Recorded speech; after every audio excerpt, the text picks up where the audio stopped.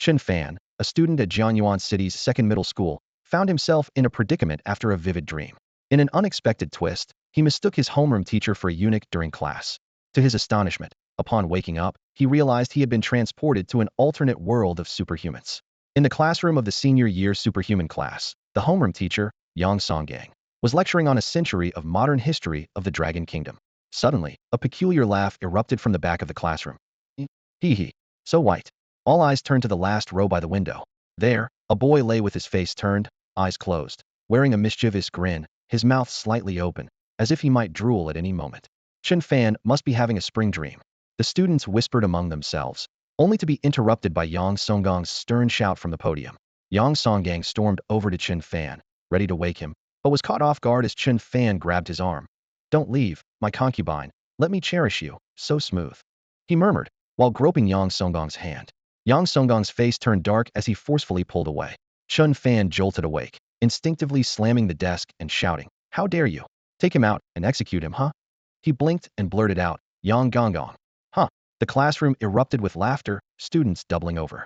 Chen Fan, still dazed between dream and reality, looked at the unfamiliar terms on the blackboard like era of superpowers, dark tyrant, and fifth-level superhuman, feeling even more bewildered. At that moment, a mechanical voice echoed in his mind. Ding! Congratulations to the host for crossing into a parallel world, system binding in progress. Having read thousands of transmigration novels, Chen Fan was all too familiar with the sequence. High school transmigration, dozing off in class, system activation. He just never expected it to happen to him. Everything happened so suddenly, yet it felt so real. Chen Fan realized he had actually traveled through time. The system's voice echoed again. Would the host like to import the memory? Without hesitation, he chose to load it. Memories flooded into his mind like a tide, giving Chen Fan a preliminary understanding of this world and his identity. Although his identity remained unchanged in this parallel world, the world itself was vastly different from his previous life. Spatial rifts, alien invasions, rampant mythical beasts, awakening abilities. Thinking of this, Chen Fan felt not a trace of tension, but rather a thrilling excitement. Once the memory loading was complete, the system cheerfully wished him, "May you soon conquer this other world. Have fun, and if satisfied with this service, please give a 5-star rating." Immediately, a frame appeared before his eyes, visible only to him. He gave a 5-star rating without hesitation, thinking to himself, "Wow, I've traveled through time. How exciting. Get ready to welcome your king." The more Chen Fan thought about it, the more excited he became. He raised his hand and slapped downwards.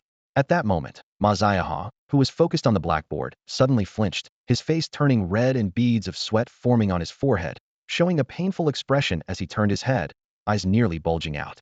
"What's wrong? Are you feeling unwell?" Chen Fan asked with concern. You grabbed my, let go." Ma Ziaha cried out in pain. Chen Fan looked down and was stunned. "I thought that slap felt a bit different, missed the target." Ma Ziaha took a deep breath, thinking to himself that Chen Fan was acting strange today. "All right, I didn't mean to. How about letting Linja give it a rub?" Chen Fan said with a mischievous grin. "Get lost." Just then, a head leaned over from the front. "What did you just say? Let me rub what?" The speaker was a skinny guy with messy hair and a slanted fringe, dressed like a nonconformist. At school, Chen Fan had 2 close friends, his deskmate Ma Ziaha and Linja, who sat in front of him. The 3 of them had grown up together. Their bond was extraordinary. "Rub what? Rub your sister." Ma Ziaha rolled his eyes dramatically, his hand subconsciously moving downwards. "Get out. By the way, Chen Fan, what's up with you today? Did you sneak a peek at something last night?" Linja gave Chen Fan a knowing look. "Peek at your sister? You think I'm like you?" Chen Fan scoffed, leaning in to lower his voice. "I'll tell you a secret. I just traveled through time." He said seriously. "Yeah, seriously, you two are even more perverted than that world," Chen Fan said. Ma Ziaha and Linja exchanged glances, and Linja asked, "Did you understand what he just said?" "Got it. In summary, he's having a delusional episode. I think he's daydreaming." The two waved dismissively, giving Chen Fan a disdainful look before sitting up straight. "Time travel? I come from the future." On the podium, Yang Song hadn't noticed the trio's whispered conversation. Closing his textbook, he cleared his throat gently. "Ahem. Class, I have something to announce. In less than 2 months, the college entrance exams will be upon us, and I'm sure you all understand what that means. In this era that values supernatural abilities, those with strong talents and powers can apply to first-rate or top-tier supernatural academies. However, students with average abilities shouldn't be discouraged. As long as they work hard and study cultural knowledge, they can still get into literary colleges and find decent jobs. Everyone in the class is striving to improve, and since awakening their abilities, their progress is evident. Yet, a few students seem uninterested in both supernatural and cultural studies. Although Yang Songgang didn't call anyone out, everyone's eyes instinctively turned to the last row. Chen Fan remained unfazed and glanced to his left at Ma Xiaoho. Ma Xiaoho pretended to be calm, turning his head to stare out the window, as if thoroughly pleased with the day's weather. Yang Songgang cleared his throat, interrupting everyone's thoughts. All right, let's get back on track. Besides the written exam, the college entrance exam includes a test of supernatural abilities. We will be going to the outskirts of a spatial rift, which holds some danger. To help you achieve good results, the school has decided to conduct an outdoor training exercise the day after tomorrow, similar to a mock exam. You can form your own teams, with 4 members each, and the teams that perform well will receive extra rewards. I hope you all prepare well. That's all for today, class dismissed. As the bell signaled the end of class, Linja packed up his things and smugly looked at Chen Fan and Ma Xiaoho. You two geniuses, go soak up some wisdom. I'll wait for you outside. Chen Fan and Ma Xiaoho didn't argue, slowly packing up their books. Just then, Yang Songgang called them. Chen Fan, Ma Xiaoho, Linja, come to my office. Teacher, I wasn't causing trouble in class, Linja defended. What was your rank this time? Yang Songgang asked. Second to last. Linja lowered his head, his voice barely audible. So how are you better than them? Yang Songgang retorted dismissively. Linja wilted like a withered eggplant, losing his spirit. Nearby classmates couldn't help but laugh. Some people just don't know themselves. Every time Uncle Yang holds a critique session, has he ever missed anyone? Second to last, and you think you can escape? In the office, Yang Songgang looked at the 3 students before him, feeling helpless, showing a disappointed expression. Can't you 3 make it easier for me? Ma Xiaoho, Linja, one is last, the other is second to last. Can't you at least guess 2 questions right on multiple choice? It's been half a year, and you've really fixed your positions. Exactly, look how upset you've made Uncle Yang. Another classmate teased. Uncle Yang, calm down, I'll criticize them for you. Chen Fan joked, standing in the middle. Criticize my foot. You think being third to last is an honor? Yang Songgang shot back. I haven't even started on you yet. Not paying attention in class is one thing. But sleep talking, can you learn something good from your dad? My dad used to sleep talk in class. Chen Fan asked innocently. Ma Xiaoho couldn't help but laugh, his face turning red as he tried to hold it in. Laugh, go ahead and laugh. Can't you 3 give me some face? Yang Songgang shook his head in exasperation. Oh come on, Uncle Yang. Don't call me uncle. I'm not your uncle. Chen Fan teased. How can you not even tell the difference in generations? Yang Songgang sighed helplessly. Yang Songgang was so angry that he started coughing, and his hand trembled, causing the cigarette to slip from his mouth. His eyes swept over to Ma Xiaoho, who quickly grabbed the lighter from the table and lit the cigarette. As he did so, Ma Xiaoho comforted him. Uncle Yang, don't get so worked up. You know, in our class, it's usually the ones who don't study well that end up doing the best. Don't mind me being at the bottom now. I'll definitely be amazing in the future. Get out of here. Yang Songgang snatched the lighter away and slammed it down on the table, looking exasperated. What did I do in my past life to deserve this? Back when your dads were in school, they were just like you, never finishing their homework. I finally become a teacher, and now I'm stuck with you 3. Is this something that runs in the family? But Uncle Yang, back then you weren't even their teacher, so it wasn't your responsibility that they didn't finish their homework, Lin Jie asked suspiciously. Of course not. I was the one who did their homework for them. Yang Songgang replied helplessly. Uncle Yang, since you helped them back then, maybe you could help us 3 too. Ma Xiaoho chuckled. Yang Songgang took a deep drag on his cigarette, coughing violently. Get out. Get out. Get out. Go home and do your homework. Goodbye, Uncle Yang. As the 3 were about to leave, Yang Songgang suddenly remembered something and called them back. This weekend, we're having a class reunion. Tell your dads not to forget. No problem. The 3 responded and left, while Yang Songgang prepared to finish work, tossing the cigarette but into a cup of water, thinking to himself, these 3 kids have really muddled my mind. The 3 of them walked out of the office and headed outside the school. Ma Xiaoho waved excitedly. Let's go. There's a promotion at the internet cafe today, half price per hour. I'm not going, maybe another day. I'm heading home for dinner. Chen Fan shook his head, clearly not interested. Didn't you say you wanted to go this morning? Ma Xiaoho asked, puzzled. Did you forget what Uncle Yang mentioned about the outdoor training next week? If we don't work hard, we'll just be easy targets. I'm going home to practice. With that, Chen Fan patted their shoulders and took the bus home, leaving the other 2 staring at each other. What's up with him? Did he turn over a new leaf? Ma Xiaoho wondered. I think Chen Fan has a point. We're not doing well academically, so we can't fall behind in our abilities either. Let's go. After a moment's thought, Ma Xiaoho decided to follow suit. Ah, you too? Fine. It's just a transformation, right? Tonight, I'll show you how it's done, Ma Xiaoho muttered to himself, deciding to skip the internet cafe and head home too. When Chen Fan got home, his mom, Shening, had already prepared dinner, and his dad, Chen High, was setting the table. Their family was considered well off in this world. Shen Ying had weak abilities and worked at a mall, while Chen Sihai had awakened a level fire ability, becoming a level 33 second-turn flame warrior. He had been a mercenary with a wealth of experience. Unfortunately, he later suffered damage to his spirit core, leaving him with a chronic condition, so he found a job in the city. Although not wealthy, their family of 3 lived comfortably. Son, you're back. Go wash your hands and come eat. Shen Ying called from the kitchen. Dad, what's the occasion? You made so much food today, are we expecting guests? Chen Fan put down his backpack, curious at the sight of the full table. Normally, their family would only have 2 or 3 dishes, but today there was twice as much. With no guests around and not wanting to eat, Chen Sihai cheerfully fetched a half bottle of white liquor from the cabinet. Don't listen to your dad's boasting, Shen Ying said as she emerged from the kitchen with a steaming bowl of soup. He's just taking advantage of your presence today to celebrate. My presence? Chen Fan asked, sitting at the dining table with a puzzled look. I haven't done anything remarkable. I came third to last in the exam, which isn't exactly celebration-worthy. Here, son, have some meat, Chen Sihai said, placing a large piece of meat in Chen Fan's bowl. This made Chen Fan uneasy. Dad, Mom, I came third to last in the exam. Why all these delicious dishes? Don't be silly, son, Shen Ying replied with a smile. We're just teasing you. Look closely at what your mom made today. Chen Fan inspected the dishes and was taken aback to find they were quite different from the usual fare. These are beast meats, aren't they? He thought, recognizing the rare and powerful ingredients. Not all mystical beasts are edible, but those that offer exquisite flavors and powerful energy, making them expensive and rare. Today, the entire table was filled with such delicacies. Chen Sihai then took out 2 egg-sized, grayish-white crystalline objects from his pocket and placed them on the table. These are beast crystals, right? Yes, 2 wind attribute level 10 beast crystals. You should refine them in the next few days. Although Chen Fan's ability wasn't exceptional, it was far from poor. When he first awakened his power, he was considered a potential genius. At a certain age, schools arrange for students to awaken their abilities, which are categorized into 10 types: wood, ice, wind, fire, earth, light, dark, shadow, lightning, and beast. Upon awakening, individuals develop a core that serves as the source of their power, which can be enhanced through leveling up. Talent levels range from C to SS, with C being the weakest. Below C level, abilities are generally negligible, and even with training, they offer little promise.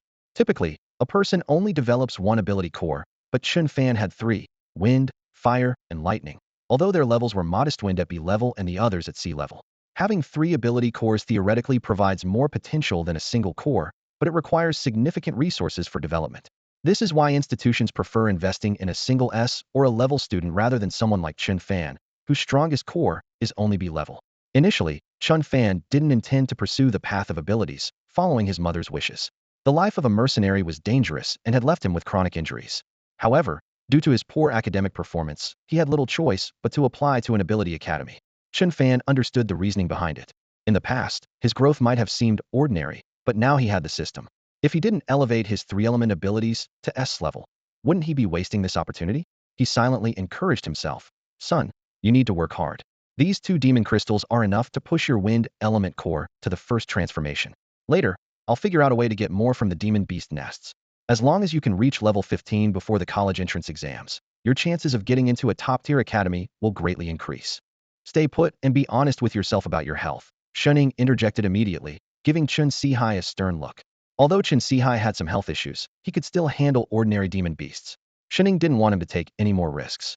Son, don't worry. Our family has saved some money over the years, and I'll buy you more later, Chen Fan's mother added, her eyes filled with hope. Clenching his fists, Chen Fan thought to himself, Mom and Dad, don't worry, I won't let you down. But there's no need to cook demon beast meat anymore. It's too expensive. I can definitely reach level 15. As long as you have the determination, that's all that matters. By the way, you ranked 3rd last in this exam. Who were the 2 below you? Chen Sihai asked curiously. Of course, it was Lin Zhe and Ma Xiaoho, Chen Fan replied, smiling to himself. Haha. Good, make your dad proud. As long as you're better than those 2 kids, that's enough for me to celebrate with a drink, Chen Sihai said excitedly. Son, you have to work hard. Back in my day, when I was out there, Chen Sihai, clearly a bit tipsy, started reminiscing about his past glories. In the past, Chen Fan would patiently listen for a while, but today he was eager to explore the system. Dad, I'm full. I'm going to refine the demon crystals, he interrupted, adding, Oh, Uncle Yang reminded you not to forget about the class reunion this weekend. With that, Chen Fan quickly retreated to his room, plopping down on his bed, and whispered in his mind, System, system. Here, open the beginner's package. Success. You've obtained a bronze-level sword, 10 bottles of primary energy liquid, and 10 level 10 non-attribute demon crystals. Is that all? Hearing nothing more from the system, Chen Fan couldn't help but smile, thinking the beginner's package was quite stingy. So, he drew another prize and got a level 10 Thunder Attribute Demon Crystal. After some exploration, Chen Fan roughly understood. Besides daily draws, his system had a storage function, and most importantly, skill fusion. This feature was a godsend for him. Those with abilities activate their elemental cores within, and by continuously leveling up, they gain powerful skills. Upon reaching a certain level, they can change their profession to become even stronger. Changing profession determines future growth direction. After reaching level 10, the first profession change occurs, commonly into two types, melee and ranged, known as warrior and mage. As a warrior's core level increases, physical strength and defense enhance, awakening corresponding skills. Mages, on the other hand, focus on energy reserves within their cores, unleashing continuous skills in battle for widespread damage. Moreover, other elements allow for different growth paths, like wood turning into shamans or spirit masters, light into priests, and dark and wind into assassins, among others. In general, each elemental path tends to have a stronger growth direction. Players of the ice, fire, and lightning elements often choose to become long-range mages, while the wind and earth elements are more popular among melee warriors. In contrast, wood element warriors appear relatively weaker, leading many to transition into mages or spirit masters. Chen Fan possesses 3 spirit cores, and if he can elevate them all to level 10 and complete a class change, he can then comprehend special abilities and merge these skills to create even more powerful capabilities. Without hesitation, Chen Fan took out a wind attribute demon crystal and began refining its energy according to the steps. His wind spirit core had already reached level 9, and he had accumulated considerable energy from consuming a lot of beast meat. After some effort, the demon crystal was successfully refined, and the wind spirit core smoothly advanced to level 10. When he transitioned to a wind warrior, his wind spirit core erupted with dazzling light, and a fierce wind arose. Chen Fan felt a pure and immense power surging through his body, filling him with strength. Is this what it feels like to change class? He clenched his fist, relishing the sensation of newfound power. An Esper is only considered to have truly stepped into this world upon successfully reaching level 10. His first awakened special ability was Wind Slash, capable of instantly releasing several wind blades. However, to perform skill fusion, he needed to awaken a second wind special ability or elevate the other 2 spirit cores to level 10. Most people can only awaken 2 to 3 special abilities before the second class change, so it was unlikely for Chen Fan, who had just completed his first class change, to comprehend a second ability. Thus, he casually took out the 10 attributeless demon crystals rewarded by the system. After a brief thought, he decided to first enhance the lightning spirit core. Half an hour later, after refining 8 demon crystals, Chen Fan finally elevated the lightning spirit core to level 10. Normally, absorbing the minuscule energy from the world would take a long time. This time, he transitioned to a mage, able to control the power of lightning. Thunderstorm technique, System, merge wind slash and thunderstorm technique. Fusion successful. Congratulations to the host on obtaining a new special ability Thunder Half Moon Slash. Thunder Half Moon Slash combines wind blades with the power of thunder to achieve rapid slashing effects, and its power is even greater when used with a weapon. The name sounded mighty, and Chen Fan couldn't help but find it familiar. He was eager to test the effect of Thunder Half Moon Slash, thinking to himself that he would spar with Ma Xiaoho at school tomorrow. Chen Fan used the remaining 2 demon crystals on the fire spirit core, raising it to level 5, but he knew that once he reached level 10 and changed class, he could fuse new special abilities, achieving a 3-skill fusion. After completing all this, Chen Fan turned on his computer to research detailed information about this world. Overall, this world wasn't significantly different from the one he knew. However, the mutation a century ago changed everything. As spatial rifts appeared, world-within lands, oceans, forests, and even human cities, allowing beasts to emerge from the rifts, accompanied by alien races. Wars erupted, blood flowed like rivers, and humanity was forced to retreat, with many countries being devoured by beasts and alien races. Fortunately, alongside the appearance of spatial rifts, a mysterious energy also emerged on Blue Star, enabling humans to awaken special abilities and wield powerful forces. Under the leadership of Long Nation and other major powers, over a dozen level 99 peak experts led humanity, sacrificing countless lives to barely eliminate the alien races. Despite this, the spatial rifts remained, gradually becoming territories for beasts. Many espers approached the rifts, hunting beasts to obtain resources. From then on, humanity entered an era of recuperation and recovery. In the vast backdrop of the situation, Chen Fan noticed some information that pleased him. The person who always claimed the history of the Dragon Kingdom belonged to their own Kimchi nation still hadn't quieted down after the war with foreign tribes. The Dragon Kingdom's leadership dispatched two top-tier warriors, and they swiftly took over the Kimchi nation. Now, it has become a province of the Dragon Kingdom, and the people there no longer live on a diet of kimchi and pickles.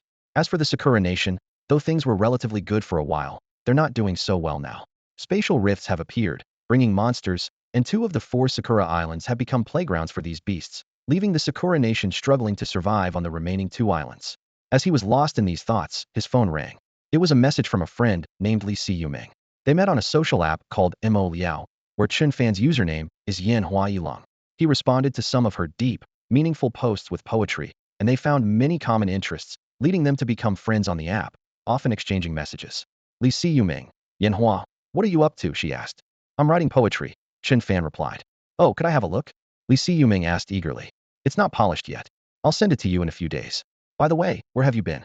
I didn't see you online. Chen Fan quickly changed the subject. Oh, I joined a ladies' etiquette class to learn about the poise and demeanor of ancient women, haha, she replied playfully. They chatted a bit more, then wished each other good night. Although their conversation wasn't particularly revealing, it was comfortable, almost becoming a habit. Chen Fan tossed his phone aside and went to sleep. The next day, Chen Fan arrived at school and brought Ma Xiaohai and Lin Zhi to the training center. Both had reached level 10 the previous night and successfully changed professions. Ma Xiaohai, with a Blevel Earth-type ability core, became a warrior. Lin Zhi, with a Blevel Wood-type core, was expected to become a mage, but surprisingly, he chose to become a spiritual healer. Spiritual healers, often called nannies, have weak offensive power early on, focusing purely on support. Why did you become a spiritual healer, man? Ma Xiaohai asked, puzzled. Yeah, isn't being a mage more appealing? Lin Zhi shook his head, unconcerned. Healers are so easy. Just stand in the back and buff everyone. Besides, we agreed to attend the same academy. No one is allowed to back out. So, you're using us as meat shields, Ma Xiaohai said, resigned. Enough with the talk. Put on the simulator and let me test my ability skills. Lin Zhi urged. Chen Fan said no more and brought Ma Xiaohai to the simulator. The simulator helmet had a unique design, immersing the wearer in a virtual scenario to simulate combat. Though the virtual setting doesn't harm the person, it effectively tests their strength. Chen Fan put on the helmet, his consciousness entering the virtual space, where he stood in an arena. All right, don't hold back. The ability skill I've mastered is really powerful, he said confidently. Ma Xiaohai was the first to jump onto the stage, beckoning Chen Fan with a smug grin. As he spoke, a layer of earthy yellow armor appeared on Ma Xiaohai's body. Chen Fan raised an eyebrow and asked, is your awakened ability a defensive skill? Ma Xiaohai chuckled and replied, not exactly. This earth shield armor not only boosts defense, but also enhances strength. Now I can smash a rock with a single punch. With that, he kicked off the ground and charged at Chen Fan like a bull, his fist raised and faintly glowing with an earthy hue, exuding a powerful aura. Chen Fan, rather than immediately using his Thunder Crescent Slash, moved like a swift wind. With a raised palm, he unleashed a crescent-shaped wind blade towards Ma Xiaohai. This was a wind-based ability called Wind Slash. As they clashed, Chen Fan felt a strong gust surging toward him, but his agility allowed him to dodge just in time. However, the Wind Slash left only a shallow mark on Ma Xiaohai's body. Such strong defense, Chen Fan thought, surprised. Ma Xiaohai laughed proudly. Heh, this is just child's play. It can even heal itself. As long as my energy isn't depleted, your attacks won't harm me. Chen Fan smirked and leaped up again. Ma Xiaohai wasn't worried, thinking that as long as he protected his head, he wouldn't be hurt. However, the next moment, he sensed something was wrong. Lightning began to coil around Chen Fan's arm, quickly gathering in his palm. Thunder Crescent Slash. Chen Fan shouted, and in an instant, thunder roared as dense lightning extended over 2 meters from his hand, forming a crescent-shaped arc of electricity. It cut through the air with a powerful force toward Ma Xiaohai. Although Ma Xiaohai sensed the danger, the crescent lightning arc descended too quickly for him to dodge. He could only fully activate his earth shield armor. Boom! The next second, Ma Xiaohai exploded and vanished without a trace. Chen Fan nodded, satisfied with the power of his Thunder Crescent Slash. Lin Zhi, who was watching, was stunned, his mouth agape, and thought in shock. Chen Fan took out Ma Xiaohai with one move. He's just reached level 10. How is there such a big gap? That move was so cool. Wow. Chen Fan, did you hack the simulator or something? You took me out in one hit. Ma Xiaohai's figure reappeared as he asked incredulously. Don't tell me your lightning spirit core is at level 10 too. Chen Fan smiled slightly. Yeah, I switched to a mage with the lightning element. But that move just now was me combining wind and lightning abilities.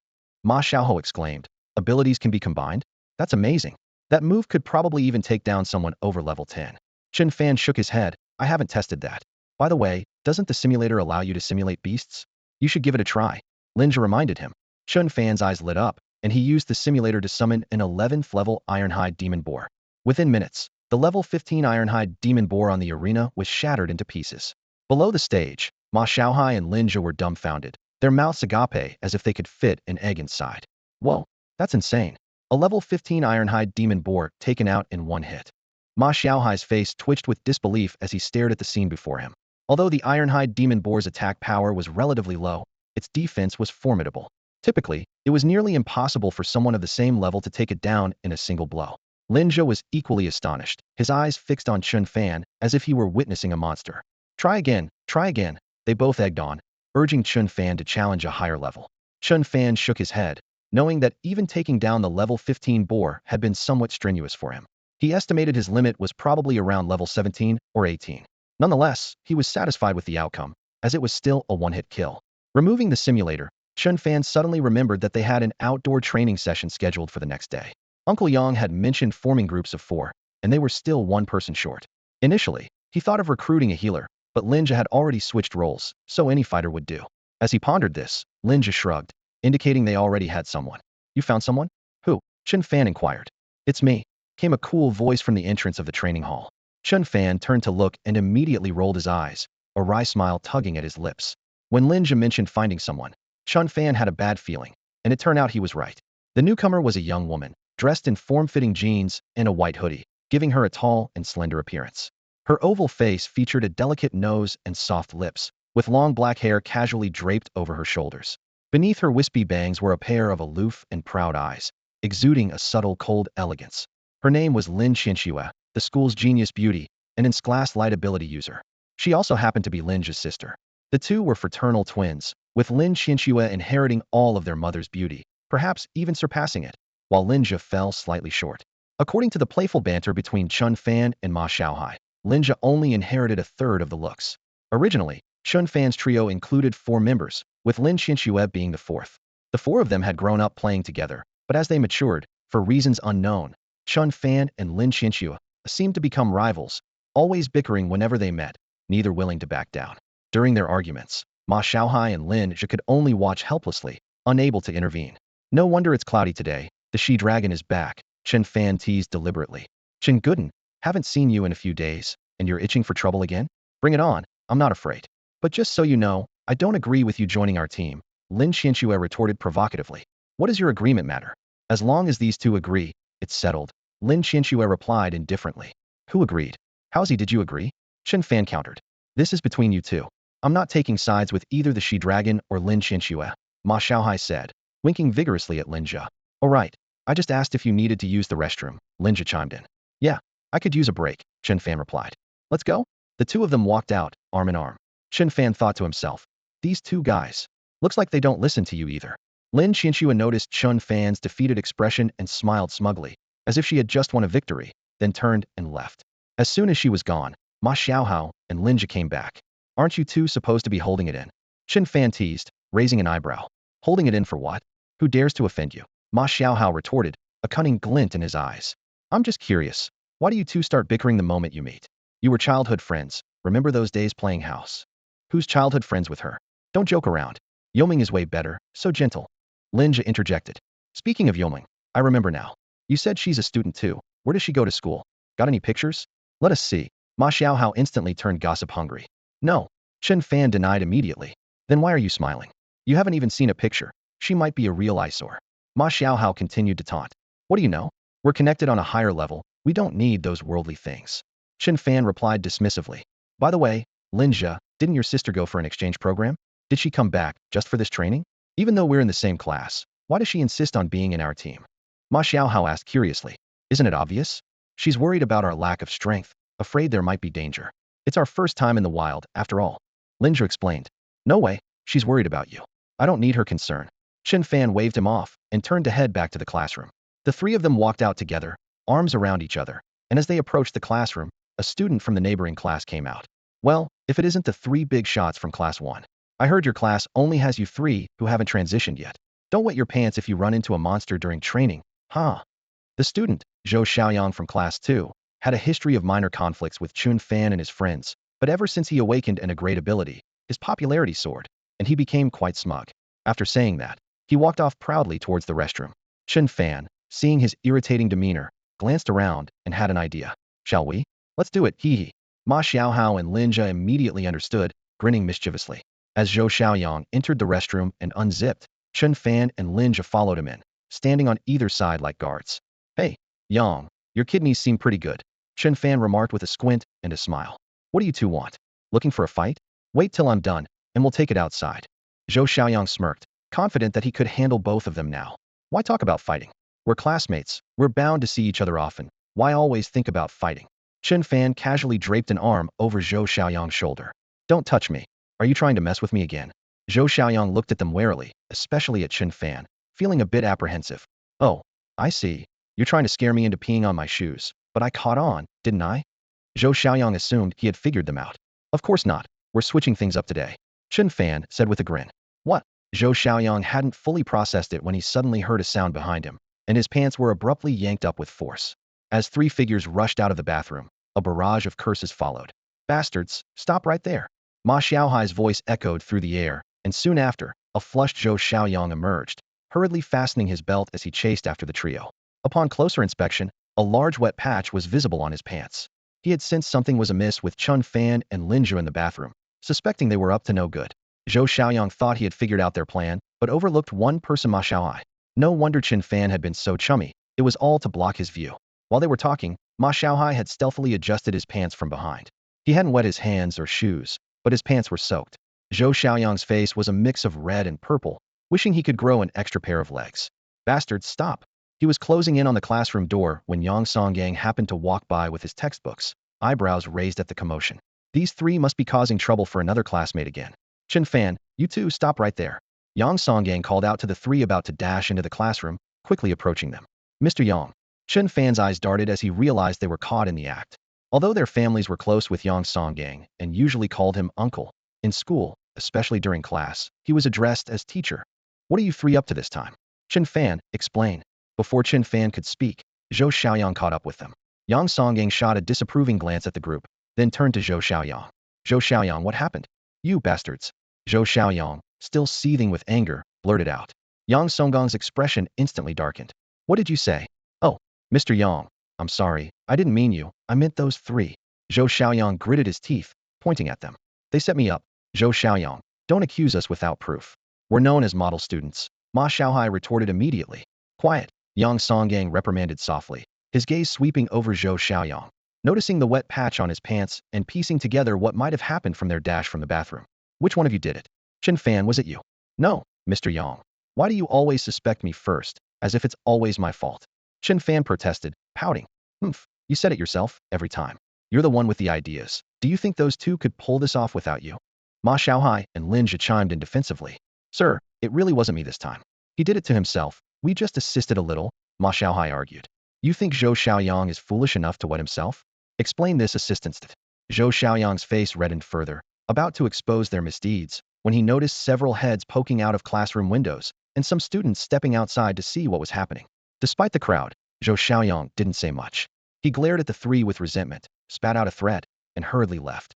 You three just wait. This isn't over. Yang Songgang shook his head helplessly, thinking to himself that these three kids were really incorrigible.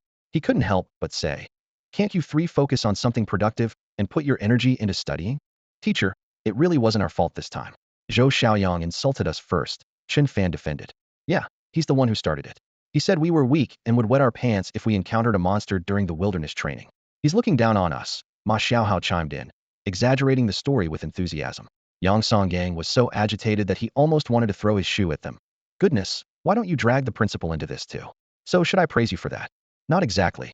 He took a deep breath, thinking to himself that dealing with these three would surely shorten his life by a few years. If it weren't for the fear of their fathers coming after him, he would have considered switching classes. Since they had to set off at 6 in the morning for the wilderness training the next day, school ended early at around 4 p.m., so everyone could prepare and rest up. All the senior classes were participating, with their homeroom teachers leading the groups, though the actual training was conducted by professionals from the city defense forces. Hearing this news, everyone was thrilled. After all, the military is a revered institution that protects the people, especially in an era overrun by monsters. Everyone aspired to join. Jiangyuan City had several spatial rifts nearby, necessitating the presence of city defense forces for safety. Chen Fan and his friends understood that the upcoming wilderness training was serious, so they each went home after school. Having not finished yesterday's monster meat, Chen Fan polished it off today and refined the leftover wind attribute monster crystal. Remembering that he hadn't drawn the lottery today, he thought to the system, let's draw. Drawing successful, you received a level 10 dark attribute monster crystal. Why is it dark attribute? You really are random, Chen Fan sighed. Different attribute crystals correspond to different spirit cores, and with his 3-element spirit core, refining this dark attribute crystal would only yield half the effect. Among the 10 spirit core elements, only the beast element is non-discriminatory about attributes. With its reduced effectiveness, Chen Fan decided not to refine the energy from the dark attribute crystal. Despite its mismatch, its rarity made it more valuable than other crystals, making it a good item to sell in the future. He took out his phone and opened a chat app, seeing a message from Liu Ming. Initially, Chen Fan had told her he was busy for the next couple of days and was about to say goodnight, but for some reason, recalling what Ma Xiaohao had said earlier, he felt a sudden urge to see what she looked like. So, he sent a message. Liu Ming, they say I look like Lu Yifei. That's funny. My friends say I resemble Hu Go. Early the next morning, a little after 5, Chen Fan got up, washed, and hurried to school. When he arrived at the school gate, several buses were already parked there, and many classmates had gathered, carrying large bags. Not long after, Ma Xiaohou and Lin Jia also arrived. Like Chen Fan, they each had a backpack, but Ma Xiaohou's seemed particularly stuffed, as if it was full of things. While waiting in line to board the bus, Chen Fan pulled the two aside to a corner and asked mysteriously, "So, are you all set? You can trust me on this." Ma Xiaohou patted his backpack and unzipped it, revealing a pot, and even some bowls and chopsticks. "I'm ready too, just bought it last night, and it's branded," Lin Jia said as he opened his backpack to show a portable outdoor gas stove and some drinks. "Got the seasonings ready?" Chen Fan pointed to his own backpack. "All here, fully stocked." Ma Xiaohou grinned, clearly pleased with himself. "I heard there's plenty of wild game out there. Even if we don't sleep well, we should at least eat well," he said excitedly. "What are you guys doing? Get on the bus already," came a shout urging them along, and they quickly scrambled onto the bus. Chen Fan was the last to board, and when he took his seat, he found the only one left was next to Lin Qianxue. Glancing at Ma Xiaohou and Lin Jia, who had already pretended to fall asleep upon boarding, he rolled his eyes and sat down next to Lin Qianxue. The two exchanged a glance, seemingly in sync, then both gave a slight huff, one looking out the window and the other turning away. In truth, they weren't on bad terms. They had grown up playing together. But as they grew older, their differing personalities often led to bickering, with neither willing to back down. Chen Fan called Lin Qianxue Mother Tyrannosaurus, a nickname rooted in a past incident where he had repeatedly come out on the losing end of their playful tussles. In the entire school, Chen Fan was probably the only one daring enough to call her that. Once everyone was on board, the bus headed towards the outskirts. Around Jiangyuan City, there were several spatial rifts. The rifts weren't large, but the beasts emerging from them were fearsome. When the anomalies first appeared, the beasts attacked ferociously, causing destruction in many cities and heavy human casualties. Although things have since calmed down, the beasts seem to prefer staying near the rifts, gradually gathering around to form beast zones or lairs. Even though the world is relatively stable now, some beasts still venture further, occasionally leading to attacks on cities. These areas, known as the wilds, are scattered with occasional beasts, most of which are low-level and not particularly dangerous. As the bus drove into the suburbs, the road became bumpy. Chen Fan, who hadn't managed to sleep early last night, was soon overcome by drowsiness, only to be jolted awake by a loud snore. Ma Xiaohou, being on the heavier side, snored thunderously, like rolling thunder. "Lin Jia, shove a sock in his mouth, will you?" About an hour later, the bus came to a stop. For this exercise, all the senior students were participating, and since there were so many of them, it was impractical to keep them all together. Therefore, each class was conducting its own exercise, with one main instructor and one assistant instructor assigned to ensure timely assistance in case of danger. As the students got off the bus, two young men were waiting for them, dressed in what seemed to be either training outfits or uniforms, with the words City Defense embroidered on their chests. Their clothes were well fitted, and their bronze skin glistened in the sunlight. Their piercing eyes made them look like two towering poplar trees, full of vitality and leaving a strong impression. "Everyone off the bus, line up according to your groups," the homeroom teacher, Yang Songyang, commanded. The students quickly lined up with their bags in hand. "Hello, Mr. Yang." "Hello. Are you Lu instructor and Sun instructor?" Yang Songyang greeted them warmly, shaking hands. The two instructors were named Lu Bing and Sun Mingming. As the students lined up, they curiously observed the instructors, their eyes filled with excitement. Chen Fan was no exception. He could feel the powerful energy radiating from them, especially from Instructor Liu, whose aura carried a hint of lethal intent, creating a slight pressure. All right, everyone quiet down. Let me introduce you. These are Liu Bing, Instructor Liu, and Sun Mingming, Instructor Sun, who will be leading your training in the coming days. Let's give them a warm welcome. With Yang Songgong's introduction, Liu Bing stepped forward, stood tall, and surveyed the students with a commanding voice. Hello, students. Instructor Sun and I are from the Jiangyuan City Defense Forces 3rd Squad. We are pleased to be your instructors and hope we can get along well. Now, follow me to the campsite to drop off your things, and then we'll start today's tasks. The students from the class followed the two instructors in an impressive procession. Ahead was an open plain, with a dense forest in the distance. Beyond that, a continuous range of mountains loomed, seemingly touching the sky. As they advanced, Chen Fan felt as though someone was watching him. Turning his head, he noticed Zhou Xiaoyang from Class 2 occasionally casting unfriendly glances his way, as if trying to signal something. Chen Fan paid it no mind. Apart from Lin Xianxue, no one at school had ever managed to get the better of him. The group crossed a high slope, and near the edge of the forest, tents had already been set up. A few hundred meters away, a small river flowed gently. It seemed this would be their resting place for the night. Liu Bing stopped in front of about 20 tents. All right, this is where we'll camp. 3 people per tent. You can sort yourselves out, he announced. The students began to move towards the tents, ready to drop off their luggage. But Liu Bing's voice halted them again. Wait. Line up immediately, put your luggage in front of you, and open it. His voice was even louder than before, and his gaze swept over them like a hawk. Although they didn't understand his intention, they had no choice but to obey the instructor. Chen Fan felt a sense of unease, especially since he ended up at the head of the line due to his position. As expected, Liu Bing and Sun Mingming stepped forward to inspect their bags, their expressions turning odd. What are these seasonings, pots, and pans for? Are you planning to cook wild game? This is a training exercise, not a picnic. You've even brought stoves. All of this will be confiscated and returned when you leave. Liu Bing's laugh carried a hint of mockery, and the other students couldn't help but laugh, doubling over with amusement. However, the laughter didn't last long. Liu Bing continued his inspection, and upon seeing one student's blanket, his expression turned stern. You brought a blanket? Comfortable, isn't it? Confiscated. He pointed at another student, questioning. What's that on your face? Dark circles and long eyelashes. Instructor, it's smoky eye makeup. No makeup allowed. Wash it off immediately. He then found snacks and cosmetics, exclaiming angrily. And you brought a fishing rod? All of it, confiscated. Chen Fan thought they were ridiculous, but others had practically brought their entire homes. Standing next to Lin Xianxue, who was staring straight ahead, Chen Fan couldn't help but tease. Hey, Mother Dragon, all the other girls brought some makeup. Why didn't you? Lin Xianxue coldly replied. I'm naturally beautiful. No need for it.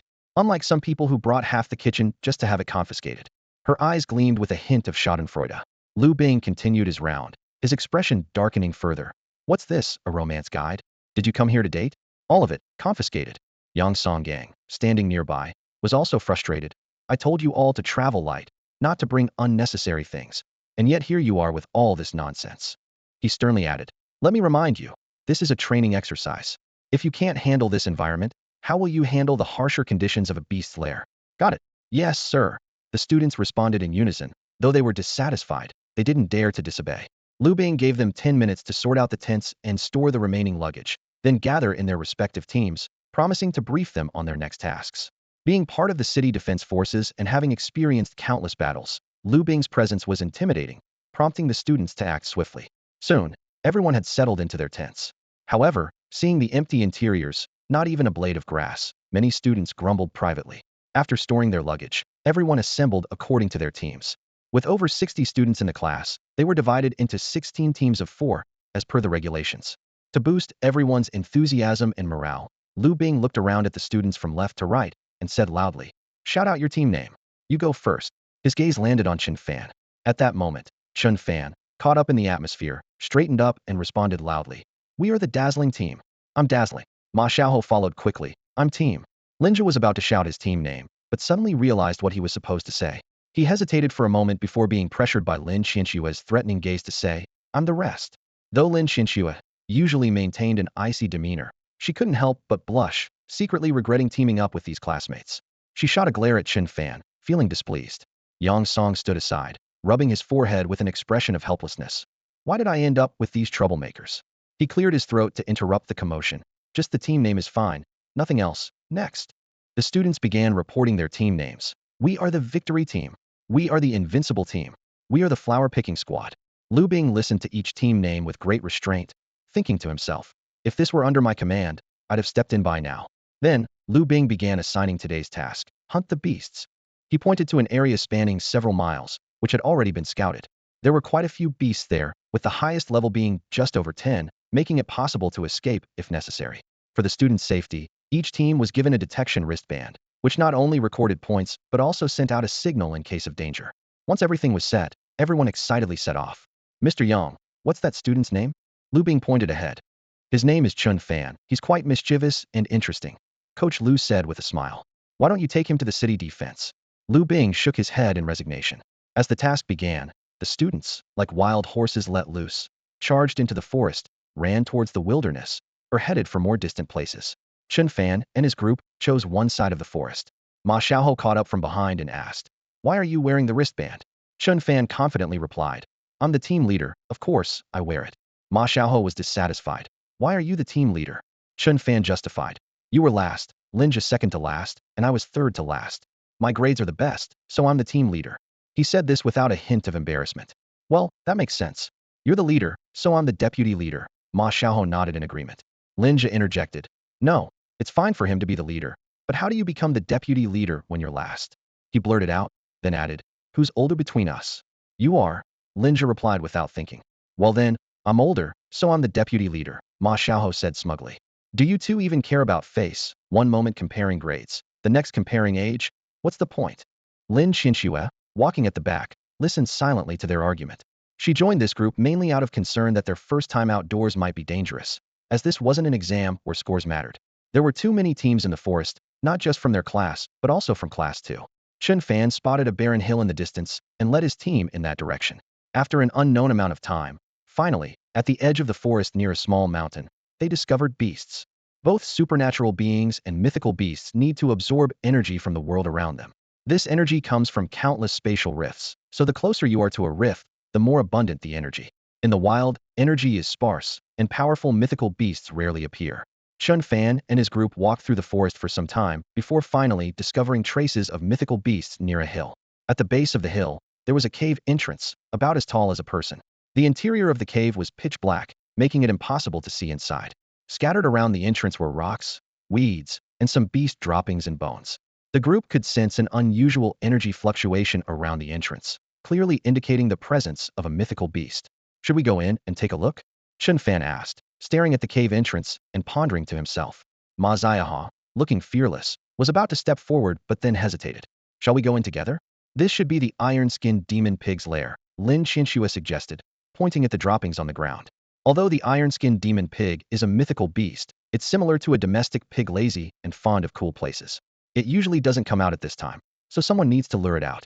Lin Xinxue looked at Chen Fan with a smug expression, as if hinting that he hadn't figured it out. Chen Fan, Ma Xiaoho, and Linja hadn't realized it, as their academic performance wasn't great, and they lacked experience in hunting mythical beasts.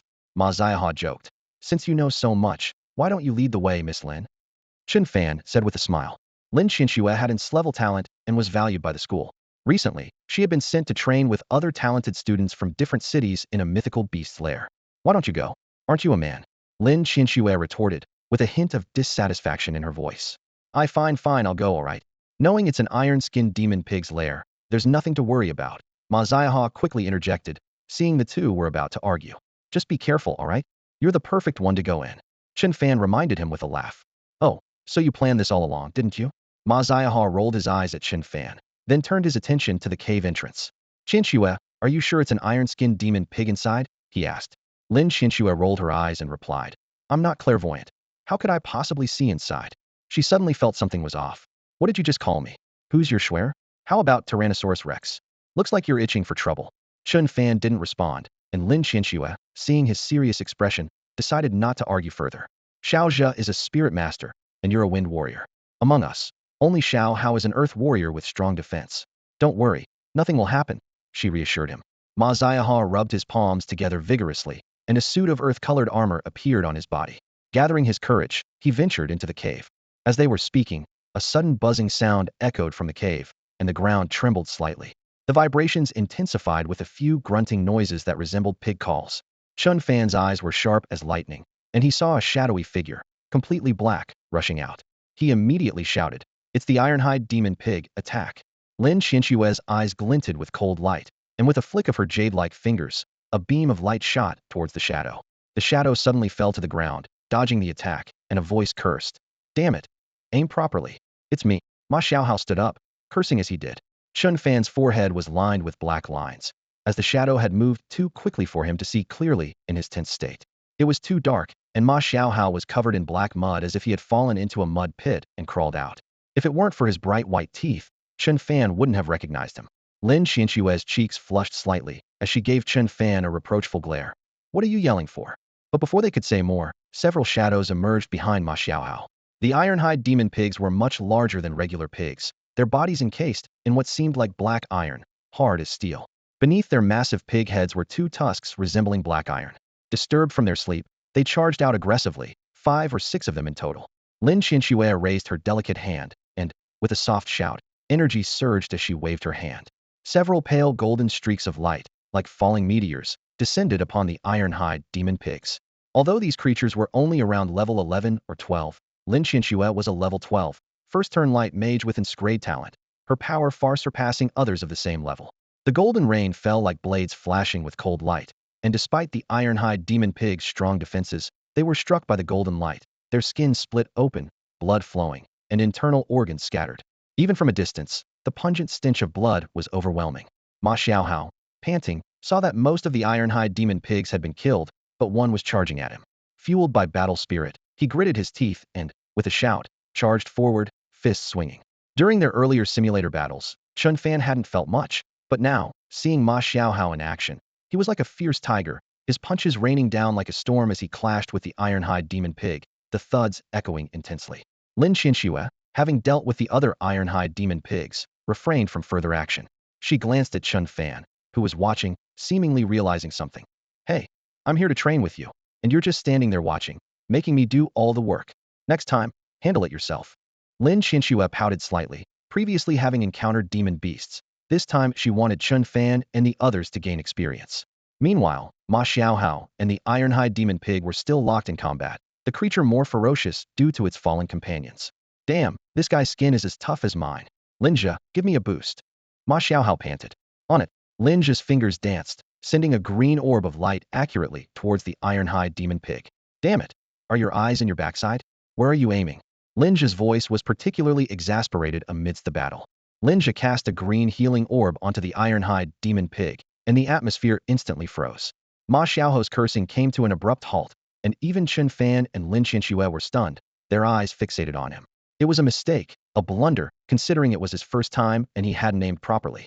Linja's face turned as red as a ripe apple, feeling utterly embarrassed.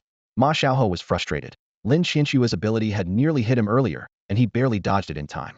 Now, with Linja's mishap, he couldn't help but wonder if he'd somehow offended the siblings.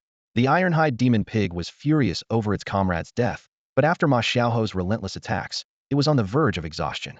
Linja's green orb, like a gentle spring rain, not only revitalized the demon pig, but also healed its wounds.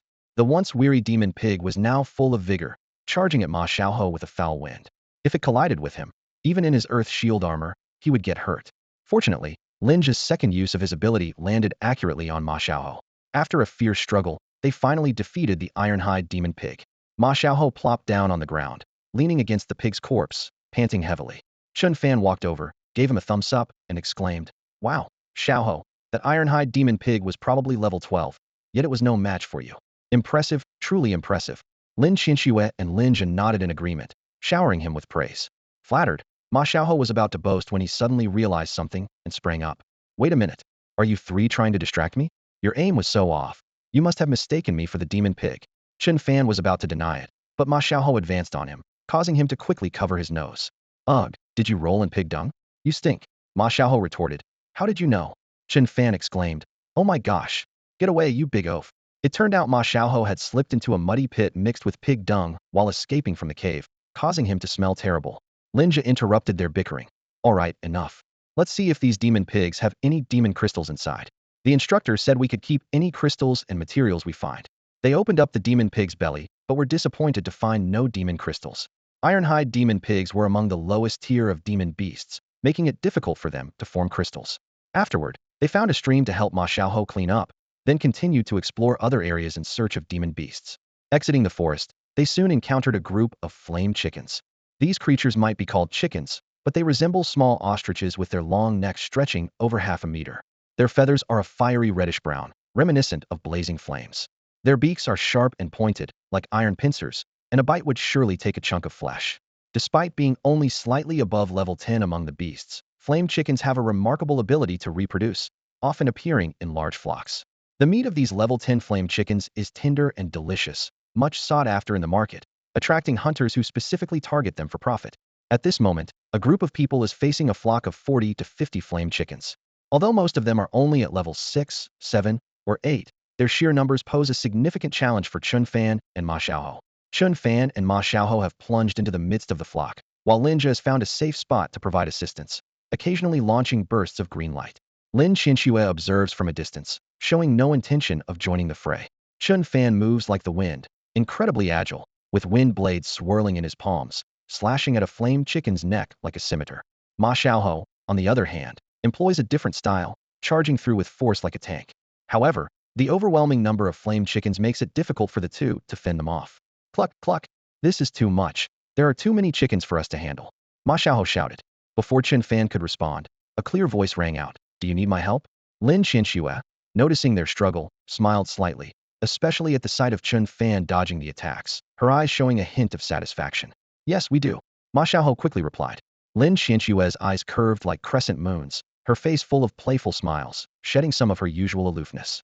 Despite her words, her gaze remained fixed on Chen Fan. Not a chance. Chen Fan knew Lin Qianxue's little game and refused to back down. With a cold snort, his eyes sparkled, and he twisted his foot sharply, leaping over 3 meters high, with faint arcs of lightning flickering between his hands. Thunderstorm technique, he called out, spreading his fingers as several thick bolts of lightning crashed down. Boom, boom, boom. With each strike of lightning, flame chickens fell, blood splattering everywhere. After several strikes, most of the flame chickens lay dead, charred and blackened, the air filled with the smell of burnt flesh. Lin Qianxue's eyes flickered, her smile gradually freezing. She thought to herself, has he already advanced to a lightning mage? She was waiting for Chen Fan to ask for help, only to find herself outdone, stomping her foot in frustration. Why didn't you tell me he advanced to a lightning mage? She asked Linja angrily. You never asked me, Linja replied honestly. How about my thunderstorm technique?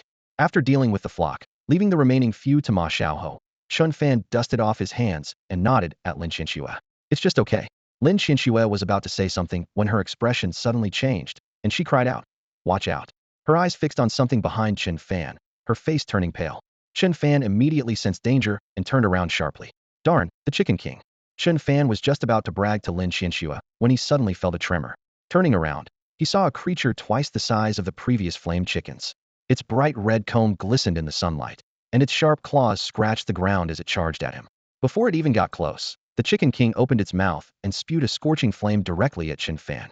Despite the sudden attack, Chen Fan dodged with a smile in his heart. This Chicken King definitely had a demon crystal inside. As expected of the Chicken King, this was fantastic. He let out a strange laugh, pushed off with his feet, and swiftly darted away. The Chicken King was only at the 11th or 12th level in strength. Even though it could breathe fire, Chen Fan could handle it effortlessly. It wasn't long before he took care of the Chicken King.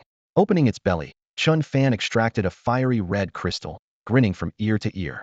After some effort, he finally obtained a demon crystal, and it was fire elemental. He felt secretly pleased. There really was a demon crystal. Ma Xiaohou and the others gathered around, all ecstatic, as if they all shared in the thrill of hunting the beast.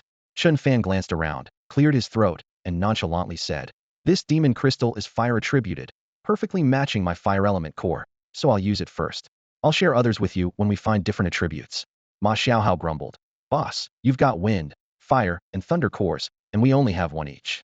You're really good at dividing things. Chen Fan chuckled and pocketed the demon crystal, and neither Ma Xiaohou nor Linja showed any dissatisfaction. Their relationship was such that they didn't care about these things. Whoever needed it would use it. If they found wood or earth elemental crystals, they wouldn't hesitate to claim them. Lin Qianxue curiously asked, when did you break through to the first rotation in the thunder element? How did you do it so quickly? Chen Fan shrugged and teased. Genius, you know, breakthroughs happen when you least expect them. Meanwhile, in the distant ravine, a team of 4 students also took down a few beasts. Yang Ji's skills were truly impressive, and everyone praised him. Amazing. as expected of a level fire ability user. Yonggu, you're my idol. It's great to be on your team. In the face of his classmates' compliments, Zhou Xiaoyang was secretly pleased, his smile almost reaching his ears. He waved them off. It's nothing. All right, I'm going to take a break. You guys clean up. With that, Zhou Xiaoyang walked over to a nearby rock wall. Just as he was about to unzip his pants, he suddenly felt tense and turned to watch the two approaching students warily. What are you two doing? Yonggu, we just need a quick break too. The two students were confused but quickly ran to the side when they saw he was serious. Once they left, Zhou Xiaoyang breathed a sigh of relief and went about his business, frequently glancing over his shoulder, afraid someone might sneak up on him. The others watched his tense behavior with curiosity, wondering, it's just going to the bathroom. Why is he acting like he's on guard duty? Ever since Chen Fan's prank, every time Zhou Xiaoyang used the bathroom, he felt like Ma Xiaohao was watching him from behind, always checking carefully to avoid anyone suddenly pulling up his pants. As the day ended, around 6 in the evening, students from all classes returned to their camps. Although they all looked a bit tired, their eyes couldn't hide their excitement.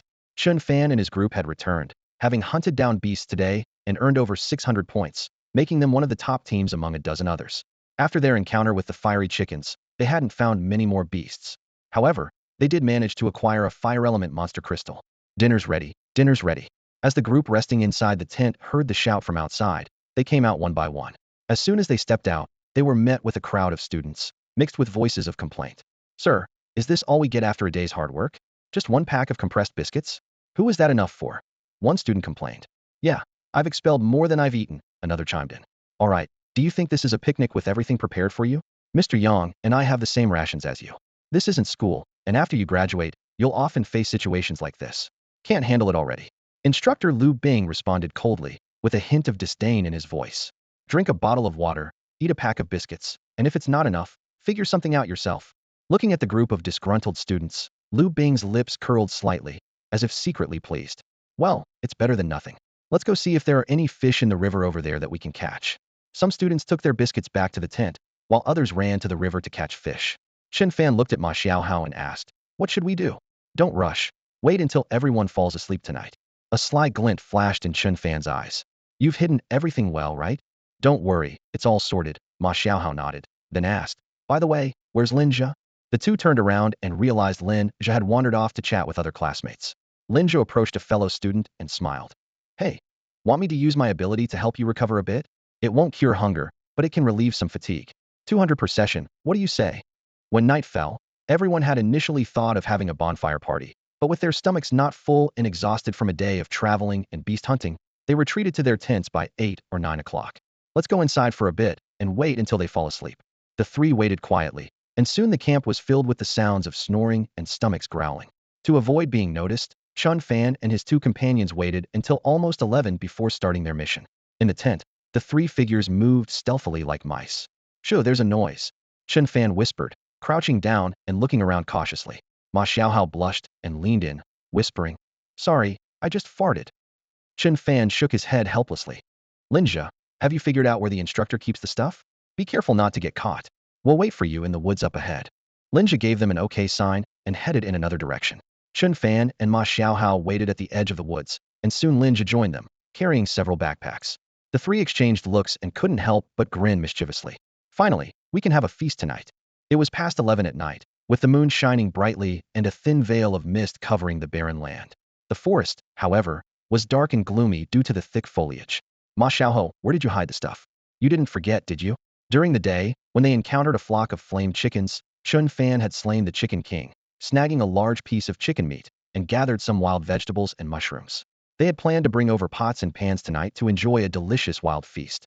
The instructor had only given them a pack of compressed biscuits, and their stomachs were growling. The thought of a turkey stew made them even hungrier. The camp was nearby, and the three dared not speak loudly, fearing they might disturb something. Ma Xiaohao had been the one to hide the items when they returned, right in this forest. Scratching his head and looking around, Ma Xiaohao said, don't worry, I just need to get my bearings in this darkness. He sounded confident. It's this way. Are you sure? Lin Zhe asked. Trust me, my eyesight is better than yours, Ma Xiaohao replied, remembering how he had been tricked by the two earlier. The three quickened their pace, and as Ma Xiaohao stopped, Lin Zhe urged, it should be in the grass under that tree up ahead. Hurry and get it so we can find a spot. Just then, Chen Fan gestured for silence, pointing towards the grass under the large tree, indicating they should look closely. Despite the dense branches, moonlight still filtered through, revealing a shadow gently swaying in the grass. There was no wind in the forest, so something must be there. Could it be a monster? Linja whispered. Chen Fan pondered for a moment and looked at Ma Xiaohou. Did you bury it? No, I just tossed it in the grass, Ma Xiaohou replied.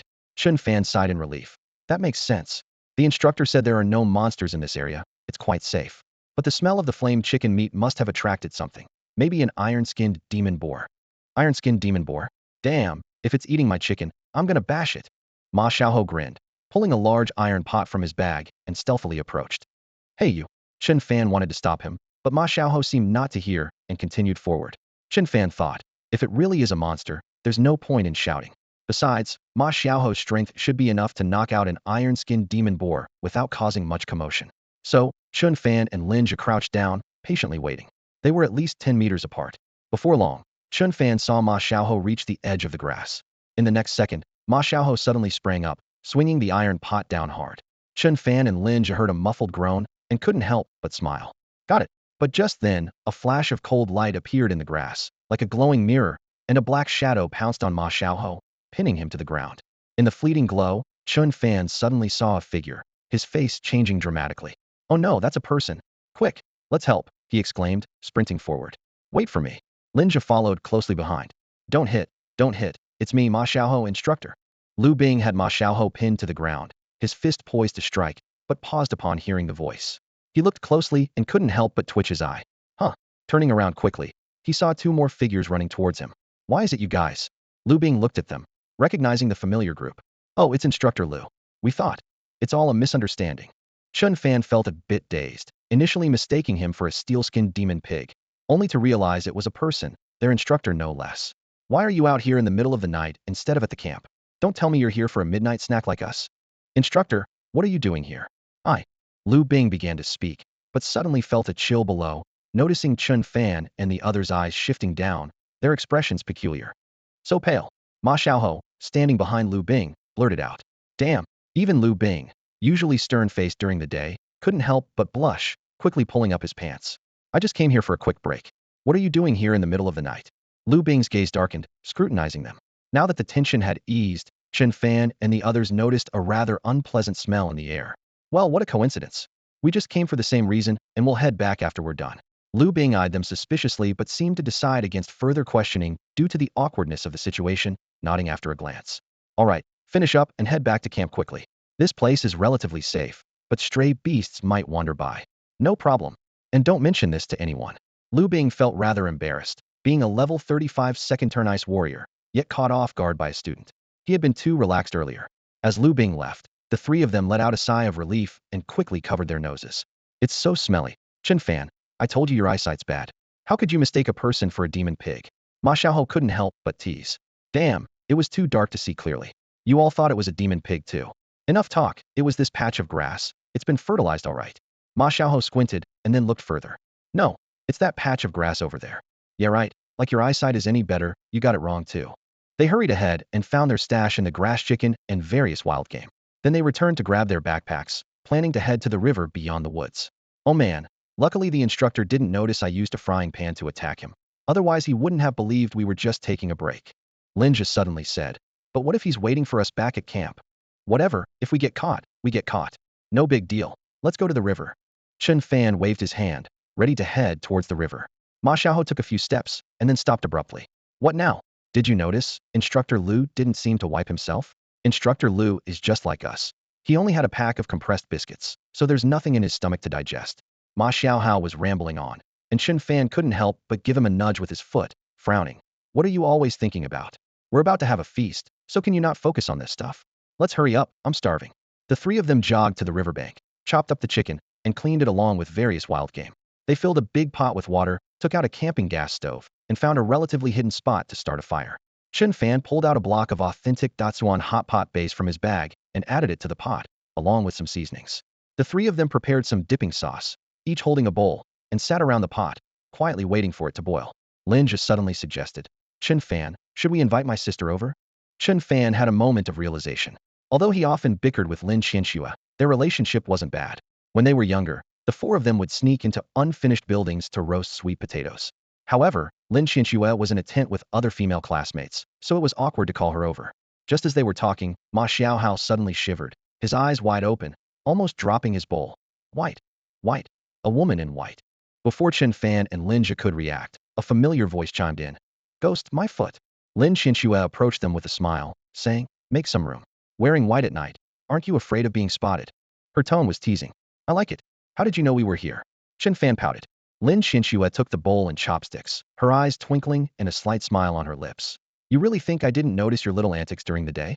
You three can't keep secrets from me. You ungrateful bunch, especially you. I'm still your sister, and you didn't invite me when there's good food. She playfully poked Lin Jia's forehead with her finger. No way. We were just about to call you. Chen Fan quickly defended. Lin Xianxue rolled her eyes. All right, keep it down. Perfect timing. Come and have some chicken. Her gaze shifted to the pot as the aroma of the hot pot wafted out, making her swallow involuntarily. After a while, the chicken was cooked. Unlike poultry, this flamed chicken doesn't need to be stewed for long, making it perfect for hot pot.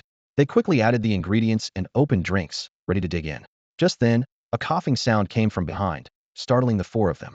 Through the firelight, two figures stood not far away, one with arms crossed and a slight smirk, while the other had a sullen face, staring intently at them. The four exchanged glances, feeling slightly awkward and unsure of what to say. Chen Fan was the first to react, standing up. Instructor Liu, Uncle Yang. What a coincidence. Instructor Liu, weren't you heading back to the camp? Liu Bing had a faint smile. Hey, you think I didn't notice?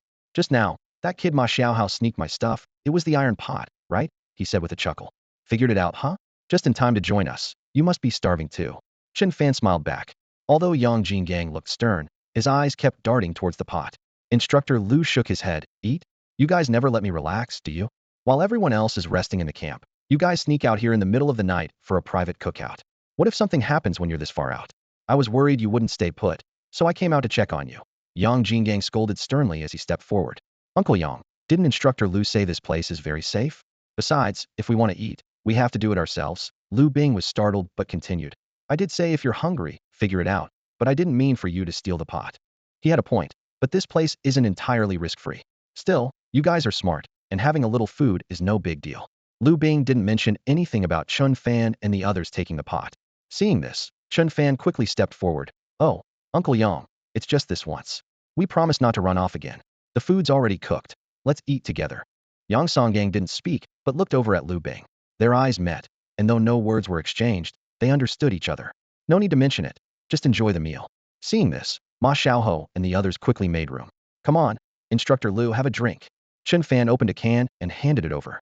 The best way to deal with difficult opponents is to bring them into the fold. Uncle Yang, here, you take the first piece. I remember you like chicken, right? Ma Xiaohou offered a large piece of chicken. Yang Songgang was about to extend his bowl when he heard this, and his mouth twitched.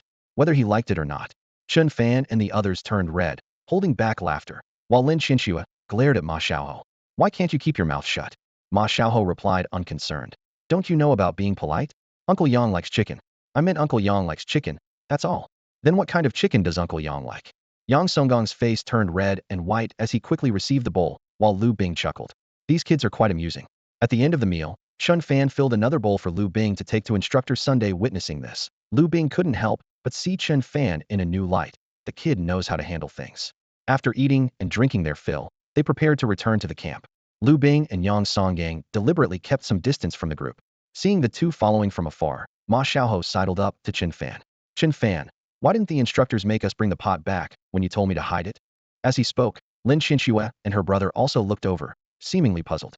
Chen Fan looked at the three of them, speechless. You've been with me for so long, and you haven't learned even a tenth of my cleverness?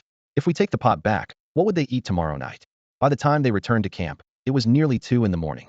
Although they'd gotten up early, they'd eaten well, and with their enhanced abilities, missing a few hours of sleep wasn't a big deal. The next morning, everyone gathered together, clearly more fatigued than the first day. Although yesterday's beast hunt had them running around and left them hungry, it wasn't just exhaustion from one day that affected the psychics, it was mainly complaints about the insufficient food provided by the instructor. Oh, I'm starving, my head is spinning. Chen Fan and his group stood in the lineup, pretending to be listless to avoid drawing attention. A nearby classmate consoled them. Hey, I heard you can roast some flame chicken. It's not tasty, but it's filling. That's our plan for today. Seeing their poor condition, Instructor Liu handed out another pack of compressed biscuits and began the day's new drill. Teams that ranked high could earn rewards from the school, so no one dared slack off. Moreover, acclimatizing would help with the college entrance exams. As the second day ended, everyone returned to camp. Chen Fan and his friends were lucky to encounter a bloodthirsty wild ox, quietly enjoying a beef feast that night. The training was to last 3 nights in the wild, and this was the second night. By the third morning, the exhaustion among the group was palpable. Yesterday's complaints had turned into genuine fatigue, but the two instructors looked vibrant and full of energy. During dismissal, some students whispered, "Isn't it strange how the instructors are still so energetic? Their levels are higher." Instructor Liu is already at stage 2. He could probably go 10 days without food, another added. Plus, they didn't run around hunting beasts, so their energy is conserved. I'm sure they have some secret stash of food. Let them eat. The instructors and teacher Yang are just here to train us and aren't part of the evaluation. Let's go. We need to aim for first place today. As the students continued, Chen Fan and his friends regrouped. Where are we heading today? We should go somewhere further. When we hunted the bloodthirsty wild ox yesterday, there seemed to be a mountain range ahead. Let's go there. Chen Fan said without hesitation. Let's go? System lottery. Chen Fan hoped for the best, and the lottery rewarded him with a bottle of energy liquid. He sighed internally, knowing it could only be used for recovery, not level advancement, as the energy from the spirit core had a different nature. If only the random draw could be specified. However, his luck had been good yesterday, winning 2 spirit crystals. Unlike beast crystals, which form inside beasts, spirit crystals are energy-rich minerals. He heard they are sold on the market and planned to inquire about prices once back. Once he advances his fire element spirit core to stage 1, he could merge new abilities. The group trudged on and finally reached the mountain range Chen Fan mentioned. The surrounding barren hills looked desolate, with scattered rocks and weeds. Wild beasts in the wild were not as abundant as those near space rifts, especially with many students training here. On the third day, and after wandering for quite some time, they only encountered a few iron-skinned demon pigs. This place isn't working out. Let's find somewhere else. Ma Xiaoho wiped the sweat from his forehead and suggested. There seems to be a forest over there. Just as they were about to leave, a gray shadow leapt out from a huge rock, causing small stones to tumble down. Oh wow, it's a claw wolf. Ma Xiaoho exclaimed with a hint of excitement on his face upon seeing a beast appear. The claw wolf had gray fur, a body as strong as a tiger, with large pointed ears on its massive head, and eyes that glowed with a ghostly blue light, staring fiercely at them. It's called a claw wolf mainly because of its 4 wolf claws, with nails extending 10 centimeters, sharp as knife points. A scratch from this creature would leave anyone but the strongest warriors with serious gashes. Chen Fan also smiled upon recognizing the claw wolf. This beast's bloodline was much superior to that of the iron-skin boar, with the strongest reaching around level 20. Its claws are tough, and it moves swiftly, making it a difficult opponent. The claw wolf in front of them seemed to be about level 15, but the group wasn't intimidated. However, Lin Qianxue's face showed a hint of seriousness. Let's get out of here quickly, she urged urgently. What's the matter? There are so many of us. Why should we be afraid of a little wolf? I'll lead the charge and test this guy's strength, Ma Xiaoho said dismissively, his recent experiences boosting his confidence. Besides, after multiple battles and 2 nights of energy from flame-grilled chicken and beef, all but Lin Qianxue had advanced to level 11. Don't be ridiculous. I told you to pay attention in class, but you never listen. Lin Qianxue remained on high alert, becoming even more anxious. 1 claw wolf isn't much, but these things are pack animals. Can you handle a pack? They should be on the outskirts of the beast's nest, but they've come here, she continued. Stop dilly-dallying, let's go. As she finished speaking, Chen Fan and the others began to sense something was amiss. Just as they decided to leave, it was already too late. The claw wolf on the rock let out a long howl, seemingly summoning its companions. With the wolf's howl, gray shadows leapt out from the distant grass and rocks, forming a circle and closing in. Their fierce, bloodthirsty eyes were fixed on the group, clearly hungry. 1, 2, 3. Damn, 19 of them. How are there so many? Ma Xiaoho, who had been full of confidence moments ago, broke out in a cold sweat as he counted. The wolves growled low, crouching as they crept closer, ready to pounce at any moment. Come on, fight me Onion. Ganging up on us isn't what good wolves do. Ma Xiaoho's unreliable taunt left Chen Fan speechless. We can't let them get too close, or it'll be even more dangerous. We have to strike first. Lin Qianxue agreed with Chen Fan, nodding. Linja, don't run around. Stay in the center and keep us in fighting shape. Let's do this. With a shout from Chen Fan, he charged forward. The others wasted no time, with Ma Xiaoho donning his earth shield armor and Lin Qianxue casting golden light like rain. Light rain meteor. Take this punch. Wind slash. Chen Fan's eyes flashed with determination as he lunged forward, unleashing wind blades at a claw wolf charging towards them. Among Chen Fan's group, the highest level was Lin Qianxue at level 12 peak. Light rained down like sword beams, instantly slicing a level 14 claw wolf into 2. However, Among the wolves before them, even the lowest level was 14. Just after slaying one, another was already upon them, and Chen Fan quickly dodged. Die! Ma Xiaohou shouted from the other side, his fist striking like a sledgehammer with tremendous force, directly hitting a wolf. Despite his full effort, the level difference prevented him from killing it, and the wolf's claws left a wound on his body. Fortunately, his earth shield armor protected him, otherwise, he would have been severely injured. Watch out, Housie! Chen Fan exclaimed, dodging another wolf's attack. His windbreaker slash had little effect on the wolf, and his thunderstorm technique also seemed inadequate. At this moment, he dared not hesitate any longer. Lightning surged on his right arm as he prepared to unleash the Thunder Half-Moon Slash. Moving with the lightning, Chen Fan leaped, a crescent-shaped thunder arc blade slicing through the air with the sound of crackling electricity. The impact of the thunder seemed to warp the surrounding air. Bang! With a single slash, despite the wolf's agility, Chen Fan's speed was not slow, and before it could dodge, he cleaved a wolf into pieces. Damn, this thing drains a lot of energy, Chen Fan cursed inwardly. The Thunder Half-Moon Slash had consumed a third of his energy. Fortunately, his two spirit cores had reached the first transformation, allowing him to sustain it for a while. Linja stayed in the middle, continuously enhancing the group's status. Although there was no immediate danger, he was anxious. As several claw wolves were slain, the remaining wolves grew fiercer, their gray fur bristling like steel needles, and their attacks more aggressive. The group quickly fell into a disadvantage. At this point, Lin Qianxue suddenly noticed a larger claw wolf on the distant ground, her heart tightening. The Wolf King, she thought, avoiding an attack and feeling her energy surge, her black hair flowing in the wind. Blade of Light, Lin Qianxue cried, raising her delicate hand as a dazzling, over-tumter-long light sword appeared before her. However, as the sword formed, her face paled, and her body trembled slightly. This was her second ability, triggered but not fully mastered. Nevertheless, she pressed on. Slash. As the words fell, the sword rose, and the radiant light soared, like the rising sun, blazed with golden light, spinning towards the Wolf King. The Wolf King, at least level 20, showed no fear, instead a hint of disdain. As the massive figure lunged, a fierce wind arose, dust flew, and its sharp claws struck at the sword. Boom! With a dull sound, the light sword couldn't withstand the claw's strike and shattered instantly. However, the Wolf King underestimated the sword's power, and as it broke, it still left a wound on its body, drawing blood. Lin Qianxue felt a sharp pain, her body trembling slightly, almost spitting blood. She forced herself to unleash the Blade of Light, which was powerful enough to injure a level 20 claw wolf, but it came at a significant cost. If she could fully master this move, she might handle one or two wolves. However, against higher bloodline beasts, even at level 20, it might not cause any harm. At this moment, Lin Qianxue was anxious, knowing they were in a dangerous situation. The Wolf King, not expecting to be hurt, let out a series of angry growls, its eyes glinting with a blood-red light as the stones around it flew under its aura. In the next moment, the Wolf King lunged at Lin Qianxue like a cold blade, determined to eliminate the enemy that had angered it. Lin Qianxue, already severely injured from her attack, could not evade the Wolf King's assault. Despair filled her beautiful eyes. Sister. Seeing this, Linja was anxious and rushed forward, disregarding his own strength. Just then, a figure appeared faster than him, instantly by Lin Qianxue's side. Chen Fan seized the moment the Wolf King lunged, holding her tightly and dodging the deadly strike. He had sensed the danger when Lin Qianxue used the Blade of Light, allowing him to arrive just in time. With Linja left unprotected, the situation became more dire, forcing him to retreat for the moment. Lin Qianxue thought she was doomed, but being saved by Chen Fan at the critical moment filled her with joy, not noticing she was still in his arms.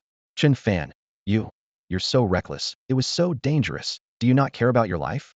Her heart was full of gratitude and concern. Chen Fan, however, was stern and reprimanding, his eyes showing worry.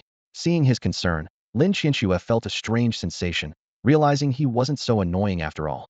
I just wanted to ensure everyone's safety, she said, feeling a bit wronged. Killing the Wolf King will make the pack flee, but I can't do it. Lin Qianxue thought helplessly. Hearing this, Chen Fan immediately stood up, drank a bottle of energy liquid, and handed 3 more to Lin Qianxue. Distribute these, he ordered, then charged at the Wolf King. Chen Fan, come back. Lin Qianxue was anxious, her eyes full of worry. She tried to get up, but felt weak. You fool. Come back, you'll get yourself killed, she cried out, tears glistening in her eyes. However, Chen Fan ignored her cries and continued forward. The Wolf King, seeing this newcomer, sneered inwardly, thinking it could devour both of them. It sensed no threat from Chen Fan. You must have a demon crystal inside you, right? Chen Fan smirked, his body faintly glowing with electricity, his aura rising. Lightning currents surged through him, gathering in his right arm, forming a powerful force. Lin Qianxue struggled to stop him, but was stunned by his overwhelming presence, frozen in place.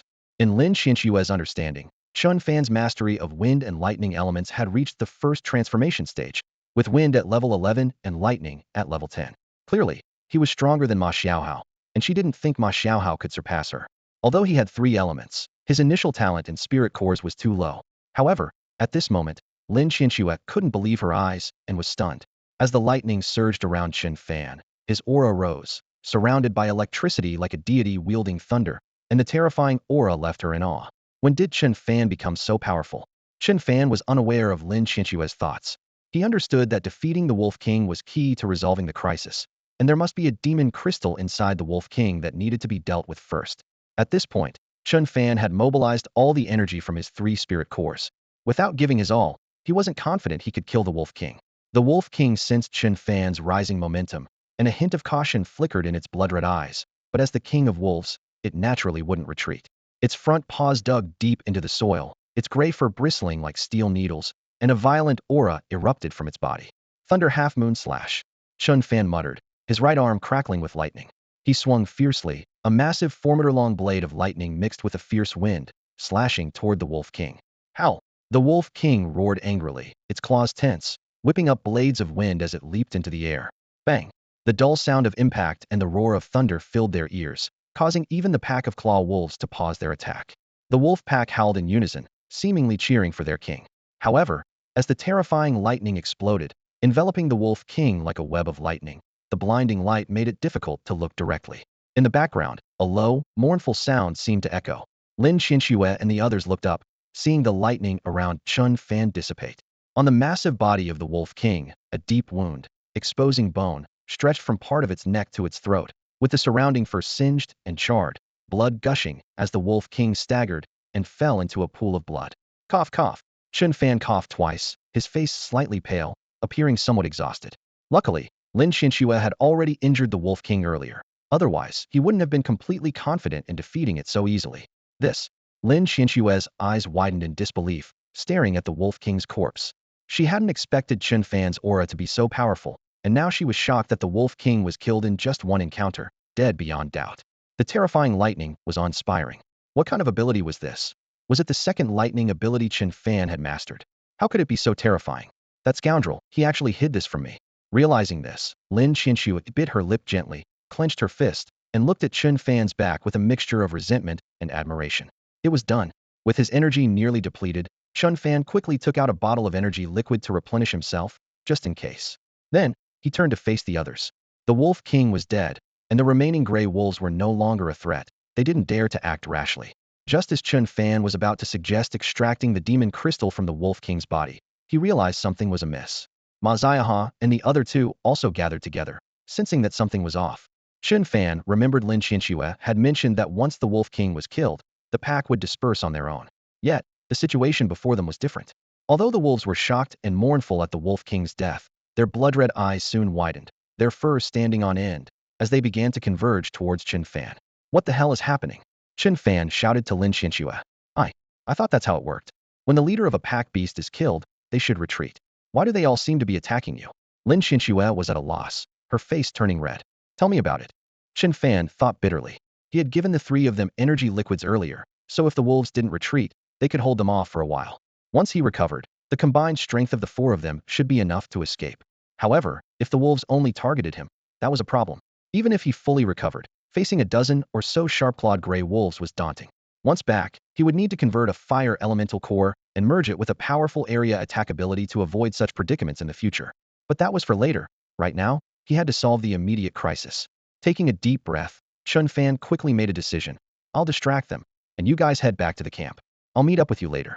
With that, Chen Fan turned and sprinted away without hesitation, covering several meters in an instant. As expected, the wolves, seeing him flee, howled and gave chase, leaving the others alone. Don't forget to extract the demon crystal.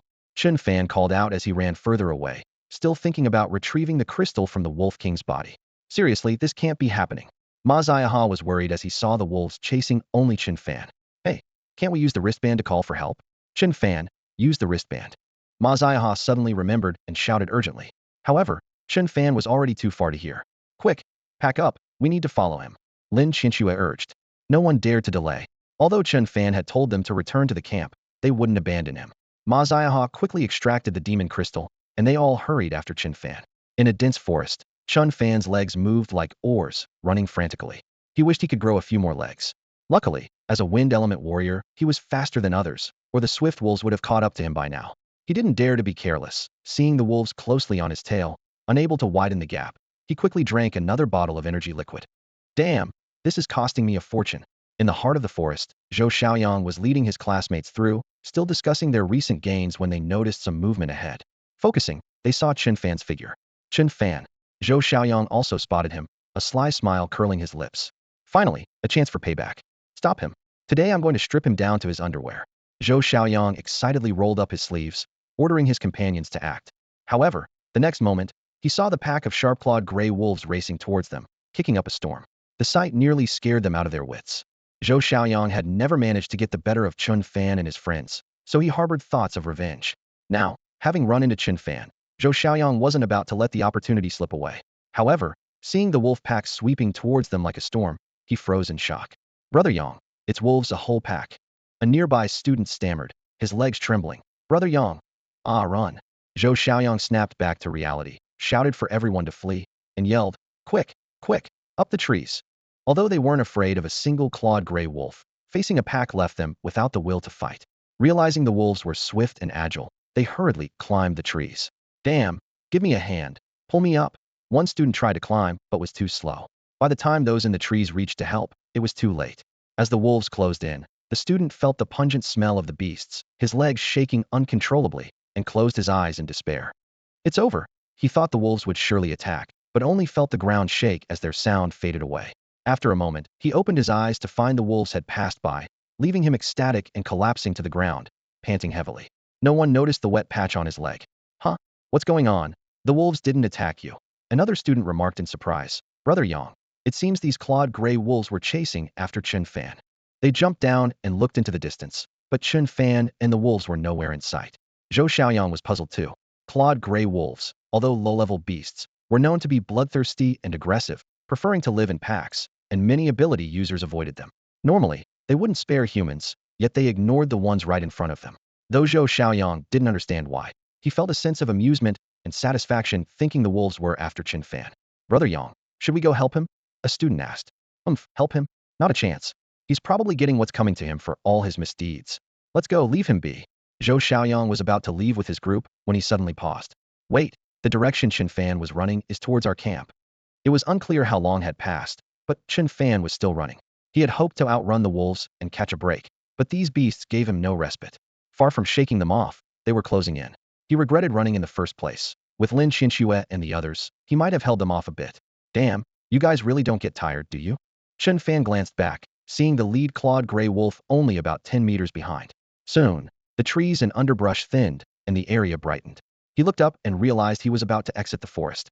Upon closer inspection, Chen Fan couldn't help but stare. This place is. He noticed several tents set up not far outside the forest, which appeared to be the camp of Class 2.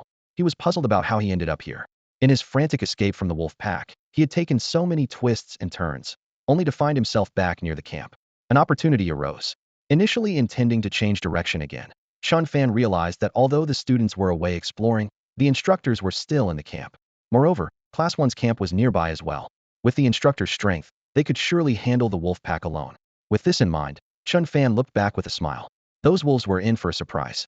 At that moment, in Class 2's camp, a few instructors were chatting leisurely. Since the students were out on an adventure and no danger had occurred, even instructors Liu and Sun from Class 1 were there, joking with the others. Suddenly, they all sensed something amiss and looked toward the forest. The tree trunks were swaying, and dust was rising. It was a pack of sharp-clawed gray wolves. Seeing the wolves, they quickly stood up, their expressions serious and slightly surprised. How could a wolf pack appear here? Huh, isn't that Chen Fan? Liu Bing exclaimed as he recognized a familiar figure in front of the wolves. Save him first, one of the instructors whispered urgently, and they all sprang into action. Chen Fan, seeing Liu Bing and the others, waved excitedly. Instructor Liu, over here. Liu Bing nodded at him and charged toward the wolf pack. With a wave of his hand, his aura was like white frost. With a punch, the surrounding air seemed to freeze, and a sharp ice spike swiftly ended the life of one of the wolves. Although the others were slightly less powerful than Liu Bing, they still handled the wolf pack with ease. In an instant, half of the dozen or so wolves were gone. The remaining wolves, sensing the instructor's strength, panicked and tried to flee, crashing into some of Class 2's tents in the process. Chen Fan stopped somewhere, breathing heavily. When he regained his composure, he saw that the wolf pack had been completely dealt with. Instructor Liu, you all are amazing. These wolves have been chasing me for most of the day. He praised them as they approached. However, Liu Bing and the others didn't seem relieved. Their expressions grew more serious. Chen Fan, what happened? Why were you being chased by wolves? Well, we ran into them over there. Chen Fan explained the earlier encounter with the wolves. Liu Bing didn't respond to him directly, but instead instructed the others. Sun Mingming, you and Xiao Fei go check it out over there. Okay. Chen Fan felt puzzled. Instructor Liu, what's going on? Don't worry about it. Normally, sharp-clawed gray wolves don't appear in this area. I'll have them investigate first. It shouldn't be a big issue, Liu Bing assured him while sizing Chen Fan up. You sure can run fast. But didn't you have a distress signal on your detection wristband? Why didn't you use it when you were in danger? Huh. Chen Fan was taken aback, suddenly remembering the wristband's distress function. Damn, he was so focused on running that he forgot all about it. Thanks to Liu Bing's reminder, Chen Fan realized he almost forgot to call for help, feeling a wave of regret. Luckily, he wasn't injured, or he might have slapped himself. At this moment, Yang Songyang and Class 2's head teacher Liang Mao hurried over, along with the instructor. The two teachers had been at Class 1's campsite for a while and rushed over upon discovering the wolf pack. Yang Songyang was worried, fearing Chen Fan might be hurt, and quickly approached to check him over. Don't worry, Uncle Yang. I'm fine. Chen Fan reassured him. That's good to hear. Where are Ma Xiaohao and the others?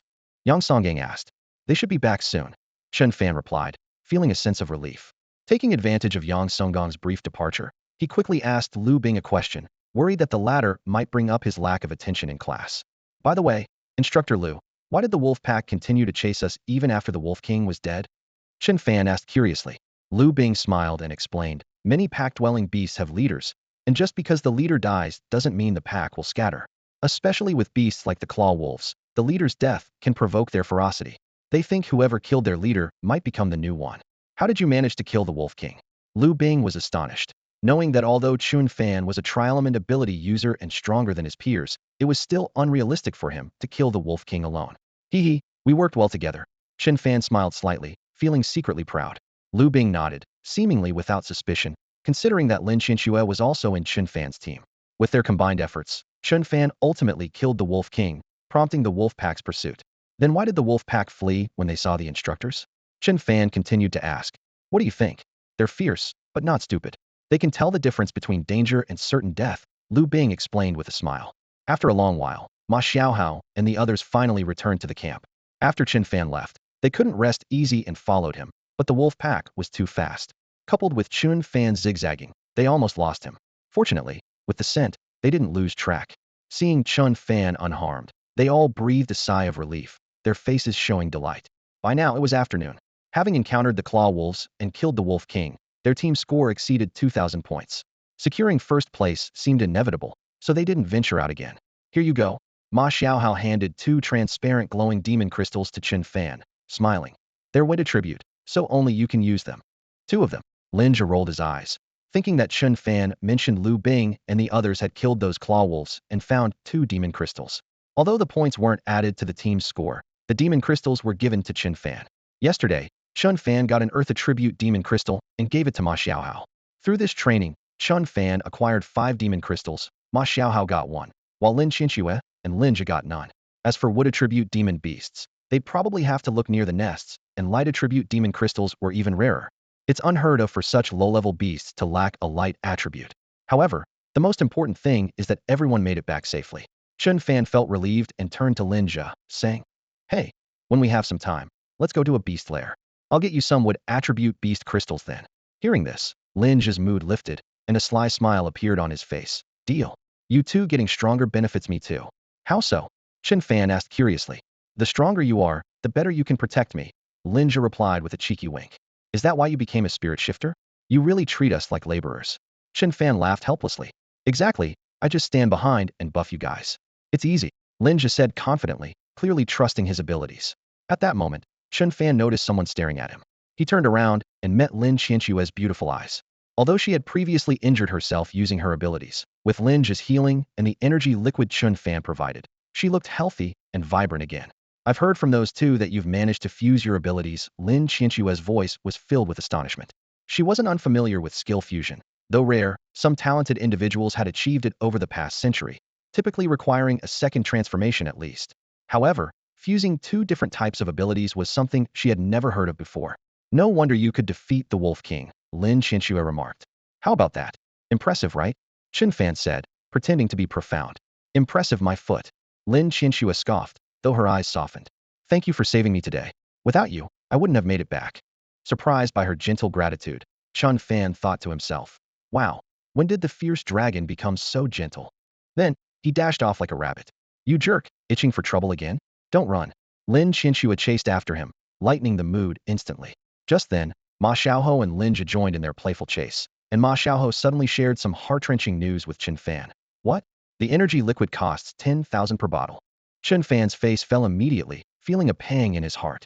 He had used 3 bottles and given each of the 3 a bottle, totaling 60,000 gone just like that. And that was just for the basic energy liquid. He couldn't imagine how much more the intermediate or advanced ones would cost. What are you looking at? Just as he was lamenting, he noticed Ma Xiaohou bending over, inspecting his lower body. Rich guy Chun, I'm curious where you stashed all those bottles of energy liquid, Ma Xiaohou teased. Pay up. We're all friends, so I'll give you a friendly discount. 8,000 each, Chen Fan said, extending his hand decisively. Oh, look at that beautiful scenery over there, with mountains and water. It's like a painting. Ma Xiaohou pretended not to hear, gazing into the distance. Of course, I love a good view, Chen Fan replied, though feeling a bit helpless inside. Chen Fan wasn't truly distressed about spending his energy liquid. Even if he exhausted his own supply, he wouldn't actually go around asking others for more. However, if it were someone else in his place, it might be a different story. Chen Fan was surprised to discover that energy liquids were so expensive, with each bottle costing a whopping 1W. Realizing this, he decided that the monster crystal energy liquids he won from the lottery, which he had no use for, could be sold.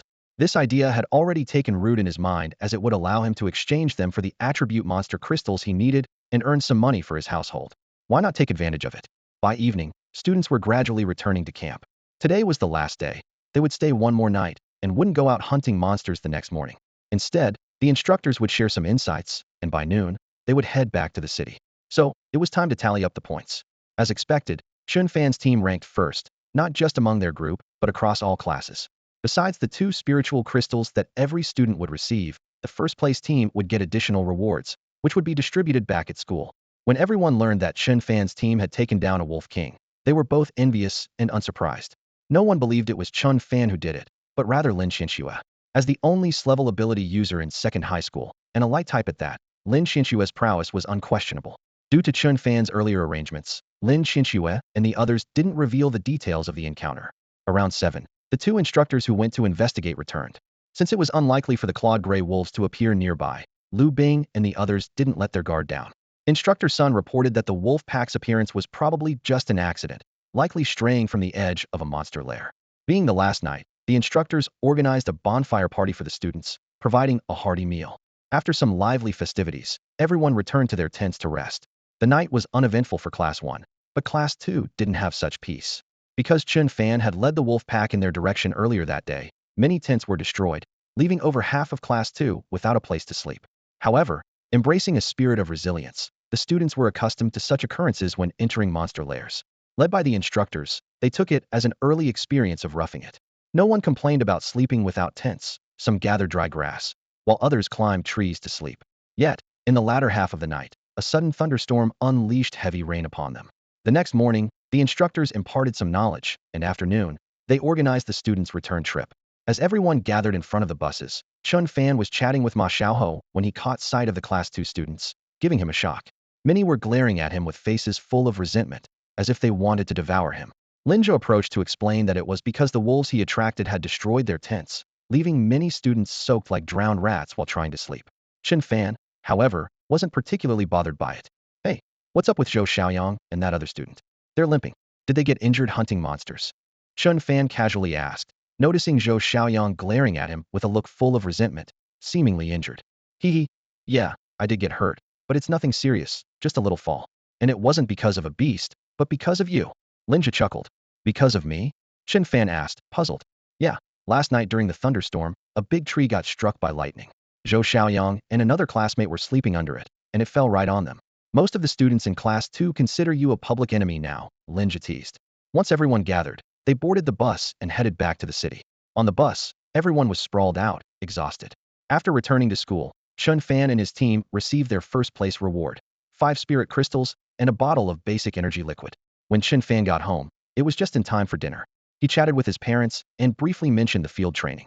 Learning that they had won first place, Chen High was so pleased he drank half a bottle of white liquor. After dinner, Chen Fan went to his room. Overall, the training went well.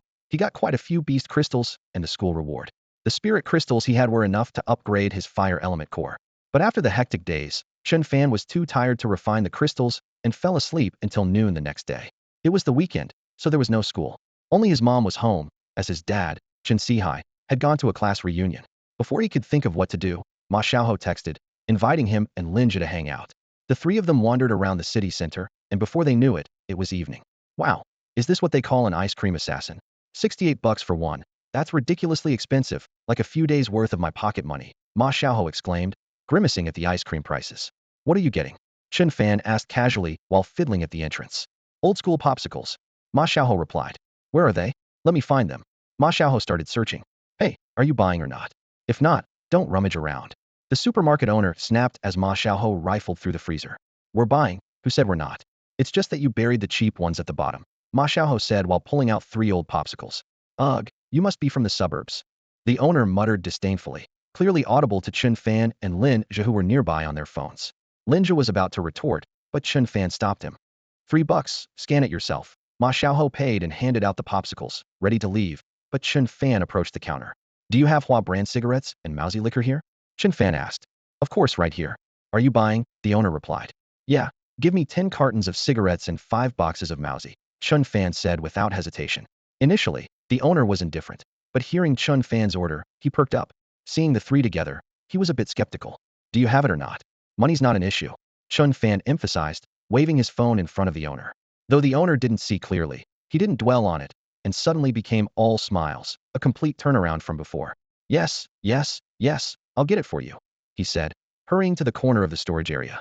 Also, do you have Coca-Cola and Sprite in large bottles? Give me 10 of each. Chen Fan continued. Sure thing. Seeing Chen Fan order so much, Ma Xiaoho was confused and wanted to ask, but Lin Zhi nudged him. Lin Zhi whispered something in his ear, and Ma Xiaoho grinned widely, a sly smile spreading across his face. The supermarket owner was in an exceptionally good mood. He was quickly moving boxes of liquor, as if he had never felt such strength before. Watching his busy figure, Ma Xiaoho was overjoyed. Boss, we're out of cooking oil at home. Do you have any? I don't care about the brand, as long as it can be used for cooking, he asked eagerly. Yes, I have some right here. The owner, bustling around and sweating profusely, even brought out the oil that usually didn't sell. Who would have thought these seemingly ordinary guys actually had money? Anything else, gentlemen? The owner asked enthusiastically. No, that's all, Ma Xiaoho replied. As the supermarket owner was busy calculating the bill, Chen Fan suddenly took a lick of his popsicle and mischievously said, Boss, we don't want it anymore. The owner was momentarily stunned, as if he hadn't heard clearly. What are you waiting for? Run. The 3 of them dashed out of the supermarket like lightning. The owner finally reacted, chasing after them in a fury, cursing under his breath. Serves you right for looking down on us, Ma Xiaoho taunted, sticking his tongue out at the owner as he ran, causing the owner's blood pressure to soar. If he didn't have to watch the store, he would have chased them down the street. After running for a while, the 3 finally stopped, and Lin Zhi looked satisfied. That'll teach him to look down on people, he remarked. Hauling all that stuff back would exhaust the guy, Ma Xiaoho said smugly while eating his popsicle. Chen Fan and Lin Zhi exchanged amused glances, and Chen Fan teased. Can't you be more dignified? You're like a what's it called? Ma Xiaoho asked. Chen Fan, do you really have that much money on your phone? No, just about $30, Chen Fan replied helplessly. You guys don't get it. The guy never really looked clearly. It's all psychological tactics, Ma Xiaoho explained proudly. The 3 decided to find a place to eat. Although everything downtown was expensive, they planned to eat there anyway. Ma Xiaoho looked at the luxurious building across the street and sighed. That's the Lihao Grand Hotel, right? I heard it's one of the best hotels in our city, serving lobster, abalone, and caviar. When will we ever dine there? When you treat us, that's when, Lin Zhi teased. Yeah, right. By the time I can afford it, you'll both be in the ground, Ma Xiaoho laughed. Chen Fan, however, was reminded of the energy drink his family had splurged on, and despite having explained it, he still felt uneasy. As they were about to leave, Lin Zhi suddenly stared at the hotel entrance, looking dazed. Xiaoho, I think your dad is dining at the Lihao Grand Hotel, he said suddenly. Ma Xiaoho didn't believe him and didn't even turn around. Nonsense, my dad usually pinches garlic when buying fried noodles. He wouldn't spend money at a place like that, he scoffed. It's really your dad.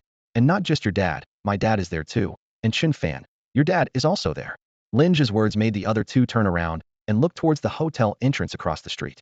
Sure enough, the three men were coming out of the hotel. Isn't that their dads? At this moment, Chen Sihai and Lin's father, Lin Xiangnan, were holding on to Ma Xiaohai's dad, Ma Dali, as if something had happened.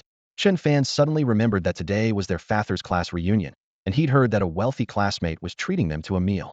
So, he said to his friends, "Do you think we could sneak in for some food?" Although they weren't sure if they could join in, they sensed a tense atmosphere, like a fight might break out.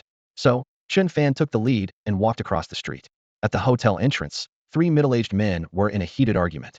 A chubby man in his 40s, about 1.7 meters tall, with a slightly flushed face, was angrily trying to storm into the hotel, seemingly intoxicated. He shouted, "Old Chun, Xiangnan, let me go? I have to teach that guy a lesson today. He's gone too far, looking down on us." "Come on, old Ma. Do you think I don't want to hit him too? But can we really start a fight here?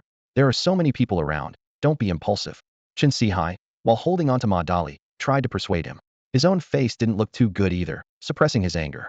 On the other side, Lin Xiangnan, tall and slim, wearing a shirt, also in his 40s, appeared a bit refined. He was Lin Qianxue and Lin's father and had a good relationship with Chen Fan's group, having once adventured together in the same mercenary group in their youth. "Sihai is right, Dali. We all know Wu Tong's nature.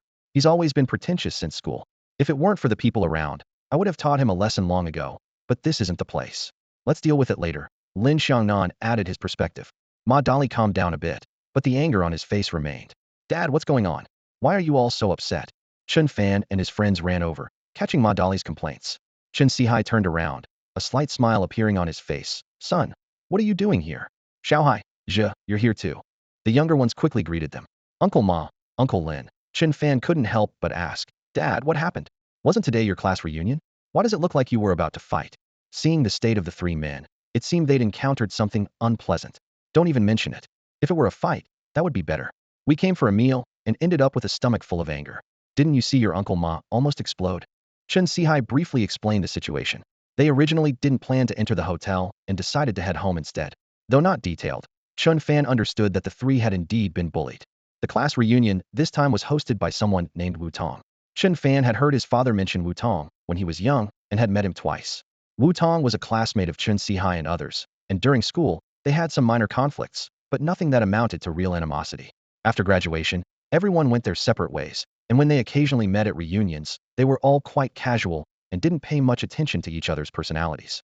However, this time, Wu Tong returned from 2 years abroad, suddenly wealthy, which was surprising. In past reunions, everyone split the bill, but this year Wu Tong insisted on hosting and booked the event at the Lihao Grand Hotel. Before the meal started, everyone was chatting and laughing about work in the past, but Wu Tong began to bring up old grievances, his words filled with sarcasm, giving off an air of superiority that made people uncomfortable. Some classmates were silently angry, while others were fawning and sycophantic, as there are always those who follow the powerful. While others could tolerate it, Chen Sihai and his two friends couldn't hold back. In their youth, they had faced many challenges with a mercenary group and had seen a lot. Especially Ma Dali, who had a fiery temper and was ready to act. Fortunately, Chen Sihai held him back. The Bureau of Abilities strictly prohibited those with abilities from using them in the city, and the consequences of being caught were severe. Ma Dali grumbled. "This guy's really gotten full of himself. Has he forgotten I helped him during the college entrance exams?" Chen Sihai advised, "All right, let it go. If you really want to do something, wait until we're in a place without people." Just as they were about to leave, Chen Fan had an idea and called them back. "Dad, I have a way to help you vent your anger." Seeing the frustration on their faces, Chen Fan had a plan. "What trouble are you planning now?" Chen Sihai glared at him. "How is this trouble? It's a son's duty to stand up for you." With that, Chen Fan pulled Ma Xiaohai and Lin Zhu aside and shared his plan. Meanwhile, in a luxurious private room on the second floor of the hotel, the guests were all seated, and the large round table, over 3 meters long, had most of its dishes already consumed. At the head of the table, Wu Tong, with slicked back hair, looked spirited, his white shirt sleeves rolled up to reveal a gleaming gold watch. Perhaps due to the alcohol, his face was slightly flushed, and there was a hint of dissatisfaction in his expression. Beside him, a middle-aged man was speaking ingratiatingly. "Brother Wu, don't bother with those three. Everyone knew their antics back in school. It's not worth getting angry. Here, have a cigarette." Another person chimed in, full of flattery. The others remained silent, some showing a flash of disdain in their eyes, but not daring to make it too obvious. Listening to these compliments, Wu Tong's expression softened, and a slight smile appeared on his lips. Huh, don't worry, I'm not going to stoop to their level. If they don't respect me, there's nothing more to say. Wu Ge, you've been doing well these past couple of years, which must make them feel uneasy. Where are you making your fortune now? Take me with you. I promise I won't be like them. Enough. Zhang Xiaosan, what do you want? Why didn't you dare say these things when Dali and the others were here? Now you're just spouting nonsense. Do you want me to call them back so you can say it to their faces? Yang Songgong's expression wasn't looking too good either. The class reunion was supposed to be a happy occasion, but it turned sour and nearly ended in a fight. Now that Chen High and the others had left, the way some classmates were cozying up to Wu Tong was unbearable. He was also considering leaving. Hearing Yang Songgong mention calling Chen High back, Zhang Xiaosan's expression changed, but then he remembered the prospect of making money with Wu Tong and reverted to his earlier demeanor. So what if I say a couple of things? I know you're close with them. If you're so capable, why don't you leave too? Zhang Xiaosan said provocatively. All right. We're all classmates here. No need to make it unpleasant. Come on, let's continue. Order whatever you like. It's on me. Wu Tong, trying to play the host, attempted to lighten the mood. Just then, there was a knock on the door, and it opened slightly, a head peeking in and glancing around. Chen Fan, what are you doing here? Yang Songgong recognized him immediately and spoke up. Uncle Yang, looks like I found the right room. Chen Fan's face lit up with excitement as he pushed the door open, followed by Ma Xiaohai and Lin Jia. What are you three doing here? Yang Songgong asked. Uncle Yang, I'm here to find my dad. We were playing nearby and want to go home, but we forgot the keys. My dad said you guys were having a gathering here, so I thought I'd come by to get the keys. Where's my dad? Chen Fan replied. Your dad and the others, didn't you see them when you arrived? Yang Songgong improvised an excuse. No, we didn't. Chen Fan shook his head. Your dad and the others had something to attend to and left for a while. Not sure if they'll be back. Yang Songgong continued explaining. I see. Chen Fan and his friends greeted the others, exchanging hellos with the uncles and aunts, many of whom they'd met before. Oh, Uncle Wu is here too. Chen Fan's gaze landed on Wu Tong, who was sitting at the head of the table. Uncle Wu, I'm Chen Fan. I saw you a few years ago, do you remember?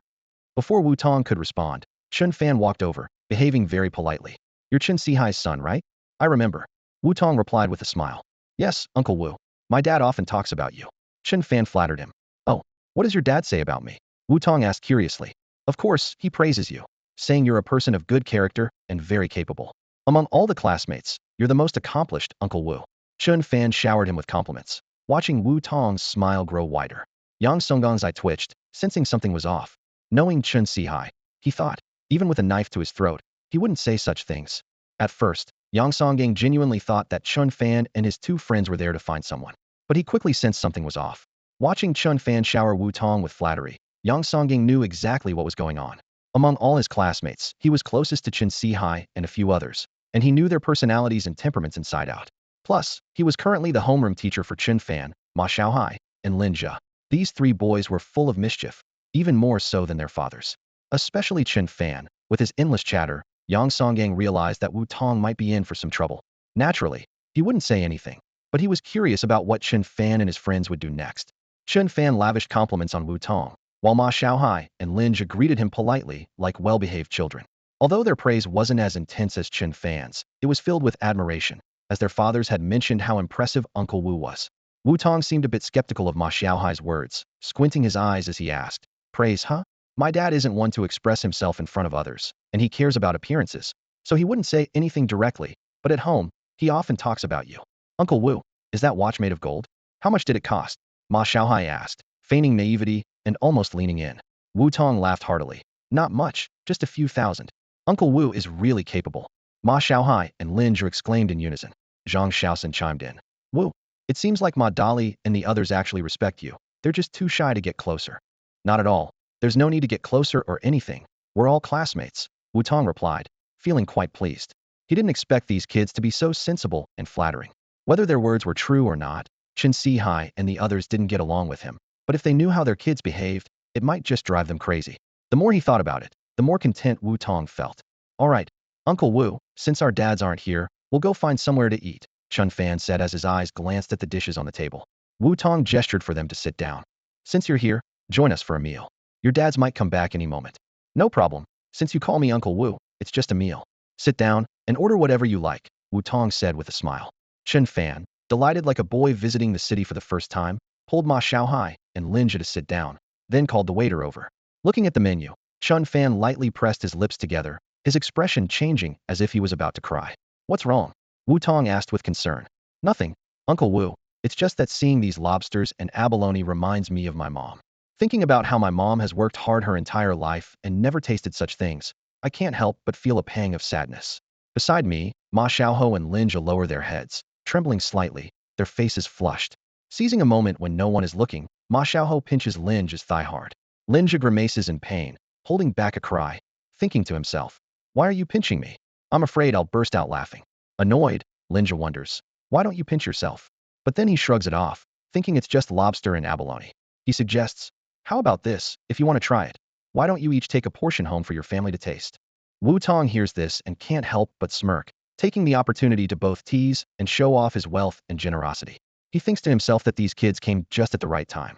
If Chen High and the others see the takeout packages at home, he wonders what their reactions will be. "Thank you, Uncle Wu."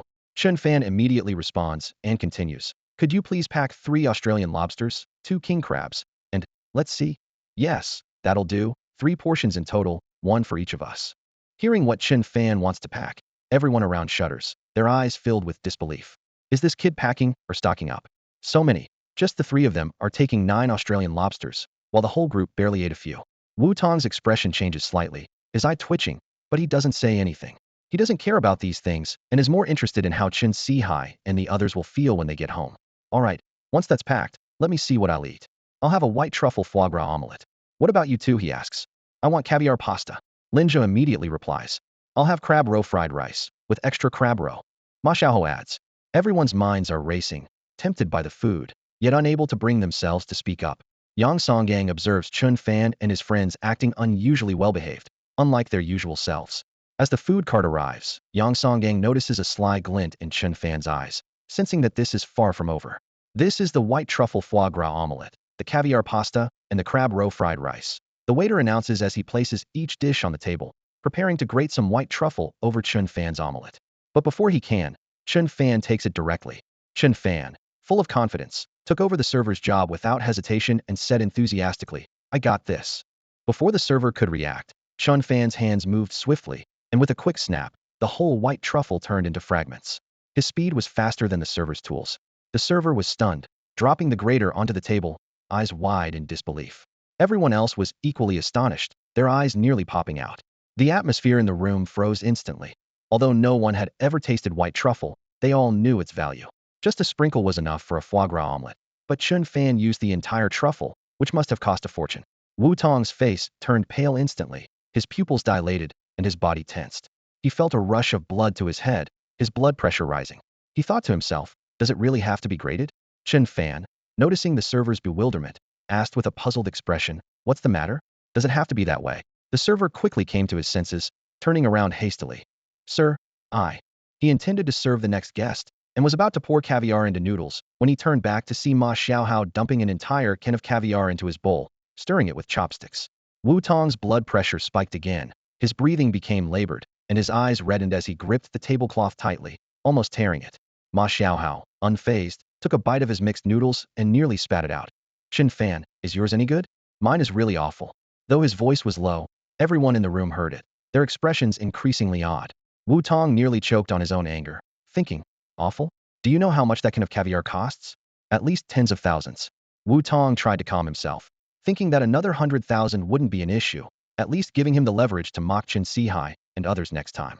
As the sound of eating filled the room, everyone felt parched, their eyes fixed intently on Chen Fan and his companions. Some subconsciously smacked their lips, seemingly curious about the taste of noodles mixed with a whole can of caviar. Yang Songgang couldn't bear to watch any longer, realizing that these guys weren't here to see his father, but to give Chen High and others a hard time. With this kind of extravagance, they must have burned through tens of thousands, yet Wu Tong was powerless to stop it. At this moment, Yang Song didn't find Chen Fan and his friends' actions excessive at all. Instead, he felt a sense of satisfaction. If he wasn't too embarrassed, he would have left the table already. The room was unusually quiet, with only the sound of the 3 of them devouring their food. A few minutes later, they had all cleared their plates. Are you guys full? Ma Xiaoho asked. No, this crab roe rice is delicious, but the portion is too small, Lin Jia replied, shaking his head. Same here, I could eat 5 bowls of this noodle all by myself. Ma Xiaoho's words nearly made Wu Tong fall off his chair. He thought to himself that if they kept eating like this, it would be disastrous, so he quickly stood up. Well, I think that's enough for today. I have something else to attend to, so let's meet up another day. Wu Tong said. Uncle Wu, next time you guys hang out, can you take us along? I'll invite you over for a meal at my place when I have time, Chen Fan said with an innocent smile. Sure, sure, Wu Tong replied.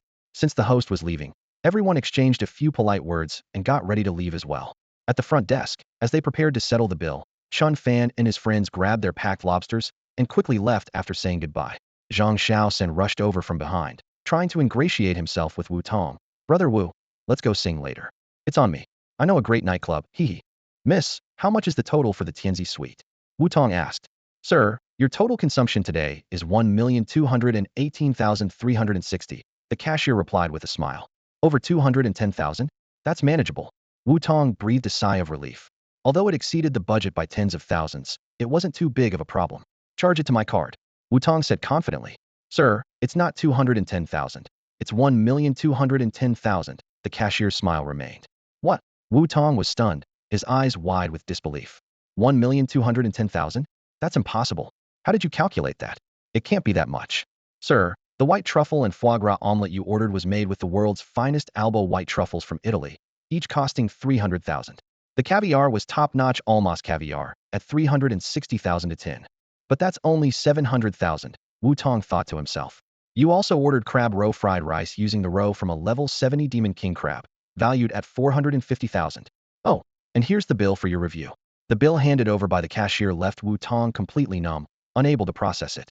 Everyone else felt their hearts race and a chill run up their spines. Like Wu Tong, they hadn't expected it to be so expensive, with the caviar and crab roe prices far exceeding their expectations. Brother Wu, I just remembered something urgent at home I need to take care of. Let's catch up another time, Zhang Xiaosan, who initially wanted to invite Wu Tong for karaoke, quickly found an excuse to leave, fearing Wu Tong might borrow money from him. I forgot my wife is giving birth tonight. I need to rush to the hospital, he hurriedly said. I'll go with you to see what your kid looks like. Wu Tong hadn't fully processed the situation, but those who had been crowding around him had all vanished in the blink of an eye. Chen Fan and his two companions left the hotel and quickly crossed the street to join Chen High and the others who were waiting on the opposite side. Upon learning that Chen Fan and his friends had successfully pranked Wu Tong, they all burst into laughter, feeling quite pleased. Haha, that was satisfying. We made that guy look so embarrassed. He'll probably have to spend a fortune, maybe even hundreds of thousands, Ma Dali said, patting Chen Fan on the shoulder with a grin. I'm really happy now, Xiao Fan. Next time you come to my place, Uncle Ma will personally cook for you. You can order whatever you like. Dad, Uncle Ma, Uncle Lin, saying it's just hundreds of thousands is an understatement. It's at least 1 million. Chen Fan's words made the three pause, their eyes widening in disbelief. That much? I don't remember seeing such expensive dishes on the menu, Lin Xiangnan asked, puzzled. Hee. I checked before going into the private room. This hotel has 2 menus, and the one you had was the cheaper one. That caviar pasta was just a few tens of thousands in your menu. In the one I saw, it was hundreds of thousands. Plus, we packed so many lobsters and king crabs. Chen High and the others exchanged glances, drawing a sharp breath in disbelief. A meal costing 1 million? Is it really that much? He wasn't lying. In fact, the total was over 1.2 million. Wu Tong probably won't forget you guys, especially you, Chen Fan. Just then, Yang Songang approached them from behind. Seeing Yang Songang confirm the story, Chen High felt reassured. Uncle Yang, you figured it out early, didn't you? Chen Fan asked with a smile. You think I'm as clueless as those guys? I know what you three are like, even more cunning than them. Yang Songang replied, half jokingly. Old Yang, I don't like hearing that. You're an uncle after all, and the homeroom teacher. Chen High retorted with a glance. Yang Songang sighed internally, grateful for his good relationship with them. Otherwise, he'd be in deep trouble. Being their homeroom teacher after having been classmates for years, what a twist of fate. Everyone knew Yang Songang was joking, so no one took him seriously. Uncle Yang, you must not have eaten enough tonight. Why don't you take a couple of lobsters home to try? Chen Fan suggested. Now that's more like it. At least you have some conscience. Each father and son pair headed home, leaving Wu Tong's fate and journey back unknown. He'd probably be fuming all the way. The next day was Monday. After drawing his daily prize in the morning, Chen Fan headed to school. With only a little over a month until the college entrance exams, everyone was working extra hard, balancing their cultivation with studying for cultural subjects. Even if they couldn't get into a top ability academy, they could aim for a liberal arts college as a backup. When Linja arrived at school that day, Chen Fan noticed that his aura was significantly stronger. Upon inquiry, Linja and Ma Shower were filled with regret. After Linja went home last night, the crab roe rise had propelled him from a level 11 spirit master to level 13. They lamented missing such an opportunity, wishing they had also tried the crab roe fried rice the previous day. The day of studying went smoothly, without any notable incidents. After school, Ma Xiaohai and Linja planned to check out the ability training center outside of school, while Chen Fan decided to stay home. He hadn't had the chance to refine the spirit crystals recently, and tonight he intended to do so, aiming to elevate his fire element spirit core to the level of 10th grade, first transformation. Once home, Chen Fan quickly grabbed a few bites of dinner and hurried back to his room. Seeing their son's dedication, Chen Sihai and Shen Ying felt gratified. Shen Ying sighed helplessly. It's a pity our son can't focus on his academic studies. Otherwise, I wouldn't let him pursue the path of abilities. Chen Sihai set down his utensils and countered, "You're wrong about that. Our son's talent and abilities isn't lacking. He's gifted in 3 elements. He'll surely achieve something significant in the future, and this path is perfect for him." Perfect? And what good will that do? It's all about risking his life. You and I have been all over the place, covered in injuries, and barely home once a year. Do you know how worried we were about you all those years? Shen Ying's voice was tinged with helplessness. All right, there you go again. Haven't I already left that life behind to stay with you both? You know, if I wasn't worried about you, I wouldn't have. Chen Sihai seemed to recall something, his eyes reflecting a hint of nostalgia and melancholy. Seeing this, Shen Ying stopped speaking, lightly pursed her lips, understanding his thoughts and sacrifices. Stop grumbling, clean up, and go take a shower. Shen Ying's voice softened a bit. Why shower? Didn't I just do that yesterday? Chen Sihai seemed to realize and broke into a broad smile. When I tell you to shower, you shower. Why so much talk? Shen Ying insisted. All right, I'll go. Chen Sihai replied with a laugh. Meanwhile, Chen Fan, unaware of his parents' conversation in the living room, had already begun refining the spirit crystals. With the ones rewarded by the school and those obtained from system draws, he had a total of 8 spirit crystals. After refining them all, his fire element spirit core successfully broke through to the 10th grade. He then refined several wind element monster crystals he had, bringing his wind element spirit core to the 12th grade.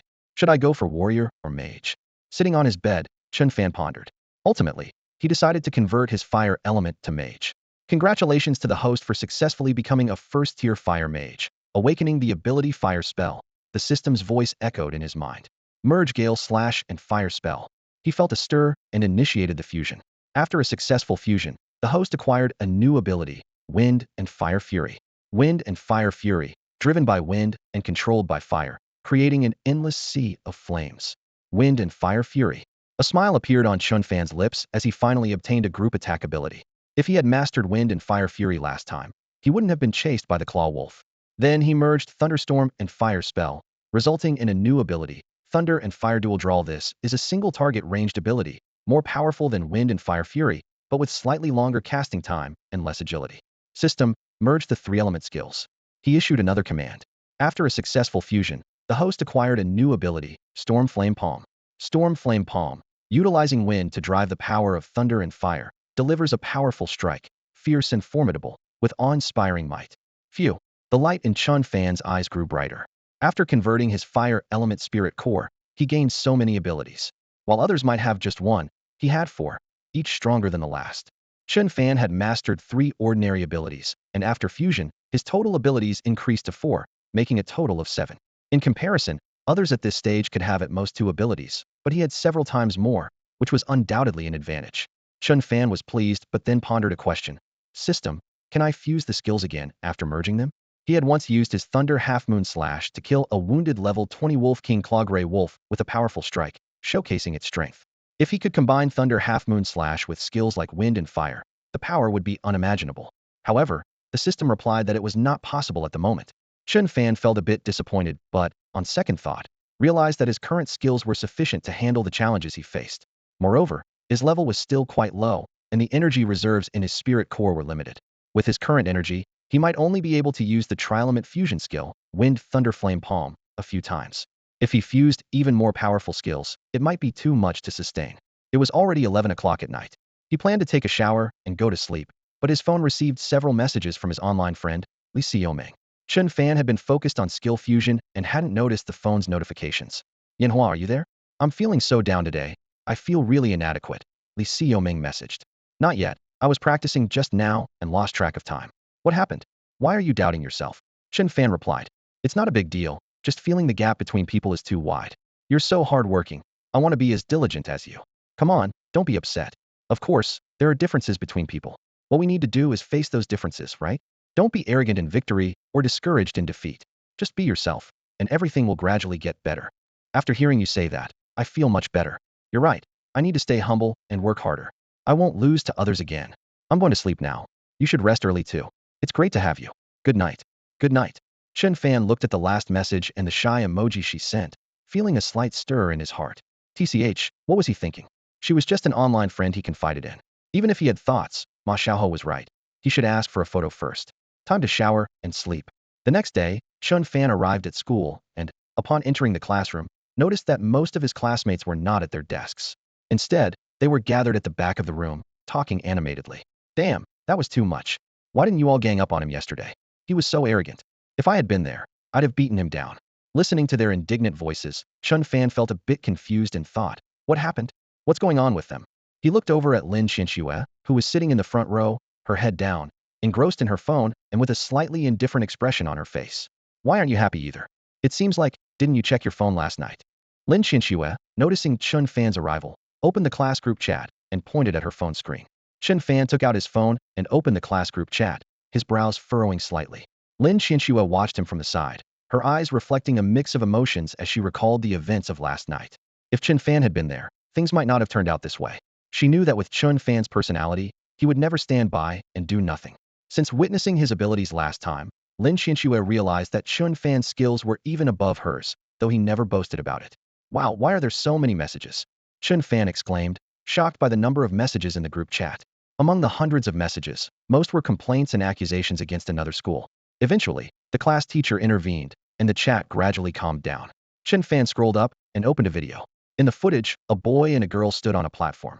The boy looked quite handsome, with a rebellious aura and a defiant gaze. Although the girl had her back to the camera, Chen Fan immediately recognized her as Lin Xianxue. The surrounding environment and crowd indicated they were in a special abilities training center. Shortly after, the two began to spar. Chen Fan was well aware of Lin Xianxue's strength, knowing that even he couldn't defeat her without using his fusion abilities. Lin Xianxue started with her familiar Light Rain Meteor, executing it with ease and skill. The boy, on the other hand, was a warrior, his moves accompanied by flashes of lightning, and the faint sound of thunder could be heard from the phone. A lightning warrior. Chen Fan was surprised, as lightning abilities were usually associated with mages, and warriors were rare.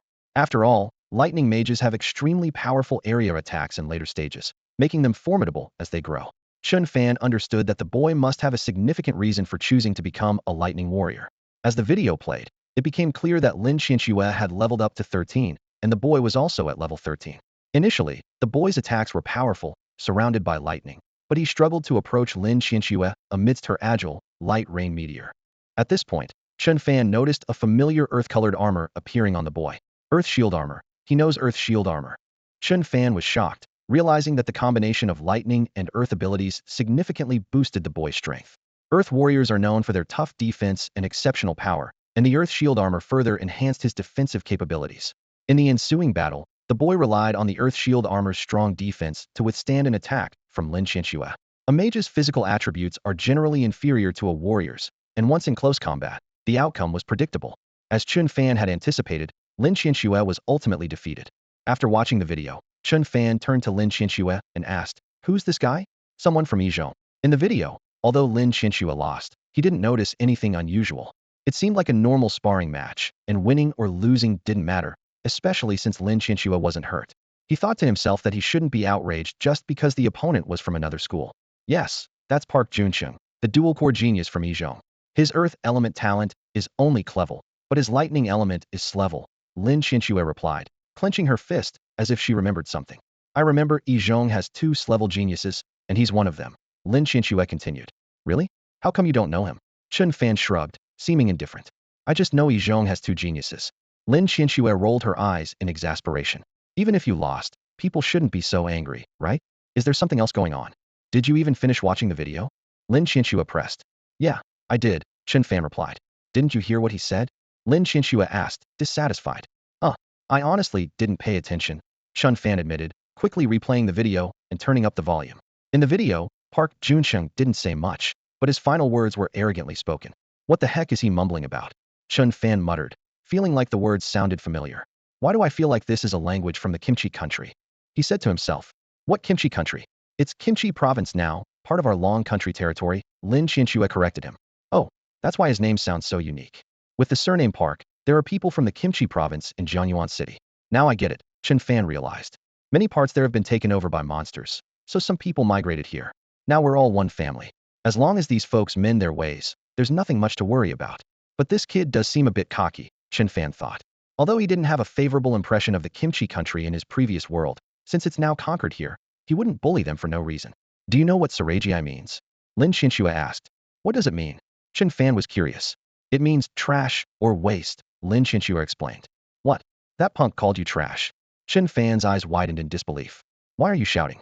I can hear you perfectly fine, Lin Xianxue said helplessly. Talking trash, swearing, and being arrogant during a spar isn't a big deal. But someone uploaded the video online, sparking heated discussions. Even our classmates at the scene were angry. If I were capable of beating him, I definitely would. Unfortunately, I haven't fully mastered my second ability, just half, Lin Xianxue sighed. It's not just his arrogance. It's because he used their old national language, Lin Xianxue said, but Chen Fan had already caught on. He opened his phone and found the relevant video, confirming his suspicions. After the kimchi country became a province of Long Country, they weren't banned from using their original language, but the primary language was the standard Long Country dialect. In the Dragon Kingdom, there are many languages, including Tujia, hometown dialects, and various regional dialects, some of which even Chen Fan finds difficult to understand. People generally don't blame each other for using different dialects. However, the situation in the Pickle province is somewhat unique. Once upon a time, it was a small country with tense relations with the Dragon Kingdom, repeatedly facing setbacks but never changing its stance. People from the Dragon Kingdom generally don't have a favorable view of the people there, and when top domestic experts were dispatched, some even advocated for their complete eradication. However, due to humanitarian reasons, they were not annihilated. This event happened many years ago, and many have since put away their anger. Now, when a video was uploaded, if Park Junsheng had been more arrogant using the common language of the Dragon Kingdom, it might not have provoked such a strong reaction. But he chose to speak in the local dialect of the Little Sticks, stirring up a storm of comments, with statements like, people from Pickle Province outwardly submit, but are inwardly rebellious, even planning to become independent again, appearing frequently. After being annexed for so many years, using their hometown dialect seems like those not of our race must have different hearts, which undoubtedly reignited the anger of some people. Students from second high school were particularly furious. Already displeased with losing the competition, Park Junsheng's arrogant words were intolerable. Although the dispute didn't escalate further, the assimilated Little Sticks didn't have the strength to resist, but they couldn't help feeling resentful. Some believed it was much ado about nothing, thinking that speaking a bit of their hometown language wasn't a big deal, and that some people were overly sensitive. The online debate grew more intense, with both sides sticking to their views. This kid really needs a lesson, and I'll make sure he gets it, Chen Fan said as he put his phone back in his pocket, narrowing his eyes slightly. He already didn't have a good impression of those people, and while he wasn't as angry as those online, he couldn't help feeling displeased. It was time for a good reckoning, especially since Park Junsheng had insulted Lin Xianxue. Chaos almost erupted last night, but fortunately, people from the training center stepped in. Fan, you're finally here. You have to help me get revenge and defend our school's honor. Lin just suddenly appeared from the back of the classroom, rushing towards Chen Fan with a tearful voice. Chen Fan turned around and was hugged by him, feeling a shiver of disgust. Can you not be so disgusting? Damn, you got snot on me. He pushed Linja away and was about to tease him, but then noticed Linja's right eye was swollen shut. What happened? Did someone hit you? Chen Fan asked with concern. It was that Park Junsheng, that bastard. I went to confront him, and he punched me in the eye, Linja said angrily. Last night, Lin Xianxue lost the competition, and everyone was already upset, especially Ma Xiaohua and Linja, who were filled with rage. Linja, seeing his sister being called a failure, charged onto the stage in anger and got beaten up. What do you think, Chen Fan? Ma Xiaohua also stepped forward, knowing Chen Fan wouldn't stand by idly. Everyone was gathered, discussing tactics. Linja was indignant. This is outrageous. We must get revenge. If I could beat him, I would have already. Chen Fan, you're clever, come up with a plan. The classmates were all talking over each other, eagerly awaiting Chen Fan's idea. Chen Fan had already wanted to take action, and seeing Linja beaten only fueled his resolve. He immediately walked up to the podium and slammed the table. Forget any sneaky plans. We're confronting this heathen. Lin Xianxue was mocked, and Linja got beaten up again. Even without considering past life factors, Chen Fan had no intention of letting that guy off the hook. As for everyone suggesting he come up with a plan, it was completely unnecessary. While pranks were fine for other matters, using his old tricks this time might make others think they were afraid of the opponent. Hearing Chen Fan's booming voice, everyone felt invigorated and excited, eager to speak up. Right, what are we afraid of? Let's take them on. Chen Fan, just tell us what to do, and we'll follow your lead. I say we go straight to the school, drag that guy out, and give him a beating. The classmates, filled with excitement, were ready to rush to the school to settle the score. Lin Qianxue, however, was a bit worried, her eyes showing a hint of concern. While a little sparring was fine, if so many of them went to the school, it could cause trouble, and Chen Fan might have to take responsibility. Just as she was about to step forward to advise a more cautious approach, someone walked in through the classroom door. What are you all doing? Why all the shouting? Yang Song had just come in from outside. Hearing the commotion in the class, and seeing Chen Fan standing on the podium, his face twitching with muscles, and a frown forming. What? Planning a rebellion? Heh, no way. Chen Fan's anger dissipated instantly when he saw Yang Song, and he flashed a smile. It's just that the college entrance exams are coming up, and I was rallying the class. Humph, you think I didn't hear what you were saying? Everyone, back to your seats. As soon as the homeroom teacher spoke, no one dared to mess around, and they all obediently sat down. Yang Song put down his books and glanced around the room. I saw the video from yesterday. I know you're all upset and frustrated, and I agree that guy was pretty arrogant. If I hadn't come, were you planning to cause trouble at the school? If you really did that, you'd only end up getting the short end of the stick. Besides, who among you can actually take him on? Yang Song's tone carried a hint of sternness, though he wasn't truly angry. It was good for students to have spirit, but if they really went to the school in such a large group, not only would they fail, but they'd also be labeled as causing a disturbance. A loss is a loss, and if you really feel dissatisfied, then work hard and find a way to win in the future. Isn't the college entrance exam next month? Use that energy to earn a good score and prove yourselves. Are you confident? Yes, the students replied in unison. Good. Confidence is key, but don't do anything reckless, or it could affect your future. As he said this, Yang Song gave a pointed look at Chen Fan, clearly advising him not to act on impulse. Chen Fan understood Yang Song's thoughts and nodded silently, giving him a reassuring look. After Yang Song's talk, although everyone was still frustrated, they realized they couldn't be so impulsive. All right, let's start the class. With the teacher's command, the classroom returned to calm. In the afternoon, as the students packed up to leave, Chen Fan called out to Lin Jia. Come on, let's go settle the score with that guy. Huh? Lin Jia paused, his movements slowing. Huh, what? You want to just take it lying down? When have we ever put up with something like this? Seeing Chen Fan still pondering over the matter, Lin Jia felt a surge of emotion. Of course, he also wanted to settle the score with Park Junqing, but what Uncle Yang said earlier made a lot of sense. Chen Fan, let it go. I know you won't stand by and watch me get bullied. But Uncle Yang is right. If something happens now, it might affect the college entrance exams. I don't want anything to happen to you. I'm fine now. These injuries will heal in a few days, and you can't go to Yizhong. Why would you go there? When did I say I was going to Yizhong? Uncle Yang is right, but we can handle this differently. That guy often goes to the training gym, doesn't he? Let's go check it out, and when the time comes, we can spar in the ring. Winning or losing doesn't matter. No one will say anything then. Chen Fan's eyes gleamed with excitement. Yeah, we can go to the ring. With your skills, beating that guy would be a piece of cake, and then I can take the chance to kick him a couple of times, huh? Ma Ziaha, standing nearby, also caught on. Well, Linja was still a bit hesitant. Don't hesitate, let's go and meet him. Chen Fan packed up, patted Linju on the shoulder, and headed out. The other classmates, who were planning to go home, overheard the conversation and got excited when they saw Chen Fan was going to the training gym to confront Park Junqing. Yeah, if we beat that guy in the ring, we can mock them properly. Why should Yizhong be so arrogant? But that guy is strong. Even Lin Qianxue couldn't beat him. Can Chen Fan really do it? Didn't you hear Ma Ziaha say? Chen Fan is very strong. Oh, I've never seen it myself. Let's go and watch. Even if it doesn't work out, we can't let our people get the short end of the stick. Chen Fan and his group had just stepped out when a large group of classmates followed them. As everyone was leaving school, students from other classes, aware of the situation, decided to join in as well. Although Lin Qianxue was from class 1, they were all students from second high school, and after watching the video, they felt a bit upset. It would be great to find the guy who uploaded the video online and give him a good beating. A crowd of over 100 people surged out of the school.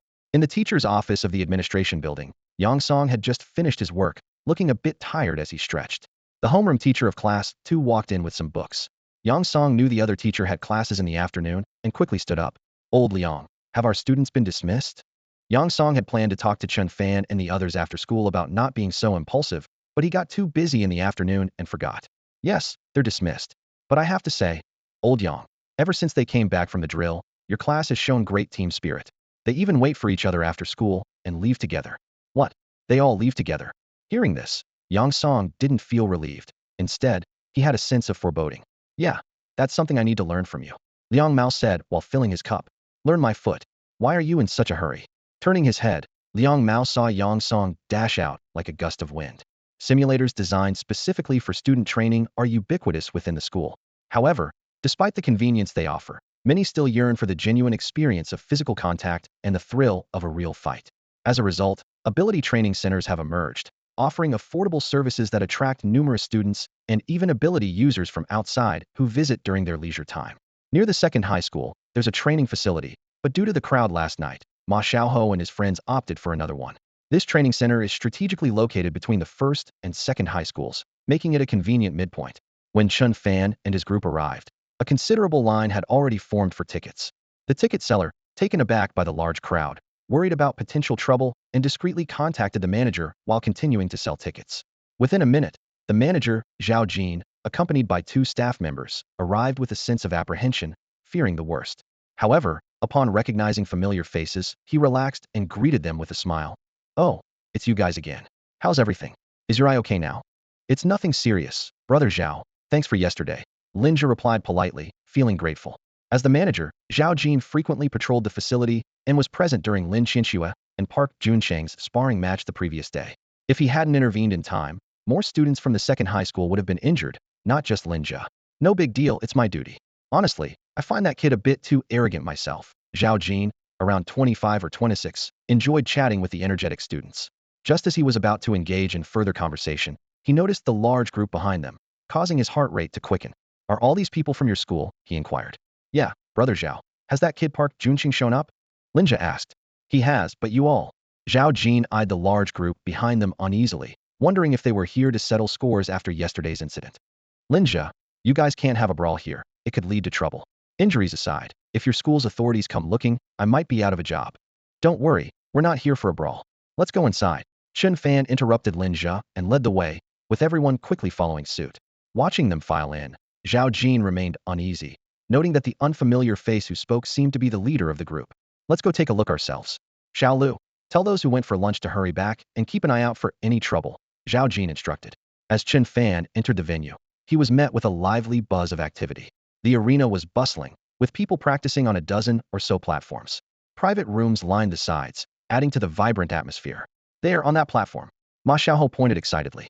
Chen Fan followed his gesture and saw 2 people sparring on a platform, one of whom was Park Juncheng, whom he had seen in a video fighting Lin Qianxue.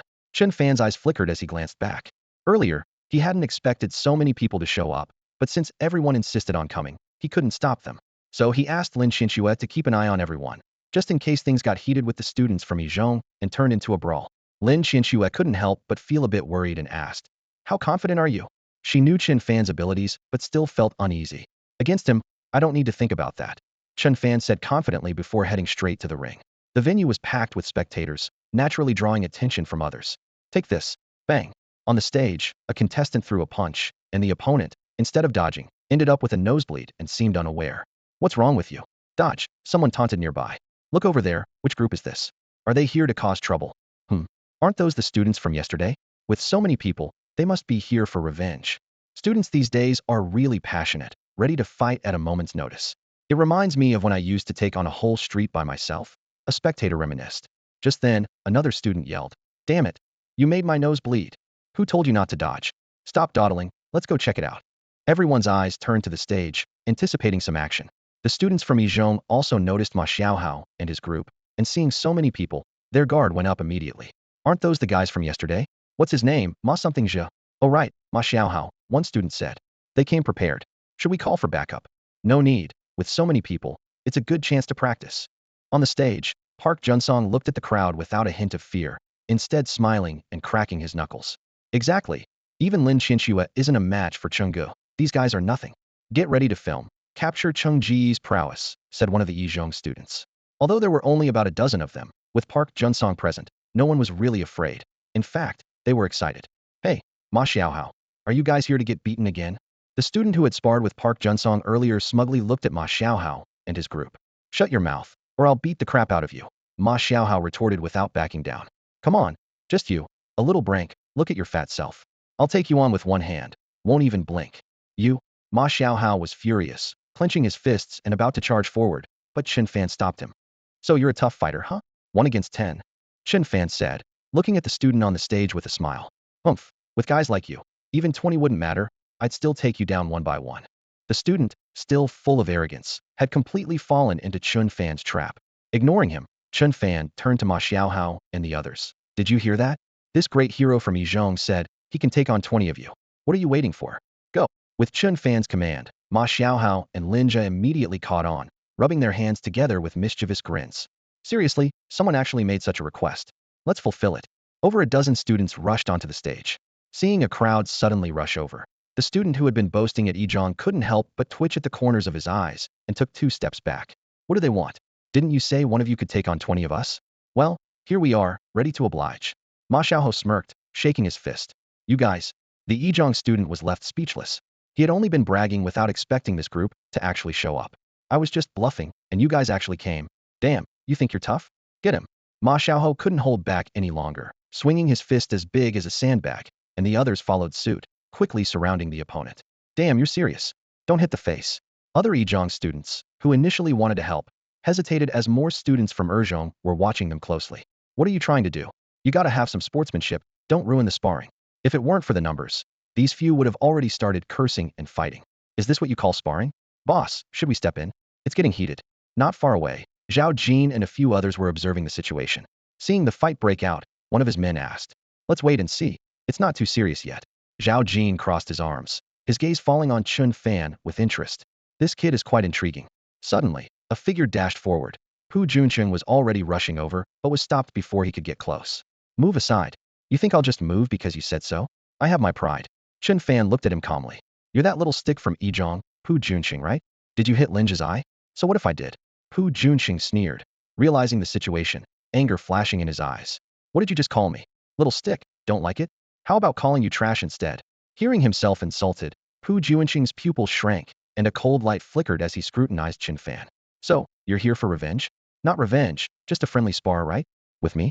Pu Junqing's cold eyes flickered with disdain. Even Lin Qianxue couldn't beat me, and you think you can spar with me? Oof, you're not worthy. Everyone knows Erzhong has only one class talent, Lin Qianxue. If it were her, Pu Junqing might be slightly cautious. But after their fight yesterday, he knew she was a bit weaker. As for the others, he didn't take them seriously at all. Worthy or not, I know you'll definitely fight me.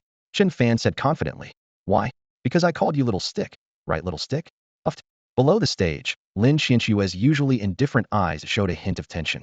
She didn't expect Chen Fan to have such a sharp tongue. He had already infuriated the opponent before the fight even began. Unable to hold back, she laughed. Wow, Lin the school beauty laughed. It's the first time I've seen her smile. She's really pretty. Shoo, watch out, or you'll get in trouble. Everyone knew Lin Qianxue was usually aloof and rarely showed emotion at school, so they couldn't resist teasing a bit. You. Pu Junqing clenched his fists tightly, making a cracking sound, his body tensed and trembling slightly. If you're looking for trouble, I'll give it to you. That's more like it, Howsy. You guys, stop fighting. Chen Fan called out to Ma Xiaohua and the others, and they all backed off. Scanning the area, Chen Fan couldn't help but laugh. The previously arrogant student from Yizhong now had a bruised and swollen face, looking like a pig's head. Dude, you're really not up to it, are you? I was only halfway through fighting 20 of you, and you already couldn't take it? You shameless fool. The student glared at him with resentment, mumbling through the pain. Zhenggu, you have to avenge me. Ouch. He couldn't even speak properly, and quickly covered his face in pain. Get down now, Park Jinsung said irritably, his eyes showing disdain for the student's stupidity. After getting his classmate off the stage, Park Jinsung turned to Chen Fan with a cold look. What's your name? I didn't call, Chen Fan retorted. Zhenggu. His name is Chen Fan, shouted a student from Yizhong, clearly having heard the name mentioned by someone from Erzhong. Park Jinsung raised his eyebrows, slightly surprised. So you're the one who awakened 3 abilities. But I heard your strongest ability is only level. Hey Park, are you going to fight or not? Chen Fan shrugged, unconcerned. You're asking for it. Park Jinsung was provoked, initially wanting to mock Chen Fan for his seemingly useless triad of powers. But he couldn't hold back anymore. He launched himself at Chen Fan with explosive force, aiming a punch straight at his face. Seeing this, Chen Fan wasn't worried but remained cautious, knowing his opponent had dual abilities, with the lightning power being level. He quickly dodged to the side. Dodge? Let's see how long you can dodge. Thunder Fist.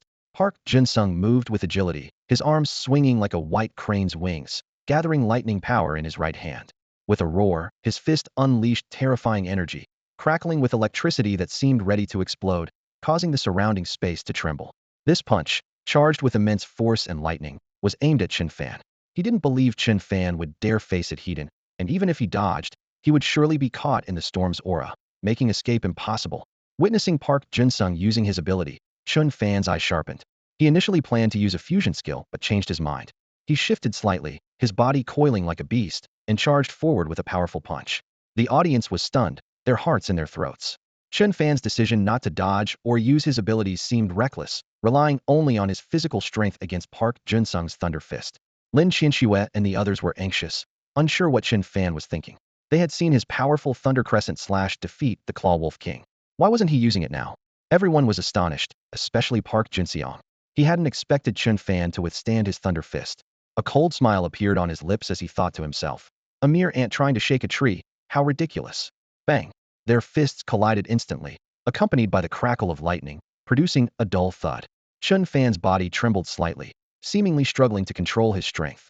The powerful impact forced him to retreat quickly, stepping back repeatedly until he reached the edge of the stage, barely managing to stop. It's over. Chen Fan doesn't seem to be a match. The students from the second school began to worry, thinking to themselves, why isn't he using his special abilities? Is he being too overconfident? Even if he does, he might not last long. Meanwhile, the students from the first school were all smiles, especially the one who had been beaten up earlier. He stood up excitedly, cheering, only to grimace in pain from his injuries. What on earth is Chen Fan doing? Qianxue, can you tell?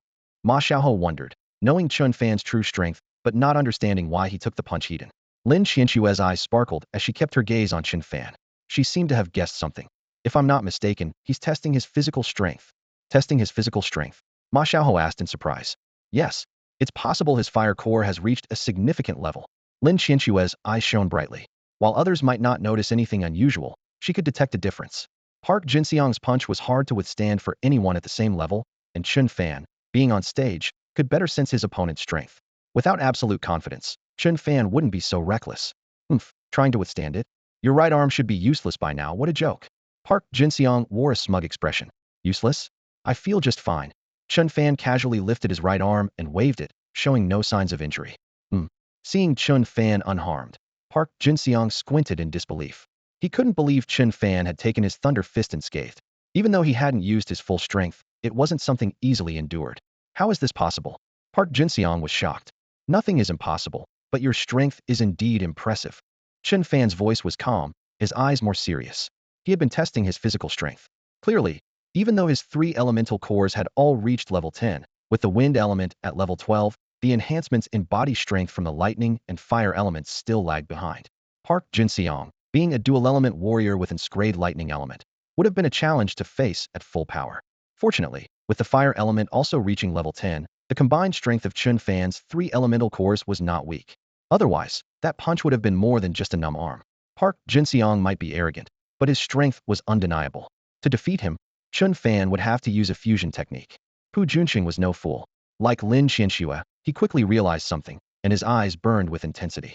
You could withstand my punch. Your 3-element spiritual core must have reached the first transformation, right? Chen Fan smiled slightly, not denying it. If you can cultivate 3 elements simultaneously, you are indeed a genius. But unfortunately, you've encountered me. I was only using less than 70% of my strength earlier. Now it's time to end this.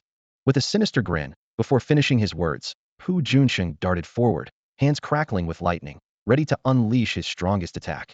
Chen Fan had the same intention. Facing Pu Junqing's fierce assault, he used Wind Slash, sending out wind blades to restrain him, preparing to use a fusion technique when the opponent was fully engaged. The two exchanged blows rapidly, the sound of their clash echoing as the entire stage trembled. Students from the second high school saw that Chen Fan hadn't been defeated and felt hope rekindle in their hearts, clenching their fists and cheering him on. Nearby, other ability users watching the thrilling duel were amazed. Wow, are students this strong nowadays? This intensity, even I feel pressured. Our talent is too poor, and without enough money, who knows if we'll ever reach the second transformation. On the stage, the two were locked in a battle of wits and strength, with explosive lightning and razor-sharp wind blades flashing, making it hard for onlookers to keep their eyes open. Seizing the moment when Chen Fan turned, Pu Junqing found his chance, his eyes gleaming.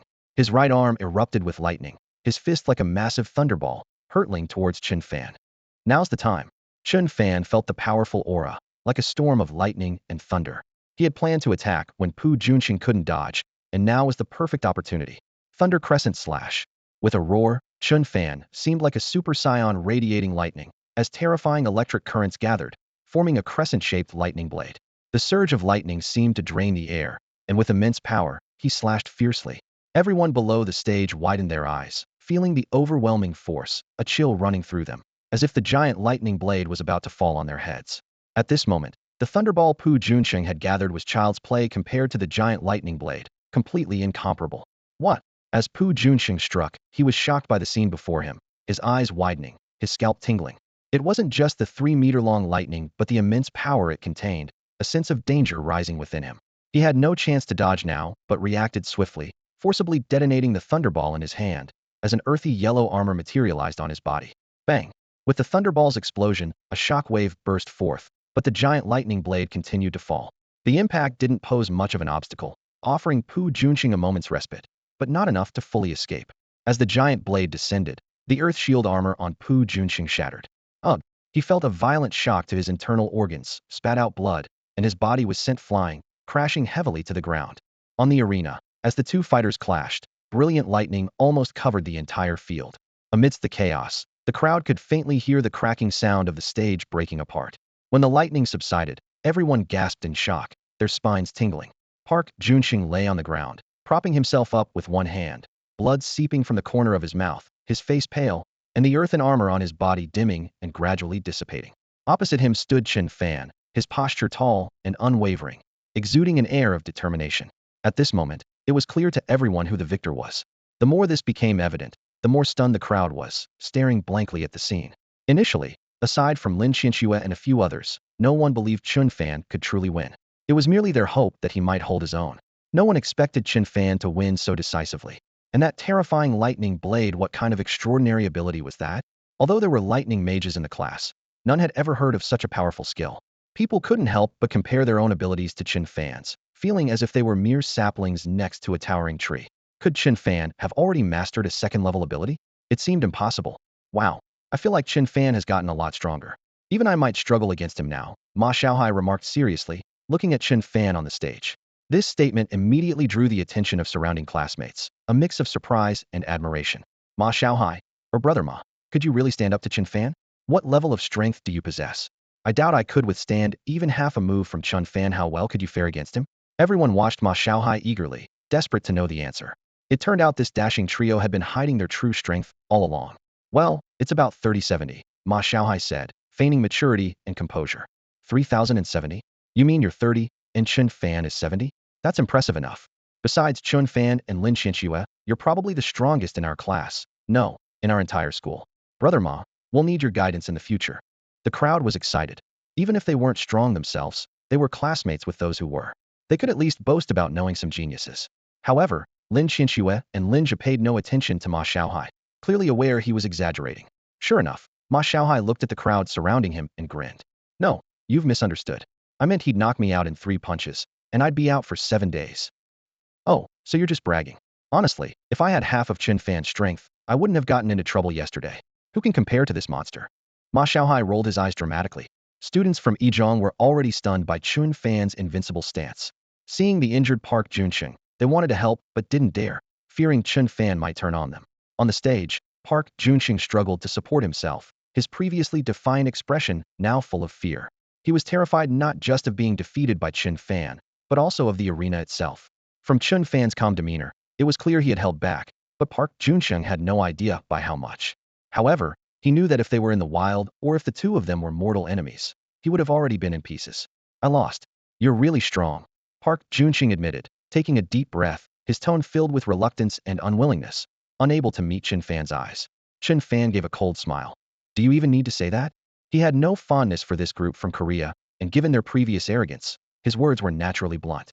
Despite his displeasure, Chen Fan understood that the other party was ultimately from Longhua, and they were all students, not true enemies. He had controlled his strength, only inflicting minor injuries as a lesson. With that, he turned and jumped off the stage, ready to leave. We won. We won. Fan Ge is amazing, hiding his true strength. The students cheered, feeling immensely satisfied. Who said our second high isn't as good as the first high? Today we defeated them. Let's keep it low-key and go. On the stage, despite his loss, Park Junsheng was filled with unwillingness. He couldn't understand why Chen Fan possessed such strong skills. As the top genius of the first high, losing in front of everyone left him feeling indignant. The cheers from the second high students felt like mockery, making him even more frustrated, almost forgetting his arrogance from yesterday when facing Lin Qianxue and others. He Daliao. Just you wait. Watching Lin Fan and his group leave, Park Juanqing's eyes turned red with anger as he shouted. Hearing the shout, everyone stopped. Chen Fan slightly furrowed his brow, a smile playing on his lips, not taking it to heart. It seemed this guy hadn't mastered Lungwa's language, reverting to Korean in his agitation. Chen Fan understood Park Juanqing's words, finding it amusing, recalling his past interest in Korean dramas. The only harsh words he has are "just you wait." Chen Fan was about to respond, but Linja, seemingly provoked, suddenly trembled.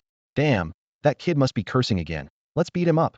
With that, Linja recklessly charged onto the stage, and the other students followed, eager for revenge. Hey, you guys. Chen Fan hadn't expected this reaction and wanted to explain, but it was too late. Damn it, come back. He felt a sense of urgency, anticipating a bigger problem. Stop them quickly. Chen Fan urged Lin Qianxue and then rushed forward. Zhao Jin and others thought the matter was over, only to be caught off guard by the sudden chaos. Stop, everyone stop, Zhao Jin shouted, leading people to intervene. In no time, the scene descended into chaos. Chen Fan never expected things to escalate to this extent. Initially, he just wanted to spar a bit to stand up for Lin Qianxue and her brother and to showcase the prowess of their school. However, Lin just seemed overly sensitive. Upon hearing a phrase in Korean from the opponent, he impulsively rushed forward, and the other students followed him onto the stage. Chen Fan shouted, "Stop right there." He pushed through the crowd, and those nearby stopped, but those further in didn't hear him. Zhao Jin also hurried over with the group, rushing onto the stage. His heart tightened. If any student got hurt here, he could forget about continuing his teaching career. Amidst the chaos, someone suddenly burst in through the training hall doors. Seeing the pandemonium on the stage, he yelled with a voice like thunder, "Stop it! All of you!" The shout was deafening, stunning everyone into silence. Turning around, they saw it was Yang Songang. His face was ashen, his eyes twitching, silently praying that nothing serious had happened. He had a bad feeling when he heard everyone left together after school, suspecting that Chen Fan had led them to find trouble with Park Junqing. Although he guessed half correctly, he thought they had gone to another school, so he rushed there, only to find no one. After calling several students without getting an answer, he headed towards the training hall where the sparring took place the day before. The delay cost him time, and by the time he arrived, chaos had ensued. "Oh no, your homeroom teacher's here." With a stern face, Yang Songang quickly made his way through the crowd and pushed to the center. Seeing Park Junqing on the ground, blood and saliva mixed in his mouth, foaming, his heart pounded. "Quick, you two, help me get him to the hospital." Knowing it wasn't the time for anger, he urgently instructed two students to lift him. Before leaving, he shot a fierce glare at Chen Fan, implying they'd settle this tomorrow. Chen Fan rubbed his nose, wanting to explain it wasn't his fault, but he knew this wasn't the time. As everyone dispersed, he found Linja, tempted to give him a good kick. "You fool, what were you thinking, rushing like that?" He didn't even insult anyone. Lin Qianxue unceremoniously grabbed Linja's ear, scolding. "Enough, stop twisting, it hurts." She didn't seem too worried about Park Junqing, knowing he was a dual attribute warrior and not so fragile. However, they would surely get a scolding the next day. With things as they were, no one knew what to say, so they just went home to wait for news. Back home, Chen Fan couldn't stop thinking about it. Although he believed Park Junqing wasn't seriously hurt, if there were any issues, the classmates, especially Linja, would likely face severe punishment. He sent a message to Yang Songang, but received no reply. Early the next morning, Chen Fan headed to school. When Chen Fan entered the classroom, he noticed that everyone was already there, but most of his classmates looked extremely tense. He overheard whispers that the principal from First High had just visited, which made his heart skip a beat. Chen Fan is here. How did this happen? Early in the morning, two students carried Pu Junxin in, wrapped in bandages like a mummy. Is he really done for? This has turned into a big issue. We're definitely going to face disciplinary action, and it might even affect our college entrance exams. It's all Linja's fault. If it weren't for him. A student was about to complain when a classmate quickly pulled him aside, signaling him to stop. Chen Fan ignored the chatter and walked straight to the back. "What are you saying, blaming Linja? Aren't you afraid Chen Fan will beat you? Besides, this whole thing started because of them. Don't talk nonsense. We need to stick together." Linja was sitting at his desk, head down, looking gloomy, clearly having had a sleepless night. As Chen Fan approached, Linja raised his head, guilt written all over his face. But before he could speak, Chen Fan stopped him. "It's all right, don't worry about it. It's not a big deal. We'll face it together. Everyone has moments of impulsiveness. If they want to blame us, we have our reasons," Chen Fan reassured him. He was close friends with Lin Zhe and Ma Xiaoho, and he would never shirk responsibility in such matters. "Exactly, Linja, don't be afraid. You weren't the only one involved. We all took part, and if the school wants to blame someone, we'll face it together. It's not a big deal." Other classmates began to comfort him. Hearing this, Linja's expression improved slightly. "See, don't worry. At worst, we get expelled, and I'll take you hunting in the beast's lair." Ma Xiaohou joked from the side. Linja didn't smile, and the other students also looked a bit dejected. Just moments ago, they were all bravely saying they'd face it together, but the mention of expulsion quickly dampened their spirits. Fan, is it really that serious? A classmate asked. Yeah, Fan, is there any way out of this? Everyone trusted Chen Fan, knowing he was resourceful, and after witnessing his skills yesterday, they all called him Fan. Just then, a voice came from the doorway. Fan, stop standing there, come with me. Turning around, they saw Yang Song just entering, looking serious. And you too, come with me as well. Let's go see what's going on. I'm coming too. Lin Qianxue stood up, wanting to join them, but Chen Fan turned her down. This is a man's business, stay out of it. You, Lin Qianxue bit her lip, understanding what Chen Fan meant. Yang Song led the three out of the classroom, and after a short walk, he stopped. I swear, you three are going to be the death of me. Can't you give me a break? Uncle Yang, you're exaggerating. That's not good for our lifespan. Ma Xiaohou replied nonchalantly. You know about lifespan. But you, Linja, why were you so impulsive yesterday? Yang Song had already learned what happened when he went to the hospital last night. Yang Songgong's mind was a jumble of thoughts since last night. A little injury during a student sparring session isn't typically a big deal. After all, when things get physical, there's no guarantee that accidents won't happen. Just like how Chen Fan didn't mind getting injured when he defeated Park Junsheng in the ring yesterday. Even if a student from another school got beaten up, it would usually just result in a few reprimands, nothing more serious. However, what happened later was different. It turned into a fight. The school strictly prohibits fighting among students. While some incidents might go unnoticed, once they come to light, they become problematic. Especially since Park Junsheng is a top student and highly valued by the school, even pre-selected by several top domestic academies. More importantly, this was a group fight, far more serious than an unknown scuffle, directly affecting the school's reputation and potentially leading to compensation and other penalties. If not handled properly, Yang Songgang could face disciplinary action, and even the principal might not escape blame. Yang Songgang explained the situation to the three students. Linja, already in a bad mood, looked even more sullen upon hearing how serious it was. Uncle Yang, isn't that a bit exaggerated? At most, it was just an accident. That guy was being arrogant and provoked us first. Chen Fan felt Yang Songgang was overstating things. An accident? Even if it was, do you think people will listen to your explanation? The result is already there, someone got hurt. Who cares about the process? If this isn't handled well, it could affect our school's admission rates, and those ability academies might reconsider their offers. So, how badly is Park Junsheng injured? He asked. 3 broken ribs and a fractured right arm, Yang Songgang replied, leaving Chen Fan stunned. It can't be that serious, right? Park Junsheng is a dual-type warrior with a strong physique. How could he not withstand a beating? Chen Fan was puzzled. Park Junsheng's strength was not something just anyone could match. Even if each of the students kicked him a few times, it seemed unlikely they could break the ribs of a level 13 dual-type warrior. Well, it's hard to say how badly he's really injured. The broken ribs might be exaggerated. After our school's teachers arrived last night, they pushed me aside, so I didn't see the final outcome. Yang Songgang pondered before continuing. But the issue now isn't the severity of the injuries. It's the incident itself. If it blows up, it won't be good for our school. The other principal knows this, which is why he brought the injured student over early in the morning. Oh, I get it. Basically, they're here to extort us, Chen Fan realized. Even if they are, what can you do about it? And stop throwing around the word extortion so casually. Linja interjected. Uncle Yang, I don't think you can blame us entirely, especially not Linja. There are reasons for this. Park Junsheng was the one who provoked us first the night before. If he hadn't looked down on people, none of this would have happened. You've seen the video too. Moreover, it's not fair to blame Linju alone, since many students were involved in the conflict. If there's going to be any punishment, everyone should be held accountable, not just the 3 of us. This is clearly unjust. Watching Chen Fan speak incessantly, Yang Songgang felt exasperated, thinking to himself, why do you talk so much? When did I say I was going to punish you? Oh, you're not punishing us. Haha. I knew you had a way, Uncle Yang. Stop laughing, I don't have any solutions. Chen Fan was confused and wondered. Then why were the 3 of us called out? I called you out for a reason, as per the principal's arrangement, Yang Songgang said sternly. He had already contacted the principal the previous night, knowing this issue wouldn't be easily resolved. Although many were involved, Linja was undoubtedly the instigator. Later, you'll come with me to the principal's office. Linja, you must remain calm in front of both principals. Didn't Park Junsong hit you the night before? You should firmly state that he insulted you first, which led to his actions. Last night, he was the one who provoked first, Ma Xiaohou muttered quietly. Don't interrupt, listen to me first, Yang Songgang continued. I'll explain things to the class, but first, you need to come with me to the office. Chen Fan, if Linja can't express himself clearly, you should help him out.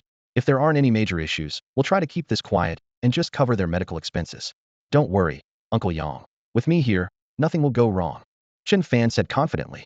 At this moment, the atmosphere in the principal's office was rather tense. Besides the principals from both schools, Park Junsong was sitting silently on the sofa, with bandages wrapped around his head and body. Old Wang, there's a cause for everything, as you saw in the video from the day before. How about this? We'll cover all the medical expenses, no matter the cost, and provide some resources to compensate your students.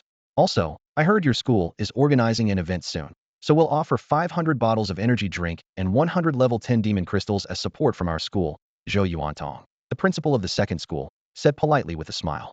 When such incidents occur, making concessions is inevitable. Wang Yuhong, who had come with a strong stance early in the morning, was really there to negotiate. Knowing that the second school was at fault, Zhou Yuantong understood he couldn't afford to fall out with them. Oh, old Zhou, you shouldn't say that. If our school is holding an event, how can we let the second school sponsor it? It might make it seem like we can't even afford event expenses. I'm here today to discuss the matter at hand. Look at how severely my student is injured. You need to give a proper explanation.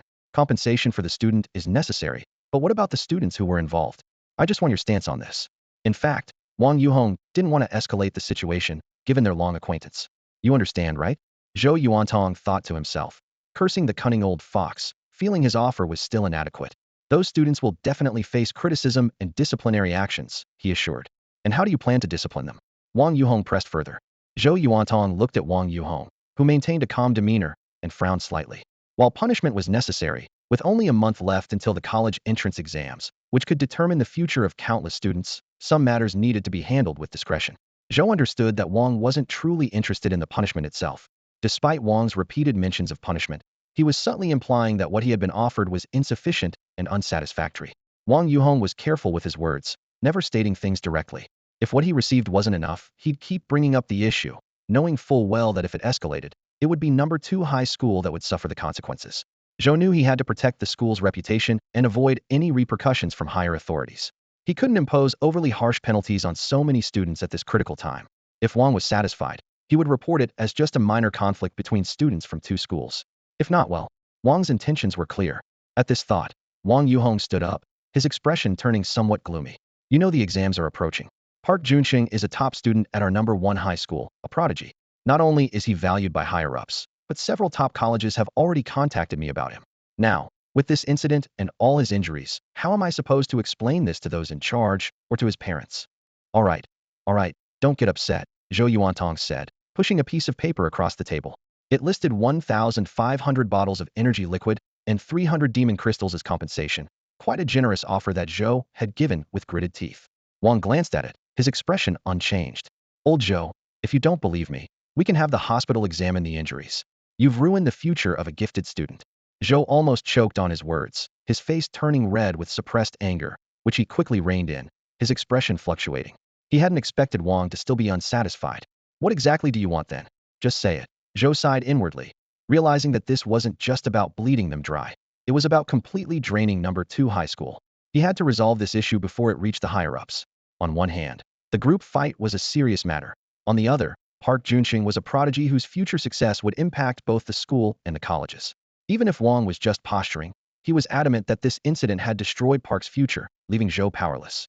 It was like dealing with someone faking an injury, claiming a headache with no real ailment. Meanwhile, Yang Song had gone to fetch the students present the night before, but they hadn't arrived yet. Seeing Zhou's resignation, Wang's eyes flickered, and he approached, lowering his voice. Old Zhou, I don't want to blow this out of proportion either, but you understand. I have no personal motives here. As the principal of No.1 High School, I have to think about the school's development. How about this? I'll help you cover this up, but for the next 3 years, during admissions, our school should have priority in Jiangyuan City. Wang Yuhong finally revealed his true intentions for the visit. Upon hearing the offer of a 3-year priority in student recruitment, Zhou Yuantong couldn't sit still and slammed the table in anger. He initially thought the other party just wanted more resources, which he would reluctantly agree to if necessary. However, priority in recruitment for 3 years meant that in future admissions, he would have to wait for Yizhong to choose first. By then, all the good students would be taken by Yizhong, leaving Yizhong with the less desirable ones. This could potentially lead to Yizhong being dissolved and merged into Yizhong. What a cunning plan. Looking at Wang Yuhong's smug expression, Zhou was filled with rage, almost wanting to shout insults. It was utterly shameless. At that moment, he even considered letting everything fall apart, preferring to be removed from his position as principal rather than see that smug face. Just then, there was a knock on the door. Come in, Zhou Yuantong called out. Seeing Chen Fan and his two companions enter, a glimmer of hope appeared in his eyes. Whether he could salvage the situation depended on these individuals he had arranged. You've come at the right time. This is Principal Wang from Yizhong, he introduced. Hello, Principal Wang. The three responded in unison.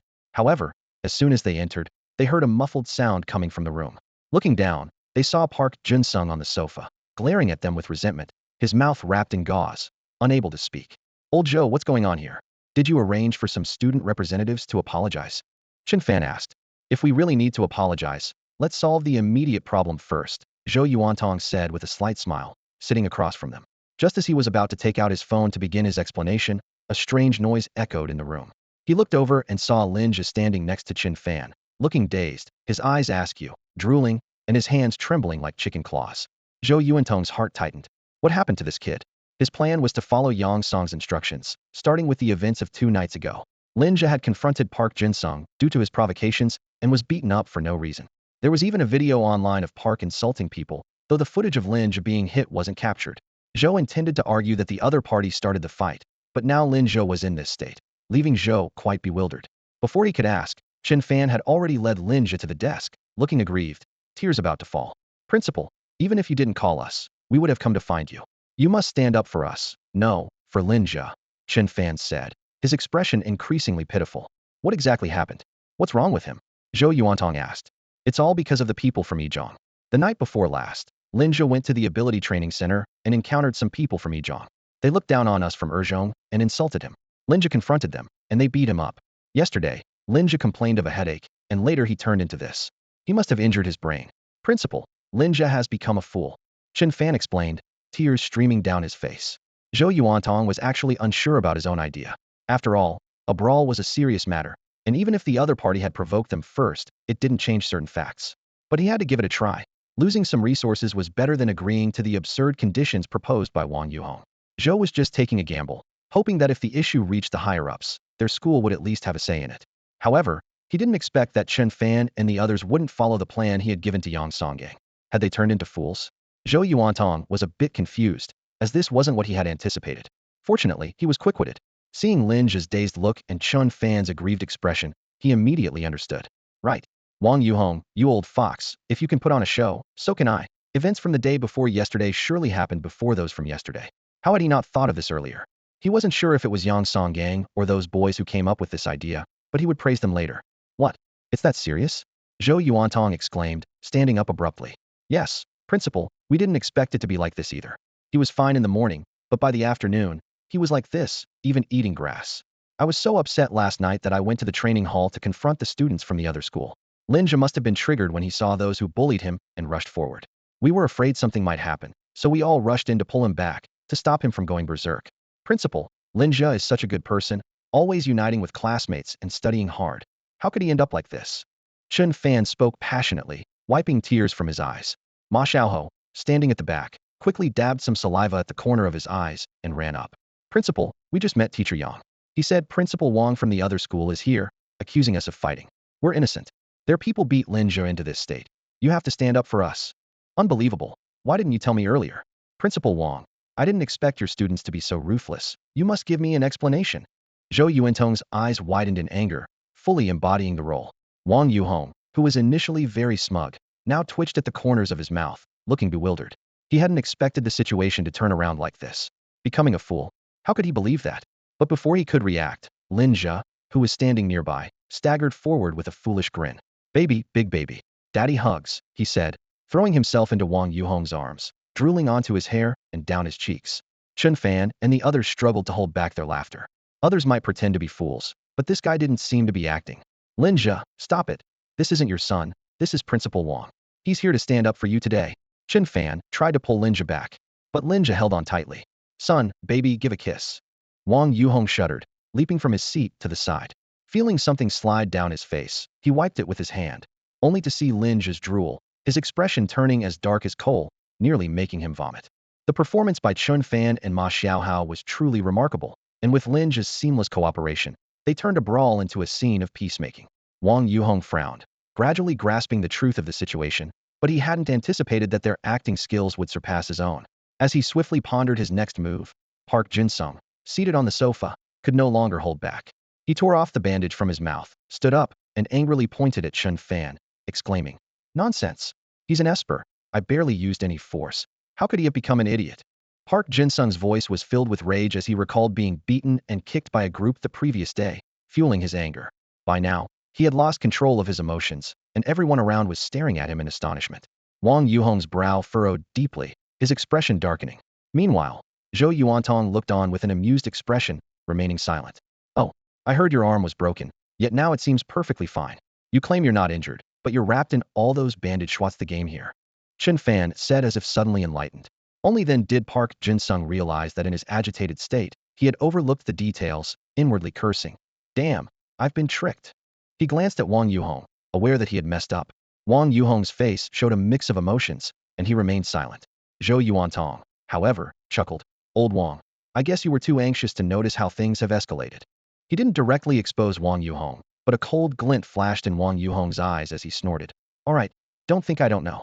And you, stand over there." Wang Yuhong cast a disdainful glance at Lin Jia, then turned his gaze back to Zhou Yuantong. "I admit I wasn't paying attention. So, why don't we all go to the hospital for an examination, and let the hospital report speak for itself? If this student is indeed impaired, then the hospital can confirm it for us all. Everything will be reported truthfully then." Wang Yuhong sneered, sounding confident. He knew that Park Jin-sung's condition was orchestrated by him, but the other side wasn't foolish. Nevertheless, the facts of the brawl couldn't be hidden. If the matter escalated, although it wouldn't benefit his school, the second school would certainly face severe punishment. Wang Yuhong clearly intended to escalate the issue. Zhou Yuantong sighed inwardly, realizing this step was inevitable. Determined, he resolved that he would rather resign as principal than let the students suffer consequences at this critical time, potentially affecting their college entrance exams. At the very least, he couldn't let Wang Yuhong's scheme succeed. "Principal Wang, in that case, let's set a time to go to the hospital together.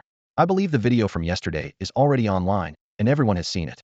When the authorities arrive, we can clarify everything," Zhou Yuantong stated firmly. As Wang Yuhong was about to leave with Park Jin-sung, Chen Fan boldly stepped forward, blocking their path. "Wait a moment, Principal Wang. There's one more thing I haven't mentioned yet."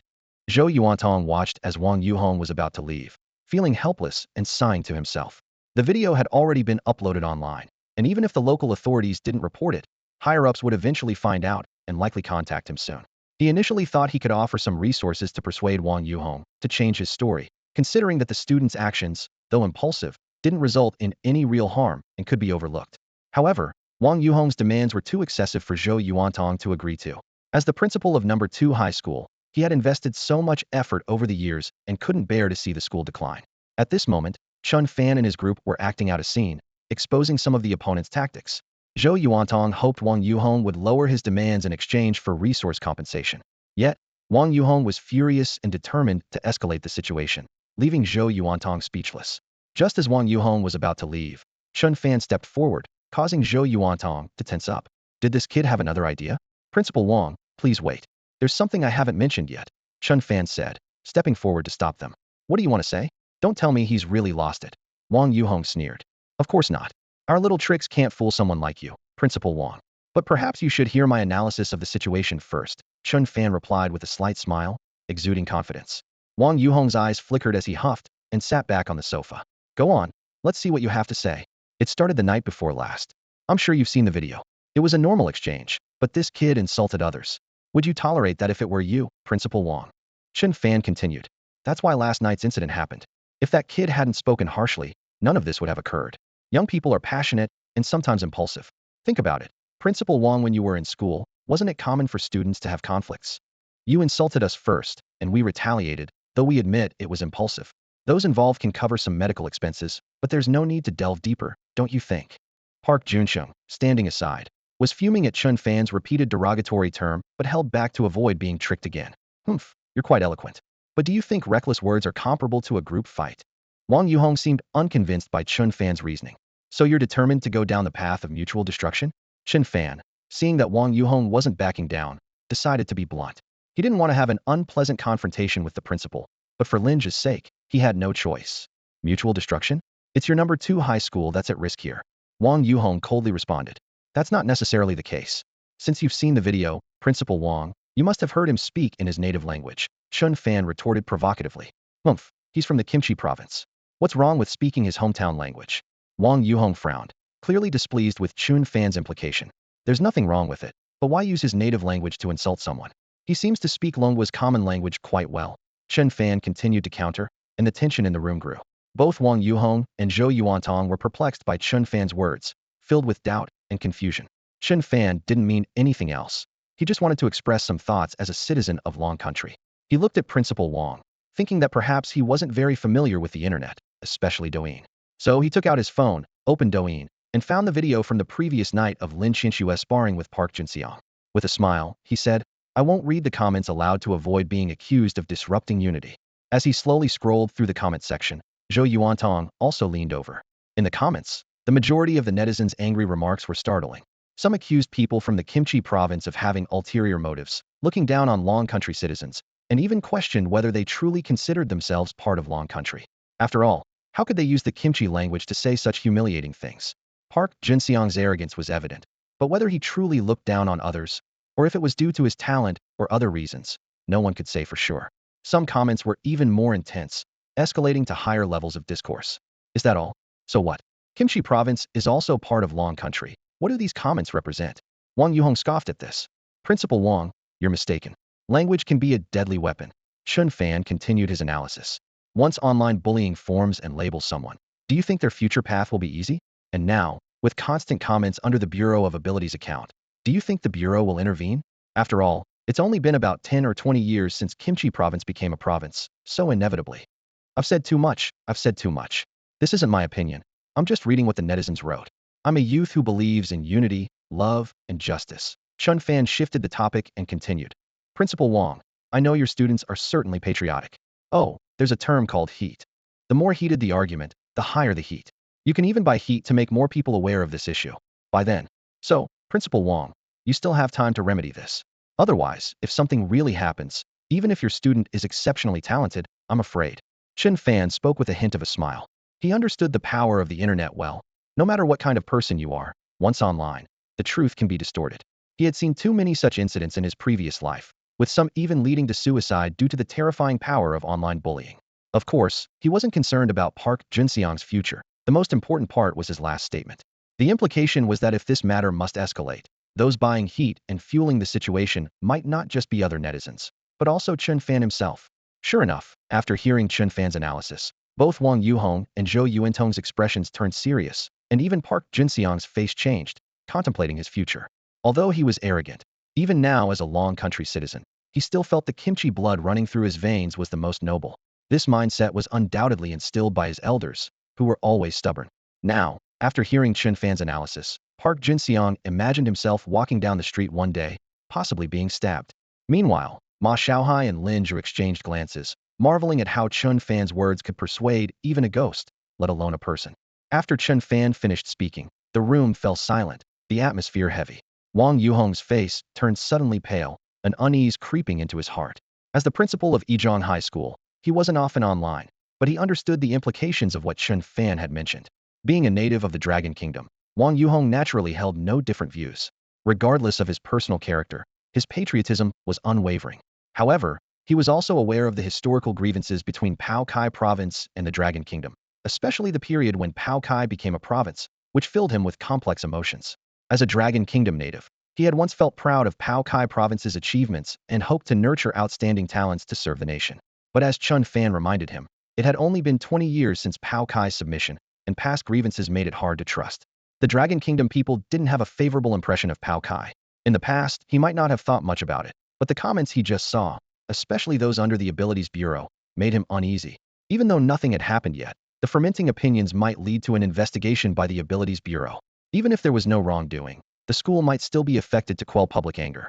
At this thought, Wang Yuhong shivered, and the arrogance and confidence on his face disappeared, replaced by deep worry. He looked at Chen Fan with a pleading gaze. At this point, the issue was no longer a minor disciplinary matter involving a student from Yizhong High School. If it escalated, some students at the school might suffer irreparable losses in the future. I understand what you're saying. Is there any way to remedy this? Can we reduce the public attention? Wang Yuhong asked urgently. Seeing the change in his demeanor, Chen Fan felt a sense of relief, a slight smile appearing on his face. After all, Wang Yuhong was the principal and a senior. It was always better to resolve issues amicably rather than harbor resentment. There is a way, Chen Fan replied. Wang Yuhong immediately leaned in, full of anticipation. What is it? He asked urgently. Even Park Junxing moved closer. Although he felt proud of Pao Kai's history as recounted by the previous generation, he never considered restoring Pao Kai's glory. That was impossible. At this moment, he also realized the gravity of the situation. Have him make an apology video when he returns, earnestly learn our culture, and express his patriotism. Netizens are emotional. As long as he sincerely feels and expresses that he is a Dragon Kingdom citizen, this issue will pass. Of course, it has to be genuine, and Principal Wang, you need to supervise this closely. Chen Fan's suggestion had Wang Yuhong nodding repeatedly, contemplating whether he should visit the Abilities Bureau to explain the situation, to avoid trouble if they came looking. So, Principal Wang, about what happened yesterday. Wang Yuhong interrupted him. Yesterday's incident is no big deal. They're students young and full of energy. It's normal for them to spar and jostle a bit. He smiled slightly, a hint of relief in his eyes. Old Joe, I apologize for earlier. I did have some crooked thoughts before, but now I understand. From now on, I'll focus more on educating the students. Don't worry, if anyone asks, I'll tell them the rumors are nonsense. Everyone was just having a normal exchange. Wang Yuhong, who was previously so arrogant, is now enthusiastic. Zhou Yuantong understood Chen Fan's lengthy analysis and could sense Wang Yuhong's feelings. With the matter resolved, he felt a sense of relief. You're right, we're all students, just having some fun, Zhou Yuantong chuckled. All right then, we're heading back, Wang Yuhong said as he shook hands with Chen Fan, ready to leave. As they were walking away, Park Junxing paused. Thank you. I guess I need to learn more about culture and history. And could you stop calling me Little Stick? We're all people of the Dragon Nation. No problem, but you should study more. Once you understand, you'll know how proud and honored it is to be from the Dragon Nation. Chen Fan patted Park Junxing on the shoulder. Yeah, I will. As the students from Yizhong left, Ma Xiaohai and Lin Zhu approached, their eyes gleaming, staring at Chen Fan. Whoa, Chen Fan, you're amazing. You convinced that guy with just a few words? I could see he seemed a bit in awe of you, Ma Xiaohai said with a grin. What's the big deal? That little stick is pretty simple-minded, just showing off. It's such a small place. What have they seen? Chen Fan said dismissively. You're calling him Little Stick again. Cough. Cough. The three of them were boasting so much, they almost forgot they were in the principal's office. Zhou Yuantong came over, sizing up Chen Fan with a smile. I didn't know you had such brains. I thought you were just as mischievous as your dad. Hee hee. Principal, since I helped solve such a big crisis for our school, shouldn't I get some kind of reward? Chen Fan rubbed his hands together, full of expectation. Yes, indeed. If it weren't for you, we would have had a big problem. You deserve a reward. So what do you want? Zhou Yuantong asked. A real reward? Chen Fan's eyes lit up. I don't want much, just some bonus. Maybe some demon crystals or spirit crystals, 10 of each, and a little energy liquid would be nice. You've got quite a comprehensive list, Zhou Yuantong said as he sat back down. Chen Fan thought he was about to get his reward, but instead, Zhou Yuantong picked up his cup and took a sip of tea. Your demands aren't unreasonable, but this whole thing started because of Lin Zhe, right? I know you guys are close, so how about this? I won't punish Lin Zhe, and you don't get a reward. Your achievement offsets his mistake. That's settled. What? Chen Fan's excitement vanished like a doused flame. Oh, come on. What did you say? Zhou Yuantong glared at him. Oh, I mean, Principal, you're so handsome and wise, the embodiment of fairness and justice, like Bao Gong reincarnated. Chen Fan quickly improvised. You little rascal, you think I didn't hear you just now? Zhou Yuantong's tone was teasing. Then why did you ask? All right, we'll talk about the reward later. Get back to class now. Ah, so you were just teasing me. Chen Fan grinned, giving Zhou Yuantong a thumbs up. Principal, I was wrong earlier. You're like my old buddy. Get out. Chen Fan and his friends had just left when Yang Songgang walked in, his face full of surprise. Principal, is it true that the issue has been resolved? Principal Wang isn't going to pursue it anymore, he asked incredulously. He had run into Chen Fan and the others outside, and though he didn't get the full story, he heard the matter was settled and rushed to the office. He's not going to do anything. With just a little effort, it was taken care of, Zhou Yuantong said with a smug smile. Principal, you're truly wise and impressive, like Bao Gong himself, embodying fairness and justice. He stopped himself, realizing his words sounded familiar. It was all thanks to that kid Chen Fan. If it hadn't affected the interests of Yizhong, there's no way Wang Yuhong would have backed down. Zhou Yuantong explained the situation in detail, earning praise from Yang Songgang. I never realized before how clever Chen Fan is. Just now, he was like an adult to even smarter. Zhou Yuantong pulled out a cigarette, and as soon as it touched his lips, Yang Songgang was there with a lighter. Yes, Chen Fan may be a bit mischievous, but he's really sharp. Since he helped the school out of such a big problem, shouldn't we reward him with something? Songgang, hush. Zhou Yuantong exhaled a smoke ring, turning his gaze to Yang Songgang. If I didn't know Chen Fan was Sihai's son, I'd think he was yours. Yang Songgang looked puzzled, unsure of what he meant. Oh, Right? Show me the video from yesterday in the training hall. Zhou Yuantong suddenly remembered. After watching the video, his eyes widened in shock, and he sighed deeply. I was so busy dealing with the trouble that I forgot about this. Even Yizhong's top talents were defeated. What kind of ability does Chen Fan have that's so powerful? It seems we've overlooked him. Yang Songying nodded. I only just had the chance to watch the video myself. Chen Fan has a tricore spirit, and with enough resources, he's definitely a genius among geniuses. I couldn't figure out his ability either. Could it be that his comprehension is so good that he understands abilities differently from others? Perhaps, but Chen Fan can't be measured by usual standards. His spirit core level is still too low. Even if he raises one to an S level, and his college entrance exam scores are a bit lacking, ability academies would still compete for him. But raising talent isn't easy, and our school doesn't have the resources. Top ability academies may not invest in him either, given the cost. However, with his current strength, he'll do fine on the exams, and might even achieve a good rank, which could get him into a top academy. How far he goes will depend on him. Zhou Yuantong took a deep drag on his cigarette, his eyes thoughtful. Let's see what kind of reward we can give him, something that might help him improve before the exams. That's about all we can do. After returning to the classroom, Chen Fan informed everyone that the issue was resolved and no one would be punished. Though his classmates were still a bit uneasy, they erupted in cheers once their homeroom teacher, Yang Songyang, confirmed it. They had no idea that solving the problem was entirely due to Chen Fan's own efforts. However, after last night's practice and Chen Fan's attitude this morning, everyone had come to trust him.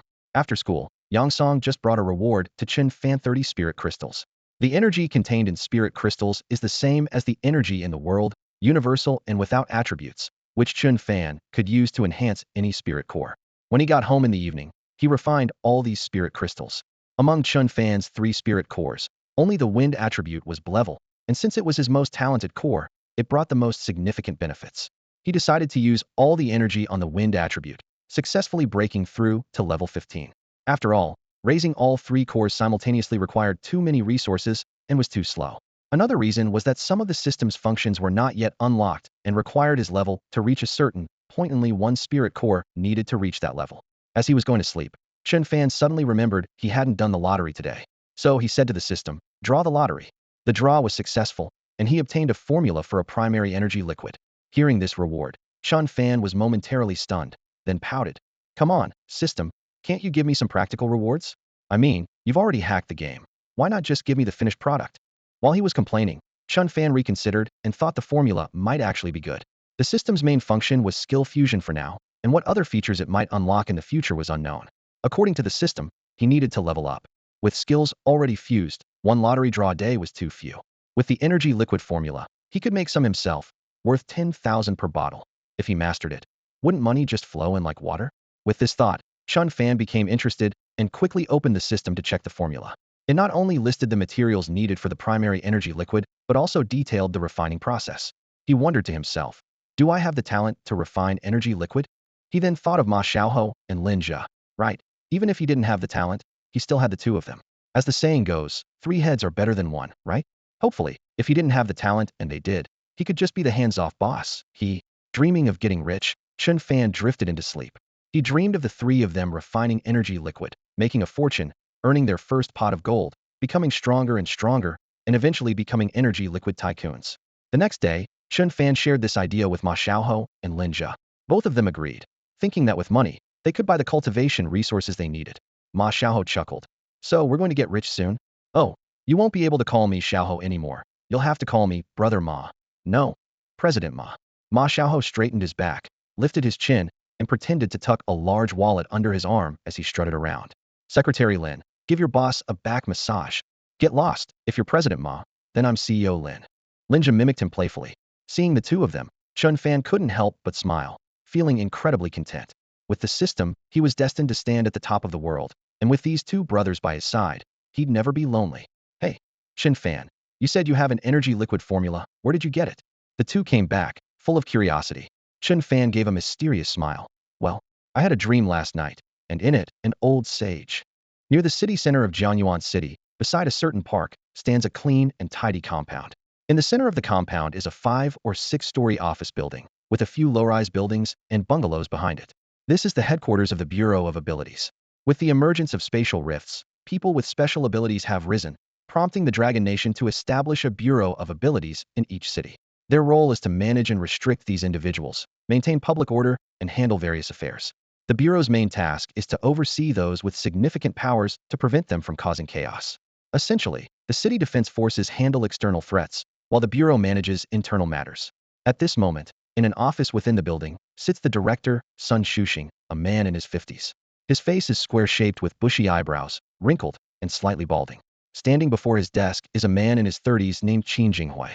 With thick eyebrows and large eyes, he exudes a sense of righteousness and is reporting to Sun Shuxing. Director, this group has been committing crimes while constantly on the move. We almost caught them last time, but they're extremely vigilant, like they're professionally trained. After each attack, they relocate to remote areas, making them very elusive. Qin Jinghui confidently reported. I've expanded the search area. Give me a few more days, and I'm sure we can catch them. Sun Shuxing nodded, his expression serious. I trust your capabilities, but we need to act quickly. Director, why don't we just detain those few civilians? I believe we can get some leads from them, Qin Jinghui suggested. I'm well aware of that, but we can't do that just yet. Those people are fanatically influenced and have departed from normal thinking. It's difficult to get truthful information from them, and they might even lead us astray. Moreover, if not handled properly, it could spark a riot, which would be a huge problem, Sun Shuxing sighed. Recently, several cities have experienced similar situations, and the higher-ups are paying extra attention to this matter. However, we can't openly crack down with full force. So, the pressure is on us to quickly figure out their next move. Understood, Qin Jinghui replied. The weekend arrived, and Chen Fan was enjoying a rare chance to sleep in, but his phone wouldn't stop ringing. Hello, what's the rush so early in the morning? Can't it wait until I'm awake? He groggily answered, seeing it was Ma Xiaohou calling. Dude, still sleeping? Do you even know what time it is? Came Ma Xiaohou's urgent voice on the other end. It's just 10. Can't we do whatever it is in the afternoon? Come on, are you going to the black market or not? Linjia and I are already here waiting for you. Hearing black market, Chen Fan sat up abruptly, rubbing his eyes. Oh right, we were supposed to go to the black market today. I totally forgot. Seriously, how could you forget? Were you up late chatting with your dream girl again? Not really, just wait for me. Hanging up the phone, Chen Fan hurried to get ready. The day before yesterday, the three of them had already discussed and decided to purchase some materials to try making energy liquid. They chose Linjia's old house as the location, situated in a quiet, old neighborhood where they wouldn't be disturbed. They pooled their New Year's money together, totaling 40 to 50,000 yuan. Since the prices at the superpowered individual's store were too high, they decided to check out the black market. The black market is an unofficial underground trading place, specifically for buying and selling items needed by superpowered individuals. Things here are relatively cheap, but due to a lack of regulation, transactions are chaotic, and authenticity relies entirely on one's judgment and luck. If you get scammed, you can only consider it bad luck, but if you're lucky, you might get the necessary materials at a very low price. Chen Fan and the others needed only a few common materials found in monster nests, with relatively transparent prices, unlike energy liquids and weapons, which have a lot of markup. So they decided to take a look first, as it would definitely be more cost-effective than buying from a store if the prices were right. After washing up, Chen Fan dressed, hailed a cab, and headed straight to the agreed meeting place. According to the information Linjia gathered, the black market was located in the northern suburbs, about an hour's drive away. Upon arrival, Chen Fan got out of the car to find himself surrounded by dilapidated houses and wooden shacks, creating an extremely desolate atmosphere. Some places were still inhabited, but most were empty, with weeds at the door growing taller than the graves. Chen Fan, over here. Just as Chen Fan was looking for the others, he heard someone calling him. Turning around, he saw Ma Xiaohou sitting under a roof across the street, munching on a melon. Finally, you're here. I'm roasting in this sun, Ma Xiaohou greeted Chen Fan, handing him a melon from a bag on the ground. Here. Where'd you get this? Did you steal it? Chen Fan teased. Don't be ridiculous. Do I really have no image in your mind? Ma Xiaohou retorted, pointing to the distance. There's a melon field over there, owned by an old man. I bought it from him for 1 yuan each, super cheap. Chen Fan didn't tease him further and took a bite of the melon, which was indeed sweet and delicious. By the way, where's Linjia? Where did he run off to? He's getting a haircut. A haircut? Where can you get a haircut around here? Chen Fan was a bit surprised. Look, there's a big sign over there. Ma Xiaohou pointed ahead, and Chen Fan followed his finger to see a row of houses about 40 to 50 meters away. One of the houses had its door open but was draped with a large pink curtain. A sign on the wall beside it clearly read, Beautiful Hair Salon, Hair Wash 10 yuan. Wow, can they really get business in such a remote place? Chen Fan muttered, finding the large pink curtain and the sign somewhat familiar. Yes, the old man who sold me the melons said he goes there often, and it's quite popular. Why? Do you want to get a wash too? Ma Xiaohou noticed Chen Fan's strange expression and asked. Xiaohou, do you remember what the lady said when we went to the snack street for dinner? What did she say? Hair wash for 10. Blow dry for 80. Ma Xiaoho didn't react immediately and asked in confusion. What do you mean? $10 for a shampoo and 80 for a blow dry. That's outrageous, like a ripoff. Chen Fan couldn't help but roll his eyes and reminded him. Did you forget about last year when Linja didn't come with us? It was just the two of us grabbing some skewers, and there was a row of small houses nearby. Do you remember? A lady waved at you, and the barbecue shop owner explained that you were still young. Usually, the three of them always hung out together and rarely split up, so Chen Fan's reminder brought back that memory for Ma Xiaoho. Oh, you mean that time? I remember now. That lady even asked if I wanted to play. I was puzzled about what could be fun in a shampoo place, and the barbecue shop owner just smiled at us. Before Ma Xiaoho could finish, his eyes widened as he turned to Chen Fan. Are you saying this place is like that? I thought it looked familiar earlier, with those big pink curtains drawn tightly during the day. Ma Xiaoho finally realized, his heart skipping a beat. No wonder the old man said he comes here often. What's he doing washing his head with that bald spot? How long has Linja been in there? Chen Fan asked. Not long. You know he doesn't come often, and it's hot. So with his long hair, he went in just a few minutes ago, Ma Xiaoho replied with a mischievous grin. Do you think we should go take a look? Before he could finish speaking, the big pink curtain was flung open, and Linja came sprinting out, looking flustered. Right behind him, a lady in what looked like pajamas followed, cursing under her breath, though it was hard to make out what she was saying. Done so soon? Not much stamina, huh? Chen Fan teased as Linja ran over. Damn, it's not about that. This place is a ripoff. Linja panted, running his fingers through his still damp hair. Let's get out of here. This place could be dangerous. Chen Fan and Ma Xiaoho exchanged glances. They initially wanted to tease Linja, but his words left them puzzled. Why do you say it's a ripoff? What happened in there? What do you think happened? I went in for a shampoo, and just as I finished, the lady asked if I wanted a small head wash after the big head. I thought, since I'm here, why not? Then she said it would be 200 for the small head, and she tried to take off my pants. I got out of there fast. I'm telling you, this place might be more than just a ripoff. They could be involved in organ trafficking. She was probably after my kidney. Chen Fan and Ma Xiaoho burst into laughter at Linja's serious expression. What's so funny? I'm telling the truth. Linja protested. Hey, Linja, I have to ask, if she was after your kidney, why take off your pants? Ma Xiaoho asked with mock seriousness. Obviously, to get started. Do your kidneys hang in your pants? Linja retorted. Right? So what was she trying to do then? Ma Xiaoho trailed off, then continued. Do you even know what a small head is? The tip of the nose, maybe, Linja replied. Man, I thought I was naive, but you're even more so, Ma Xiaoho sighed, patting Linja on the shoulder. Isn't that right? So what else is there to discuss? All right, you two, let's drop this topic. Linja, didn't you ask about the black market around here? Where exactly is it? Chen Fan quickly changed the subject. It was almost noon, and they hadn't eaten breakfast, so they were starving. They said there's a bridge, and near it, there's a big yard where the black market is located. But where's this bridge? Chen Fan looked around, but there was no sign of a bridge. Let's walk a bit further. A place like the black market must be hidden. There are people living around here, so it should be ahead, Linja suggested. Then let's hurry up. By the way, what exactly is the small head? Chen Fan asked. They walked a bit further, passing by dilapidated houses that were clearly uninhabited, turning onto another street where they only found a few rundown factory buildings, but no bridge or yard. More than half an hour passed. It was midday, and the sun was scorching, making it hard to keep their eyes open. The three of them were drenched in sweat, exhausted and hungry. Where is it exactly? Is your information even accurate? If we keep searching like this, we'll end up as dried meat. Chen Fan complained, noting that besides a few rundown factories, there were just wild grasses, and if they continued, they'd really be heading into the wilderness. Zhou Xiaoyang said it was around here. Linja muttered. What? Zhou Xiaoyang told you? Do you think he'd tell you the truth? Ma Xiaoho sneered. He'd love to mess with the three of us. I asked him, and he definitely wouldn't dare trick us now, unless he's tired of living. It's not like we won't return to school, Linja argued. Hey, look, there's someone over there, he suddenly pointed ahead. Through a gap between two factory buildings, they saw someone passing by. Let's go check it out. They squeezed through the gap and discovered a more open area behind the factories, with a decrepit wooden bridge in the distance, almost falling apart, and the riverbed beneath it long dried up. Look over there, Chen Fan exclaimed. Near the bridge, there were many houses, and a courtyard surrounded by brick walls was vaguely visible, with the roof peeking out. More importantly, there were quite a few people heading towards the courtyard, some walking, some on motorcycles, and others driving cars.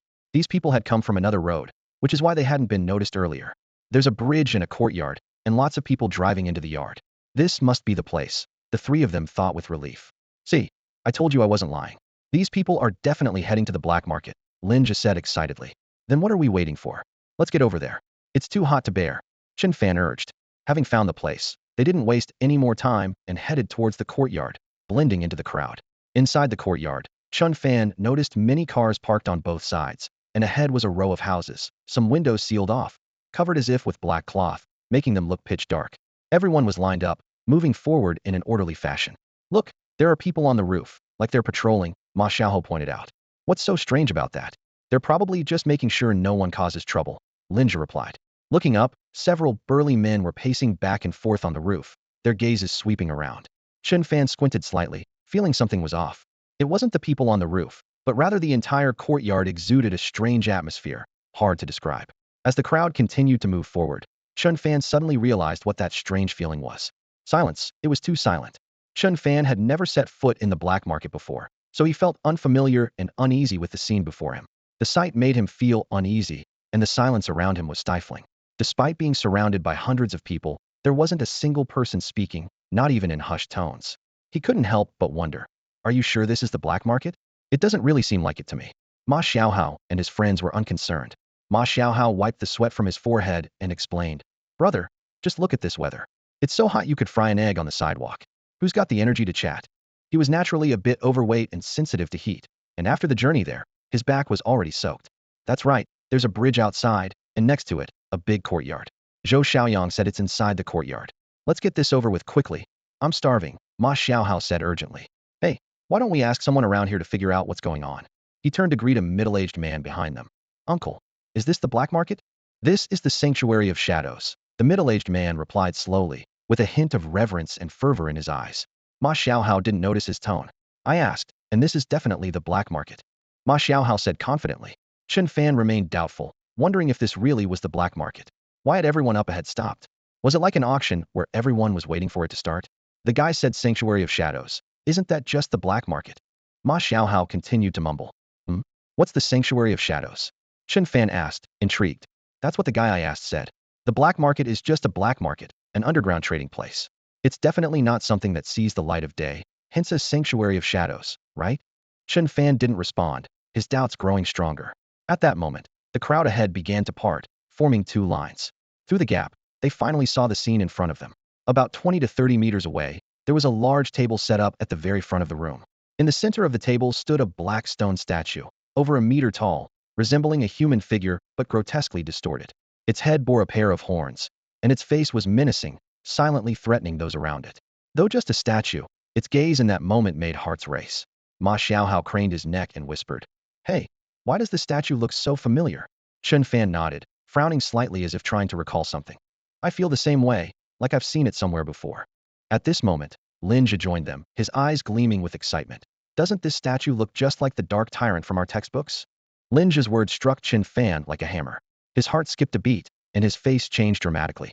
Indeed, how could there be a statue of the dark tyrant in the black market? This isn't even the black market. Chen Fan looked at the two, exasperated, thinking to himself how they could be so clueless. He regretted not noticing something was off earlier and entering so recklessly. However, Chen Fan didn't realize that from the moment they stepped into this courtyard, there was no turning back. So what is this place? He wondered, his voice tinged with unease. If I'm not mistaken, this is likely a gathering place for those who worship the dark tyrant. Linja's voice was low and grave, as if unveiling a hidden secret. Do you remember the things our teacher mentioned about the alien races? Linja continued. Chen Fan and Ma Xiaohao exchanged glances and shook their heads, clearly not remembering. Linja sighed and slowly recounted the history. Back when the world changed, spatial rifts appeared, and beasts ran rampant. There was also a group of alien races with immense power. These aliens mostly resembled humans, but were bloodthirsty and brutal, lacking any humanity. They plundered and slaughtered humans. Countless cities fell, nations were destroyed, and only a few large countries could barely resist with advanced weapons. It can be said that the destructive blow to humanity was mostly caused by these aliens, not the beasts. As the aliens adapted, even technological weapons became ineffective against them. Fortunately, at the onset of these changes, humans began to awaken, gradually mastering powerful abilities. The Dark Tyrant was the leader of these aliens, possessing world-destroying power, and was eventually eliminated at a great cost. Linja's voice grew softer, as if recalling that painful history. Such events certainly belong in history, he continued. After the aliens were wiped out, the beasts retreated near the spatial rifts, and humanity entered a period of recuperation. However, some evil individuals with ulterior motives emerged, portraying the alien race led by the Dark Tyrant as saviors of the world and purifiers of humanity. Linja's voice was filled with anger. Most people naturally reject such anti-human rhetoric, but there are still deluded fanatics. No way, Ma Xiaohao exclaimed in shock, glancing around. Indeed, he noticed several people kneeling, eyes filled with fervor, beginning to worship incessantly. You shouldn't let your imagination run wild. The sanctuary of darkness doesn't mean something that cannot be seen in the light. It likely refers to a place where the dark tyrant shelters his fanatic followers. What's wrong? Initially, Chen Fan wanted to take the opportunity to criticize Ma Xiaohou, but then he noticed that Ma was starting to tremble. I heard from my dad that these heretics are extremely fanatical and twisted. They even perform human sacrifices. Chen Fan, do you think the three of us will be sacrificed? Damn, don't scare me like that. I haven't even gotten married yet. Hearing this, Linja also became a bit panicked. However, Chen Fan didn't seem as anxious. Knowing the situation here, his previous worries seemed to vanish. What are you two panicking about? We came in with them. Who would think we're here by mistake? Just act like the other followers, and when the meeting is over, we'll leave without any trouble. Chen Fan's words eased their nerves a bit. They weren't just scared, they also felt a bit guilty. After all, they were supposed to find the black market, but ended up in this place instead. It was quite embarrassing. Damn it, it must have been Zhou Xiaoyang messing with us. We'll have to deal with him when we get back, Linja muttered under his breath. Chill. It looks like someone is coming out. Chen Fan gestured for silence as the people in front seemed to get excited. Everyone turned their attention to a black curtain near a statue. The curtain was lifted, and a tall person emerged, dressed in a black robe adorned with strange patterns. But what shocked Chen Fan was the person's face. Seeing that familiar face, Chen Fan couldn't help but twitch his mouth. A glance at Ma Xiaohou and Linja showed they had similar reactions. Isn't that Wu Tong? What's he doing here? The man in the black robe was none other than Wu Tong, a classmate of their dad's. They had met him a few days ago, and the dinner cost Wu Tong over $1 million, an incident still fresh in their minds. They hadn't expected to see him here. Judging by his attire and how others addressed him, Wu Tong seemed to be more than just a follower. He was a priest. I knew this guy was trouble. Keep your voice down, or these people might hear us. Wu Tong stepped forward and extended an arm, prompting everyone in the room to kneel and chant incomprehensible words. Chen Fan and his friends followed suit, bowing low. If Wu Tong discovered they were there, it might lead to trouble. The Holy Lord above, darkness is boundless. Light is the source of corruption. Darkness is the eternal realm, redeem yourself. One day, the Holy Lord will descend again to vanquish evil. Wu Tong chanted at the front, speaking of the evils of light and the salvation brought by the dark Holy Lord. After every few sentences, the kneeling crowd responded fervently. As Chen Fan looked up, a thought crossed his mind, and he discreetly took out his phone. This heretical cult is truly harmful. Taking advantage of the moment when no one was watching, Chen Fan tried to call the Special Abilities Bureau, only to find that his phone had no signal at all. The same was true for Ma Xiaohai and his companions. Evidently, there was a signal jammer in place. With no other option, Chen Fan decided to leave and figure something out later. As time ticked by, the three felt their legs growing numb. Wu Tong suddenly said something, his eyes becoming more fervent as he began to kneel and bow repeatedly, as if in anticipation. Soon after, followers of Wu Tong stepped forward, carrying 2 trays. One tray was filled with small bottles containing an unknown black liquid, while the other was empty. Everyone's eyes were fixed on the black liquid, moving their hands and feet excitedly while chanting continuously. What are they doing? Ma Xiaohai whispered to Chen Fan. It seems like they're distributing some dark water, probably just a scam. It'll be over soon. Chen Fan sighed with relief, thinking to himself how stifling and oppressive the place felt, eager to leave. Seeing these people worship the dark tyrant made Chen Fan feel helpless, thinking they were willingly sinking into degradation, no different from outsiders. However, just as he began to relax, Chen Fan's heart rate quickened again as he saw the people receiving the dark water. Wu Tong was personally distributing it, and each person had to place something on the empty tray. Some offered gold chains, others gold watches, and some even cash. Wu Tong's words were full of mysticism, claiming the more sincere one's heart, the better the effect of the dark water. Damn, so that's how this guy gets his money. Ma Xiaohai couldn't help but curse. But what about us? We didn't bring anything. If this guy comes over, he'll definitely recognize us. Chen Fan didn't respond, instead glancing towards the back. Escaping seemed nearly impossible, with 2 guards at the door exuding strong energy, likely of at least level 20. His mind raced, and seeing everyone with their heads down occasionally bowing, he gestured to Ma Xiaohai and Linja to follow him, pretending to worship as they moved towards the front. With so many people in the room, hopefully, no one would notice anything. Acting on his plan, Chen Fan mumbled incoherently, pretending to be a fervent believer, and maneuvered through the gaps. Fortunately, he managed to blend into the group who had already received the dark water without incident. Turning his head, he saw Linja had followed, and just as he was about to relax, he noticed Ma Xiaohai still in place, gesturing anxiously, seemingly saying his legs were numb. Chen Fan covered his face, unable to watch, thinking it was obviously too late for Ma Xiaohai to come over now. Wu Tong and his group were already approaching, and Ma Xiaohai quickly lowered his head, muttering to himself. The Holy Lord will bring you blessings. The dark water can cleanse impurities, avert misfortune. Seeing the group standing in front of him, not moving, he frantically searched his pockets, finding nothing. In desperation, he noticed a plastic bag nearby with half of his leftover melon and placed it on the tray. What did he put on the plate? Chen Fan asked quietly, his eyes fixed on the item Ma Xiaohai hastily picked up from the ground.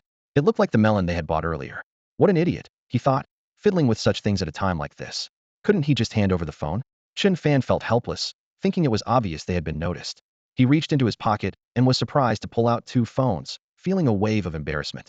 He realized he had forgotten to return Ma Xiaohai's phone after checking the signal. However, Ma Xiaohai's actions didn't seem to provoke much reaction from Wu Tong, who casually handed over a bottle of dark water. Once Wu Tong made a full circle, Chen Fan and Ma Xiaohai quietly returned to their original spots. Ma Xiaohai asked, "So what did he say to you?" "Nothing much, just the usual blessings for protection and safety from the saint," Chen Fan replied. "He didn't seem to recognize me, so we should be safe."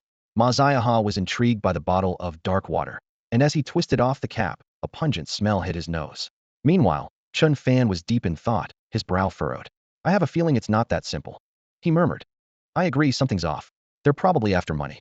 Your half-eaten melon didn't even bother him, which is strange, Linja chimed in. "So, you think this guy has already figured us out?" Ma Xiaohai asked. "It's possible," Chen Fan joked. "You two finally got smart, but a bit late. What do we do if he really recognizes us? That could be big trouble, especially since we tricked him once before." They all understood the gravity of the situation. Heresy was not tolerated, or they wouldn't be meeting in such a remote place. They weren't genuine believers, just accidental intruders. If discovered, the consequences would be dire. Plus, as Ma Xiaohai mentioned, the incident that cost over $1 million could have left the other party with a grudge. Let's wait and see. Maybe we're overthinking it, and he's just too absorbed to notice us. If we're found out, we'll have to find a way to escape, Chen Fan said seriously. There were guards at the door, making it nearly impossible to leave unnoticed, unless they waited until the gathering ended. Wu Tong had several level 20 or higher superhumans by his side. Chen Fan mentally prepared himself, hoping they wouldn't be discovered, but ready to fight if necessary. "It's all right. If something happens, I'm willing to trade your 10 years of being single for our safe exit." Chen Fan joked to ease the tension, patting Ma Xiaohai's shoulder. 5 years, 10's too long. After another 10 minutes, under Wu Tong's leadership, the crowd's shouts grew louder and more fervent. Wu Tong scanned the room, his expression suddenly changing, revealing a hint of malice. "Dear family members, you are the most loyal followers of the saint. However, the saint has communicated with me through divine thoughts, revealing that there is someone in this room who has shown great disrespect to him. What should we do? Sacrifice. Sacrifice. Sacrifice." With this chant, the atmosphere around them turned feverish. The crowd shouted in unison, arms raised, eyes gleaming with madness, as if human life held no value. Chen Fan felt a chill run through him, sensing danger. Sure enough, Wu Tong's gaze pierced through the crowd, landing on him with a mocking smile. The crowd parted, their eyes fixed on Chen Fan and his companions, repeatedly chanting sacrifice. To bystanders, it might seem as if Chen Fan and his friends were criminals awaiting judgment, but to these fanatics, they truly were. Wu Tong's expression grew more triumphant. He had noticed Chen Fan and his friends while they were waiting in line. Although he wasn't sure how they had infiltrated the group, he remembered nearly being swindled by them at the Lihua Hotel. So, Wu Tong had allowed them in. It was then that Chen Fan noticed the half-eye tattoos on the wrists of those around him. "Chen Fan, what do we do?" Ma Xiaohai asked, looking around cautiously. "Take down the leader first. I'll draw their attention, and you two find a way to capture him," Chen Fan replied, aware that Wu Tong's abilities weren't particularly strong. What concerned him were the burly men by Wu Tong's side. "Brothers and sisters, the Holy Lord awaits. Do not hesitate. Sacrifice this disrespectful person to the Holy Lord with your sincerity." Wu Tong shouted again, and the crowd's eyes turned blood red, black patterns faintly visible on their faces, adding to the eerie atmosphere. As Wu Tong's voice faded, the crowd lunged like beasts toward Chen Fan and his friends, as if intending to tear them apart. "Damn it, fight back!" Chen Fan cursed under his breath, surprised by Wu Tong's method of inciting his followers. Although these people had seemed fanatical before, Chen Fan had sensed they were mostly ordinary. But now, they exuded a repulsive aura, less human and more like another species. Without hesitation, Chen Fan moved like the wind, swift as lightning. He spun and kicked an oncoming attacker, sending him flying with tremendous force. Yet, the person quickly got up, charging at them again. Seeing Chen Fan take action, Ma Xiaohai and the other companion quickly joined in, albeit hesitantly, not wanting to seriously harm the crowd. Don't hesitate, they're not normal. Chen Fan shouted to his companions, turning to throw a punch, his expression serious.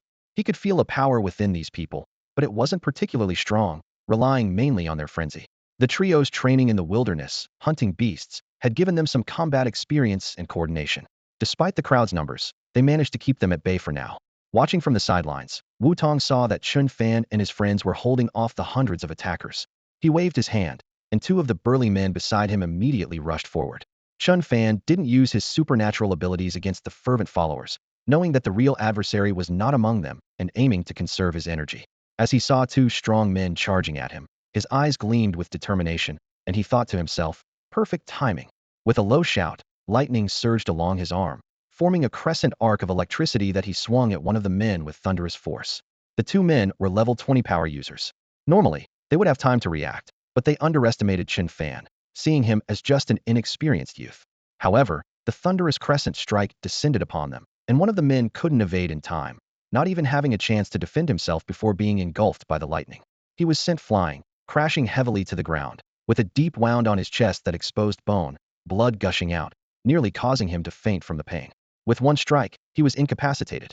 The other man, though not directly hit, was shocked by the sudden turn of events and froze in place. In that brief moment of hesitation, Chen Fan gave him no opportunity to recover. With a swift movement of his hands, powerful energy rippled through the air. Thunderfire double strike. Crack. Above him, lightning intertwined with flames to form a massive column, like a dragon of thunder and fire crashing down. Boom. The explosion of thunder and fire unleashed a blinding light, causing turbulent waves that shook the entire room. As the smoke cleared, the man lay on the ground, his body trembling, covered in burns and injuries, blood spurting from his mouth, the air filled with a pungent, burnt smell. In just 2 moves, Chen Fan had taken down 2 level 20 power users. Previously, when facing the Wolf King, he hadn't had it so easy. Clearly, these two had been too careless, resulting in their dire situation. Wu Tong, who had been eagerly anticipating their defeat, now had his smile frozen on his face, a hint of fear creeping into his eyes. Suddenly, a sharp gaze pierced through, causing Wu Tong's heart to tremble as he hurriedly shouted, "Quick, stop him!" 2 more burly men guarding the door rushed towards Chen Fan from behind. Meanwhile, Ma Xiaohao's voice rang out. "Chen Fan, Linja is struggling to hold on." Chen Fan glanced over, realizing that his previous actions had increased the pressure on Ma Xiaohao and his companion. The latter was still holding up, protected by a shield of earth and his formidable strength. However, Linja wasn't as fortunate. As a spirit user with inherently weak combat abilities, he was surrounded and unable to break free. "Linja, get down." Seeing Linja trapped, Chen Fan couldn't afford any delay. With a low shout, he moved swiftly, conjuring a whirlwind, launching fiery meteors into the crowd. Screams echoed as people rolled on the ground in agony. Yet, these individuals seemed to have descended into madness, still attempting to rise and launch attacks. Sweat dripped from Chen Fan's forehead as he continuously used his fusion skills, rapidly depleting his energy, especially with the wide area attack skill, wind, and firestorm. Just as he was about to leap forward, he suddenly sensed a hint of danger and quickly dodged to the side. It was the 2 men from the doorway who had charged at him. The 2 men were even stronger than the previous pair. Having witnessed Chen Fan's skills, they were on high alert and dared not be careless. Chen Fan tried to stay calm, taking a swig from a bottle of energy liquid, but his recovery was slow. Wu Tong was completely bewildered. Despite his lack of talent and limited ability growth, he understood some basic principles. Chen Fan was still a student, and no matter how strong, his abilities should be limited. How could he have so many powerful skills, each more formidable than the last?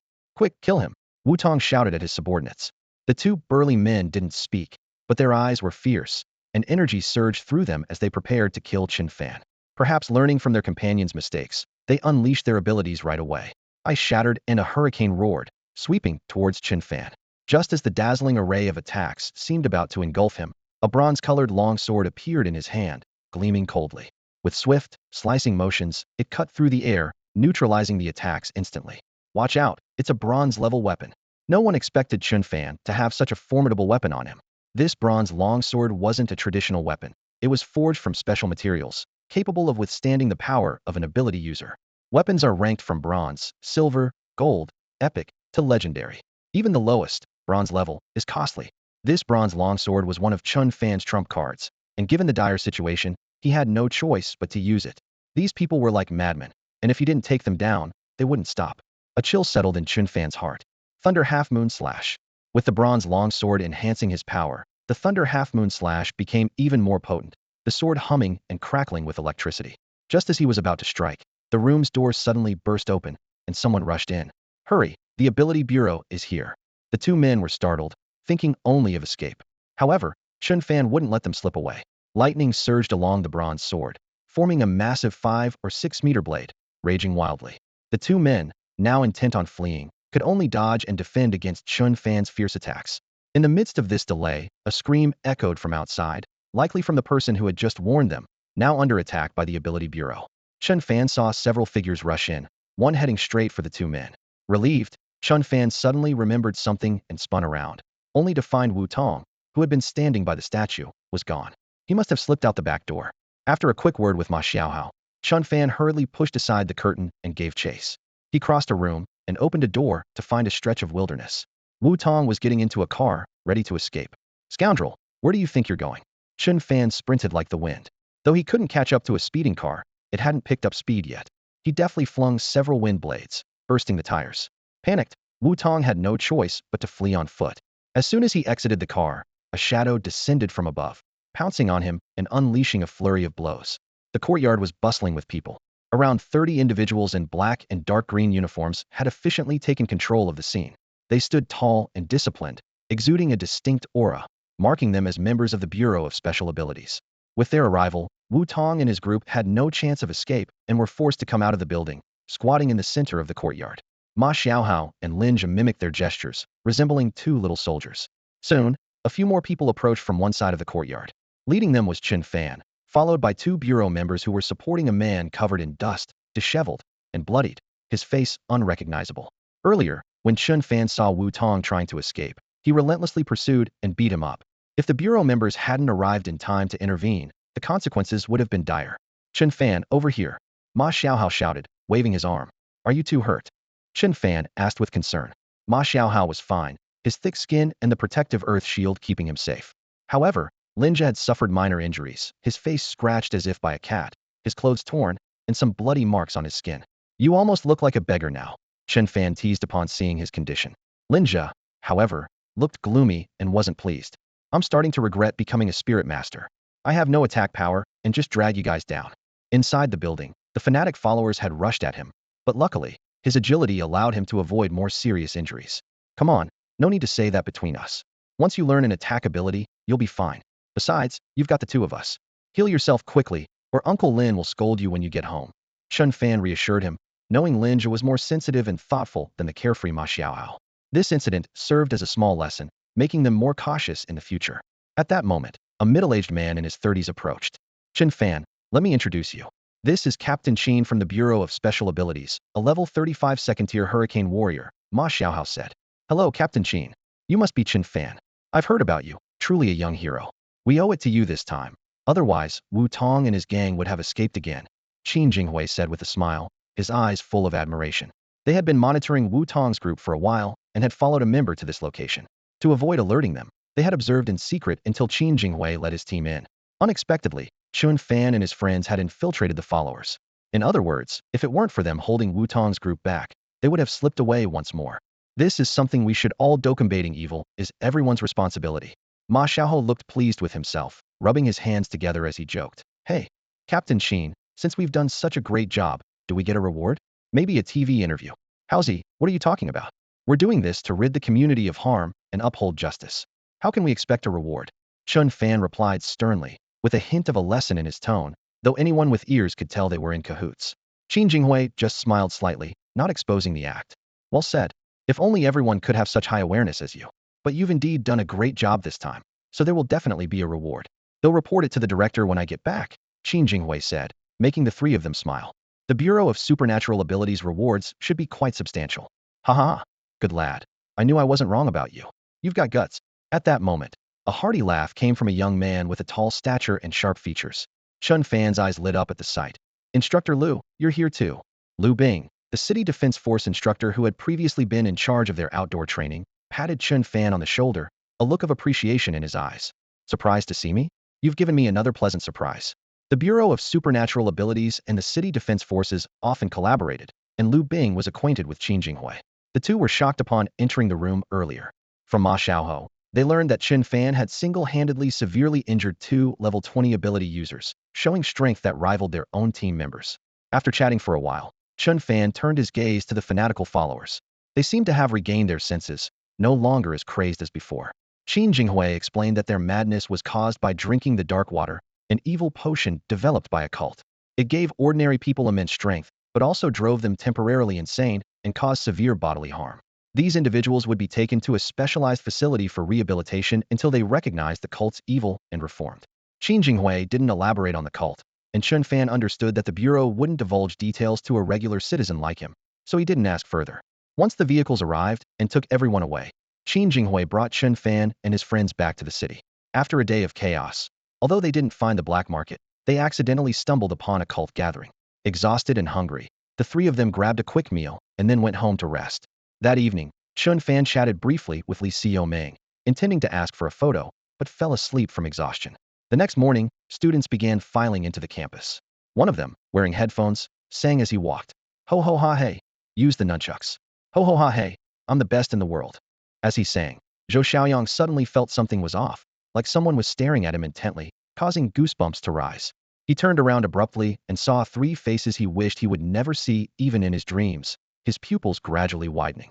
Ever since Ma Ziahe pulled up his pants in the bathroom last time, Zhou Xiaoyang had been plagued by nightmares for several days. Every time he went to the restroom, he would instinctively look around, staying on high alert.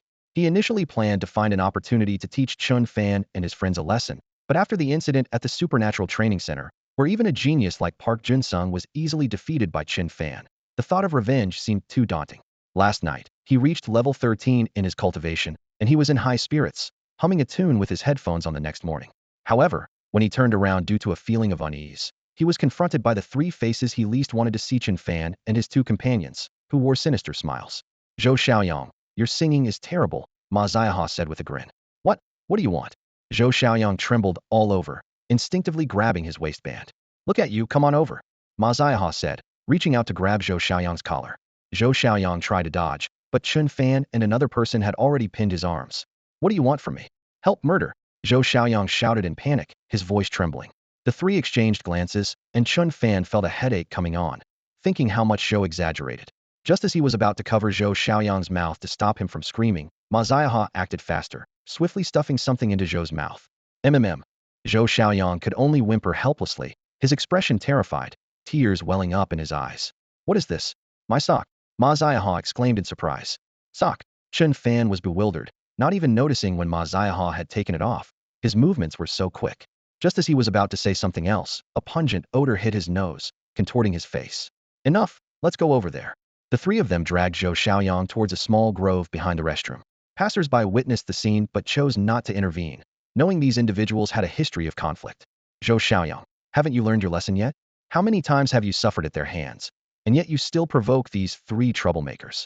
Observing the situation, everyone knew he was in for another round of bullying. Zhou Xiaoyang struggled to break free, desperately shaking his head and whimpering. If you keep shouting, I'll teach you a lesson. Are you scared now? You nearly got us killed, Ma Ziahe teased, seeing Zhou Xiaoyang on the verge of tears. Zhou Xiaoyang couldn't retort, but Chen Fan couldn't help himself. Holding Zhou with one hand and covering his nose with the other, he looked at Ma Ziahe disdainfully. He's not scared. He's choking on the smell of your sock. Seriously, don't you wash your feet? Ma Ziahe said helplessly. Stop talking about it. I'm about to cry too, Linja chimed in, his face exaggeratedly expressive, feeling a bit embarrassed. I've got naturally sweaty feet. But come on, it's not that bad, don't smell it, Ma Ziahe joked at his own expense. By the time they reached the back of the restroom, Zhou Xiaoyang's eyes were glazed over, and he was on the brink of fainting. What the heck? Did he pass out from fright? No way, it's because of your stinky socks. Get them away from him. Chen Fan and Lin Zhe had already backed off to the side, not daring to make a sound. Ma Xiaohao took the sock out of Zhou Xiaoyang's mouth, muttering to himself. Are my socks really that powerful? As he spoke, he even wanted to sniff them, leaving Chen Fan and Lin Zhe with only one thought. In this friendship. Ah, gasp. Zhou Xiaoyang took a deep breath, as if he had never breathed such fresh air before. In fact, he wasn't knocked out by the smell. It was just that Ma Xiaohao had stuffed the sock too deep, almost choking him. To say he passed out from the smell was a bit exaggerated. Zhou Xiaoyang tried to calm himself, looked up angrily at the three of them, and said furiously, You three, if you have the guts, let's just fight it out fair and square. What's the point of using these dirty tricks? He'd rather take a beating than be messed with like this. Fight. I'll beat you up first. Ma Xiaohao rolled up his sleeves, ready to throw a punch. Linja also rushed forward, but was stopped by Chen Fan.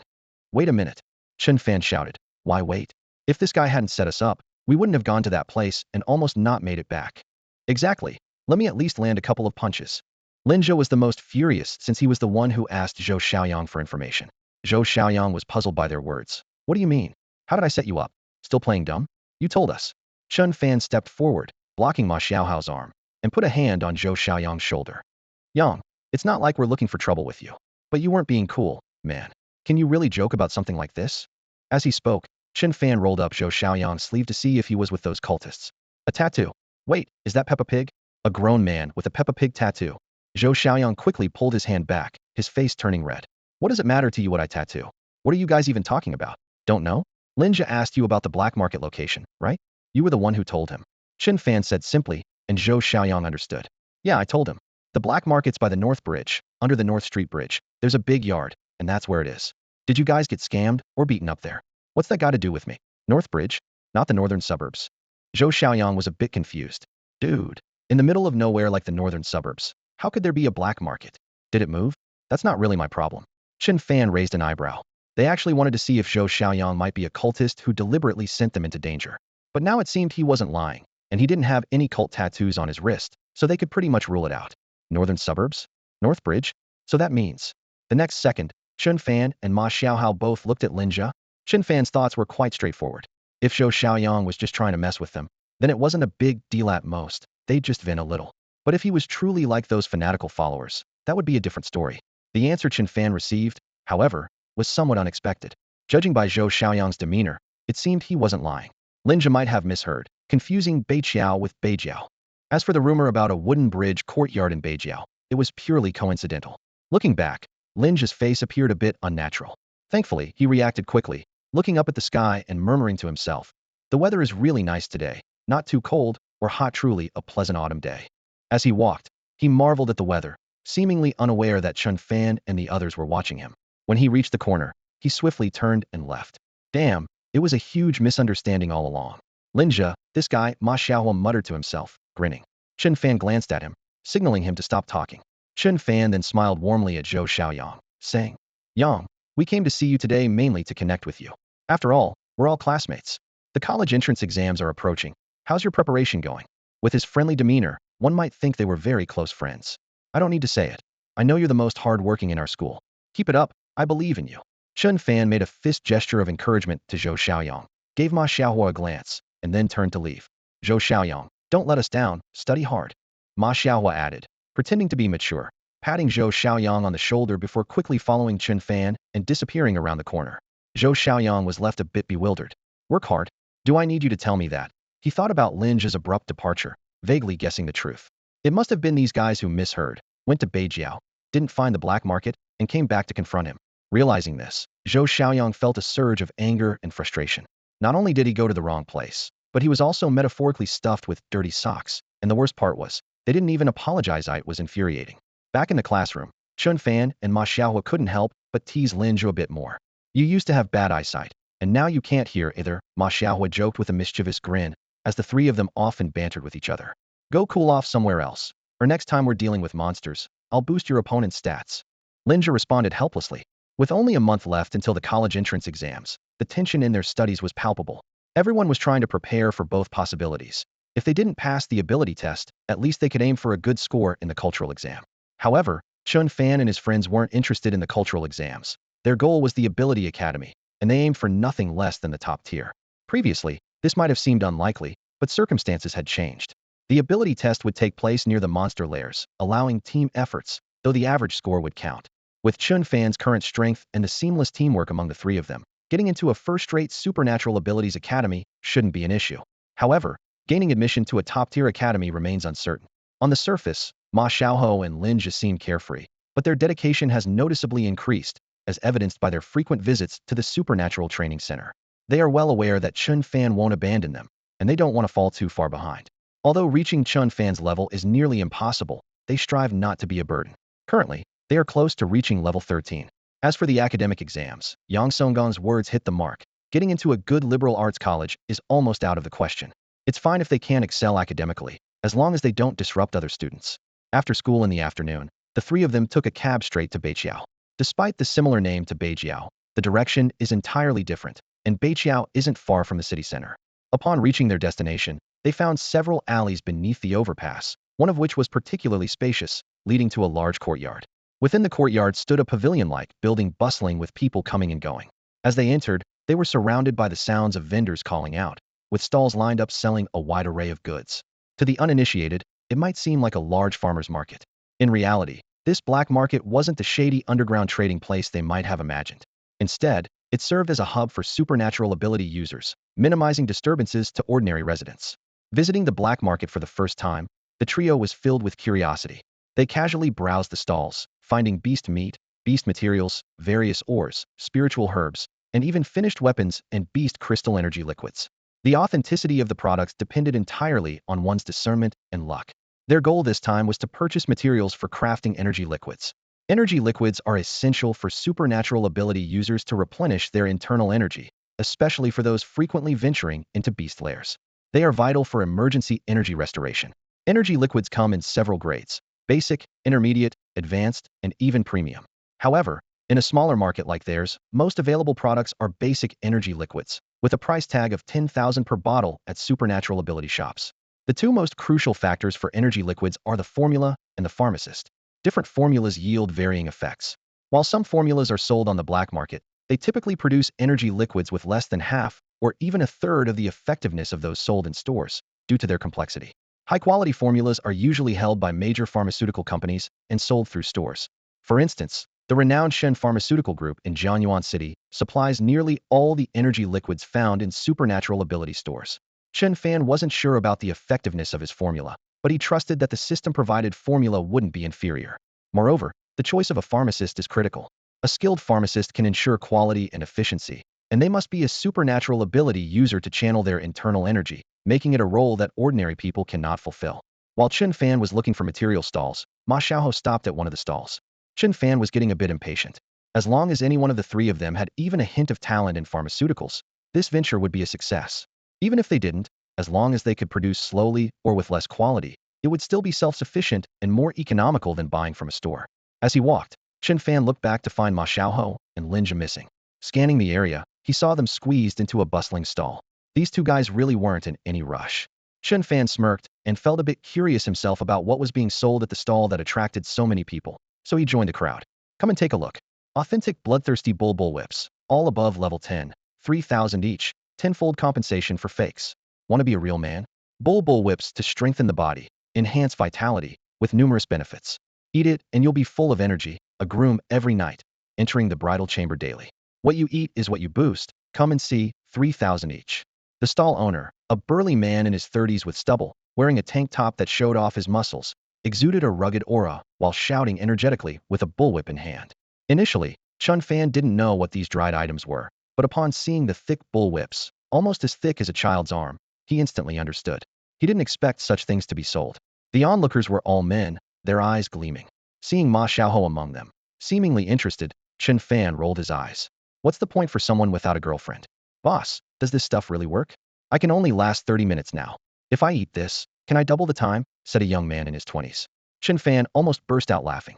This guy was so skinny he looked like a bag of bones, his face sallow, and eyes sunken, clearly someone overworked. Yet, he claimed 30 minutes?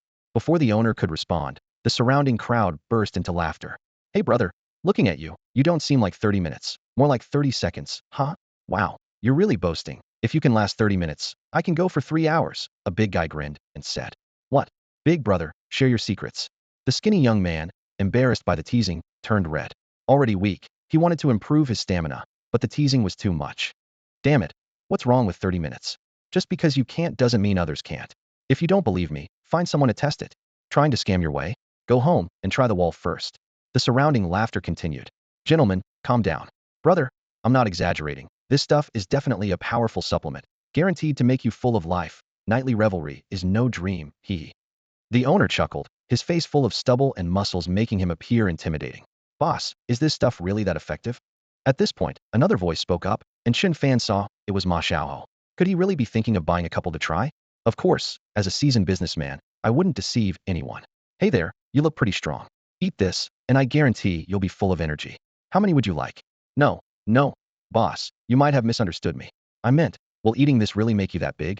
Ma Xiaohao pointed at the item in the vendor's hand. What do you mean by big? The stall owner looked a bit confused. What else could it be? Didn't you say you are what you eat? It should work the same way, right? Ma Xiaohao teased. The stall owner caught on, his mouth twitching as he glared at Ma Xiaohao. You think you'll grow as big as this thing? Do you consider yourself a bloodthirsty wild bull, over 30 centimeters? If you're not buying, stop causing trouble and move along. Well, then I definitely won't buy it. Ma Xiaohao sneered and stepped back from the crowd. He looked up to find Chen Fan and Lin just staring at him oddly. What? Is there something on my face? Ma Xiaohao asked, puzzled.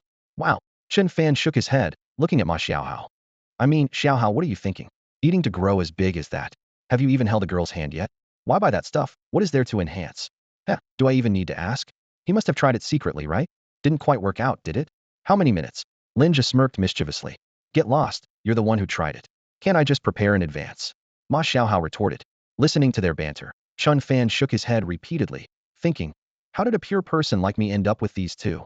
All right, enough messing around. Let's get to business. Chen Fan said, leading the two to continue exploring this black market. It primarily sold beast products, meat, fur, skin, and more. Chen Fan even spotted a stall selling the claws of a claw wolf, with a price tag over 10,000. But having encountered a wolf pack and fought the alpha, he could easily tell it was fake. Finally, after some browsing, they found a stall selling spiritual herbs, which had the ingredients they needed. His formula required 3 materials: spirit budgrass, ink crystal flower, and returning sun grass. After some bargaining, it totaled 4,000 per set. Although Chen Fan wasn't sure how much of a markup there was, it was acceptable. They pooled their savings and bought 12 sets. With the materials in hand, they were overjoyed.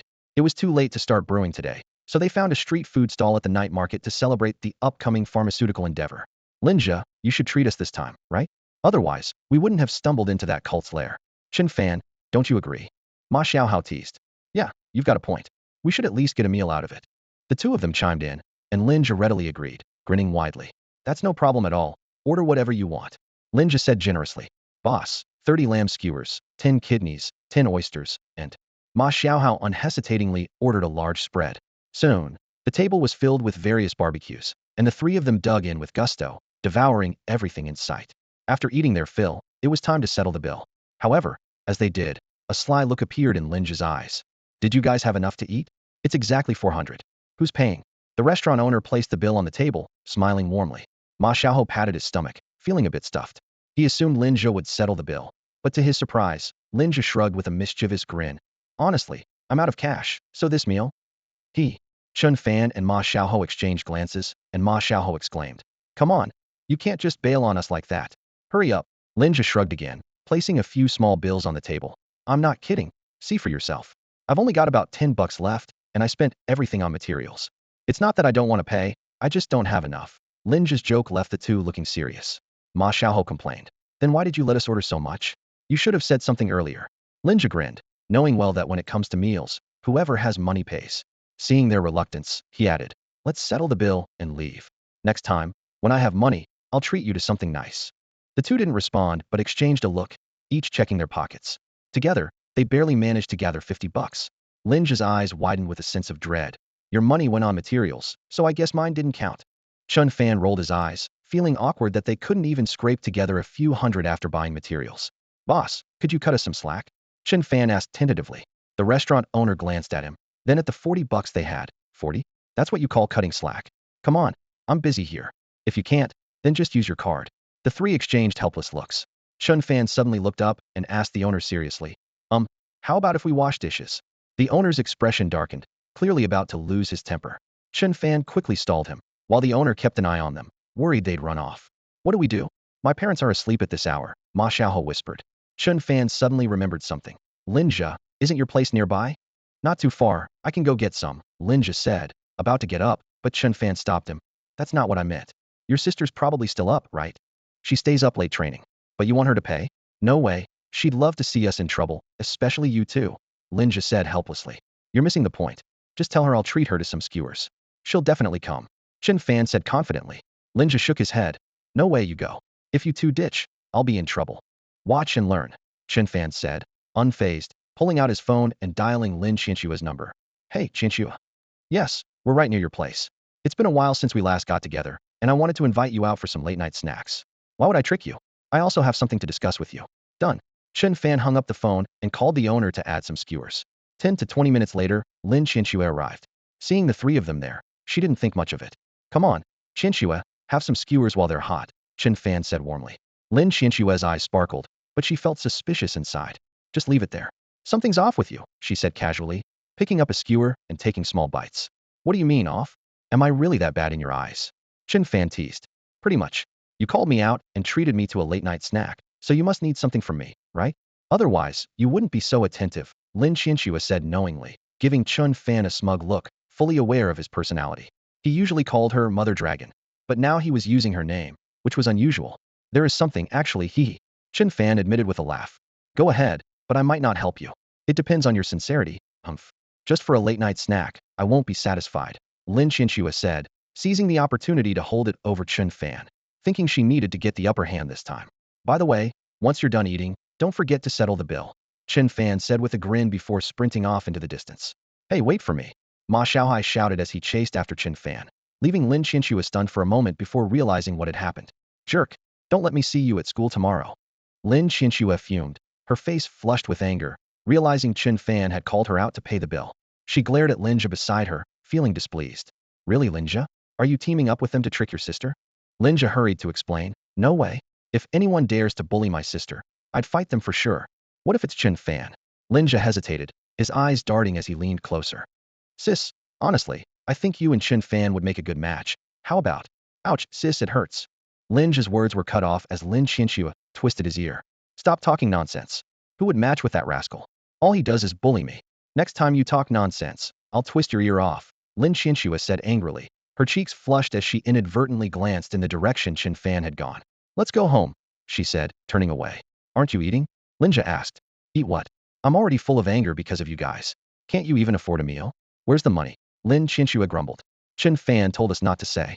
Then why don't you go with him? When Chen Fan got home, his parents were already asleep. After a quick shower, he lay down, only for his phone to buzz with a message. Expecting it to be Lin Qianxue scolding him, he was surprised to see it was from Li Siyuming on the chat app. He had been so busy lately that they hadn't talked much. After a brief exchange, Li Siyuming sent a message that made him blink in surprise. What do you think it feels like to like someone? The sudden question jolted him.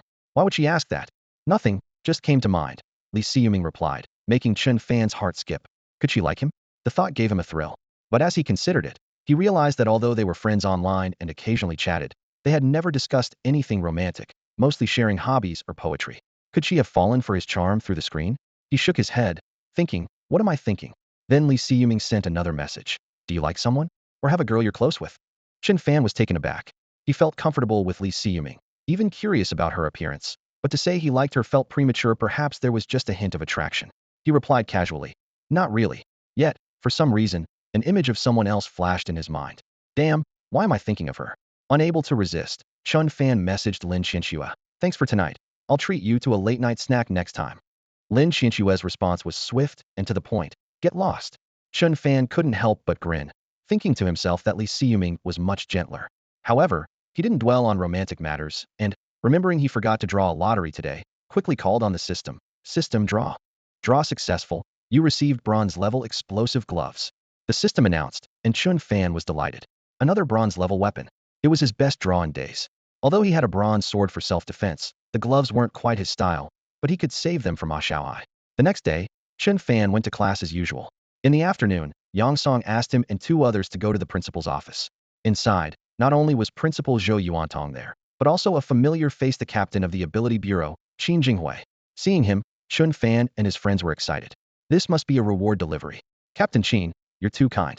For such a small matter, you came in person, Zhou Yuantong said, praising Chen Fan and his friends. I've always taught them to work hard and contribute to society. They didn't let me down this time. Listening to Zhou Yuantong's self-praise, Chen Fan rolled his eyes, but said nothing, out of respect for the principal. Haha. Of course, under your leadership, 2nd High has produced many outstanding students over the years. Before I came, the director asked me to send his regards. Qin Jinghui's smile made Zhou Yuantong even more pleased. The two exchanged a few pleasantries. Then Qin Jinghui turned his attention to Chen Fan and his friends, complimenting them with a smile. He then took out the rewards from the Bureau of Supernatural Abilities, 50,000 yuan in cash, 20 spirit crystals, and a banner for each. Ma Xiaohao couldn't help but ask, Captain Qin, aren't we going to have an interview? Qin Jinghui shook his head seriously. No interviews. This situation is different from others. The Bureau is concerned about your safety, so it's better to keep a low profile. He wasn't exaggerating. The people they caught, like Wu Tong, weren't the real leaders of the cult, and things were more complicated than they seemed. If Chen Fan and his friends appeared on TV, it might cause unnecessary trouble. After chatting for a bit, Qin Jinghui had official duties to attend to and left. Zhou Yuantong approached with a look of satisfaction. Good job, boys. If the Bureau hadn't explained things today, I wouldn't have known you accomplished something big. Chen Fan replied with a smile. Principal, I guess we brought some honor to the school. Zhou Yuantong nodded. Of course. Any rewards for that? He thought for a moment and said seriously.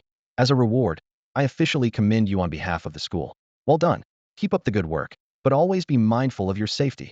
He patted Chen Fan on the shoulder, not hiding his pride. And what about our banners? Chen Fan looked up to see their banners already hanging on the office wall. Zhou Yuantong coughed and said with a smile. This is also the school's honor, so I'll keep the banners for you. Ma Xiaohao grumbled. Damn, not only does the school not give us any reward, but they take our banners too. Shameless. Zhou Yuantong glared at him. I'll sort out some rewards for you later, but for now, get back to class. Ma Xiaohao chuckled. I knew the principal was the wisest. Zhou Yuantong nodded with satisfaction. Of course, our principal is always generous.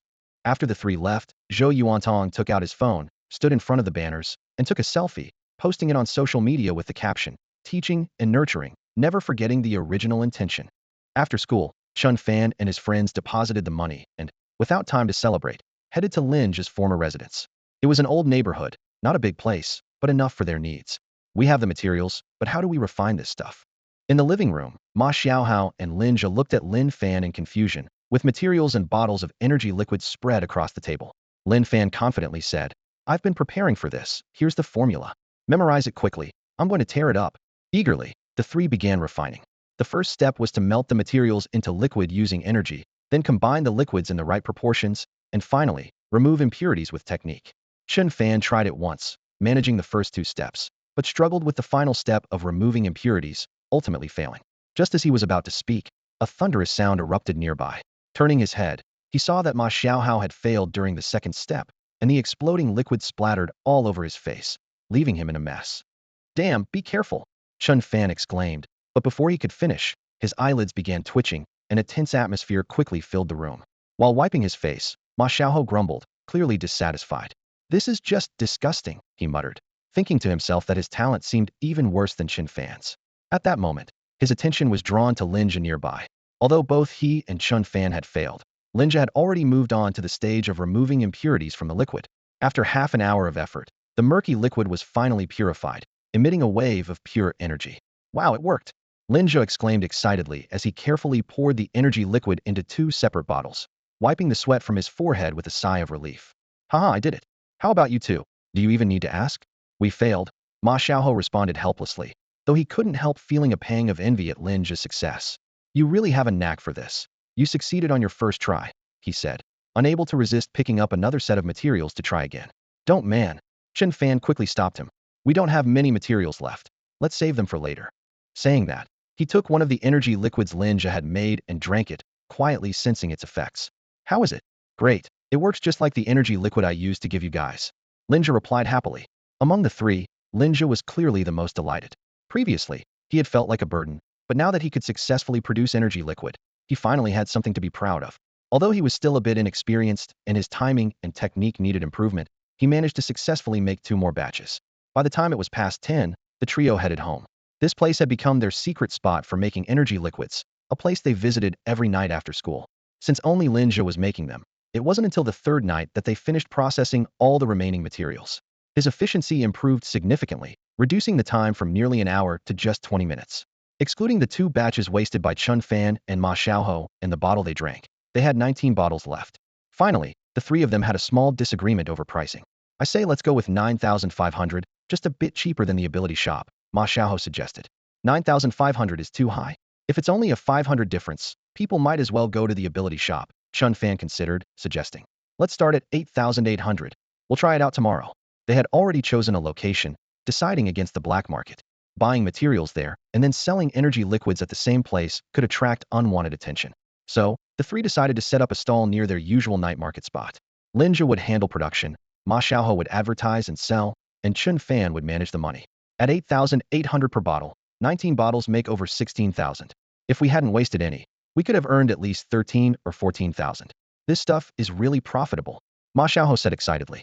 Level 20 isn't that easy to reach. In our city, not many have achieved level 20 even with years of exams, Chen Fan reminded.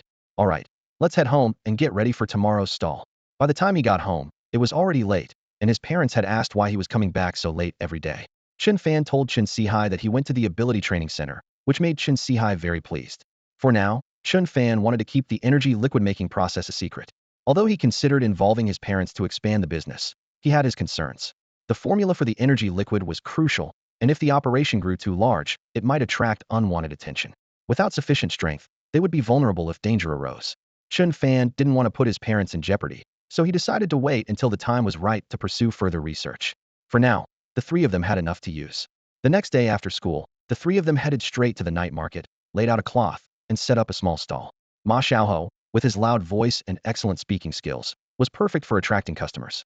He called out to passers-by, "Jiangyuan pure energy liquid. Grand opening special.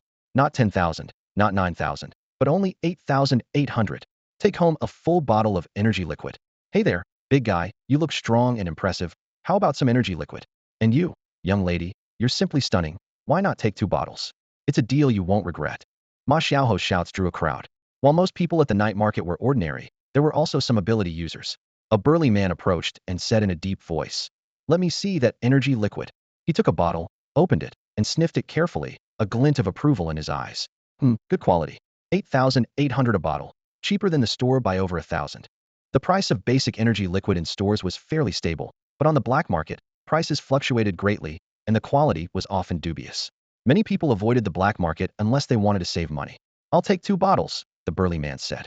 8,800, quite a bargain. "I'll take 3. The three of them were delighted to see that half of their stock sold so quickly. These ability users were not students from their school. Many of them were experienced and discerning. "Are you 3 students? Did you make this energy liquid yourselves?" A middle-aged man in his 40s stopped at their stall, holding a bottle of energy liquid. After sensing it briefly, his face lit up, and he looked at Chen Fan and his friends.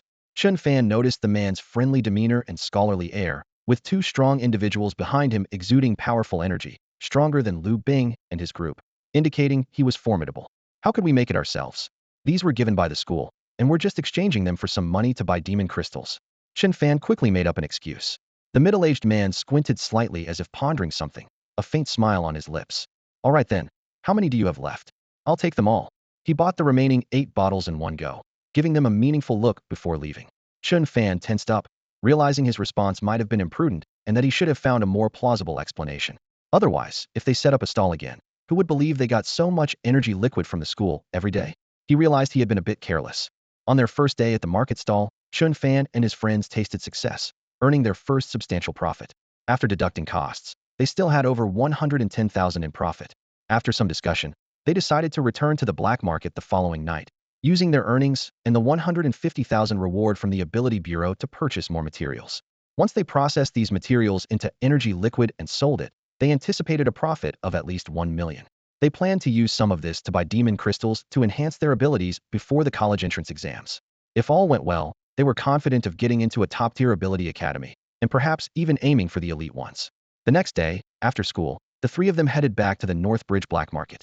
Given the attention that purchasing 300,000 worth of energy liquid materials might draw, Chen Fan wisely divided the money into 3 parts before arriving.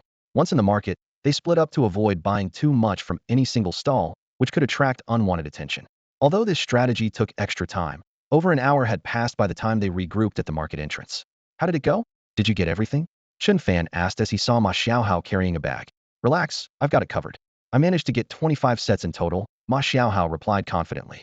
"Great. With over 70 sets of materials in total, once we sell all the energy liquid, it should be enough for us to buy demon crystals. Let's go this way." The market entrance opened onto a wide alley, and despite it being evening, it was still bustling with people. Carrying such large bags made them conspicuous, so Chen Fan led the group into a smaller alley to reach the road. Unbeknownst to Chen Fan, despite his careful planning, they had been targeted. Under the dim streetlights, just halfway down the alley, several figures emerged from the shadows, blocking their path. "Damn, that scared me. What the hell?" Ma Xiaohao cursed, nearly dropping his bag. Chen Fan was taken aback, but quickly assessed the situation. Despite the poor lighting, he could see the figures were masked, their features indistinguishable. Their intentions were clearly hostile. However, after his initial surprise, Chen Fan relaxed. Judging by the energy fluctuations, these individuals were ability users, but not particularly strong.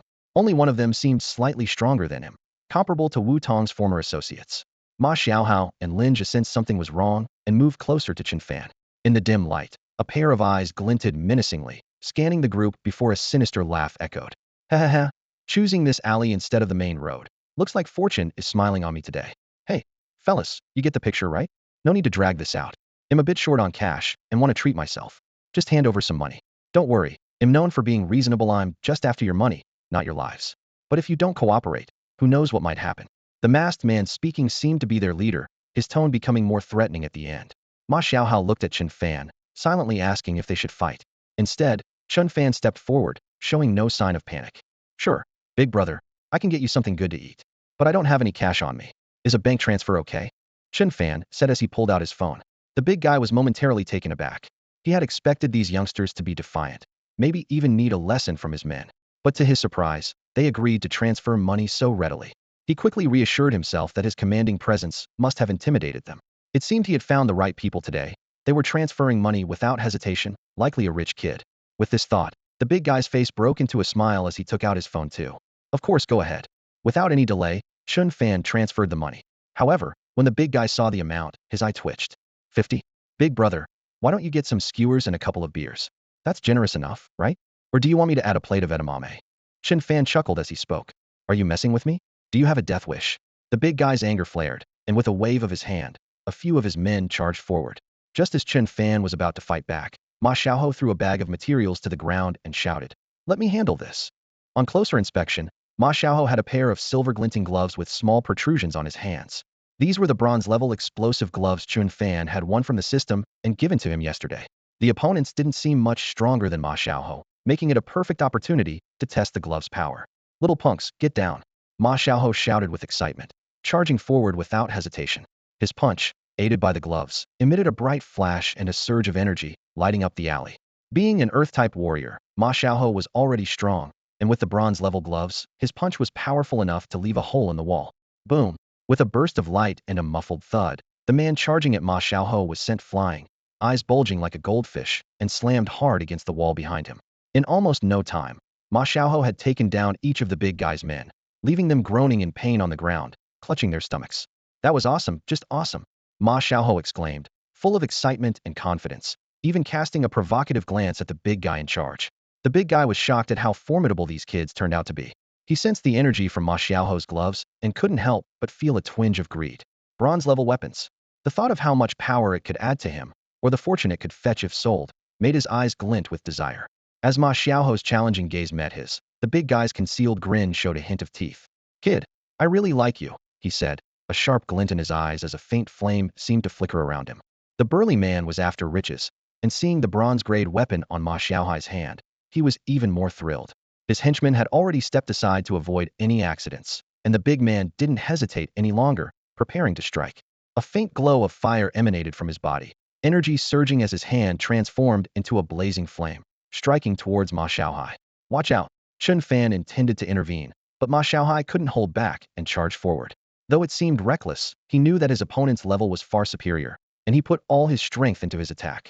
The earth shield armor appeared, and his gleaming silver fist unleashed a fierce power, cutting through the air and meeting the big man's palm heaton. Boom! The violent energy fluctuation sounded like a sonic boom, causing the ground to tremble slightly. Ma Xiaohai's expression changed dramatically, his face flushed red as he let out a muffled sound, feeling intense pain in his arm and stumbling back several steps, nearly falling to the ground. Despite the enhancement from his explosive gloves, the difference in their levels was evident. Still, achieving this much was commendable. It truly was a bronze-grade weapon. The big man, however, grew more excited, thrilled at the thought of soon owning the bronze-grade weapon. As he prepared to finish off Ma Xiaohai in one go, his expression suddenly shifted, and his body shook. It was as if a terrifying aura was rushing towards him. In an instant, lightning flashed, illuminating the entire alley. Turning his head, the big man felt a chill in his heart. A massive lightning bolt, shaped like a curved blade, was striking towards him, the continuous explosions of electricity making his heart race. More importantly, the power contained within made the big man feel extreme danger. Not good. In that moment of shock, he realized the threat and quickly retreated. Luckily, he reacted swiftly, and the Thunder Crescent slash narrowly missed his forehead, though it exploded beneath his feet, sending shockwaves like ocean waves. The big man stumbled back, hitting the wall before stopping, a trace of fear in his eyes, and his forehead drenched in cold sweat. Chen Fan, seeing his attack dodged, did not stop. The Thunder Crescent slash gathered again, striking repeatedly while the big man was still in shock, not giving him a chance to catch his breath. The big man was utterly terrified, unable to comprehend the situation. These were just a few kids, likely students, and while the one with the bronze-grade weapon was impressive, this boy's strength was even greater. Was he really a student? This time, the big man had almost no choice but to take the hit directly.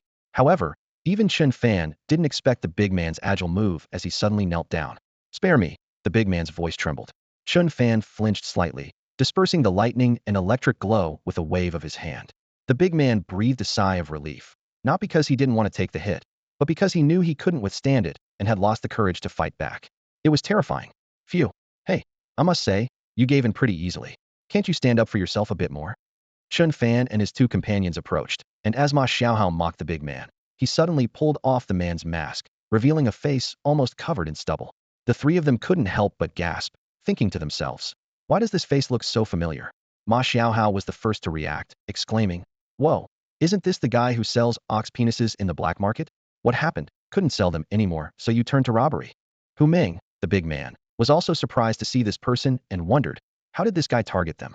After some questioning, the story gradually came to light. It turned out that the last time they visited the black market, they had lingered at Hu Ming's stall, and Ma Xiaohao even asked about the price, only to be chased away. As a result, Hu Ming remembered them. This time in the black market, although the three acted separately, Hu Ming recognized them while wandering around. Seeing that they had bought a lot of herbs, spending tens of thousands at once, he developed malicious intentions and secretly followed them with his men. He had thought that these seemingly weak students would hand over their money with a little intimidation, but didn't expect them to be so tough. If he hadn't been clever, he might have been seriously injured by now. Thinking of this, Hu Ming quickly begged for mercy. "Dear brothers, no. Dear sirs, it was just a moment of greed that blinded me. This is my first time, and I promise I'll never do it again. Please be the bigger person and let it go." "First time? It's your first time going after us, isn't it?" Chen Fan obviously didn't believe his nonsense, gesturing for him to stand up. Hu Ming saw that Chen Fan didn't seem intent on pursuing the matter, and he was overjoyed, bowing repeatedly. "Thank you, sirs. I promise to be a good person from now on, and I'll never dare to do it again. There won't be a next time." As he spoke, Hu Ming began to sidle away, trying to leave. "Who said you could go?" Chen Fan asked coldly. Is there more?" Hu Ming stammered, his previously relaxed mood tightening again. Seeing his expression, Chen Fan's lips curled into a slight smile. "I've been a bit short on cash lately, and want to eat something nice. I shouldn't have to spell it out for you, right?" Hu Ming's heart tightened. The words sounded all too familiar. It seemed that since he failed to rob them, these kids were going to turn the tables and rob him. "Sir, I don't have any money. Really, if I had money, I wouldn't be doing this. How about I give you back those $50 and I—" "Bullshit." Before he could finish, Ma Xiaohao kicked him. "You old man must make quite a bit selling those ox penises, right? I saw you sell quite a few in a short while that day. So where's the money?" 10 minutes later, an unusual scene unfolded in the alley. Ma Xiaohao was holding a phone, filming Hu Ming and his little gang. Ma Xiaohao knew they wouldn't leave without getting something today. But what he didn't expect was that these guys even stripped him and his men down to their underwear. To make matters worse, the hefty guy was taking photos, making them pose. "Come on, strike a pose, smile. If you don't smile, I'll kick you. That's more like it." Ma Xiaohao grinned mischievously, pressing the shutter button. As the flash went off, Hu Ming, with an arm around each of his companions, struck an unseemly pose, a tear of humiliation trailing down his cheek. "Come on, move a little closer. Give me a more seductive look. Put your hand on his buttock, just like that." As Ma Xiaohao directed and snapped photos, Chen Fan felt his head spinning. This guy really knew how to stir things up. He understood that Ma Xiaohao was doing this to prevent any retaliation, but taking a few photos should have been enough. Why was he getting addicted and wanting to take multiple shots? The worst part was that Hu Ming and his gang looked absolutely ridiculous. "All right, Housie, just take a few shots and let's get out of here," Chen Fan urged. "Hee, let me finish this last one," Ma Xiaohao said with a mischievous grin as he flipped through the photos he had already taken. "How did I do? Pretty professional, right?" Chen Fan glanced at the photos briefly and couldn't bear to look any longer. The phone camera's beautifying feature made their skin look even fairer, truly an eyesore. Yeah, you've got a real knack for taking shady photos. Let's go," Chen Fan insisted, grabbing the bag of materials and heading out of the alley. Just as Ma Xiaohao was about to leave, He noticed the clothes Hu Meng and his crew had taken off. With a sly look in his eyes and despite their murderous glares, he packed up the clothes and took them along. As the three of them left, Hu Meng finally breathed a sigh of relief. But the humiliation of what had just happened lingered. Not only had they failed to rob anyone, but they had also been robbed themselves. In their line of work, this was disgraceful enough. If word got out that they had not only been counter-robbed, but also nearly stripped and photographed, they would become a laughingstock. Especially that chubby guy taking the photos taking their clothes too? That was just cruel. The more Hu Ming thought about it, the more frustrated he became. He clenched his fists in anger, only to hear a sudden scream. Ah, it's gonna break. Boss, let go. Realizing he was still in the same position, Hu Ming blushed with embarrassment. In his anger, he had nearly injured his subordinate. Why the hell are you yelling so loud? Trying to let everyone know? Hu Ming shouted angrily. Boss, they took all our clothes. What do we do now? A subordinate asked, shivering as he covered his chest. A sudden cold breeze had made things worse. How the hell should I know? Look at you, all useless cowards. I've wasted my time on you. Hu Ming fumed, taking out his frustration on his subordinates since he couldn't vent on Chen Fan and his friends. The subordinates, though resentful, kept their thoughts to themselves. Cowards? At least we got beaten. You were the one kneeling. Listen up, if anyone talks about what happened today, I'll feed him to the beasts. Mingzi, go to the black market and grab 2 tarps from the stalls. In the following days, Chen Fan and his friends divided their tasks clearly. Linja focused on refining, while Chen Fan and Ma Ziaha took the energy liquid to the night market to set up a stall. Surprisingly, their first night was a huge success, selling out in no time. Chen Fan didn't think much of it at the time, assuming they just happened to meet the demand. In the following days, business was booming with hardly a dull moment. Many customers who had bought from them previously returned to purchase more. On one occasion, a few ability users even argued over the last few bottles of energy liquid, and the price soared 1,000 yuan higher than in stores. Chen Fan and his friends didn't think much of it, assuming it was a matter of pride. Before they knew it, a week had passed. With business thriving and plenty of time until the college entrance exams, Chen Fan went back to the black market to get more materials. That evening, Linja had finished processing the last batch of energy liquid materials. The three planned to sell out that night, and then pause for a while to buy demon crystals in preparation for the exams. At the night market, they set up their stall as usual. Before Ma Ziaha could even start calling out, 2 ability users rushed over, each buying 5 bottles. Ma Ziaha then loudly announced, energy liquid, last batch. Only 20 bottles left, don't miss out. Meanwhile, Chen Fan and Linja sat on small stools, savoring bowls of cold noodles. Stop eating, you two. Something feels off today, Ma Ziaha said, sitting down beside them with a frown. It does feel strange. We usually don't stay this long, and still have over 10 bottles left after 2 hours. Maybe people just don't need it anymore. Linja muttered. What's so strange about that? Ability users don't shop at the market every day. Maybe they're off hunting in beast lairs. If we don't sell out, we'll keep them. We've already made enough to buy demon crystals. You two can take some later. Chen Fan was unconcerned, having recently bought more materials for energy liquid. In just 10 days, they had earned around 1.5 to 1.6 million, a profit few could match on the black market. As they chatted, a group of young people approached, seemingly students. Among them was a fair-skinned, handsome boy dressed in branded casual wear, hands in pockets, surrounded by others like stars around the moon. They stopped at Chen Fan's stall, and someone pointed to the handsome boy, whispering to him. Hey there, looking to buy some energy liquid? How many bottles? Chen Fan greeted them with a smile. He noticed one of them looked familiar, likely a student from the same school. Then it hit him this was Feng Qibua, who had boasted at the ability training center and ended up beaten by Ma Ziaha and the others. Oh, it's you. Here to buy energy liquid. Chen Fan smiled, not mocking him since the incident was long past and insignificant. But soon he sensed something was off. Feng Qibua glanced sideways at him, whispering to the handsome boy beside him, seemingly not there to make a purchase. Upon seeing that the students were from Yizhong, Ma Xiaoho and Lin Jia put down their chopsticks and walked over. The boy next to Feng Qibua scrutinized Chen Fan with a sharp gaze and slowly asked, Are you Chen Fan? His tone was questioning, and his eyes were cold, making it hard for anyone to have a good impression of him. Chen Fan frowned slightly, feeling displeased, and responded coldly. Do you need something? If you're not buying anything, don't disturb my business. Do you know who you're talking to right now? Feng Qibua, sensing backup, spoke with newfound arrogance. Chen Fan remained unimpressed. I'm not interested in knowing. Is he your uncle? Did you switch allegiances after leaving Park Junxing? A cold smile appeared on his lips as he realized Feng Qibua was just someone who feared the strong and bullied the weak, always tagging along with Park Junxing. The news of his defeat had already spread across several schools, and now Feng Qibua had found a new protector. Chen Fan had already guessed the boy's identity. Feng Qibua had an A-level talent, and in Yizhong, the only person who could command such respect from him, besides Park Junxing, was another student with S-level talent. Feng Qibua, are you itching for trouble again? Looking for a beating? Do you want your face to swell up even more? Believe it or not, I could punch you to death. Ma Xiaoho, seeing the situation, prepared to take action, rolling up his sleeves, but Chen Fan stopped him. Feng Qibua, recalling the loss he suffered at the ability training center, shrank back at Ma Xiaoho's fierce demeanor, but straightened up again when he looked at the boy beside him. Oomph, do you think you're so great? Let me tell you, this here is. Before Feng Qibua could finish, the boy interjected. I'm Shen Han, from Yizhong. Indeed, Chen Fan confirmed to himself. Shen Han was one of Yizhong's two prodigious students, possessing level ice ability, rumored to have transitioned into a mage. He also had another identity as the eldest son of the Shen Group. The Shen Group was renowned in Jiangyuan City, especially in the field of ability-based pharmaceuticals. Nearly all energy liquids and other healing potions in Jiangyuan's ability shops were supplied by the Shen Group. Although Chen Fan wasn't fully aware of the vastness of the Shen Group, having sold 200 to 300 bottles of energy liquid and earned nearly 2 million, he surmised that the Shen Group's wealth was beyond imagination. Shen Han was undoubtedly a super-rich second-generation heir. Since the person was the eldest son of the Shen family, he clearly wasn't there to buy energy liquid. Feng Qibua smugly said, "You heard that, right? This is young Master Han, the eldest son of the Shen Group. I suggest you speak more politely." He tilted his head, his tone once again becoming arrogant. Chen Fan wasn't angered. Instead, he smiled lightly and pointed to a nearby stall. Feng Qibua, see that stall over there? I think it's quite suitable for you. Want me to buy it for you? What?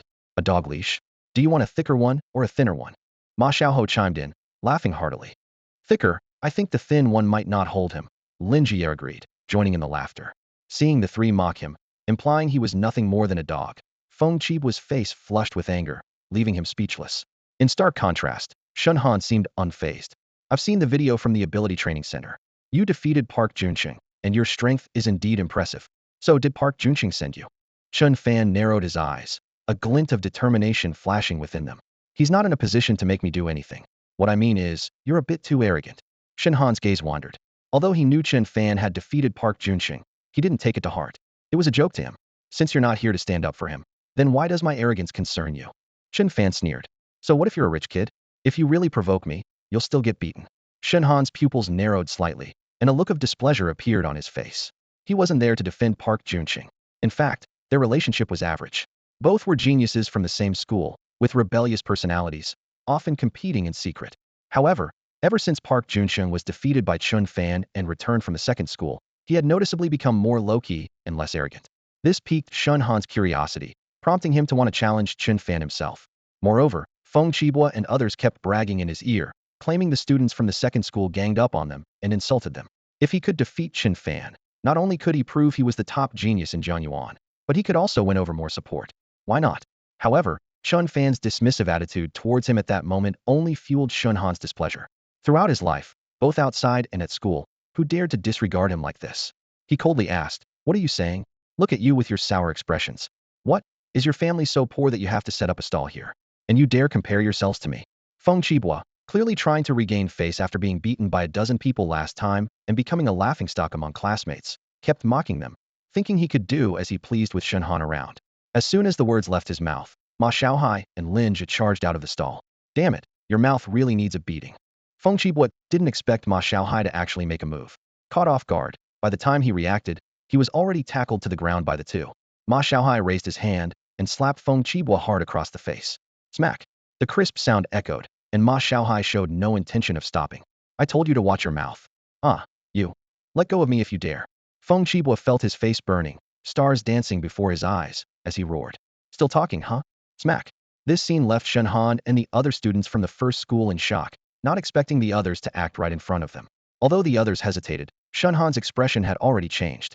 Though Feng Qibua was indeed relying on others' power, being hit in front of him was also a slap to his face. You're asking for it. Shen Han's voice was icy, ready to strike, but a figure flashed past, blocking his way. Want to make a move? Chen Fan looked at the cold and fierce Shen Han, utterly indifferent, with a contemptuous smile. Chen Fan and his two friends were not the type to take things lying down. Whether it was minor scuffles in kindergarten or intense confrontations in high school, they had faced off with others countless times. Feng Qibua, emboldened by Shen Han's arrogance, might have been smug in front of others, but not with Chen Fan. Not only outside, but if pushed, even in school or in front of teachers, he would have to get a taste of their retaliation. As for Shen Han, Chen Fan wondered to himself, do all geniuses enjoy showing off, looking down on others, and being overly arrogant? Whether Chen Han wanted to establish his prestige at first high or to defeat him, Chen Fan would not easily compromise. However, while both Park Junsung and Chen Han were talented students, their statuses were incomparable. Just as Chen Han was about to make a move, Chen Fan felt a strong energy fluctuation. Chen Han had probably already broken through to level 20. Lin Qinshua's talent was no less than Chen Han's, but she had only just reached level 15. Truly, the heir of the Shun Corporation, with outstanding talent and a privileged background, his progress was like riding a rocket. Move aside. Chen Han's eyes grew more menacing as he saw Chen Fan blocking his way. What if I don't? Chen Fan responded calmly, ready to act. Whoosh. The energy aura around Chen Han intensified, ready to erupt, but he forcibly suppressed it the next second. It wasn't that he didn't dare to act. Reaching level 20 made him dismissive of Chen Fan. However, they were in a bustling night market in the city center, surrounded by onlookers. Using his powers could lead to repercussions, and with his status, the Ability Bureau wouldn't truly punish him. Moreover, with exams approaching, his goal was a top ability academy. As the Shun family's eldest son, if he acted now, someone might record and upload it, spreading rumors. He didn't want to leave a blemish at such a critical moment. Tomorrow night, at the Ability Training Center, I'll be waiting for you, Chen Han said coldly. Sorry, I'm not interested, Chen Fan replied nonchalantly. You? Chen Han's expression tightened, barely containing his anger. Fine, I'll remember this. You can't avoid it. With that, Chen Han turned and left with his group. Young Master Han, save me. Stop hitting me, I was wrong. By now, Feng Qibua had no idea how many slaps he had taken. His face, which had just returned to normal, was swollen again, cursing Chen Han in his heart. You, the untouchable eldest son of the Shin family, don't even care when I'm getting beaten. Why don't you step in, coward? All right, Howsy, let him go. We don't want First High's principal coming to our school again tomorrow, Chen Fan said, seeing it was enough, and told Ma Xiaohai to stop. All right, my hand hurts anyway. I'll let you off today. If you run your mouth again, I'll beat you every time I see you, Ma Xiaohai said. With even Shun Han ignoring him, Feng Qibua didn't dare say more. He stood up, glared at the three of them, and quickly fled. Hey, I wonder why Shen Han didn't make a move just now. With his status, even if he did, his dad could just pull him out of the Ability Bureau, Ma Xiaohai said, puzzled. I guess he's afraid he might lose to Chen Fan and embarrass himself, Linja shrugged. Chen Fan simply lowered his eyes and shook his head. It's not that simple. Shen Han has evidently reached level 20. Although Chen Fan is confident he can defeat him, it definitely won't be as easy as dealing with the heretic last time. Chen Fan's wind ability is nearing level 16, and with his other two abilities, he can easily use a dual-element fusion skill to handle a level 20 ability user without any issues. Moreover, he has even stronger trump cards, a tri-element fusion skill, and a bronze sword. However, Shun Han is not an ordinary level 20 ability user. With his great talent and his status as the eldest son of the Shin family, he surely has some hidden cards up his sleeve. Of course, if it really comes down to a fight, Chen Fan is absolutely confident he can defeat him, though it might require some effort. As for why he doesn't accept the sparring challenge, he simply doesn't have the time. Just because someone wants to fight him doesn't mean he has to agree. Alright, if no one buys anything soon, it's time to pack up. Starting tomorrow, you two need to put in some serious effort. About an hour passed, and they sold another 5 or 6 bottles. Chen Fan decided not to sell the remaining ones and kept them for emergencies. As for himself, the system had recently rewarded him with enough supplies. By around 10 o'clock, the night market began to thin out, and the vendors started packing up. Chen Fan and his group tidied up and prepared to head home. As they turned a corner, a man's voice suddenly called out from behind. Wait. Chen Fan turned around and saw 4 or 5 men in suits, each with a striking posture and an impressive aura. The middle-aged man leading them was in his 40s, with piercing eyes and a stern expression. Uncle, are you calling us? Chen Fan asked, puzzled. Yes, I'm calling you. Come with us. Our boss wants to meet you. The middle-aged man said, his voice carrying a hint of coldness. Huh? Who's your boss? Chen Fan inquired. You'll know when you see him. Come on. The middle-aged man's tone was unequivocal, making one feel uncomfortable. Sorry, I don't know your boss. We're heading home now, bye. Saying this, Chen Fan and his group intended to leave. Unexpectedly, a hint of harshness flashed in the middle-aged man's eyes, and in an instant, he appeared behind Chen Fan, reaching for his shoulder. Chen Fan sensed a rush of wind, his heart tightened, and he quickly turned to strike back. The middle-aged man switched from a grab to a palm strike, seemingly casual, but unleashing a powerful force. Chen Fan felt a heavy pressure on his chest, as if a massive wave was crashing down on him, leaving him unsteady and nearly causing him to fall. Chen Fan, are you okay? Ma Xiaoho and Lin Zhe hurriedly stepped forward to check on him. I'm fine. Chen Fan shook his head, though his heart was in turmoil. The move just now indicated that this man was at least above level 30, far beyond what he could handle. Who exactly were these people? Come with me. I don't want to hurt anyone, but it's best if you cooperate, the middle-aged man said, a hint of surprise in his eyes. He had intended to capture Chen Fan, but hadn't expected the young man's quick reaction. As he spoke, he deliberately released his aura. Ma Xiaohou and Lin Jia also struggled to stand steady, their expressions filled with fear. Go with them? Chen Fan sneered inwardly. Who knows who their boss is, or what their intentions are? What if it's someone from the heretics? There's no way he would risk the lives of the three of them. To get out of this situation, he needed to come up with a plan. As they were about to head home, a group of men in suits suddenly appeared, claiming that their boss wanted to see them. Chen Fan recognized a few local business owners, like the supermarket and restaurant owners, and he still owed the supermarket owner downstairs a few bucks. However, it was clear these men weren't here to collect debts. Ma Xiaohou and Lin Jia were even more bewildered, cautiously eyeing the men across from them. Chen Fan's mind raced. Anyone who could have at least level 30 ability users as subordinates was not an ordinary character. The current situation indicated that the other party was about to make a move. Following these men was clearly not an option. After some thought, a glint appeared in Chen Fan's eyes. He pointed behind the suited men and said with feigned calmness, "Isn't that your boss coming over?" The men all turned to look behind them. Seizing the moment of distraction, Chen Fan wasted no time and whispered urgently to Ma Xiaohou and Lin Jia, "Run." With that, he turned and sprinted away. However, the middle-aged man leading the group reacted swiftly, a cold smile forming on his lips. Despite Chen Fan and his friends having gained a head start of several meters, the man caught up in an instant. Chen Fan cursed inwardly, realizing that escaping easily was not possible. Gritting his teeth, he resolved to fight. A bronze longsword appeared in his hand, and with a burst of speed, he leaped up, turned, and swung the sword with both hands at the middle-aged man, unleashing a powerful thunder crescent slash. This attack, carrying the force to cleave mountains, surged with lightning, its power boosted by at least 30%. In this emergency, Chen Fan disregarded the city's prohibitions, reasoning that as a hero who had previously dismantled a cult stronghold, he deserved some leeway. However, his greater concern was the opponent before him. If the man was only level 25, Chen Fan could handle it, but a level 30 or above ability user, likely having undergone a second transformation, posed a significant threat. Indeed, the middle-aged man, seeing the massive blade-like surge of lightning, was surprised by Chen Fan's strength but quickly showed disdain. With a twist of his right hand, flames ignited at his fingertips, dazzling like fireworks. The enormous arc of lightning shattered before him, dispersing into sparks and vanishing. At that moment, the others rushed over. The middle-aged man sneered, his subordinates closing in to subdue Chen Fan. Just as he was about to act, his expression changed abruptly, hearing the faint whistle of a gale. His pupils contracted as he saw a strand of hair drift past his eyes, sending a chill down his spine and breaking him out in a cold sweat. He hadn't sensed any danger before. Someone had made a move against him. It's you. The middle-aged man quickly turned to see several figures approaching. The leader, around his age, wore simple linen clothes, with a calm demeanor and eyes like starlight. His overall gentle and scholarly aura made him seem approachable. Chen Fan and his companions noticed that the person walking in the middle looked familiar. Lin Jia whispered, "Hey, isn't he the guy who bought our energy liquid a couple of days ago?" Chen Fan remembered too. This person had initially come with someone else and had asked about the source of the energy liquid. At the time, Chen Fan had been frustrated with himself for giving a clumsy explanation. "Jiangyuan Feng, what do you mean by this?" The middle-aged man who had previously attacked Chen Fan spoke coldly, his tone questioning, yet his eyes showed clear wariness, indicating he was quite apprehensive of the man named Jiangyuan Feng. "You're Firewolf, right? I've seen you before," Jiangyuan Feng said as he approached with his group, a slight smile on his face. "Since you know me, you should be aware of whom I'm working for now. What was your intention in attacking just now?" Firewolf knew he couldn't match Jiangyuan Feng in a straight fight, having no chance of winning, but he wasn't afraid, as the people backing him were more formidable than Jiangyuan Feng's. "What do you think? These three are friends of mine, Jiangyuan Feng. You should leave," Jiangyuan Feng stated firmly. "Friends?" Firewolf sneered, clearly disbelieving.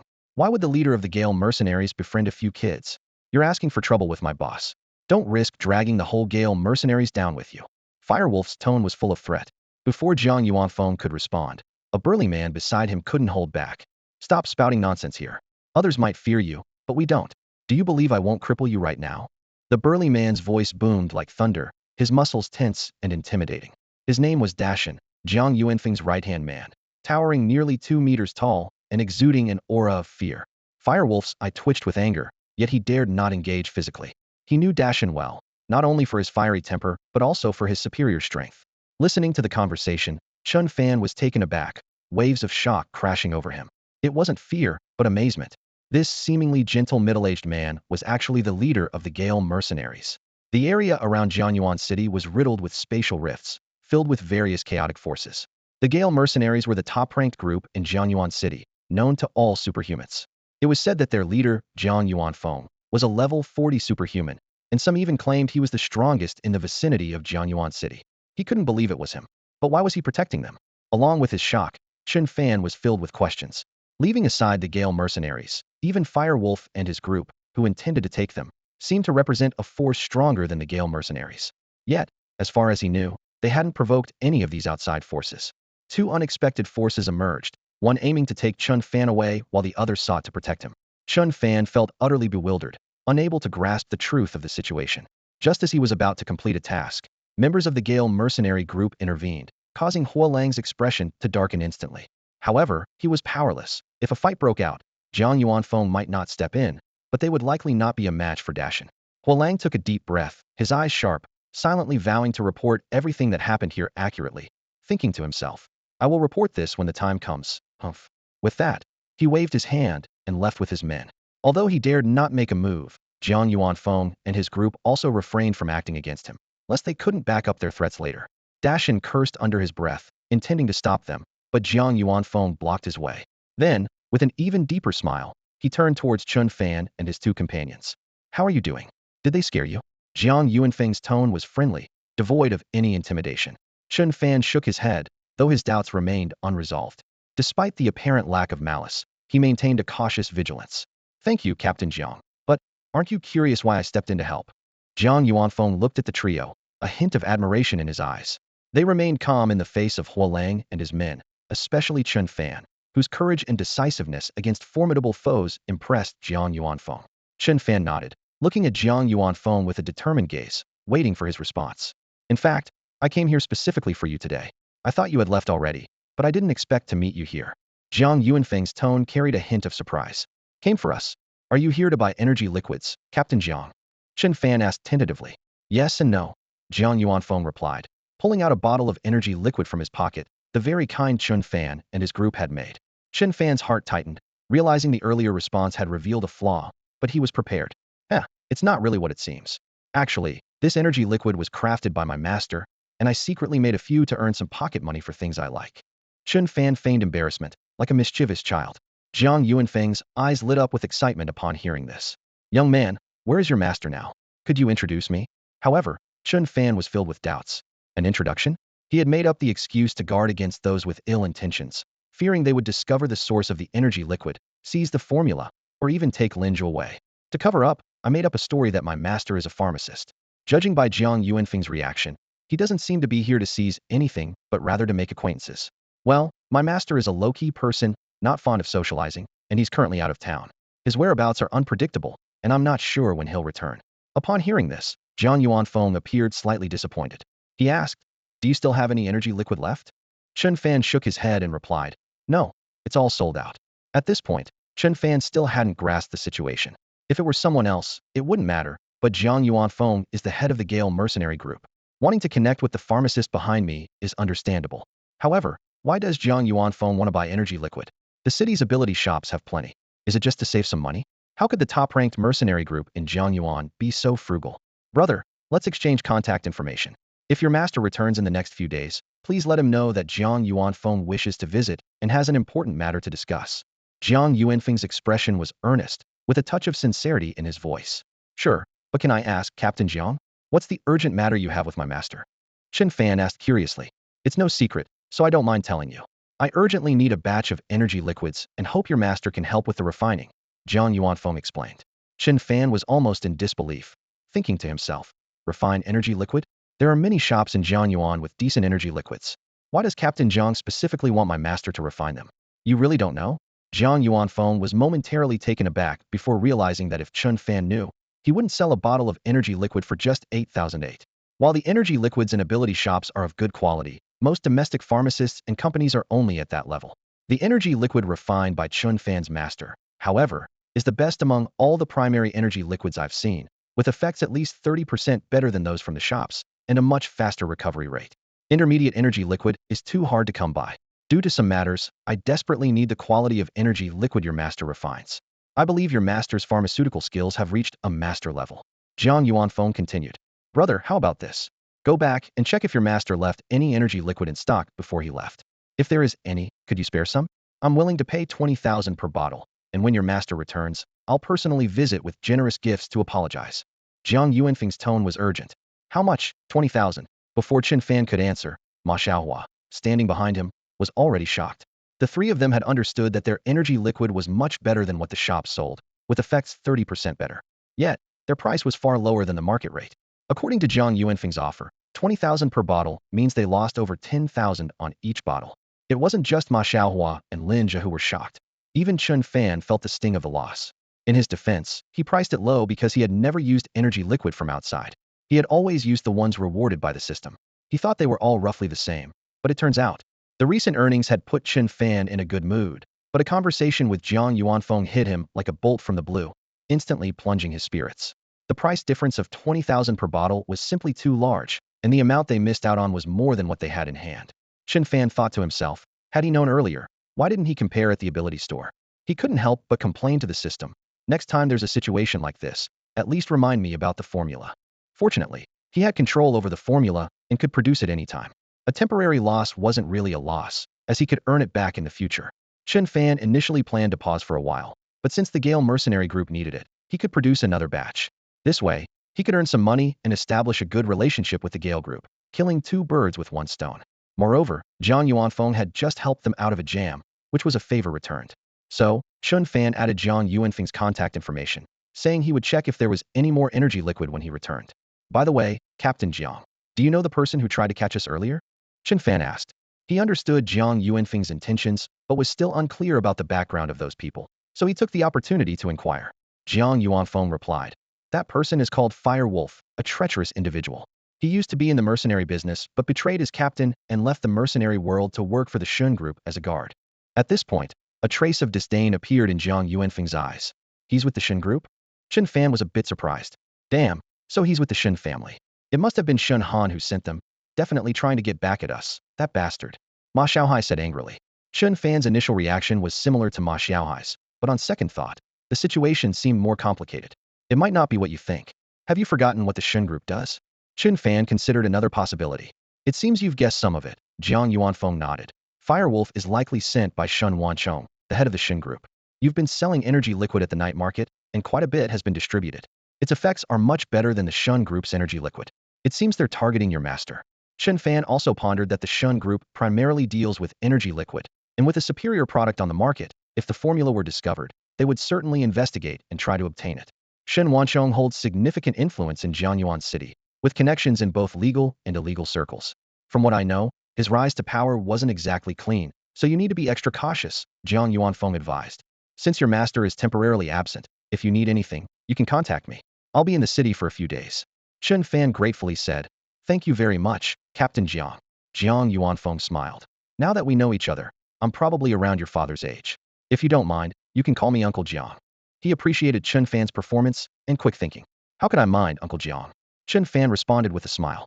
As they parted ways, Jiang Yuanfeng even arranged for someone to escort them part of the way. Back home, Chen Fan sat on his bed, carefully going over everything that had happened. He now understood why the energy liquid always sold out quickly every time he set up his stall. Its effects were truly astonishing. The Fire Wolf was someone working for the Shin family, and it was unlikely he referred to Shun Han as the boss, so it must have been Shin Han's father, the pharmaceutical tycoon Shin Wanchong. If they were indeed after the formula in his possession, the Shin family would not let him go easily. Chen Fan pondered this and then had a voice call with Lin Jia and Ma Xiaohao, urging them to keep it confidential. He advised them to stay indoors at night for the time being, especially after preparing the energy liquid for Jiang Yuanfeng the next day, to avoid any accidents. While he wasn't worried about Shin Han, the Shin family was a formidable entity, and he had to be cautious. As they chatted, the three of them began discussing their recent experiences with setting up stalls. Ma Xiaohao's voice came through the phone, saying, lost nearly 2 million. I bet I'll dream about this tonight. Chen Fan replied, at least you can sleep. I might end up with insomnia. Lin Jia chimed in. All right, you too, it's no big deal. We can earn it back later. Just make sure to keep it a secret, and don't let anything slip. After a bit of idle talk, they ended the call. Meanwhile, at a location in the city center, a vast estate lay peacefully under the moonlight. The expansive garden exuded a floral fragrance, with several villas standing among it, the central one brightly lit and luxurious. In a city where real estate is incredibly valuable, Only the Shun group could afford such an estate. On the second floor of the villa, in a spacious and well-lit study, sat a man in his 40s or 50s, with narrow eyes and long brows, a stern face, and a hint of menace in his gaze. He toyed with a small bottle filled with liquid, saying, "So it was Jiangyuan's group that thwarted your operation." Yet his eyes never left the bottle in his hand. Yes, if Jiangyuan hadn't suddenly appeared, I wouldn't have returned empty-handed. Firewolf stood straight in front of the desk, slightly bowing his head. This energy liquid is so pure. It's the first time I've seen anything like it. It's definitely not something an ordinary pharmacist could concoct. It must be due to the formula. If our Shun family could obtain this formula. Shen Wanchong's eyes gleamed with a sharp light. You need to find out who the pharmacist behind those kids is. If you succeed, you won't be disappointed. Rest assured, boss, I'll do my best. Firewolf replied resolutely. Shen Wanchong was about to say more when he suddenly twitched his eyelid. You may go now. After Firewolf left, Shen Wanchong leaped from his chair with the agility of the wind, turning off the room's lights, plunging it into darkness. In the dimness, a shadow drifted through the window, landing inside. Greetings, Protector. What brings you here personally this time? Shen Wanchong's voice echoed in the darkness, with two eerie glows flickering by the window. Shen Wanchong, I've come this time to entrust you with an important task. 10 minutes later, the room's lights flickered on again, and Shen Wanchong stood by the window, as if no one had ever visited, yet his expression grew increasingly grave. The next day, Chen Fan went to the black market to buy some materials for energy liquids. Linja crafted 50 bottles for him, which were then sold to the Gale mercenary group. When Jiangyuan received the energy liquids, his face showed excitement, which made Chen Fan curious. The energy liquids available on the market were usually sufficient for dealing with space rifts and beast nests. However, Jiangyuan only mentioned that he needed to leave Jiangyuan City for a more dangerous beast nest, and quickly left with his team. With only about 10 days left until the college entrance exam, Chen Fan had not planned on setting up his stall anymore, especially since the Shun group seemed to be watching them again. Therefore, he decided to stay put. During the remaining time, he encouraged Ma Xiaoho and Linja to focus on improving their levels and realms. After school that day, the three of them went to a nearby ability store to buy some demon crystals. As soon as they saw the prices, they all exclaimed in surprise. Ma Xiaoho was shocked. I remember it being only 10 to 20,000 before. How did it go up so much? He looked at the demon crystal prices on the counter, his mouth agape, and remarked, "It's too expensive. Yours is 40,000, and my wood type 1 is 50,000. Linja also looked distressed. Dear students, it's normal for demon crystals to be expensive now. With the college entrance exam approaching, there's a shortage of supply, driving prices up. They started rising last month, and now prices change daily. Our store already offers the lowest prices," the female store clerk explained with a professional smile. "Oh, so this store is run by a senior. In that case, can you give us a discount?" Ma Xiaoho tried to be friendly. "This is already the lowest price," the clerk replied with a slight shake of her head. "All right, let's not dwell on this. We'll just buy what we can," Chen Fan said, his gaze catching a glimpse of a vibrant green demon crystal in the corner of the counter, emitting strong energy waves. "Miss, what about this demon crystal?" he inquired. "This is a level 20 wood attribute demon crystal from a green vine tree demon, and it's a skill demon crystal. Refining it offers a high chance of learning the Thornbind skill. Both wood-type mages and spiritualists can use it," the clerk explained. Chen Fan's eyes lit up. A wood attribute skill demon crystal was perfect for Linja. As a spiritualist, Linja had only mastered a green energy orb ability, mainly for recovery, lacking self-defense skills. Learning a second ability would typically happen around level 20, but it might not be an offensive one. Unfortunately, their ability talents were not very high, just average level, unlike Lin Xianxua, who had ins-level talent and had already begun mastering her second ability at level 13. Linja also noticed the level 20 ability Demon Crystal and was tempted. If he could master the skill within, his self-defense capability would greatly improve, preventing him from holding the others back. However, upon seeing the price, the three of them were taken aback. "Wow, it's 60,000. We'll take this one." Chen Fan decisively pointed at it, signaling the clerk to wrap it up. Chen Fan Linja was surprised that Chen Fan bought the skill Demon Crystal without hesitation and seemed to have something to say. "Well, if it's a bit pricey, so be it. There's no need for strict distribution among the three of us. Although the Thorn and Twine isn't purely an attack skill, it effectively restrains beasts, which will be very useful during the college entrance exams. Besides, you've been working the hardest lately, so buying a skill Demon Crystal is no big deal."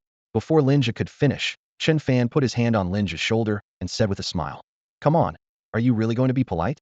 If you really don't want it, how about exchanging it for an Earth-type one for me?" Ma Xiaoho grinned mischievously from the side. The three of them had a total of over 2.6 million. After buying the level 20 skill Demon Crystal, they were left with 2 million. They purchased 15 Earth-type and 15 Wood-type demon crystals, which should be enough for 2 of them to break through to level 15. As for the rest, Chen Fan chose not to buy Wind-type crystals, but instead went for Fire and Thunder types. Last night, his Wind-type Spirit Core broke through to level 16, and he realized that level 15 was a hurdle. After reaching this level, the energy required for further breakthroughs increased significantly. To break through from level 16 to 17, a few demon crystals wouldn't suffice unless they were high level as well. Given that, he decided to slightly enhance his Fire and Thunder abilities to expand his energy pool and boost his physical strength. Thunder-type demon crystals are more expensive than the others, and before they knew it, they had almost spent all their money. As they walked out of the store, they couldn't help but exclaim, "Earning money is fast, but spending it is even faster. This is so expensive. Had we known, we would have bought more earlier." Ma Xiaohou showed his big teeth, regretting not buying sooner. "Back then, where would we have gotten the money?" Linja replied helplessly. "These are just the most common types. It's a good thing you're not light or dark type. Not only are those expensive, but you might not even find them. As for beast types, you can only rely on luck to find attributeless demon crystals. We should be content with what we could buy." Demon crystals and spirit crystals both contain energy used for cultivation, but there's a significant difference between them. A spirit crystal is far less effective than a demon crystal, which also has a chance to grant special abilities. Thinking of this, Chen Fan suddenly remembered Lin Qianxue. She was a light type, and demon crystals were hard to come by. "Aja, how's your sister doing now?" "She's already broken through to level 16. She said reaching level 17 before the college entrance exams shouldn't be a problem," Linja replied. "What? That fast?" Chen Fan was surprised, knowing Lin Qianxue had great talent and absorbed energy faster than they did, but even without demon crystals, it seemed unlikely to be so quick. After all, when he reached level 16 with his wind type, he used up quite a few demon crystals. It's alright. The school provided her with some light-type demon crystals, and the city helped too. That's the benefit of having enscraved talent, something we can only envy, Linja shrugged. After leaving the store, the 3 of them went home. For the college entrance exams, they planned to team up, which means the difficulty would be slightly higher than going solo. They usually joked around, but when it mattered, they were determined to give it their all. The college entrance exam is only 5 days away. As the exam approaches, the nervousness and excitement among the senior students are becoming more apparent. The exam is divided into 2 parts, the ability test and the academic test. However, students are more eager to excel in the ability test to gain admission to the Ability Academy. After all, in a world overrun by mythical beasts, possessing strong abilities not only ensures the safety of oneself and family, but also brings wealth and status. As for the dangers involved, people tend to overlook certain things when faced with great hopes and aspirations. Classmates, with just a few days left until the exam, I'm sure you're all feeling as anxious as I am. The exam will last for 2 days, and according to the draw results, our school will be the first to take it. Next, I will explain some details and rules of the exam. As the exam approaches, Yang Songyang is also feeling very anxious. Naturally, he hopes his students will perform well. The rules are similar to previous years, and the exam will take place at the perimeter of a spatial rift, lasting 2 days in total.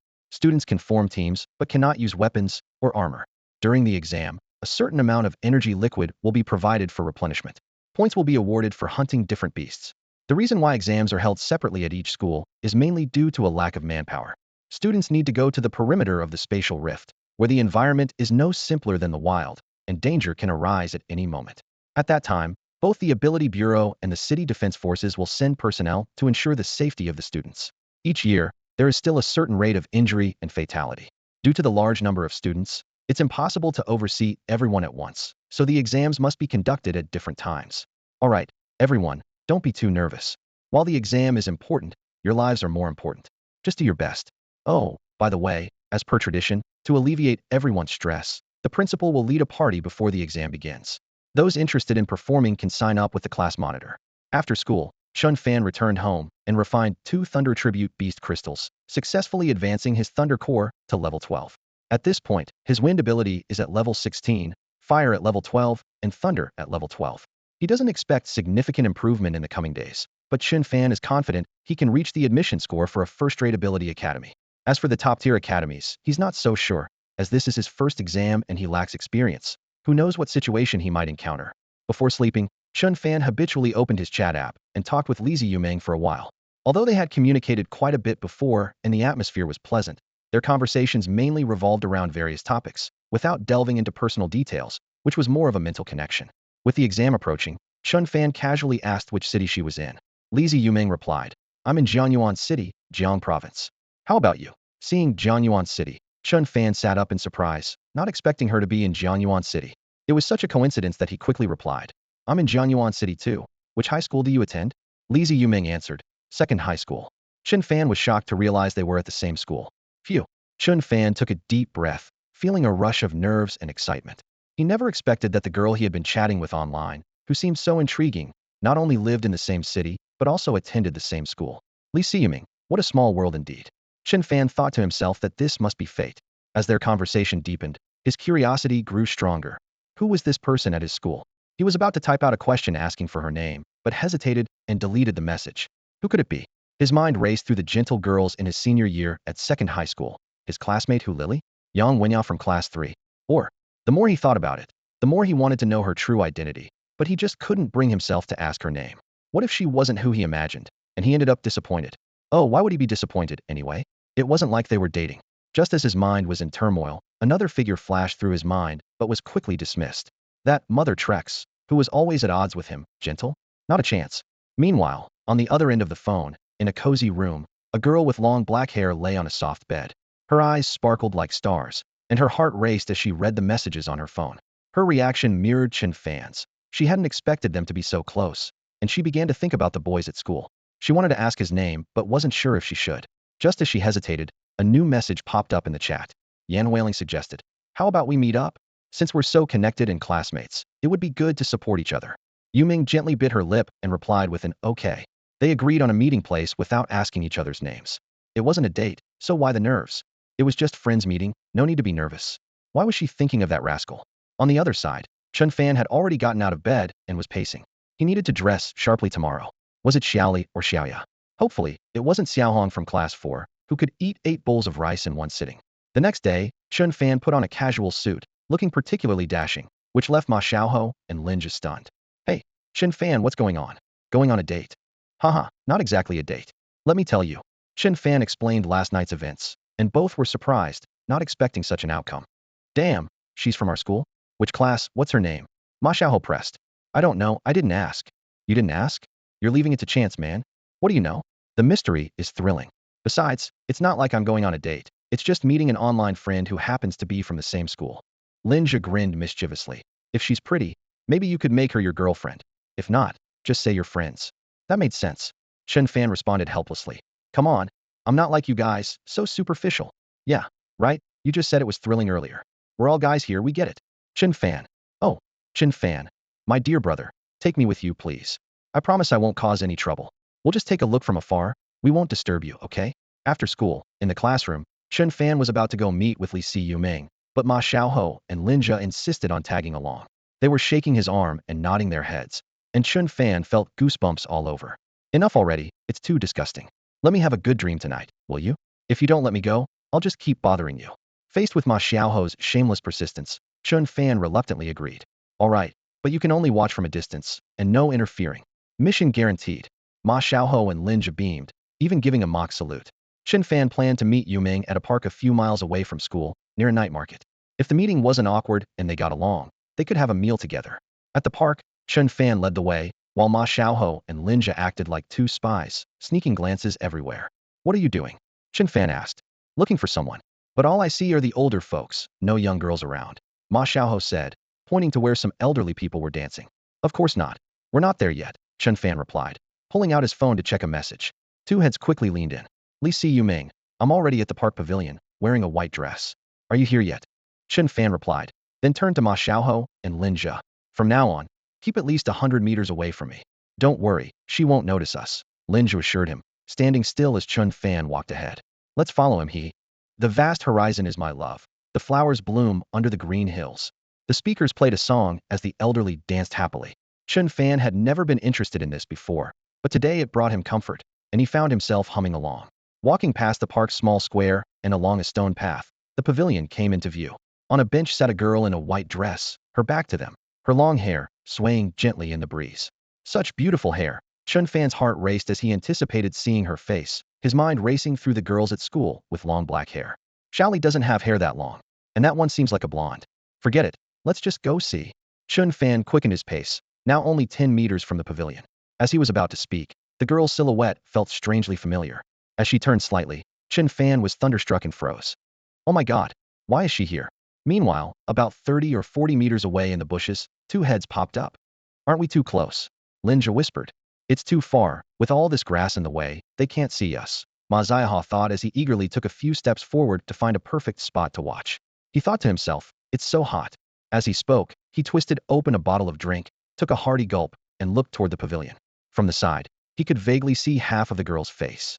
As the girl slightly turned her head, Ma Xiaohao's eyes widened in shock, and he was so excited he almost choked, taking 2 more gulps of his drink, only to cough it out all over Linja, who had just arrived. Cough. Cough. Damn, I almost choked to death. Linja wiped his face, looking aggrieved. What the heck? Man, watch what you're doing.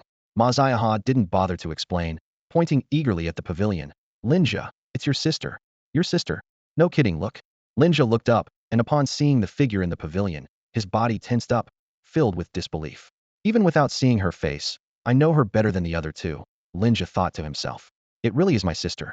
He turned to look at Ma Xiaohao, and as their eyes met, they seemed to understand something. Chen Fan was always talking about. Could it really be such a coincidence? It seems it is. Haha. Oh man, this is hilarious. Ma Xiaohao's body shook with laughter, his face turned red, and tears streamed down his cheeks. What's up with my sister? Linja's forehead was lined with exasperation. It's just that whenever they meet, they always argue. It's like they're sworn enemies, but dating. He trailed off as he saw Chen Fan standing outside the pavilion, staring blankly, unable to react. It can't be, there's no way.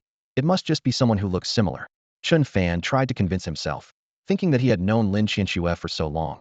How could he not recognize her? Suddenly, he remembered Lin Qianxue wearing a white dress during class earlier that day. Oh god, you're playing with me.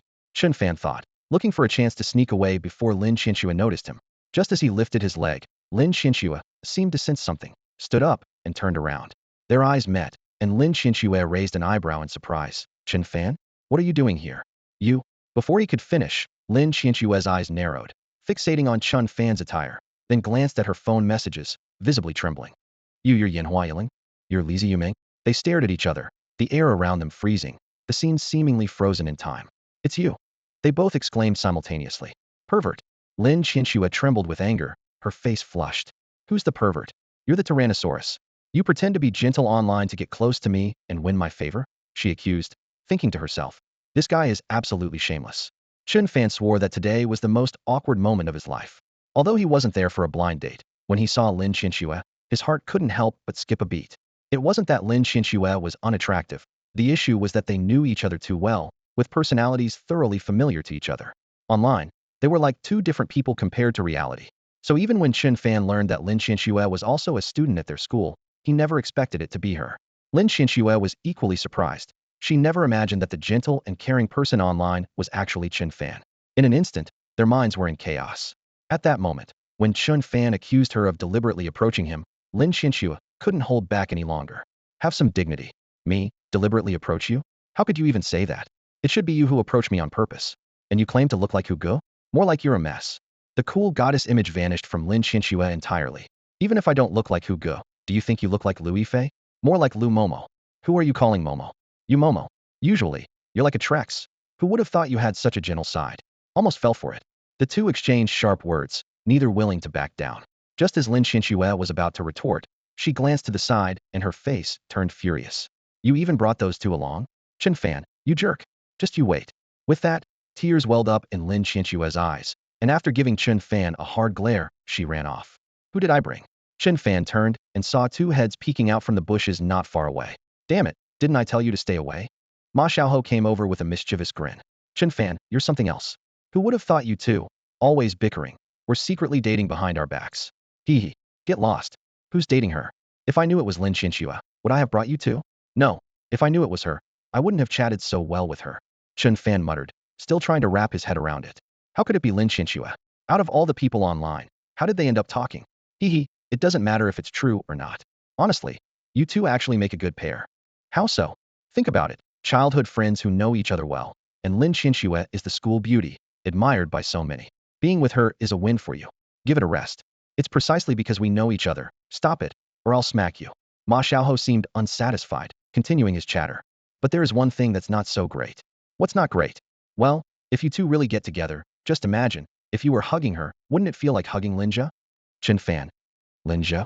You. This time, even Lin Jia couldn't take it, and together with Chen Fan, they tackled Ma Xiaoho to the ground, giving him a good beating. Alright, alright, I won't say any more, okay?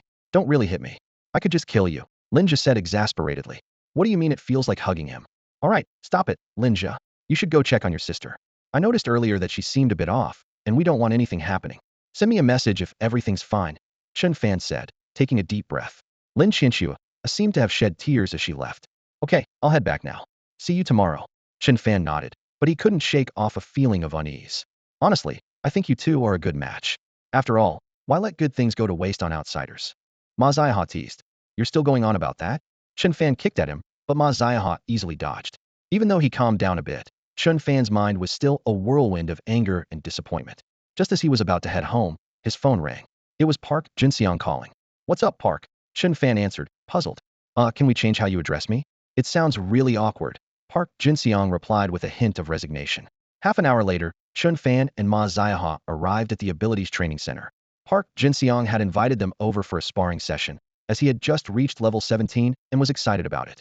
The tension between them had long since dissipated, and they were on friendly terms, occasionally staying in touch. This sparring session was something Park Jinxiang had been eagerly anticipating, especially since he lost last time. However, despite reaching level 17, Park Jinxiang was still no match for Chen Fan. I'm done. I thought I could hold my ground for a bit, but you didn't give me any chance at all, Park Jinxiang said, sweating profusely as he waved his hand and jumped off the ring. Park, I'm telling you, what's the point of fighting him? He's a freak. You should just let go of that competitive spirit, Ma Ziaha said, patting his shoulder with a reassuring smile. This sparring session finally humbled Park Jinxiang a bit, making him realize that Chen Fan's strength was extraordinary. After the previous incident, he and the principal of Yizhong School both understood the stakes involved. Though he still carried the pride of a genius, his demeanor had softened considerably. Previously, he had been arrogant due to his background, but after studying history, he realized that his country paled in comparison to the Dragon Nation. Chen Fan, with your skills, you'll definitely exceed the admission line for top-tier colleges in the upcoming exams, Park Jinxiang said confidently. We'll try our best. The three of us teaming up should easily get into first-rate schools, and we might even have a shot at the top ones. But even if we can't, first-rate colleges are good enough. We're like gold. We'll shine wherever we go, Chen Fan replied, his eyes gleaming with determination. I really envy the friendship you all have, Park Jinxiang remarked. Although he was a genius at Yizhong School with many people around him, he knew that true friends were few, and some even harbored resentment towards him. By the way, I'm inviting you both to dinner at my place tomorrow night, Park Jinxiang suddenly said. We'll pass on dinner. It's not that it's not good, but we just can't get used to your fermented dishes. Let's meet up after the exams. Chen Fan and Ma Ziaha both waved off the offer. But there's more. My mom has learned a lot of new recipes, Park Jinxiang insisted. What else? Vinegar cabbage, spicy cabbage, stir-fried cabbage, braised cabbage. The two exchanged a helpless glance, thinking to themselves that it still all boiled down to cabbage in the end. After declining Park Jinxiang's invitation, Chen Fan and Lin Jia encouraged each other and wished each other luck on the college entrance exam before heading home. Later that night, Chen Fan, lying in bed, texted Lin Jia to ask about Lin Qianxue. Lin Jia replied that his sister seemed to have been crying, was locked in her room, and hadn't even come out for dinner. Their father warned that if he found out who had upset his daughter, he would definitely punish them severely. Chen Fan felt a pang of anxiety and asked, You didn't rat me out, did you? He knew it was just a misunderstanding and that he hadn't really upset Lin Qianxue. He planned to explain to Lin's father later, hoping to clear things up. Lin Zhu advised him not to say anything. After hanging up, Chen Fan was puzzled. Did Lin Qianxue really cry? Although the incident with the anonymous chat was awkward, no one knew about it. So why was she upset? Was it because she felt like a joke? After thinking it over, Chen Fan suddenly realized that Lin Qianxue might have been upset because she saw Ma Xiaohao with Lin Jia. Girls are sensitive and fear being laughed at. So he texted Lin Qianxue, only to find that he had been blocked on both Super Chat and the anonymous chat app. How petty. Oh well, time to sleep. As the night grew quieter, Chen Fan tossed and turned, unable to sleep, his mind replaying scenes of banter with Lin Qianxue and their interactions on the chat app. Gradually, he began to feel sleepy. The next day at school, Chen Fan specifically glanced into the classroom and saw that Lin Qianxue was already there. She sat at her desk, her expression indifferent, not even lifting her eyes, as if she had returned to her usual aloof self. Chen Fan considered greeting her but decided against it, as it was not the right time to ignite the fuse. Lin Jia, did you see your sister come out last night? Chen Fan asked. She only came out this morning. I saw her then, and now she can't even stand to look at me, Lin Jia replied, recalling how Lin Qianxue had ignored him at breakfast. Sigh, women's thoughts are hard to grasp. Let's not provoke her for now, We'll deal with it after the exams. After class, the three of them strolled around the playground. As they walked, Chen Fan suddenly felt a chill down his spine and turned to see Lin Xianxue approaching with a cold expression. She didn't even glance at him as she walked straight to Ma Xiaohao. Xiaohao, count me in for your study group during the exams, Lin Xianxue declared. Ma Xiaohao was taken aback and hesitated, looking at Chen Fan instead. I can't decide that. Maybe you should ask him. No need to ask, it's settled, Lin Xianxue said, ready to leave. Chen Fan's voice followed. Forget it, the three of us are just fine. We don't need anyone else. You can study on your own. Lin Xianxue's body trembled slightly, and she finally looked at Chen Fan, biting her lip with a hint of anger in her eyes. Why are you saying that? I said you can take the exam on your own. Why are you interfering with us? Chen Fan, let's not mention the past. I'm joining your group because, well, no reason is good enough, just not with you. You can take the exam however you want, Chen Fan replied bluntly, a hint of coldness on his face. Lin Xianxue flicked her wrist and turned to leave quickly, clearly annoyed by Chen Fan once again. Chen Fan couldn't help but wonder, what's going on with her? Linja also noticed Chen Fan's cold attitude and thought to himself, although they didn't want to bring up past events, there was no need to treat Xianxue like this. What? What are you two talking about? Really clueless. Linja shook his head helplessly. I know Xianxue's temper. She's teaming up with us because she's worried we won't do well enough to get into a good ability academy. But can we really do that? With Xianxue's skills, she could definitely hit the top academy's score on her own, but in a team, the average score is harder to manage. I can't guarantee we'll succeed. For the three of us, it doesn't really matter, but it's different for her. Why insist on bringing someone else along? Linja continued with a hint of exasperation in his voice. I might argue with her, but I know what needs to be done. You can't put all your eggs in one basket. If I don't act a bit tough and pretend to be upset, would she really give up with her temper? Honestly, you two have been with me for so long. Your levels have gone up, but your brains haven't grown at all, Chen Fan said with a touch of helplessness. Ma Xiaohou and Linja, instead of being upset by Chen Fan's scolding, just looked at him with a mischievous grin. What are you looking at? Chen Fan, I thought about it last night. You and Xianxue are just stubborn on the surface, used to it since childhood, but through this whole chat thing, you both have a soft side. There's a good chance it'll work out, Ma Xiaohou said, shaking his head like a fortune teller. Get lost. If there's nothing else, worry about yourself. Last time you said I'd be single for 10 years. Why should I be concerned? Chen Fan replied helplessly. Seriously, Linja wouldn't mind if you became his brother-in-law, Ma Xiaohou continued to tease. Did I say that? You forgot what we talked about last time.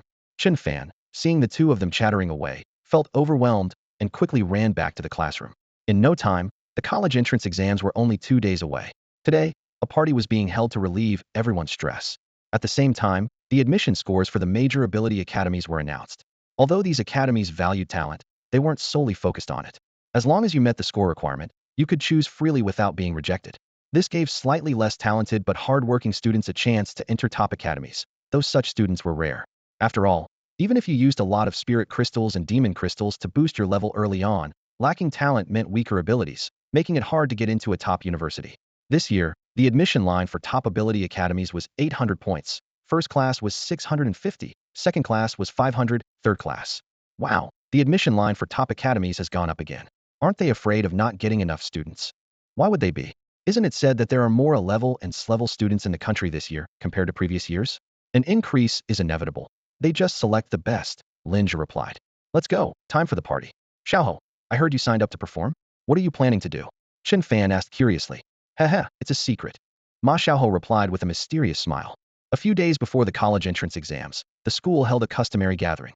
The principal took this opportunity to give a speech to motivate the students and distributed essential exam supplies such as energy drinks, maps, and compressed biscuits. After all, the exams were a test of the students' true abilities, and carrying any weapons was strictly prohibited. Initially, even energy drinks weren't provided, leading to incidents where students suffered due to exhaustion, prompting the provision of these supplies. The maps were meant to mark the exam areas and prevent students from wandering into dangerous zones.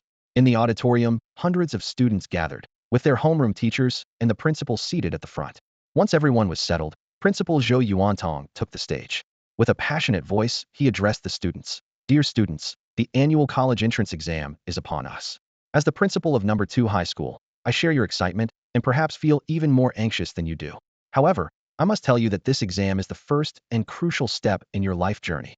His voice echoed through the hall, inspiring every student and igniting their enthusiasm as if they could see a bright future ahead. However, half an hour later, the atmosphere shifted. The students' energy waned, starkly contrasting their earlier excitement. Zhou Yuantong seemed unaware of the passage of time as he continued to discuss the school's history, notable alumni, and his achievements since taking office. Chen Fan couldn't help but roll his eyes, thinking, this is even worse than listening to a teacher's lecture. He whispered to Lin Zhe, I'm going to take a nap. Wake me up later. The students in the audience also appeared listless, and Zhou Yuantong's voice gradually became faint, with sparse responses from the audience, resembling the low hum of mosquitoes. Realizing he had been speaking for too long, Zhou Yuantong cleared his throat and concluded his lengthy speech, inviting the host to begin the class performances. A female student in a long dress took the stage and announced, next, please enjoy a rap medley by Ma Xiaoho from Class 1. With thunderous applause, everyone breathed a sigh of relief, glad that the principal's long-winded speech was finally over. Ma Xiaoho stepped onto the stage, wearing baggy shorts paired with a white shirt, the collar turned up, and black aviator sunglasses. A large gold chain, seemingly plastic, hung around his neck. As the music began, the rhythmic melody naturally prompted the students to tap along. Watching Ma Xiaoho trying to act cool on stage, Chen Fan was a bit surprised. In their past karaoke outings, Ma Xiaoho was always the loudest singer, but to be honest, his singing wasn't all that great. Seeing the situation unfold, Chen Fan sensed a hint of a rapper's charisma emanating from the person on stage and looked on with eager anticipation. Hey, hey, hey, simply because you're too beautiful. Oh, simply because you're too beautiful. Oh, chicken, chicken, chicken, you're too beautiful. With the college entrance exam approaching and everything prepared, he silently admonished himself. Don't get too carried away. Everyone sing along with me.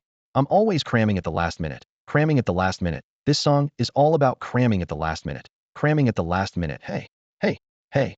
As Ma Xiaohao swung his arms and let out a chaotic howl on stage, Chen Fan was dumbfounded, his face alternating between flushed and pale, his whole body twitching as if struck by lightning, his mind going blank.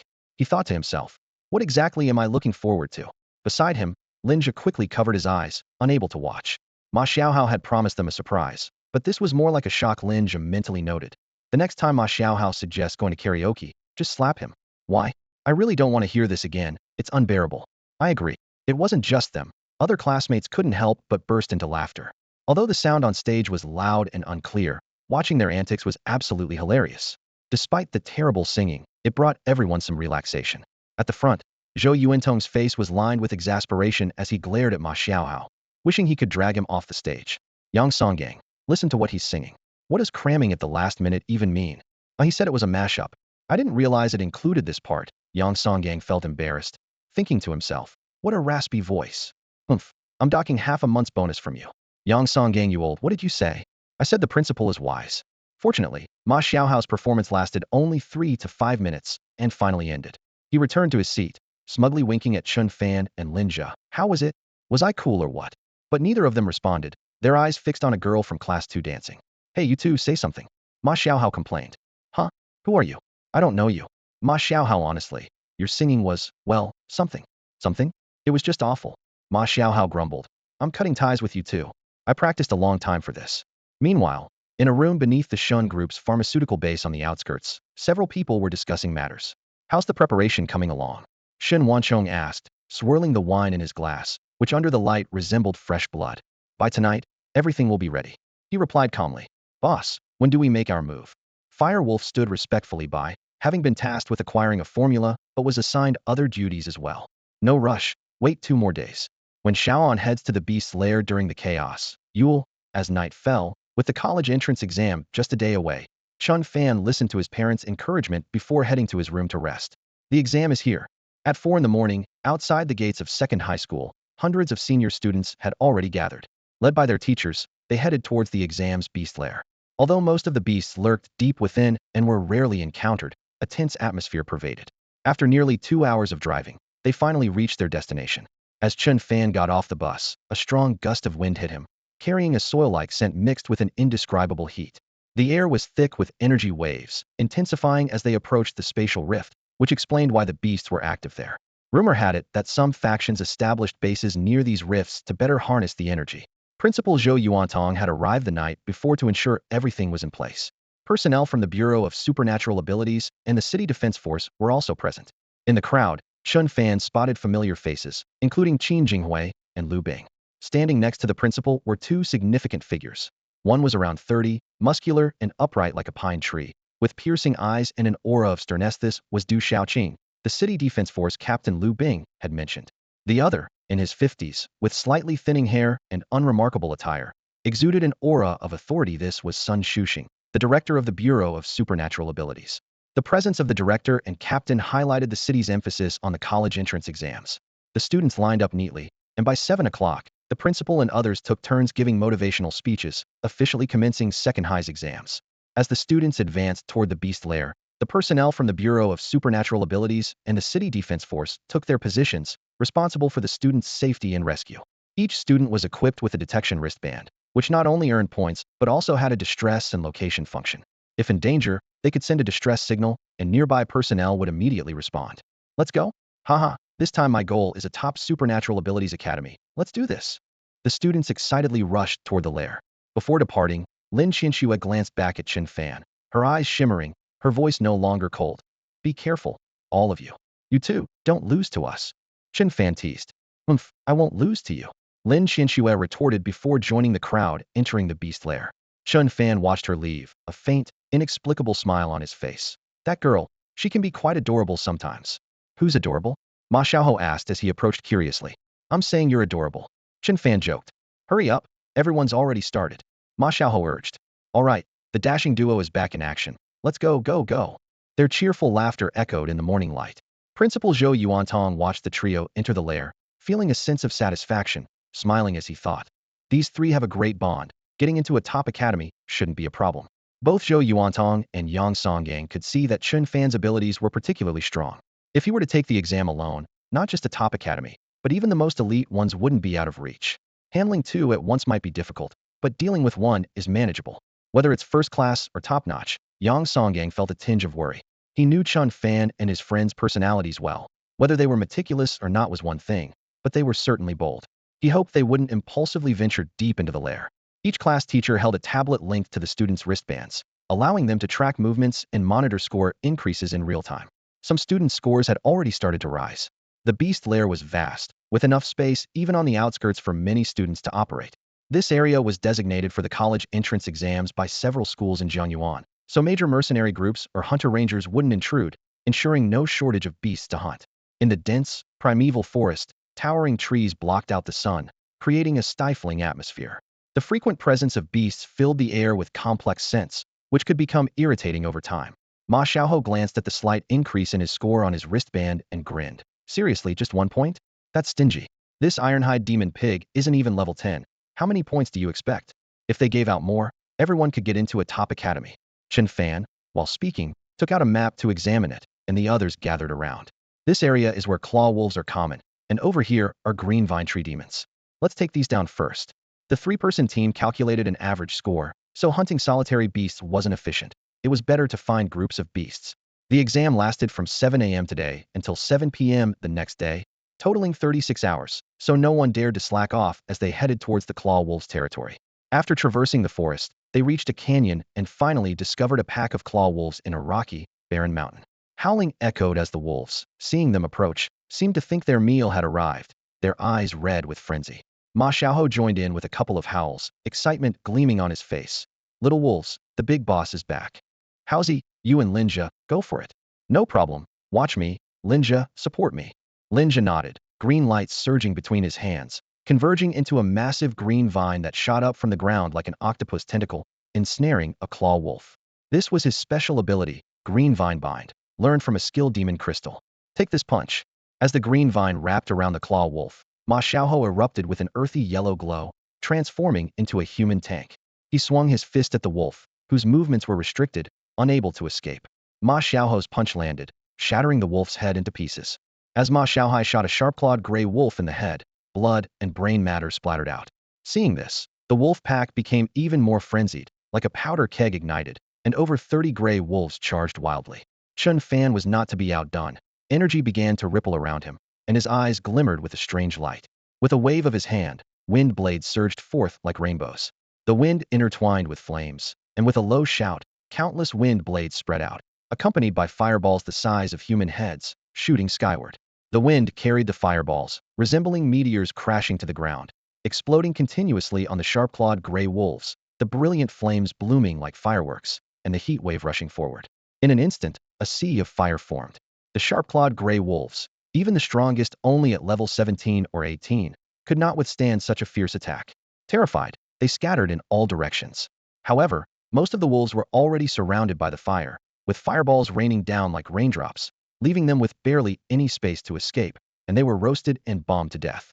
Not far away, Ma Xiaohai and Lin Jie worked seamlessly together. One used green vines to entangle the gray wolves while the other took the opportunity to strike.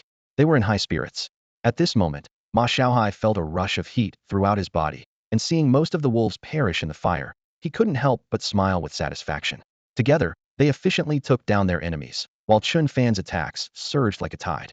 Damn, this guy is a freak, can't compete with that, he thought. Under the power of Chen Fan's fusion ability, the wolf pack was quickly cleared out, and the remaining terrified wolves were dealt with by Ma Xiaohai and the others, instantly increasing their score by over 150. The scores varied depending on the level of the sharp-clawed gray wolves. Ma Xiaohai thought to himself that this speed was still too slow and that they needed to find a beast with higher bloodline or level to hunt, to see if there were any demon crystals, as they prepared to head to the next location. The three of them acted quickly, scavenging the area before immediately heading for their next target, hunting any beasts they encountered along the way. Outside the lair, Zhou Yuantong and others closely monitored the students' movements, surprised to see Chen Fan's group's score rising sharply. In just an hour, it had increased so fast. Judging by their activity, they were clearly targeting areas where the sharp-clawed gray wolves were active, seemingly focusing on pack beasts. Zhou Yuantong remarked with admiration, "It seems they know how to quickly boost their score. At this rate, they'll definitely get into a top academy." However, Yang Songyang frowned slightly, thinking to himself that the green vine tree demons were generally around level 20 and not easy to deal with. Such impulsiveness at the start was unwise. He knew Chen Fan was powerful, but wasn't sure exactly how strong. Watching Chen Fan and his team move toward the green vine tree demons, even Sun Shuxing, Du Xiaoqing, and others gathered around. Du Xiaoqing nodded in approval. This kid has guts and strategy, daring to directly challenge the green vine tree demons. Impressive. At this time, Chen Fan and his team's score was temporarily in first place in the school, but as time passed, they were gradually surpassed by others. Most of the group's time was spent on the journey. The distance from the pack of gray wolves to the territory of the green vine tree demon was quite far, and the rugged mountains and dense forests along the way took up a lot of time. By the time the three of them reached their destination, it was almost noon.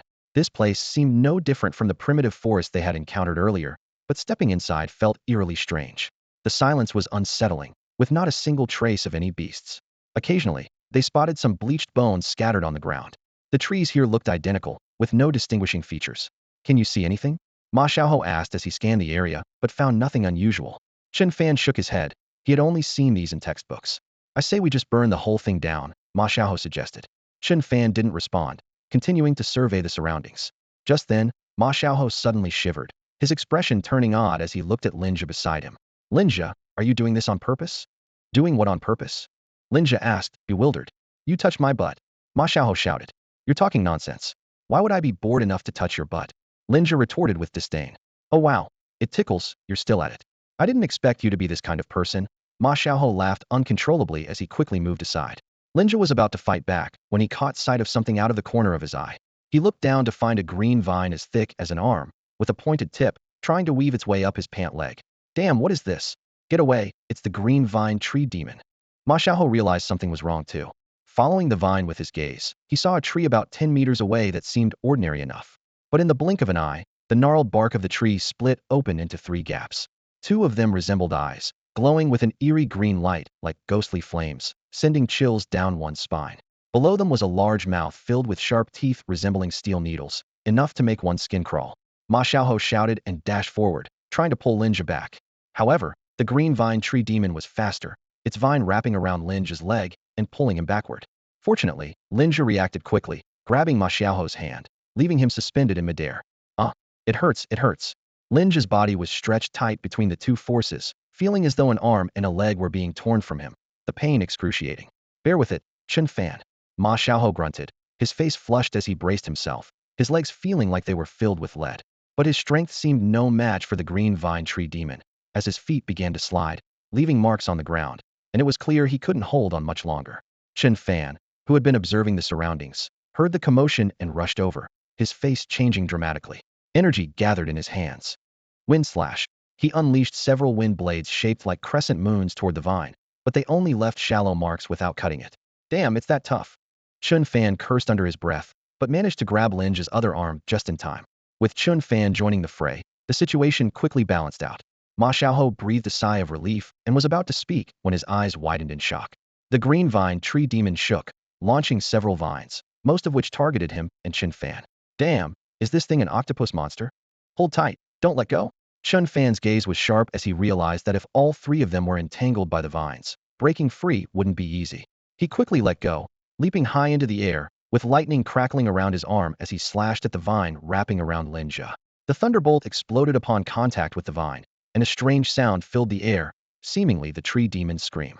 Squinting, Chen Fan saw a gash on the vine he attacked, with green sap oozing out, possibly the creature's blood. It wasn't completely severed. Chen Fan was taken aback, knowing the power of his Thunder Half-Moon Slash. Even without the aid of a bronze longsword, he thought he could handle a level 20 green vine tree demon easily. Yet now, despite injuring it and forcing it to retract its vines, Chen Fan was not satisfied. Is this creature's skin too thick, or what? With the vines severely damaged, Ma Xiaohou mustered all his strength to pull Lin Jia over, and they both fell to the ground in a heap. Ugh, you're crushing me, get up, get up. Chen Fan's urgent voice rang out as the green vine tree demon, seemingly enraged by its injury, extended vine after Vinny at least 7 or 8 thrashing wildly, even cracking the nearby trees. Instantly, the vines swung at the three like tentacles. Having felt the demon's immense strength before, they dared not be careless, evading while seeking a chance to counterattack.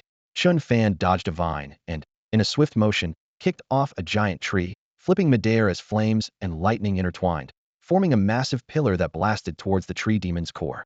It was his fusion ability of fire and lightning, the Thunderfire Dual Strike. Boom! The Thunderfire pillar exploded on the tree demon, with lightning surging and flames reaching sky high, mixed with the acrid smell of burning. The green vine tree demon was in agony. As the dust settled, the three regrouped, seeing a large hole on the tree demon's body from the Thunderfire attack, with green blood continuously seeping out, and its aura gradually weakening. But before they could celebrate, the demon seemed to revive, its hollow eyes flickering wildly with green flames, and its vine tendrils writhing again. Moreover, the hole blasted open by the Thunderfire was slowly healing. Seriously, still not dead? Chen Fan couldn't help but curse, amazed by the creature's tenacity. He began to doubt if his fusion technique was diluted today. I refuse to believe this won't kill you.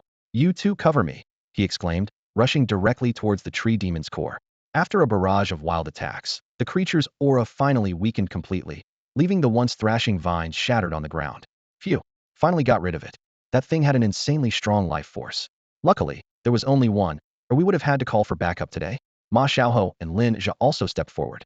Just as they were speaking, a rustling sound suddenly came from around them, like something crawling across the ground. The three of them heard the noise, and their faces instantly changed, recalling something unsettling. The map showed that this place was home to more than just one green vine tree demon.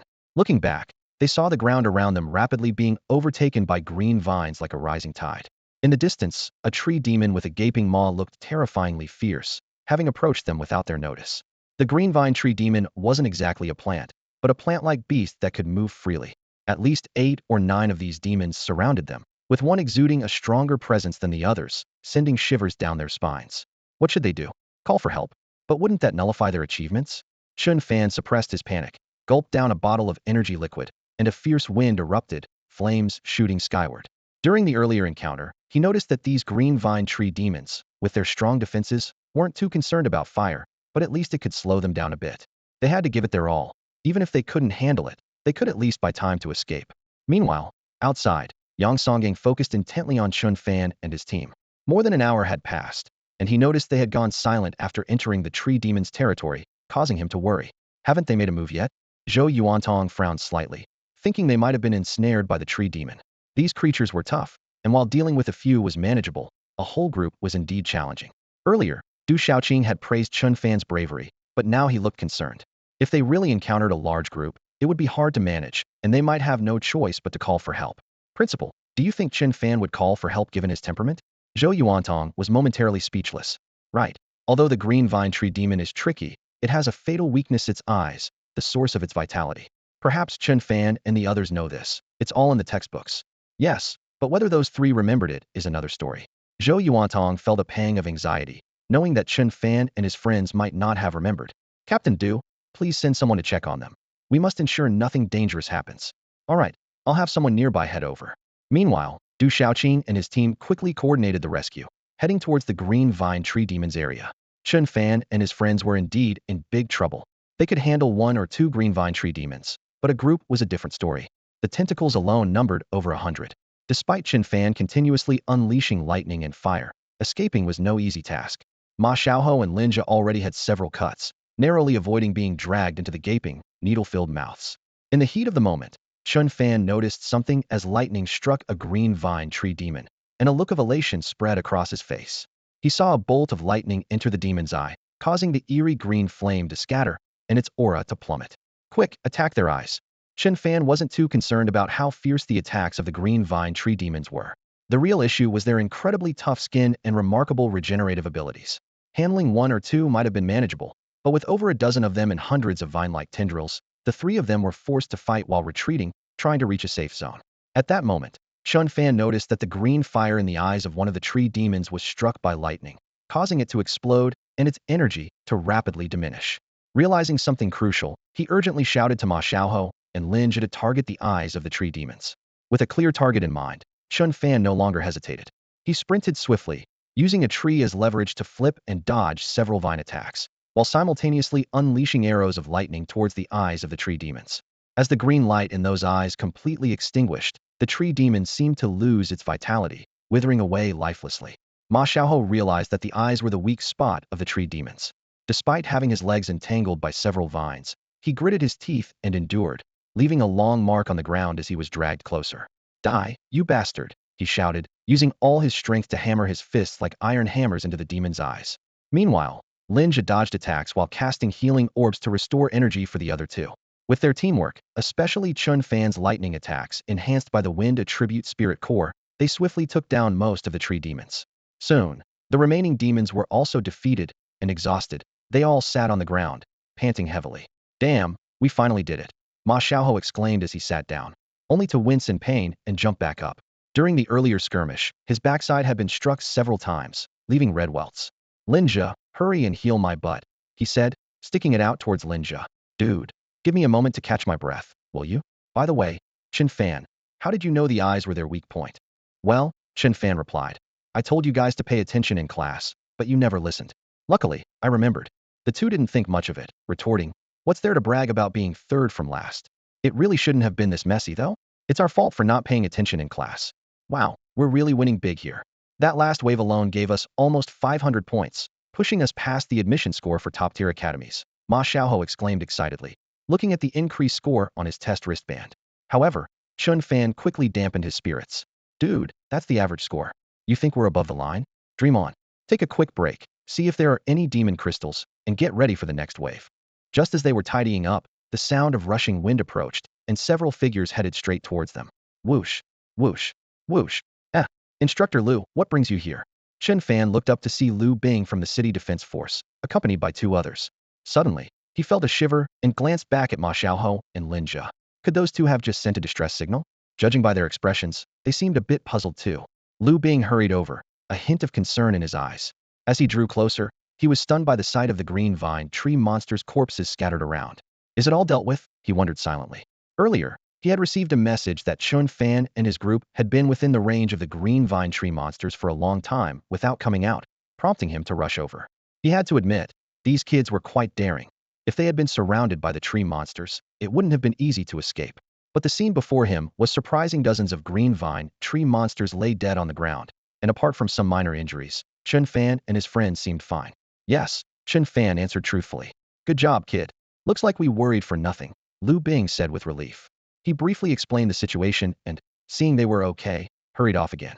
After all, the college entrance exams were ongoing, and time was money. Chen Fan and his friends tidied up a bit and were fortunate enough to find 320-level wood attribute demon crystals. After a quick rest, they set off for the next location. The green vine tree monsters' territory was quite large, and these were just a portion of them. However, they weren't the only students taking the exam, and if they hadn't been delayed earlier, they might have searched more thoroughly. Now, they had to move quickly to another area. Outside the lair, Zhou Yuantong and others were relieved to hear that Chen Fan and his group were unharmed. 3 people taking down more than a dozen green vine tree monsters?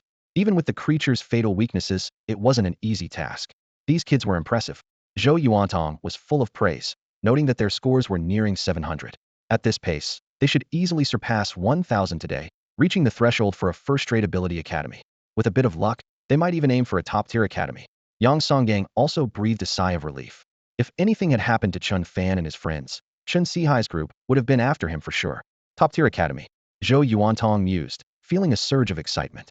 If they could reach the top-tier academy's score, their school would gain recognition. At their school, only Lin Qianxue and Chen Fan were assured spots in top-tier academies.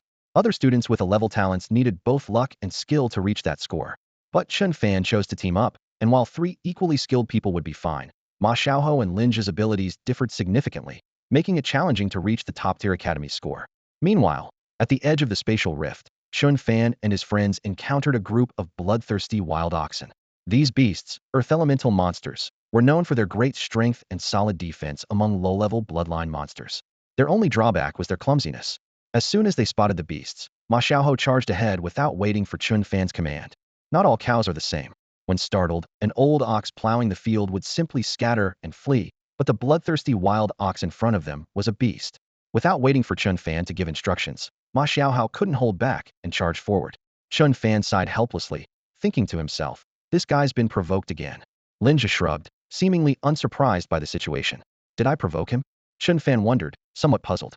He thought to himself, when it comes to being thick-skinned, who can compare to Ma Xiaohou? But this wasn't the time for idle chatter. Ma Xiaohou had already rushed ahead, and the two of them followed suit. Seeing humans appear, the herd of bloodthirsty wild oxen charged angrily towards them, their hooves pounding the ground with deafening force. One wild ox charged straight at Ma Xiaohou, who didn't dodge at all. A shield of earth appeared around him, glowing yellow, and he met the wild ox heat-in with unstoppable momentum. There was a dull thud, and the ground trembled. Ma Xiaohou grabbed the sharp horns of the bloodthirsty wild ox with both hands. His face flushed, and the earth-colored glow erupted from his hands, the sheer force breaking the horns off. With its horns broken, the bloodthirsty wild ox bellowed in pain, blood streaming down its head. However, instead of retreating, the injured ox became even more furious, its eyes like copper bells turning blood red as it charged at Ma Xiaohou once more. Fearlessly, Ma Xiaohou smiled slightly, bent his knees, rooted himself like an ancient tree, and as the wild ox neared, he unleashed a powerful punch. The punch landed with tremendous force right between the wild ox's eyes, and the sound of bones cracking echoed. Despite the severe injury and fractured skull, the massive impact was too much for Ma Xiaohou to fully withstand. As he retracted his punch, the huge ox head butted his chest, sending him flying like a kite with a broken string, crashing heavily to the ground. The bloodthirsty wild ox staggered, its hooves wobbling, and it fell to the ground with a few buzzing sounds, blood frothing from its mouth. After a few twitches, it lay still. Though Ma Xiaohou was protected by his earth shield and avoided serious injury, the impact nearly displaced his internal organs. He wiped the blood from the corner of his mouth and stood up again. Chen Fan, watching from a distance, frowned. Though clumsy, once enraged, the bloodthirsty wild ox's speed and strength greatly increased. Ma Xiaohou had recklessly confronted it in its berserk state. Ma Xiaohou, are you out of your mind? Do you have a death wish? Chen Fan couldn't help but scold. Hee. Don't worry, I'm fine. Ma Xiaohou grinned at Chen Fan, then found a new target and charged at another bloodthirsty wild ox. Chen Fan was filled with confusion. What on earth had gotten into this guy? No matter, they needed to deal with these bloodthirsty wild oxen first. Lin Zhi watched him nod. After a few words of advice, Chen Fan threw himself into the battle. Compared to Ma Xiaohou's reckless approach, Chen Fan appeared much more at ease. Facing these bloodthirsty wild bulls, whose strength was between that of iron-skinned demon boars and clawed gray wolves, was as easy for him as slicing through butter. So far, he had never failed, except against the green vine tree demon, which was strong but had a fatal weakness: its eyes, categorizing it as a lower-level beast. At this moment, Chen Fan stood his ground, energy surging around him as wind blades mixed with flames bombarded the herd of bloodthirsty wild bulls. With each explosion, several bulls fell, blood splattering everywhere. The remaining bulls finally sensed danger and began to flee in panic. Chen Fan gave chase with the speed of the wind, determined to hunt down as many as possible. In terms of speed, these massive creatures were no match for him. As he dashed forward, several wind blades flew out, decapitating one of the bulls. On the other side of the beast's lair, Lin Qianxue stood amidst the dense forest, her delicate hand gently stirring the air. Light flickered, and beams of light, like a rain of six-star swords, descended upon a black spider several meters away. In an instant, the golden light, like a torrential rain, tore the spider apart, leaving a mess of red and white fluids on the ground. After completing her task, Lin Qianxue checked her score: 390 points, just 10 points shy of half the score required for a top academy. She looked into the distance, her beautiful eyes flickering with a hint of worry. She wondered how those three guys were doing and how many points they had scored. Chen Fan, you better reach the scoreline. In truth, Lin Qianxue understood Chen Fan's intentions. That day when she wanted to form a team, although Chen Fan's words were harsh, she knew he meant well. The two of them often bickered, neither willing to back down. However, ever since they met in the park and discovered that the other was the online friend they had been chatting with, Lin Qianxue's feelings had subtly changed. Initially, she was angry, but for some reason, his image kept appearing in her mind. Previously, she worried about the three of them with a mix of familial and friendly concern, without overthinking it. But now, Lin Qianxue herself might not realize her feelings had quietly shifted. By the river, apart from a few stray, bloodthirsty wild bulls, most had been dealt with by the trio. Upon checking the score, it had risen to 993 points, just shy of 1,000. The current score already exceeded half of what was required by a first-rate academy, and it was only the first evening. However, Chen Fan wasn't focused on the score. Instead, he approached Ma Xiaohao, who was resting on the ground, and gave him a swift kick. What were you thinking just now? Charging in like that? What if you got hurt? Do I have to kick you to knock some sense into you? Chen Fan berated him without reservation. Ma Xiaohao's earlier actions had indeed startled him. It was too dangerous, but thankfully, nothing bad happened. Ma Xiaohao just chuckled foolishly, not responding. What are you laughing at? To be honest, Fan, I finally understand how Linja felt back then. What's his mood got to do with Linja? Chen Fan grinned and thought to himself, what's going on here? Since he was too shy to speak, Linja stepped in with a smile and said, actually, he's just feeling a bit inferior. Inferior? You're the one who's inferior. Ma Xiaohao immediately retorted with dissatisfaction in his voice. What can I say it? After Chen Fan pressed him for answers, Ma Xiaohao finally confessed. Although he usually had a carefree attitude, during the hunt for the green vine tree demon, he barely contributed and often found himself in danger, only to be saved repeatedly by Chen Fan. It could be said that in their three-man team, Chen Fan handled 80% of the beasts. Especially after getting injured, Ma Xiaohao felt even more uncomfortable. He wasn't jealous of Chen Fan, but rather felt like a burden, constantly relying on his help. So earlier, I was a bit eager to prove myself, experiencing the same feeling Linja had when he said he couldn't attack or help and felt like a drag. Chen Fan rolled his eyes repeatedly upon hearing this, thinking that it was just a small matter. However, because of the deep brotherly bond between the three of them, Chen Fan was eager to team up for the college entrance exams, determined to bring them along no matter what. Some things are mutual. Every time I see you exerting yourself to exhaustion, it makes me sad. If only I were a bit stronger, Ma Xiaohao said, his tone tinged with a hint of melancholy. Seeing this, Chen Fan walked over to the two of them and patted their shoulders. Howsy, your words really touched me, but why do I feel like laughing? I'm being honest here. Of course, I know you're not joking, but when have I ever joked with you? Ma Xiaohao countered. We three are a team, sharing in each other's success and failure. Honestly, even if I got into a top academy by myself, what would be the point without you two? Besides, how can you say you're useless? It's about teamwork, you know? We were all about harmony and coordination before. I attack while you two support. Exactly, I think Chen Fan's right. If you couldn't help, then I surely couldn't either. How do you think I feel about that? Linja chimed in. Don't overthink it, come on. It's not a big deal. If you can't cry, don't force it. Want me to give you some spit? Chen Fan teased with a mischievous grin. Who's crying? As if I would cry, Ma Xiaohao scoffed. We promised to be brothers for life. No problem, as long as we're not sharing a bed, Chen Fan said, his eyes twinkling with a playful look that lightened the mood. If you really feel guilty, I've got a way to make you feel better, Chen Fan said mysteriously. What way? Ma Xiaohao asked curiously. Call me Dad, Chen Fan joked. Get lost. Hurry up, we still need to clean up. If we keep chatting, we won't even make it to second-rate schools. Ma Xiaohao replied, exasperated. After resting for a bit, Chen Fan called the two over to clean up the corpse of the bloodthirsty wild ox and prepare to head to the next location. You two start cleaning up? I need to take a leak, Ma Xiaohao said as he ran to the riverbank, unzipping his pants to relieve himself. Ah, so comfortable, he mumbled to himself. Suddenly, a dark figure shot out from the river, heading straight for his stomach. What the heck? Ma Xiaohao was startled, shivering all over, feeling like he'd lost his soul. He quickly retreated, completely unaware that he'd even wet his hand. What happened? Chen Fan and Lin Zhou were busy cleaning up the corpse of a bloodthirsty wild bull. Hearing the commotion, they hurried over and saw a still-shaken Ma Xiaohao, causing their hearts to tighten. There's something in the river. Ma Xiaohao stammered. Something? Chen Fan looked towards the river, which was now a chaotic mess. Did you see what it was? It seemed like a big fish, scared the life out of me. A big fish? What's there to be afraid of? Lin just scoffed. No, that thing just lunged out and tried to bite me. Good thing I dodged quickly. Chen Fan and Lin Zhou exchanged puzzled glances. Come on, man, why would a fish bite you there? Exactly, With that tiny thing of yours, it's not even enough to fill the gap between its teeth, Linja teased. You can insult me, but not my little buddy. What? Not enough to fill your teeth? Ma Xiaohou glared at Linja. Hey ma, did you just pee on your hand? Chen Fan asked with a strange look at Ma Xiaohou's wet right hand. Ugh, who asked you to focus on that? There's really something in the water. Ma Xiaohou said urgently. The water's so murky, you can't see anything. Maybe you should pee again to lure it out, Linja joked. Why don't you? Just then, the river surged violently, the muddy surface bursting apart with splashes of water. A massive dark shadow shot towards the three like lightning.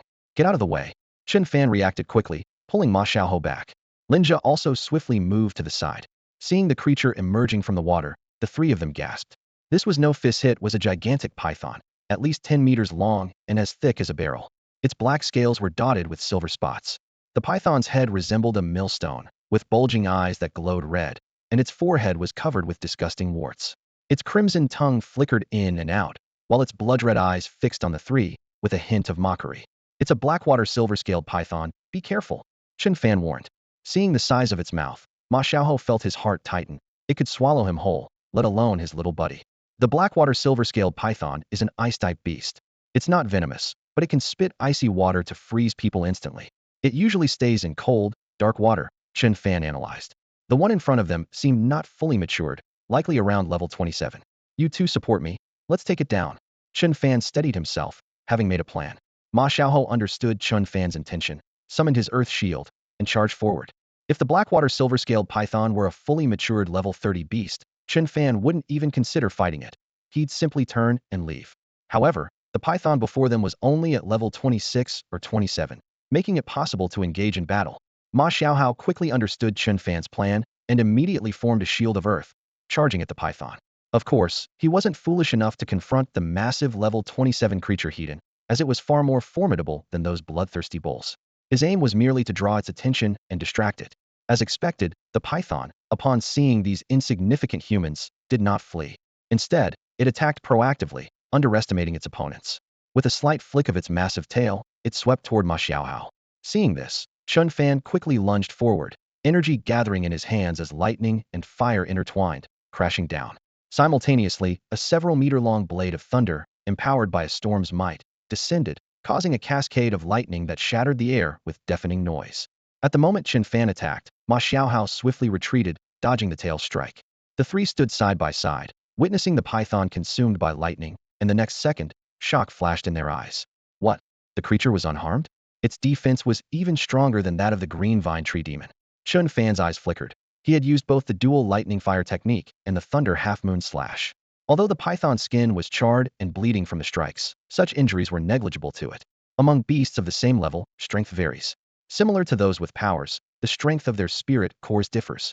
Without external help, it's nearly impossible for an level to defeat its level. Beasts value bloodline.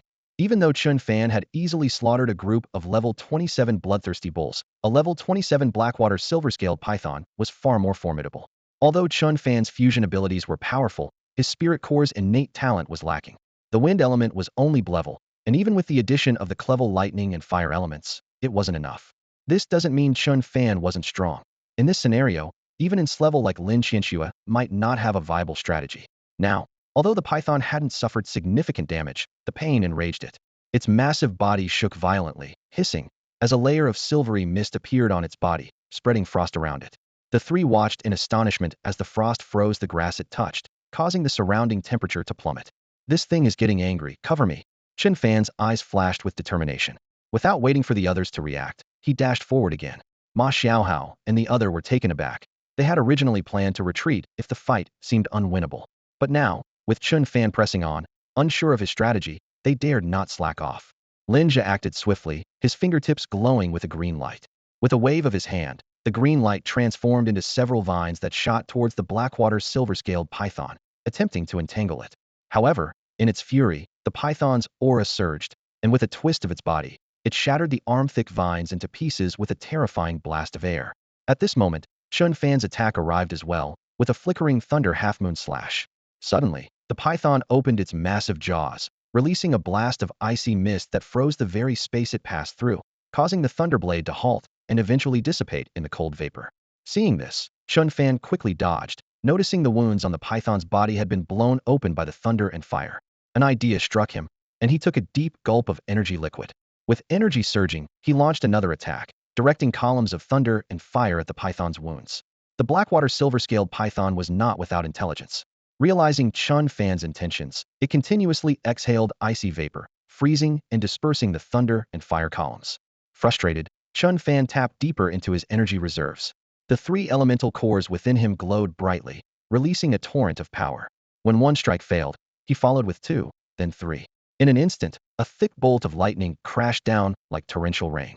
The python, surprised by the immense energy unleashed by the seemingly insignificant human, found itself unable to retaliate and could only defend.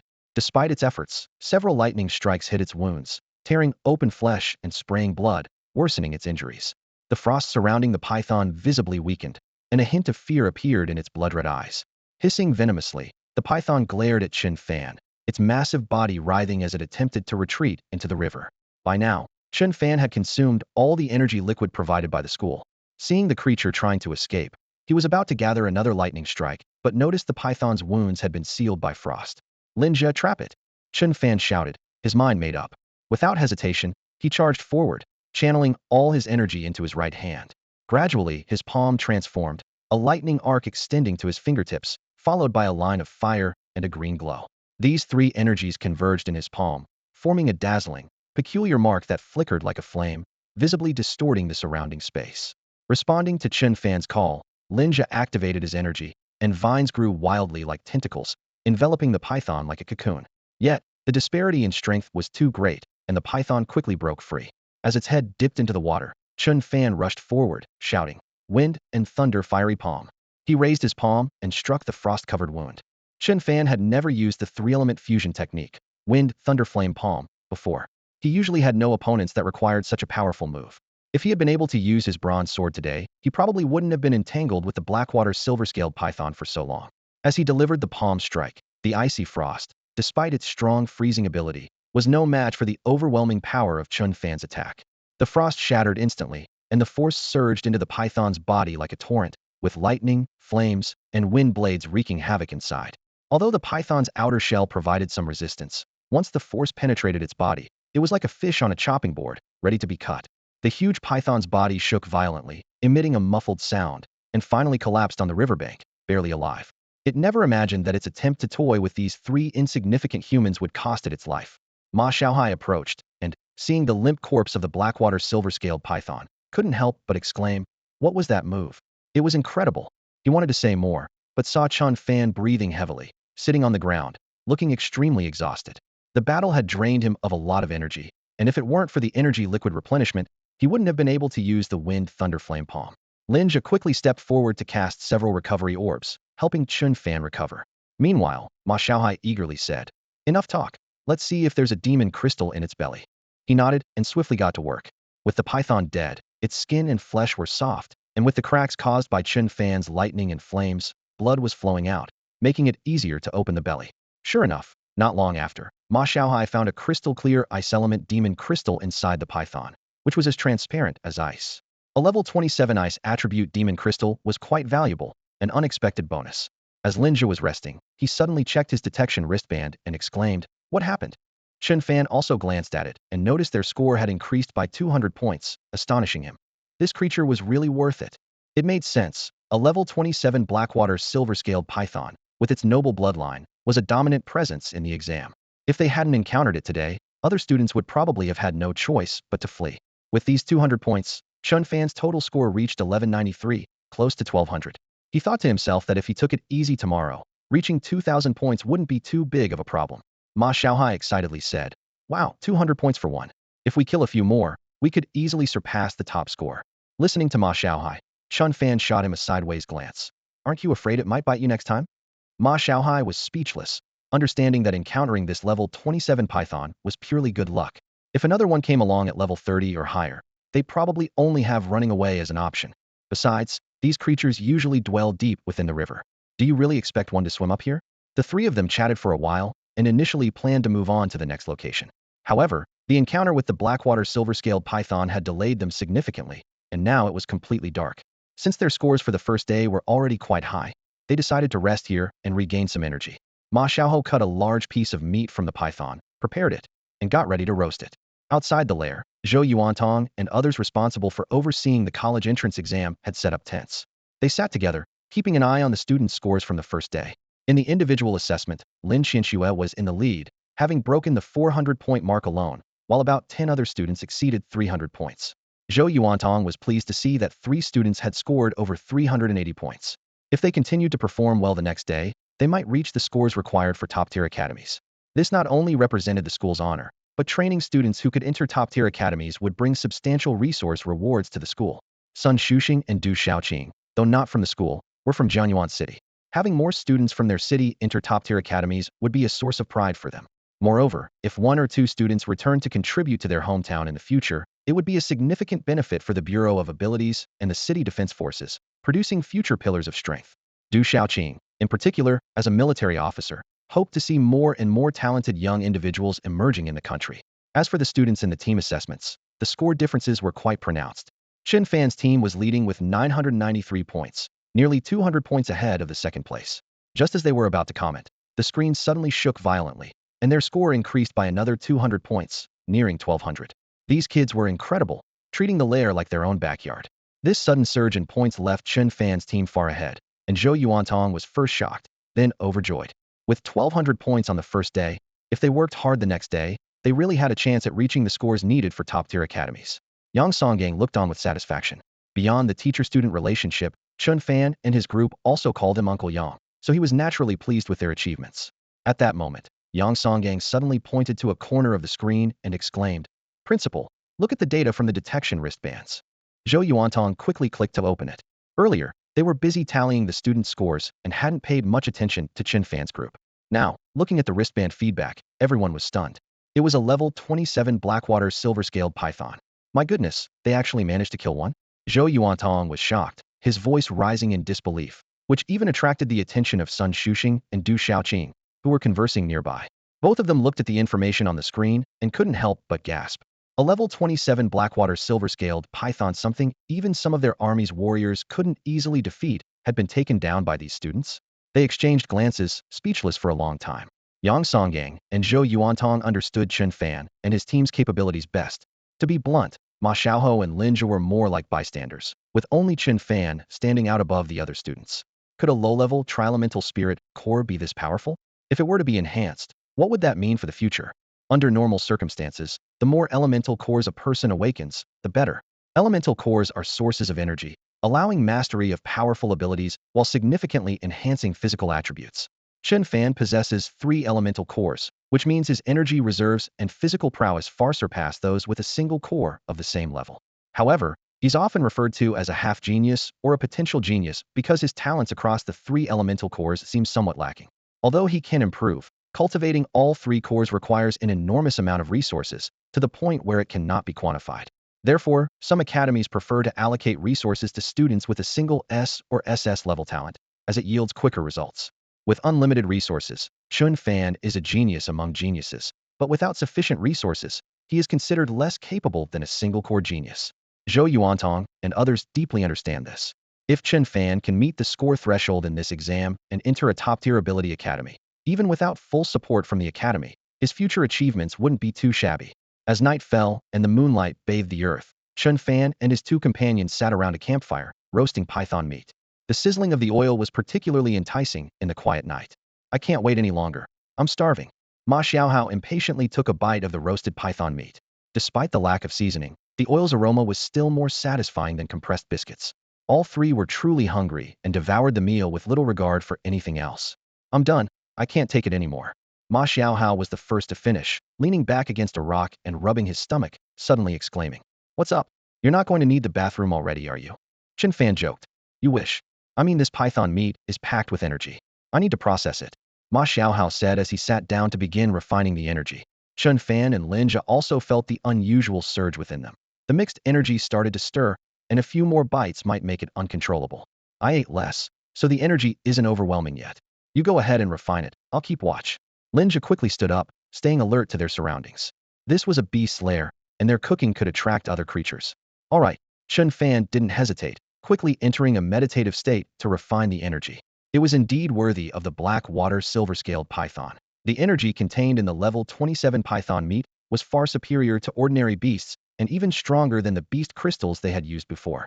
Half an hour later, Chen Fan and Ma Xiaohao had refined all the energy within them and successfully leveled up. Chen Fan, through refining his wind elemental core, reached level 17, thanks to both the python meat and the continuous cycle of combat and replenishment throughout the day. Seeing both of them level up, Linja decided to stuff a large piece into his mouth and start refining as well. This python meat is truly a great boost. I feel full of power now, but it's a shame about the leftover meat, Ma Xiaohao said, his face showing a hint of regret. Earlier, Chen Fan, worried that the corpse of the Blackwater silver-scaled python might attract too many beasts, decided to throw it into the river and let it drift away with the current. Even if he didn't, the beasts probably wouldn't be able to take it away, as it was too large to consume. Gaining just one level would already be a good result. He turned to his companions and said, "Keep an eye on him. I'm going to take a look around." At this moment, the moon was slowly being obscured by clouds, and the surrounding darkness grew more intense. Chen Fan stood up, walked a short distance, and carefully observed the area. Faintly, there was the sound of beasts growling in the distance. Not all the students were resting like the three of them. Some, with insufficient points, would likely be desperately hunting beasts tonight. After all, the opportunity to change their fate was within these 2 days, so what was one sleepless night? While patrolling, Chen Fan suddenly remembered he hadn't tried his luck today, almost forgetting. System draw? He thought to himself. The draw was successful, and the system's voice announced, "Congratulations to the host for your incredible luck. You've won the grand prize. Level Shadow Element Level 10 Spirit Core." Crack. Chen Fan stepped on a branch on the ground, eyes widening, frozen in place. Level Shadow Attribute Spirit Core? He thought he misheard, but upon realizing, he quickly checked his own body. Indeed, next to the wind, fire, and thunder spirit cores, there was now an additional core, emitting a faint black-purple glow. Despite being only level 10, its energy fluctuations were stronger than the thunder and fire cores beside it, even rivaling the wind core. Wow.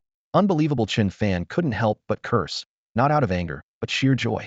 He never expected the draw to yield a spirit core, let alone the extremely rare Shadow Element one. And it was level. Among the 10 elements, Shadow, Beast, and Dark were quite rare, with Shadow being the rarest.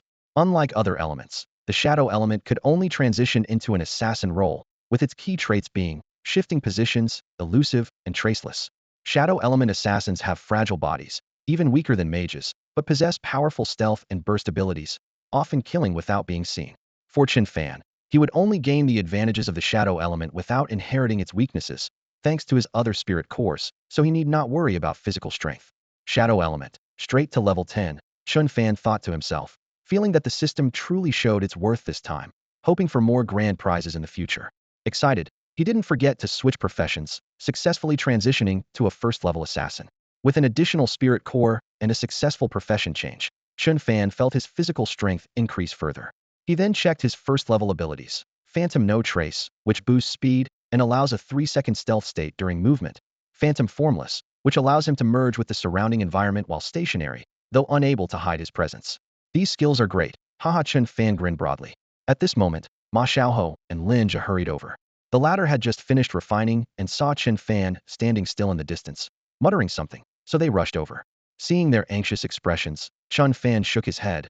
Nothing much, just feeling great. The two looked puzzled, with Ma Xiaohou eyeing Chen Fan suspiciously, then glancing at his hand, his pupils gradually enlarging. I get it. You were just secretly. Chen Fan was speechless. Chen Fan rolled his eyes at Ma Xiaohou, feeling a bit helpless. Do you think I'm like you, with calloused hands? He couldn't help but retort.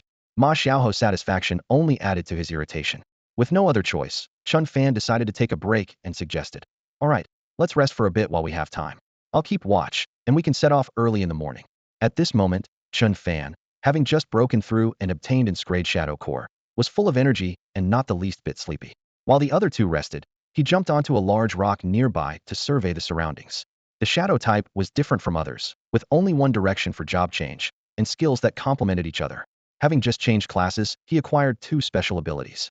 Although Phantom Trace lasted only 3 seconds, in the heat of battle, those 3 seconds could change the tide and determine victory. For Chen Fan, even though he hadn't gained any offensive abilities, he could still maximize his potential, making him unpredictable. He wanted to try fusing with other abilities, but due to different categories, it didn't work out. Time passed unnoticed, and a few hours later, at around 4 a.m., the dark night began to fade, and a gray mist appeared in the sky. As dawn approached, Chen Fan woke the others to prepare for their next destination.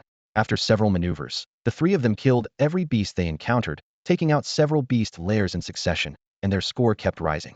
By around 3 p.m., their total score had reached over 1900, just over 40 points shy of the top-tier academy's cutoff. In the camp, Yang Songang saw that Chen Fan's group was nearing the top-tier academy's score line and finally breathed a sigh of relief. Almost 1950? For a team of 3 to reach this score at this time is already quite impressive, analyzed Zhou Yuantong, checking the time. With less than 4 hours left until the end of the exam, the next target for the trio should be an iron-hide boar's lair. Zhou Yuantong understood that surpassing the top-tier line would be good, but reaching the elite academy's score line might be challenging. After careful consideration, Zhou Yuantong realized that what Chen Fan's team needed was an average score, and besides the iron-hide boar's lair, most large beast groups nearby had been cleared. Heading to other locations would be time-consuming. It'd be great to get into an elite academy, but if not, a top-tier academy is still very good. Yang Songang sighed, feeling a bit regretful, but saying no more. At this moment, Chen Fan's group reached a mountain hollow, searching around until they finally found a deep, dark cave in the rock wall. The surrounding mud emitted a foul stench, clearly indicating it was the iron-hide boar's den. Chen Fan hoped, let's hope these guys aren't out foraging. Then, he turned to Ma Xiaoho with a smile. General Ma, if you please. What? Me again? Ma Xiaoho reluctantly grinned. Can't you two switch it up? It's always me drawing fire as the decoy, Ma Xiaoho complained. No choice, you're the toughest, Chen Fan shrugged with a smile. Let's get moving. Once we finish this job, we can finally take a break. Chen Fan had checked the map earlier and found that most of the beasts near their chosen direction had already been cleared out. Although the tasks for first-rate academies were relatively simple, there was still a gap to reach the scores of top-tier academies. They needed to venture further, and time might be tight. All right, make sure you see clearly this time before taking action, especially you, Linja. Chen Fan reminded them, recalling how Linja had mistakenly boosted the iron-skinned demon pig before, leaving him feeling exasperated. Without further delay, Ma Xiaoho quickly formed an earth shield armor and stealthily slipped into the cave. Chen Fan and another team member followed cautiously, ready to act at any moment. Not long after, a shadow darted out of the cave. Upon closer inspection, Chen Fan couldn't help but be speechless. Ma Xiaoho was covered in mud and water, looking like he'd taken a tumble every time he went in. As Chen Fan pondered, Ma Xiaoho once again fell to the ground, his head plunging straight into a muddy puddle. Ugh, cough. He quickly got up, spat out some mud, and urgently shouted, "Help me! Quick, help me! It's not an iron-skinned." Before he could finish, it seemed a powerful force was pulling him. Ma Xiaoho hadn't steadied himself before he fell again, sliding through the mud towards the cave. Chen Fan's eyes narrowed as he sensed something was off. Upon closer look, something seemed to be wrapped around Ma Xiaoho's ankle, mixed with mud and water, making it hard to distinguish, but it was desperately dragging him. Without any hesitation, Chen Fan dashed forward like a gust of wind blades swirling in his hand. He shot them out, severing the thing wrapped around Ma Xiaoho's ankle, and quickly pulled him up. What happened? He asked. Damn it, it wasn't an iron-skinned demon pig in there. It's a furry demon spider. Ma Xiaoho replied in terror.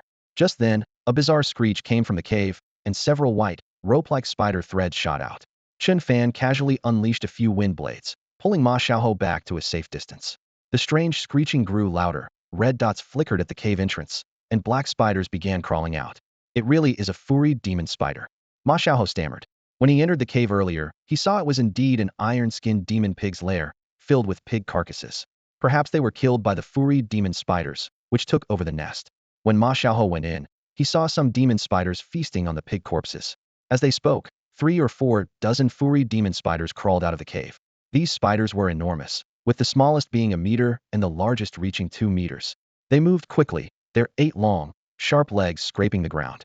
Their bodies were pitch black, with 4 blood-red eyes on their heads, and their mouths were filled with sharp fangs, some still dripping with blood and bits of flesh. The horde surrounded Chen Fan and his team in an instant. Despite the surprise, Chen Fan wasn't afraid. He knew in his heart that whether it was a pig or a spider, as long as it could increase their score, it was a good catch. Initially, they thought they were dealing with iron-skinned demon boars, but it turned out to be a case of cuckoos in the nest, as a swarm of furry demon spiders appeared. Fortunately, these creatures weren't too formidable, their strength comparable to clawed blue wolves, so Chen Fan wasn't overly concerned. He cautiously watched out for their webs, then ordered, "Attack." Almost before he finished speaking, Chen Fan was the first to strike. Against this horde of beasts, a storm of wind and fire was the perfect choice. A fierce wind howled, and fireballs rained down like a barrage, crashing to the ground. As the fireballs exploded, the immense impact seemed to create a dazzling display of fireworks on the ground. With the wind's aid, The area quickly turned into a sea of flames. The furry demon spiders, previously aggressive, seemed startled by the sudden blaze, scattering in panic, with no thought of using their webs to attack.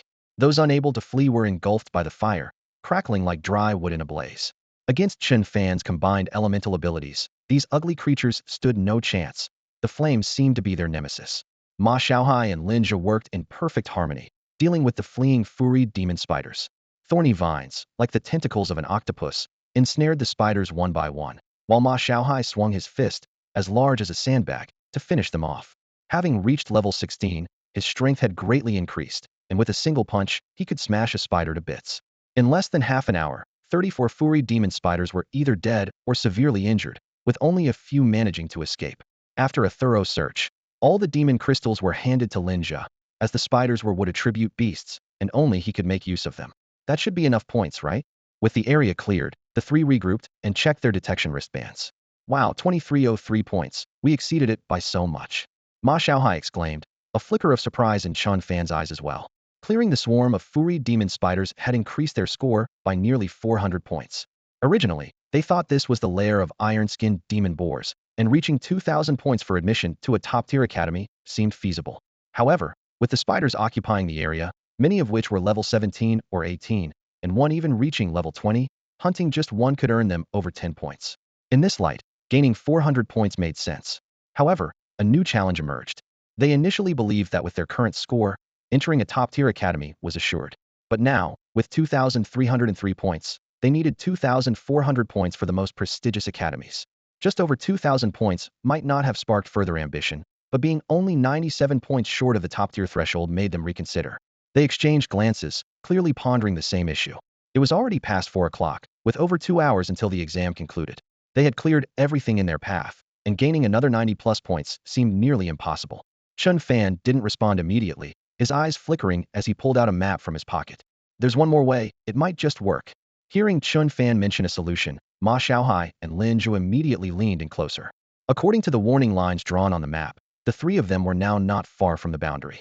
If they went further in, they would enter the deeper regions of the beast's lair. Although this line was set to prevent people from accidentally wandering too deep, it didn't mean that the beasts in the depths couldn't be hunted. If they could hunt one more level 25 beast, they would reach the score threshold for the top-tier ability academy. Lin Zhe calculated in his mind, and thought that if they walked a few more miles, they should find their target. Despite the omnipresent danger, he asked without hesitation, so, are we going for it? Of course, why not? We're just a few points short. It wouldn't make sense not to try. Ma Xiaohou replied without hesitation.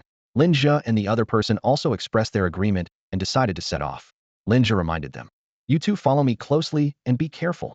The three of them quickly headed towards the deeper parts of the beast's lair.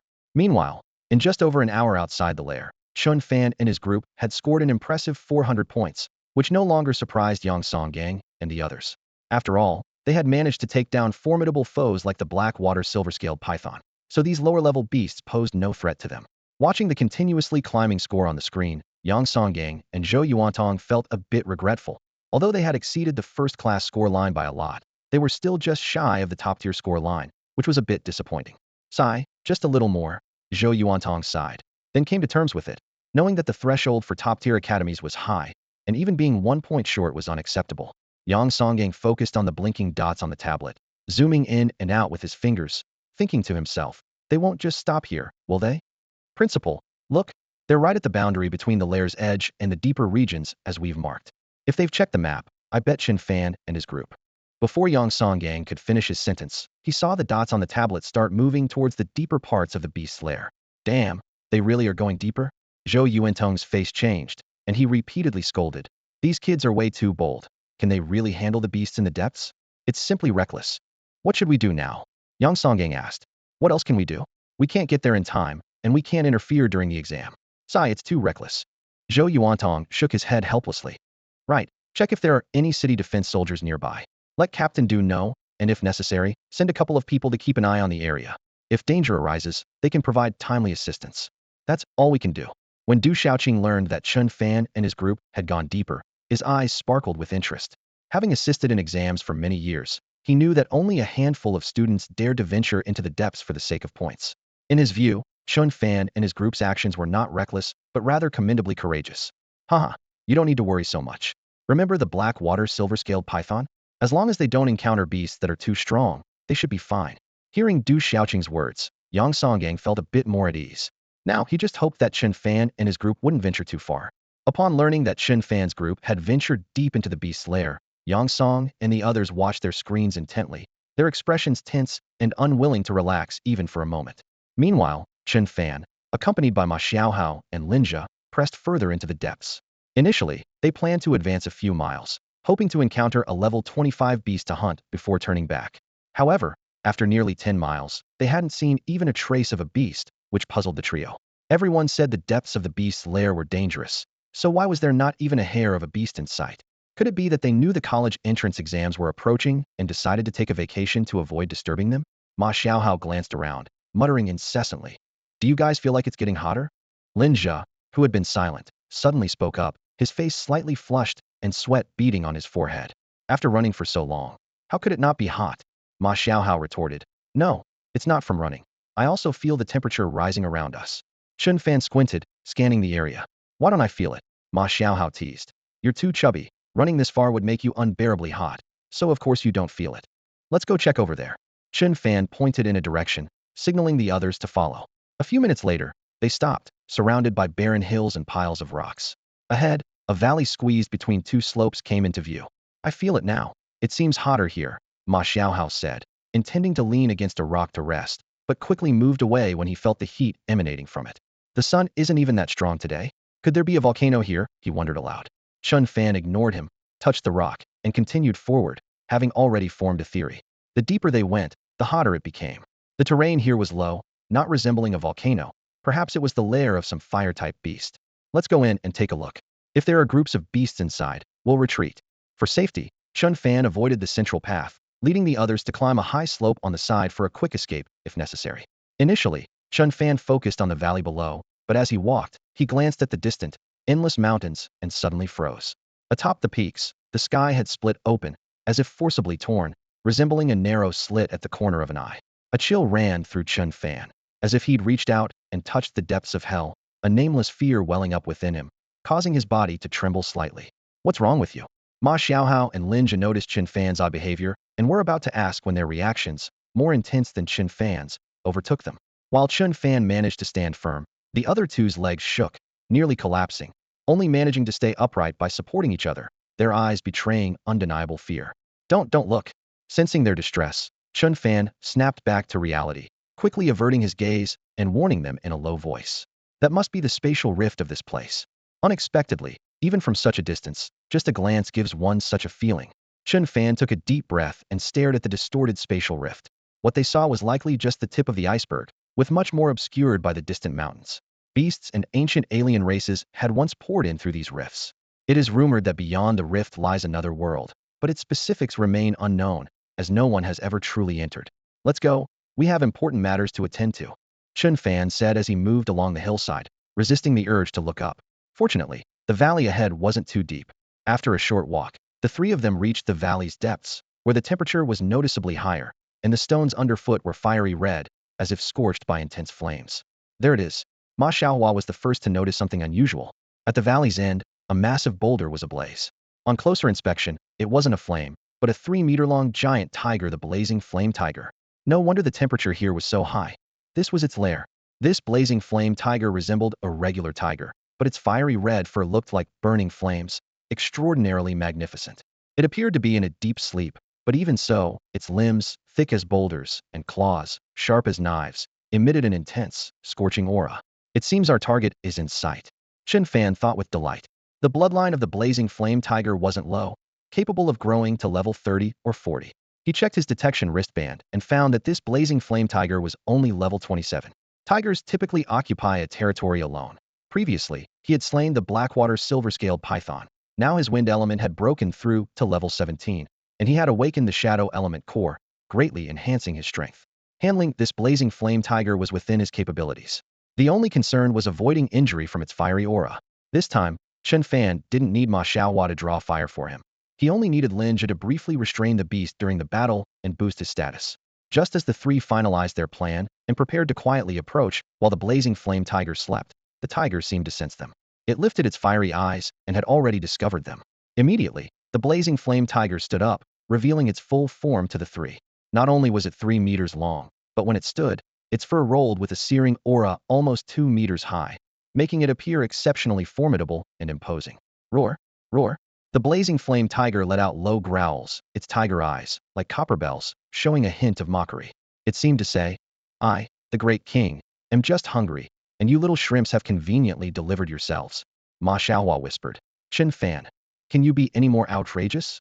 The flame fiend tiger before them was of the same rank as the blackwater silver-scaled python they had encountered earlier, but it exuded a far more formidable aura. While the python was cold and venomous, the flame fiend tiger was a searing force of fury. Its fiery energy caused the temperature around them to spike and added a sense of agitation and unease to their hearts. Chen Fan, lowering his voice, kept a watchful eye on the tiger and thought to himself, no time to waste. Let's finish this quickly.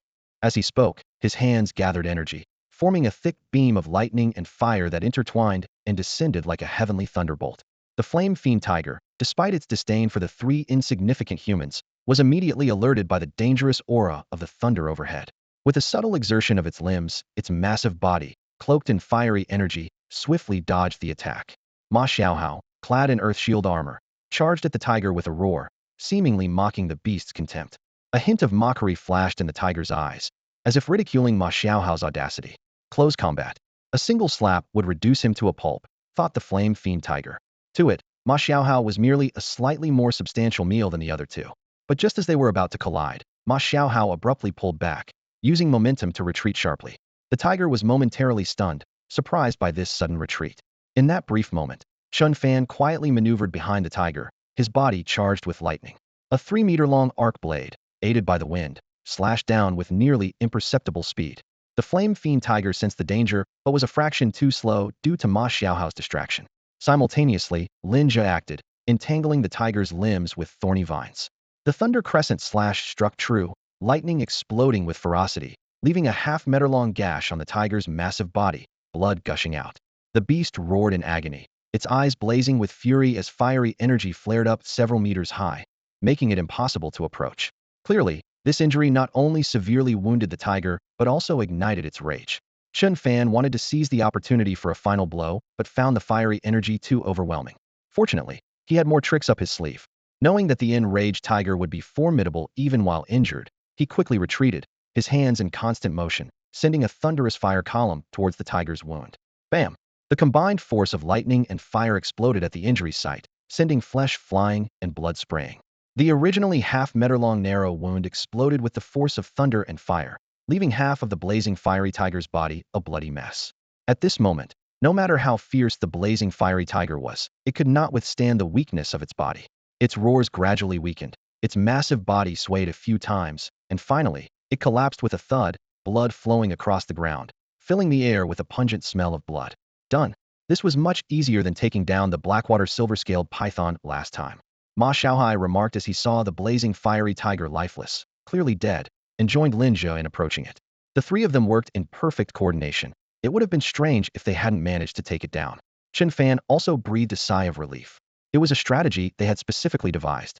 Chen Fan's strength was unquestionable last time. When they killed the blackwater silver-scaled python, it took a long battle and a triple fusion technique to barely defeat it. Now, having awakened the shadow spirit core, his power had reached a new level. Although he wasn't afraid of the blazing fiery tiger, the opponent wasn't foolish and knew how to dodge. Thus, Ma Xiaohai feigned an attack, Lin Jia assisted, and Chen Fan seized the opportunity to strike a severe blow. Otherwise, even though Chen Fan could have killed it alone, it would have taken considerable time. We did it, added 200 points, and we've surpassed the top academy's score threshold. Lin Jia checked his wristband, unable to hide his joy. That went smoothly. Quickly, extract the beast core, and let's get out of here. After all, we're deep in the beast's lair, and there's no telling if a powerful beast might show up. Now that we've got the score, we should leave as soon as possible. Got it, Ma Xiaohai responded, about to move forward, but before he could get close to the blazing fiery tiger, a sudden roar echoed through the valley. The intense sound waves seemed to make the surrounding stones and ground tremble. Ma Xiaohai's hand shook, startled, nearly losing his footing. The sound was familiar, and he thought the blazing fiery tiger had come back to life. However, the furious roar did not come from the ground, but from a distant hillside. Chen Fan was also taken aback by the sound, quickly turning his head, his pupils constricting, and the hair on the back of his neck standing on end. On a rocky slope beside the valley, a larger, blazing fiery tiger emerged. This one was not only larger but exuded a more terrifying aura, with its fiery energy almost merging with its fur. In front of it lay half of an unknown beast's corpse, mangled and bloody. Damn, there's another one. And it's a level 30 blazing fiery tiger. Ma Xiaohai swallowed hard. The wristband's readings clearly indicated it had reached level 30. But aren't blazing fiery tigers always solitary, with strong territorial instincts? How could there be two in one place? With this thought, the three of them realized a possibility. Although Chen Fan and his friends weren't top students, they understood some basic knowledge. Typically, there wouldn't be two blazing fiery tigers in one area unless there was an exception. The saying goes, two tigers cannot share one mountain, unless one is male and the other female. The giant beast before them was not only larger than the one they had just killed, but also appeared more vicious and fierce, clearly a male tiger. It was evident that the female tiger was at home, while the male tiger had gone out hunting. Faced with the level 30 male flame tiger, Ma Xiaohou and Lin Jia couldn't help but tremble with fear. Even Chen Fan felt a chill down his spine. The tiger's presence was overwhelmingly intimidating. Despite awakening his fourth spirit core and advancing his wind core to level 17, along with his various fusion abilities, Chen Fan wasn't sure he could win the fight. This flame tiger was no easy opponent and wouldn't just stand still for him to attack. While Chen Fan might have a fighting chance, he was also at risk of injury or even death. On the hillside, the male flame tiger let out mournful cries upon seeing the body of the female flame tiger in the valley. Its blood-red eyes locked onto the trio, emanating a terrifying aura filled with hatred and anger. With a roar that shook the forest, the male flame tiger charged down the slope like a small mountain, moving with the speed of a red lightning bolt, stirring up a bloody wind that sent shivers down their spines. Get out of the way. There were only seconds from the tiger's appearance to its charge. Chen Fan shouted as he quickly unleashed a pillar of lightning and fire. However, the tiger was too fast, and his attack missed as it lunged towards Ma Xiaohou. Luckily, although frightened, Ma Xiaohou wasn't completely paralyzed with fear, and Lin Jia managed to pull him aside just in time. The tiger's steel-like claws struck a huge rock over a meter high with a loud crash. The blow, carrying immense force, shattered the rock like tofu, scattering debris everywhere. Although Ma Xiaohou dodged, a rock the size of a human head hit his back hard, shattering the earth shield he wore. The impact sent him sprawling forward, crashing to the ground, blood spurting from his mouth. Xiaohou. Chen Fan was alarmed to see his friend injured, his mind racing. He had considered fleeing since they had already scored enough points, and there was no need to engage the beast. But the enraged male flame tiger clearly wouldn't let them escape, and its speed was formidable. Chen Fan might be able to flee, but Ma Xiaohou and Lin Jia wouldn't get far before falling prey to the tiger. With this thought, a cold determination filled Chen Fan's eyes. He raised his hands, gathering energy, and unleashed a combination of lightning and fire at the massive tiger. At that moment, there was no choice but to fight. The male flame tiger, initially intent on attacking Ma Xiaohou again, was hit by the lightning and fire. Although it didn't sustain much damage, it was thoroughly enraged. It turned its focus to Chen Fan, its eyes glowing with bloodlust. "Come on, you two go first," Chen Fan shouted. The flame tiger roared continuously, flames surging from its massive body. As the temperature rose, the air dried up, and the space around it distorted. Like a blazing inferno, it charged toward Chen Fan. Chen Fan's face showed a hint of determination as he gritted his teeth and faced the oncoming flaming fiery tiger heat-in, refusing to back down. Ma Xiaohou and Lin Jia were anxious, understanding that Chen Fan was deliberately drawing the tiger's attention, and now he was engaging it directly to buy them time to escape. Ma Xiaohou shouted angrily, "Damn it! I'm going all out with you." His eyes were red with urgency, and he charged from behind the tiger without hesitation. At that moment, a faint earth-colored glow gathered around his fist, growing brighter and more intense, as if it was ready to explode like the sun. Lin Jia, not to be outdone, launched his attack, maximizing his thorny entanglement skill. 7 or 8 green vines grew wildly like tentacles, attempting to bind the flaming fiery tiger. However, before the vines could reach it, they were scorched by the intense fiery aura, turning to ash. As the distance between the tiger and Chen Fan closed, Ma Xiaohou grew increasingly anxious, his eyes reddening. Just then, the tiger lunged at Chen Fan with the force of a mountain, but Chen Fan's figure vanished in an instant. When he reappeared, he was beneath the tiger's belly, his palm flickering with lightning and fire patterns, unleashing an incredible force aimed at the tiger's weakest point.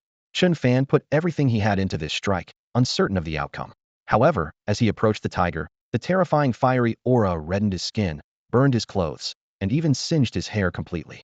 Fortunately, Chen Fan had awakened his fourth spirit core, significantly enhancing the power of his wind, thunder, and flame palm technique. Having used his phantom vanish ability to hide his presence, the tiger was caught off guard, and the full force of his strike penetrated its body. The flaming fiery tiger roared in agony, its hind legs kicking wildly, and one powerful kick struck Chen Fan's chest.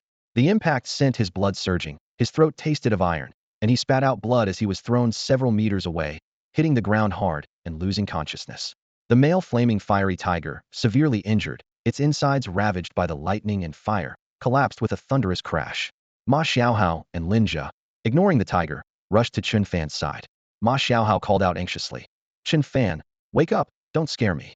At this moment, Chen Fan's body was charred, his hair and clothes burned away, and his skin was blackened, emitting a faint, burnt smell. Seeing him in such a state, Ma Xiaohao and Lin Jia were overwhelmed with panic, tears streaming down their faces. Meanwhile, the male flaming fiery tiger continued to emit pained growls, trying to stand, but after several attempts, it lay still, unable to move again. Ma Xiaohai held on to Chen Fan tightly, tears streaming down his face as he cried out, "Please wake up." His voice was filled with helplessness and despair. Lin Jia stood nearby, overwhelmed with panic and uncertainty, his eyes misty as if on the verge of breaking down. "If you die, how will we live? Just be okay, and I'll do whatever you want," he said urgently. At that moment, a faint voice came from Chen Fan. "Cough. Call me daddy." Ma Xiaohai and Lin Jia were stunned, then looked down to see Chen Fan had opened his eyes. "Oh my god, you're not dead." Ma Xiaohai sighed in relief, feeling secretly grateful. "Are you trying to scare me to death, or what?" Both of them were overjoyed, wiping away their tears. "I'm glad you're okay. You scared me to death just now." Lin Jia exhaled deeply, quickly casting a few healing orbs. Though their effects were weak, they were better than nothing, at least helping Chen Fan regain some strength. "With my tough luck, how could I die?" Cough cough. Chen Fan joked. "Are you two planning to become widows without me?" He knew they were worried about his life, so he lightened the mood with a joke. In reality, the attack from the fiery tiger had been mitigated significantly, and with his robust physique, he only suffered minor internal injuries. After all, the tiger's swipe was a panicked attack, lacking force. The real issue was the suffocating fiery aura, which could have roasted him if he hadn't been kicked away. "Who said that?" "Lin Jia, was it you?" Ma Xiaohai relaxed now that Chen Fan was fine. "I didn't say anything." Lin Jia quickly denied. "Hey, could you stop holding me and help me up?" Chen Fan intended to continue joking but realized he was lying in Ma Xiaohai's arms, which startled him. He then laughed. "Oops, forgot." Ma Xiaohai helped him up. However, as soon as he stood, their expressions turned odd, eyes fixed on his body with mischievous smiles. "What are you looking at?" Chen Fan asked, confused. He looked down and exclaimed, "Oh crap." All his clothes had been burned off by the fiery aura, leaving him completely naked. "What are you staring at?" "Mine's bigger than yours." Chen Fan smirked, feeling a bit exasperated at their amused expressions. It's not about size, but how are you going to get back like this? Want me to lend you my shorts?" Ma Xiaohai teased. "No need." Chen Fan replied, and suddenly, a set of clothes and shoes appeared in his hands out of nowhere. This unexpected change left Ma Xiaohai and Lin Jia dumbfounded. "Wow, are you doing magic? How did you manage that?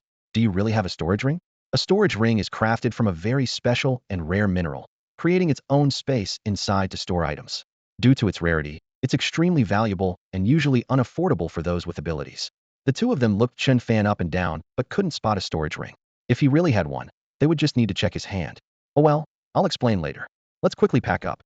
The blazing flame tiger is dead, the fire energy is weakening, so let's find any demon crystals and get out of here." Meanwhile, outside the beast's lair, when Chen Fan and his group encountered the level 30 male blazing flame tiger, Yang Songyang and his team were in a panic. They had just killed a blazing flame tiger, earning 200 points, surpassing the top academy's admission score. Before Yang Songyang and Zhou Yuantong could celebrate, they saw the information on their tablet from the detection wristband indicating another level 30 blazing flame tiger. Naturally, they were worried, their faces growing increasingly tense and anxious. "I've already sent someone over, hoping they can arrive in time," Du Xiaoqing said, his previous smile gone. He had a high regard for Chen Fan's group. If anything were to happen, it would be such a pity. Just then, the scores of Chen Fan's group on the tablet changed again. After killing the level 27 blazing flame tiger, their score reached 2,503 points. Suddenly, the score skyrocketed to 3,003, an increase of 500 points. Yang Songyang couldn't believe his eyes. He rubbed them vigorously, staring at the tablet. 3,003 points. How is this possible? Zhou Yuantong quickly grabbed the tablet to check. Indeed, Chen Fan's group score had increased to 3,003 points, and then a message appeared. Eliminated level 30 blazing flame tiger, score 500. How is this possible? Zhou Yuantong gasped, looking back to see Du Xiaoqing and Sun Shuxing equally shocked. They initially planned to rescue them, But Chen Fan's group had actually taken down the level 30 Blazing Flame Tiger. If it had been the rescuers who killed it, the detection wristband wouldn't have sent this kind of information. Everyone exchanged glances, whether the director or the team leader. Their shock lingered. A level 30 Blazing Flame Tiger, and these kids managed to handle it? It's incomprehensible, simply unbelievable. Du Xiaoqing's eyes gleamed with excitement. As the City Defense Forces captain, responsible for the outskirts of Jiangyuan City, he frequently dealt with beasts. A level 30 Blazing Flame Tiger was no big deal for him, but for a few students, it was unbelievably absurd. Yet, the facts were right in front of them. At this moment, Yang Songang suddenly realized, Principal, Chen Fan's group scored 3,003 points, averaging 1,001 points each. I don't think anyone has ever scored over 1,000 in the college entrance exam before, right? The previous highest was only 953 points, and Chen Fan's group broke the record. Hearing Yang Songgong's words, Zhou Yuantong was equally stunned, his eyes wide, his hands holding the tablet trembling uncontrollably. Wow! 1001, 1001. Zhou Yuantong seemed to be in disbelief, repeatedly verifying. Did we really break the college entrance exam record? Sun Shuhang and Du Xiaoqing also wore expressions of incredulity. This score was a full 50 points higher than the previous highest score in past years. If nothing unexpected happens, this score could very well become the highest in the nation this year, possibly even the highest in history. As Yang Songgang spoke, his eyes grew brighter, unable to hide his excitement. Wow, I remember back in our day, we only scored around 500 or 600 points. This is nearly double that. Du Xiaoqing took a deep breath. With the invasion of alien beasts, a century has passed, and humanity's understanding of supernatural abilities has significantly deepened and improved. Higher scores have become inevitable, yet none of them expected that in a small place like Jiangyuan City, someone would emerge as the national top scorer, possibly even the highest in history.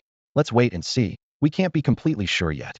After all, the exams aren't over and it'll take a few more days, Zhou Yuantong said, trying to calm his excitement. Although he said this, everyone knew in their hearts that with this score, it's unlikely anyone would surpass it in this year's exams. Not to mention other feats, just the fact that someone killed a level 30 Flaming Fury Tiger during the exams was unprecedented. Most students taking the exams are between levels 10 and 20, rarely exceeding level 20. One reason is that the time between awakening their supernatural abilities and the exams is too short, and another is that leveling up becomes increasingly difficult, requiring more energy. Although energy absorption from monster crystals is much faster, it has its limitations. A level 10 ability user can only refine crystals below level 20. Going higher could lead to losing control and being overwhelmed by the crystal's energy. Otherwise, why wouldn't some wealthy or powerful people just buy higher level crystals to train their children? Deep within the lair, Chen Fan and his two companions finished their tasks and, seeing it was nearly 7 o'clock, realized the exams were over and began heading back. They too saw the scores. Unlike Yang Songgang and the others' excitement, Chen Fan remained calm. Whether it was 800 or 1,000 points, as long as he qualified for a top academy, it was enough. On the way back, Ma Xiaoho asked Chen Fan about how he suddenly disappeared when he killed the male Flaming Fury Tiger earlier. Chen Fan did not hide the truth and explained his awakening of the Shadow Element Spirit Core, mentioning that the storage function from the system was an ability granted by this Spirit Core. He also advised the two to keep this information confidential for now. A Shadow Element Spirit Core? Wow, you have some incredible luck. Why am I not that lucky? Although Ma Xiaoho and the other person were shocked, they didn't press further.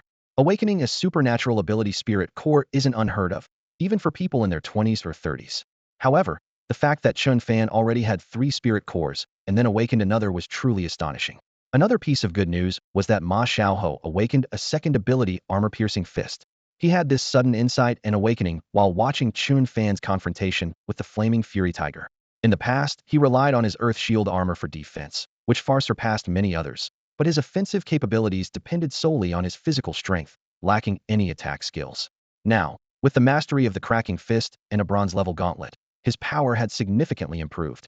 Ma Xiaohao excitedly asked, when dealing with that male tiger you mentioned earlier, where is its weakest spot? He joked, of course, it's the groin. Is that really the weakest spot? Want me to kick you there and find out? As the three of them walked and chatted, the sky gradually darkened, approaching 7 p.m. As they walked, a cloud of dust suddenly rose in the distant woods, accompanied by the low growls of a beast. In a flash, they saw that the dust was stirred by a bloodthirsty barbarian bull. Wow, a bloodthirsty barbarian bull. Perfect for testing my newly mastered Cracking Fist. Ma Xiaohao charged forward excitedly, and Chen Fan didn't stop him. With Ma Xiaohao's strength, facing a level 16 or 17 bloodthirsty barbarian bull was no problem. Chen Fan simply stepped aside to wait patiently. Soon, a figure hurriedly approached from afar. and Chen Fan recognized him as Zhou Xiaoyang from Class 2 at their school. Zhou Xiaoyang was in poor condition, his clothes tattered, stained with patches of dried blood, his expression weary, with a hint of urgency in his eyes. Reflecting on Zhou Xiaoyang's college entrance exam journey, he had been smooth sailing, easily reaching the top academy's admission score with his strength and luck. However, feeling he had time, he aimed for a higher score, but due to nervousness, he was injured while hunting beasts, forcing himself to chase after them. Time was running out, and Zhou Xiaoyang was just 10 points short of the top academy score. Fortunately, luck was on his side when he encountered a bloodthirsty barbarian bull, but he was at his limit, his energy depleted, with multiple injuries, feeling unwilling but helpless. Seeing Chen Fan and the others already engaged with the bull, his heart sank. With only 5 minutes left until 7 p.m., he shook his head and turned to leave. Just then, Chen Fan's voice called from behind. "How's he stop?" Ma Xiaohao was excitedly preparing to take down the bloodthirsty barbarian bull, but paused at Chen Fan's call. "Isn't this against the rules?" he asked, puzzled. "How is it against the rules? We didn't help anyone." Chen Fan shrugged, signaling him to stop. Ma Xiaohao understood Chen Fan's intention, felt a tug at his heart, and halted his attack. "Let's go, it'll be dark soon." Chen Fan had Ma Xiaohao stop to give Zhou Xiaoyang a chance. After all, their scores were already sufficient, and a bloodthirsty barbarian bull meant little to them. Chen Fan noticed the urgency in Zhou Xiaoyang's eyes and understood what he cared about. Their past disputes were merely minor conflicts among classmates, and last time, when Zhou Xiaoyang mistakenly referred to North Bridge as North Suburb, it almost caused a misunderstanding. Ma Xiaohao's smelly socks nearly suffocated him, so today, they decided to do him a favor. Of course, the main reason was that their scores were already more than enough. Otherwise, Chen Fan wouldn't have played the good guy. Zhou Xiaoyang had initially planned to give up, knowing he had no way out. The fate of the beast was beyond his control, and ultimately, he could only blame his bad luck. However, he was surprised when Chen Fan told Ma Xiaohao to stop. As the group was about to leave, Zhou Xiaoyang lingered between them and the dying bloodthirsty wild bull, filled with confusion and rooted to the spot. If he didn't act soon, the beast would bleed out. As Chen Fan passed by Zhou Xiaoyang, he whispered a few words before leaving without looking back. Zhou Xiaoyang shuddered, momentarily speechless. He wasn't foolish and understood Chen Fan's implication was being given the opportunity to finish off the bloodthirsty wild bull and take the points for himself. His heart was a mix of emotions as he gratefully watched Chen Fan and his companions, not expecting such an outcome. Quickly, he snapped back to reality and, dragging his weary body, rushed towards the beast. By the time it was nearly 8 o'clock, Chen Fan and his friends had returned to the camp outside the beast's lair, where other students were also arriving. Some wore expressions of joy, while others looked dejected, clearly disappointed with their exam results. As soon as Chen Fan and his group returned, they were immediately surrounded by a crowd, as word had spread that they had broken the exam record with an impressive score of 1,001 points. "How are you all? Not injured, are you?" Yang Songgang pulled the trio aside, examining them closely. Chen Fan's face was slightly peeling, his hair was gone, leaving him bald, and even his eyebrows had been singed off by the flame tiger's fire. "Uncle Yang, don't worry, I'm fine," Chen Fan replied with a grin, rubbing his bald head, finding it surprisingly refreshing. "Good to hear you're okay. You guys really scared me." Yang Songgang sighed in relief, his tone filled with concern. "You sure have guts, venturing deep inside. I knew you weren't the type to play it safe." Besides his concern for their well-being, Yang Songgang was eager to know how they had managed to defeat the level 30 flame tiger. Chen Fan had already instructed Ma Xiaohao and Lin Zhuan what to say. They had indeed killed the level 30 flame tiger, but it was already injured, which made their task easier.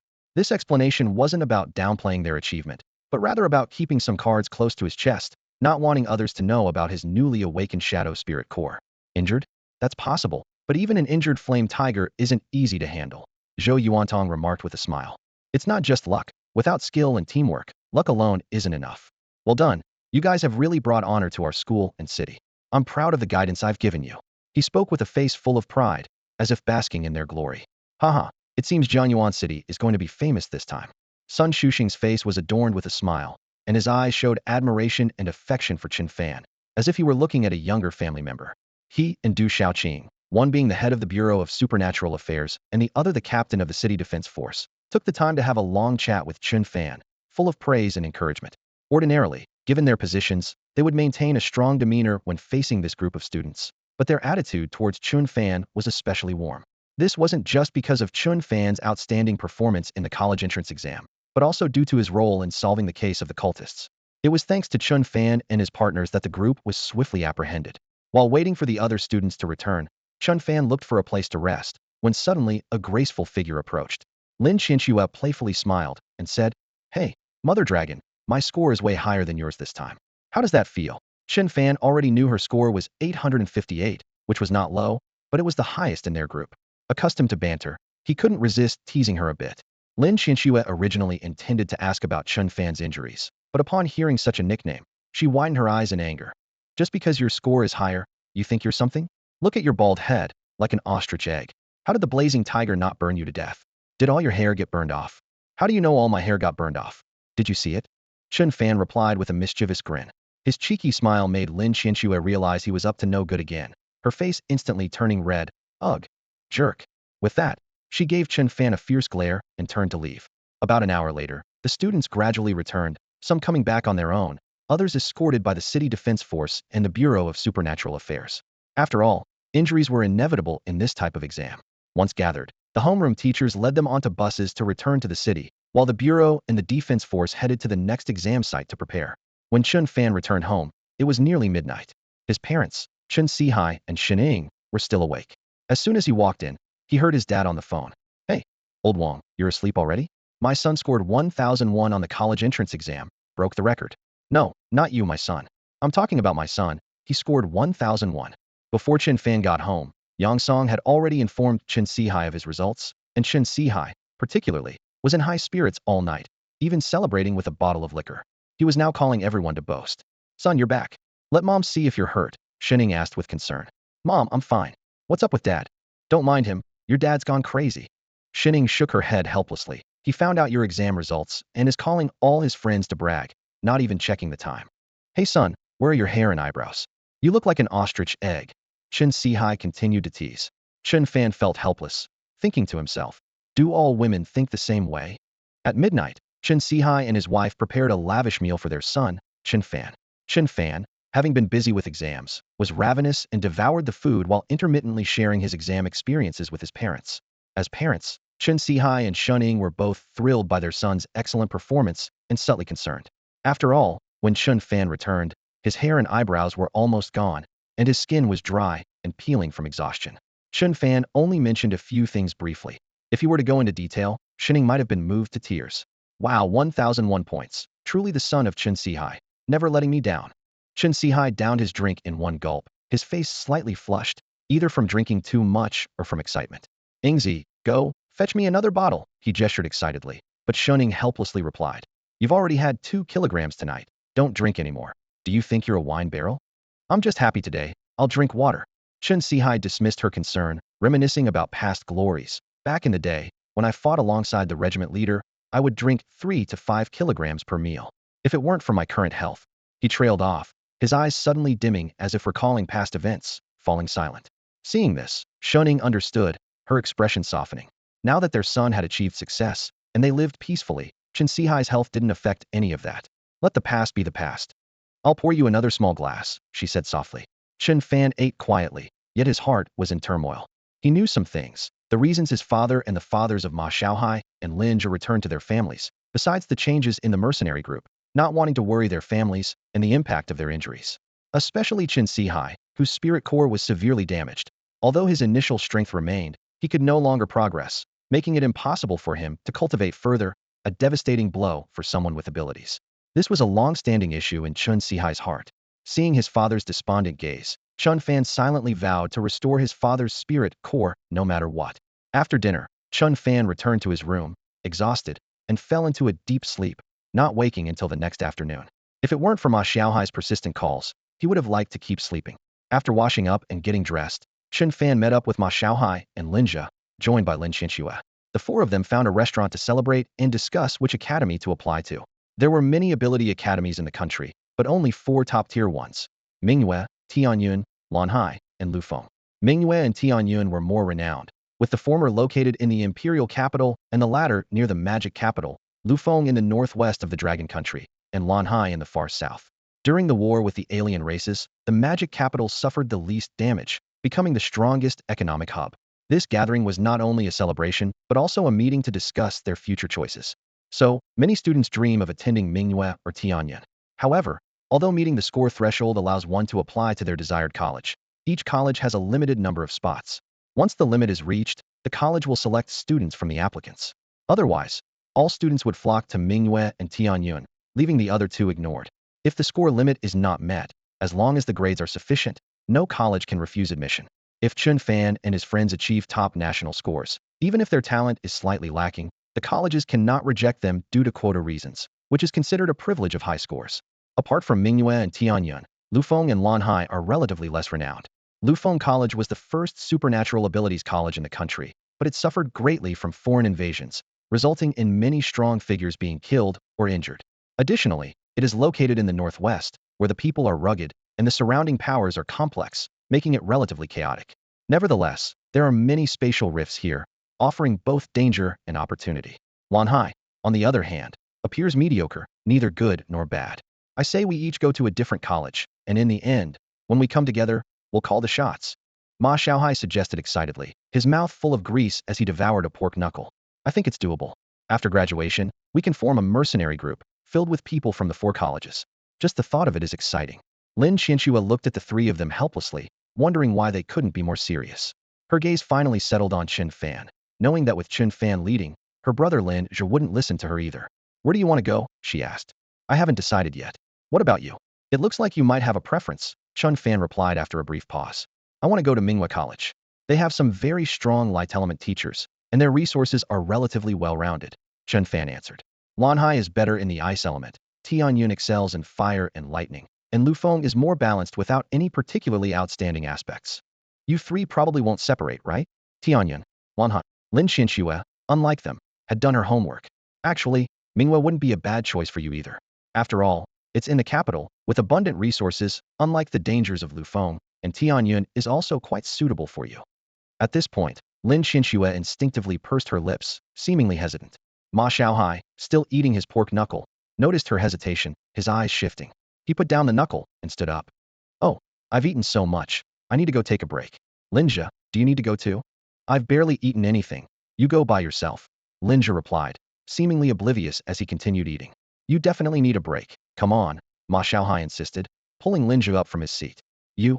Linja was about to argue, but saw Ma Xiaohai winking at him repeatedly. What's wrong with your eye? Got sand in it. I swear, don't you realize you're being a third wheel? Go take care of it. Ma Xiaohai thought to himself, what a blockhead. Although Ma Xiaohao had a carefree personality, his mind could sometimes work remarkably fast. Lin Qianxue's hesitant expression and the way she looked at Chen Fan made it clear to any observant person what she was thinking. Wherever Lin Zhe decided to go didn't matter much. The crucial factor was Chen Fan's decision. After all, without Chen Fan, both he and Lin Zhe lacked the ability to enter even a first-rate academy, let alone a top-tier one. In such a situation, no one else could lead them to success. Once the two left, the room fell silent. Chen Fan didn't overthink it. He hadn't decided where to go yet and hadn't done much research as the college entrance exams approached. Upon returning, he focused mainly on getting rest. Mingyue Academy seemed good, and Tianyun Academy was also a possibility, but he felt that all 4 academies were quite similar. Lin Qianxue suggested, why not consider Mingyue? It'd be nice to have some company. She added, we still have time to decide. Seeing Chen Fan's indifferent attitude, Lin Qianxue was momentarily speechless, wanting to say something but unable to articulate it. She thought to herself that he should go wherever he wanted, and she shouldn't ask so many questions. She muttered softly, Humph, it's not like I'm eager to be with you anyway. What did you say? Something about wanting or not wanting? Chen Fan asked curiously. Nothing, nothing. Lin Qianxue quickly shook her head, her face flushing slightly, as if embarrassed by being overheard. Why do I feel like you're acting strange today? Why is your face red? Chen Fan said with a sudden realization, causing Lin Qianxue's heart to race with nervousness. Did he figure it out? Do you need to use the bathroom, or something? Chen Fan teased. Lin Qianxue. She trembled with anger, gritting her teeth, wishing she could bite him to pieces. You're the one who needs to go, not me. Seemingly truly infuriated by Chen Fan's blockheadness, Lin Qianxue took a few deep breaths, her eyes flashing with determination. Chen Fan, I want to ask you something. What is it? Go ahead and ask, Chen Fan replied, full of curiosity. Do you feel? Lin Qianxue mustered the courage to say something, but before she could finish, a loud commotion erupted outside. Screams, shouts, and cries mingled together, suggesting something alarming had happened. Even the sound of something violently hitting the walls made the entire room shake. It sounds like something's happening outside. Let's go check it out. Chen Fan, drawn by the noise, stood up and rushed out. Wait for me. Lin Qianxue hurriedly followed. By then, the street was in chaos. For some unknown reason, people seemed to have gone mad, attacking passers-by and even storming into shops, creating a scene of utter disorder. Chen Fan ran out from the restaurant and was stunned by the chaotic scene, unsure of what was happening.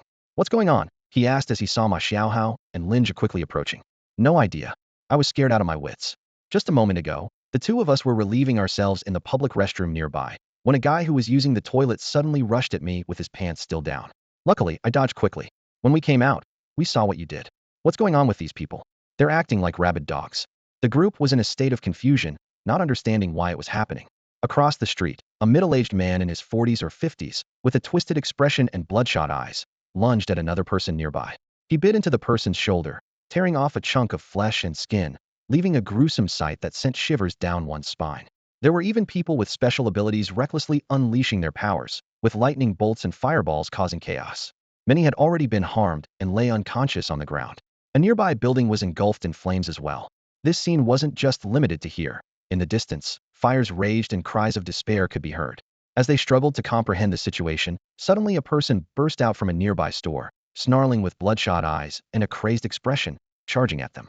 Chen Fan didn't hesitate and kicked the attacker several meters away, causing him to hit his head on a lamppost and fall unconscious. Is this the end of the world?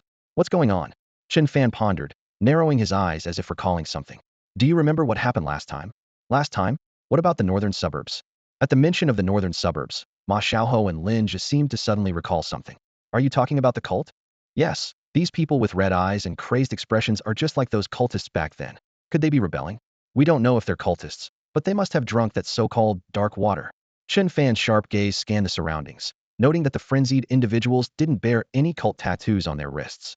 Forget about the cult for now, we need to save people. Lin Qianxue watched in anger as a frenzied, delirious person with special abilities killed a fleeing bystander, blood pooling on the ground. Without waiting for a response from the others, she rushed forward. You two go that way, I'll go with Qianxue. Be careful, Chen Fan instructed before charging ahead as well. If it were merely a fight among those with special abilities, it wouldn't be something to intervene in. But with innocent civilians being harmed, if they didn't stop it, the situation would worsen and more people would die. It was likely the work of those cult members. After witnessing their madness in the northern suburbs, Chen Fan had developed a strong hatred for the cult. However, despite his hatred, he didn't know the full situation, so he refrained from lethal force, opting instead to injure or knock out the attackers. The rest would be dealt with by the Special Abilities Bureau or the City Defense Forces. With such chaos unfolding, their forces should arrive soon. Meanwhile, not long after the chaos began, Sun Shuxing and others, located outside the beast lair, received news from the city. At this moment, the chaos in Jiangyuan city wasn't limited to the place where Chen Fan and his group were dining. Multiple areas had descended into disorder. People seemed to have lost their minds, attacking others and causing wanton destruction. Upon learning of the situation, the Abnormal Abilities Bureau, the City Defense Forces, and regular police swiftly mobilized. Meanwhile, over 100 kilometers away at a beast's lair, Sun Shuxing and Du Xiaoqing also received the news. What? Say that again. Sun Shuxing, who had been jovially chatting with the principal of a local school, suddenly stood up, his body tense and his expression changing drastically as he listened to the report from the other end of the phone. How could this happen? Deploy all police forces immediately. There are quite a few ability users involved in this riot. Ordinary people can't handle them. The city defense forces have arrived, but they're still short-handed. Director, we need reinforcements. I understand. Do everything possible to ensure the safety of the citizens, and if necessary, lethal measures can be used against those rioting ability users. I'm heading back right away, Sun Shuxing said, hanging up the phone with a grave expression. Director Sun, what's going on? Why has a riot suddenly broken out? Du Xiaoqing asked urgently after ending his call. The specifics are unclear. We'll have to go back to find out. Old Du, how many of your city defense forces are stationed here? Sun Shuxing inquired. Not many, just a few dozen. I've already ordered everyone to head to the scene, Du Xiaoqing replied. The younger generation is the future of the country, so every year during the college entrance exams, all departments place great emphasis on ensuring student safety. In addition to regular patrols, the Abnormal Abilities Bureau and City Defense Forces deploy a significant number of personnel for security. No one expected a riot to occur. Here's the plan. Pull some personnel to return with me, and you stay here.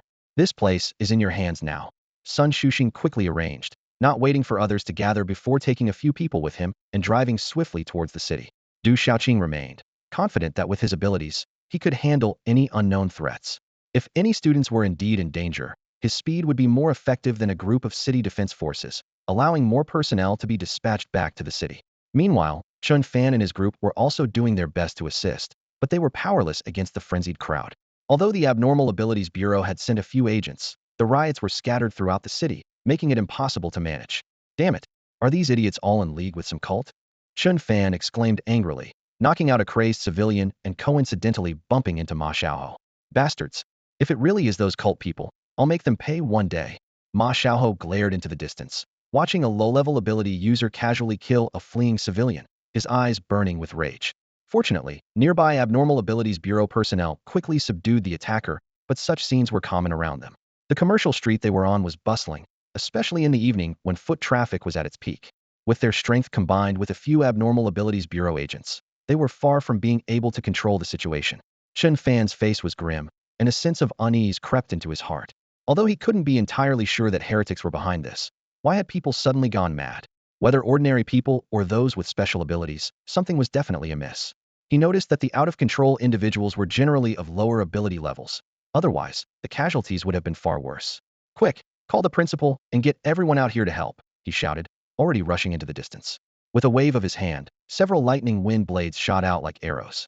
Despite the risk of severely injuring or even killing the out-of-control individuals, he couldn't afford to care. He was willing to take the risk to prevent further harm to innocents.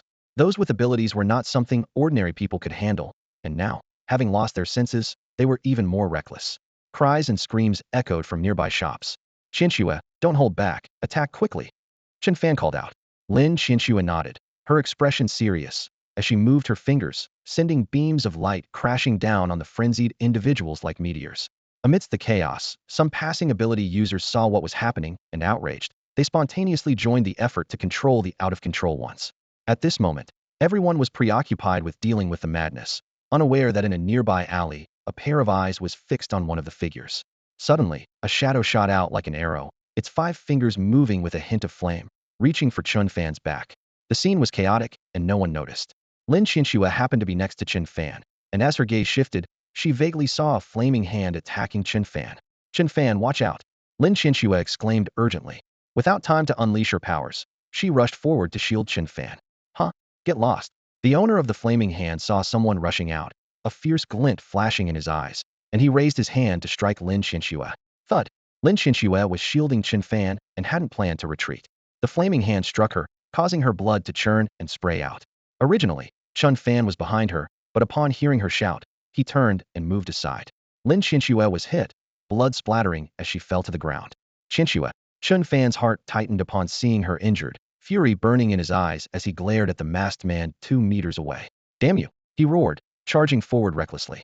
The masked man had been targeting Chen Fan, and seeing him rush over, sneered, ready to take control. But his eyes twitched as Chen Fan suddenly vanished before him. In the next moment, the masked man sensed a dangerous aura, and before he could react, a sharp blade flashed before his eyes. Not good, he thought, alarmed. But they were too close, and Chen Fan's sudden disappearance had caught him off guard. With a scream, the masked man's right arm was severed, blood splattering everywhere. In the blink of an eye, everything unfolded. The man in black approached stealthily, ready to launch a surprise attack. Lin Qianxue swiftly stepped forward to defend, and Chen Fan, using his phantom shadow technique, swung his bronze sword, severing the opponent's arm. In less than 10 seconds, Chen Fan's fury ignited. He was filled with doubt. Was this masked man insane, or did he have another agenda?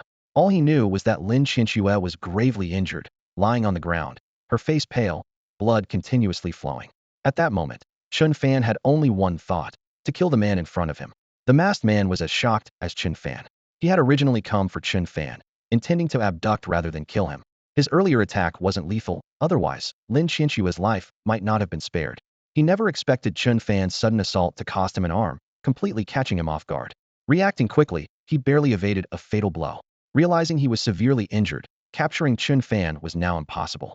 He retreated decisively, thinking to himself, stay alive, protect Qianxue. An enraged Chen Fan wouldn't let him escape easily. He shouted at the approaching Ma Xiaoho and Linjia, wielding his bronze sword as he pursued. Despite the masked man's grievous injuries, his strength far exceeded Chen Fan's, and his speed was still considerable. Initially, he only wanted to leave the area quickly, but seeing Chen Fan in pursuit, he hatched a plan, deliberately slowing down as if luring Chen Fan further. The chase led them away from the city. The masked man's destination seemed to be the outskirts. Time passed unnoticed, and darkness enveloped the surroundings, with only moonlight filtering through the treetops to light the way. Suddenly, the masked man stopped, scanning behind him in confusion, thinking no one followed. Frustrated, he decided to retreat and tend to his wounds. His face was pale, and though the bleeding had temporarily stopped, the prolonged running left him increasingly weak. However, he was unaware that in the darkness, a pair of eyes was watching his every move.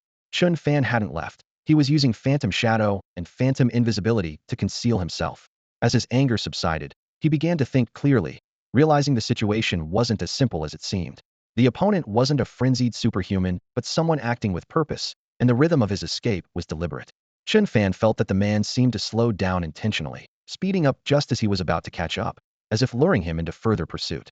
Chen Fan initially wanted to take advantage of his opponent's injury to catch up and resolve the situation. However, he was more eager to uncover the masked man's destination and intentions. After nearly half an hour of tracking, the masked man meandered through the suburbs. Fortunately, due to his injuries, Chen Fan was able to follow him closely from the shadows. Eventually, the masked man arrived at a large factory, where he entered after ensuring no one was around. By the moonlight, Chen Fan saw the large characters on the wall at the entrance, and his heart skipped a beat. It was the Shun Group's pharmaceutical base. He suddenly recalled an incident before his college entrance exams, when people from the Shun Group, seemingly led by someone named Fire Wolf, approached him. At that time, Jiangyuan Feng, the leader of the Gale Mercenary Corps, intervened just in time to thwart their plans. Based on their assumptions, they were after the energy liquid he possessed. Later, due to heightened vigilance and the exams, Chen Fan stopped setting up his stall, and the Shun Group people didn't approach him again. Now, with the Shun Group involved once more and recalling the look in that man's eyes, Chen Fan had a nagging feeling that something was amiss. Could they have been watching him all along, waiting for the chaos to make their move?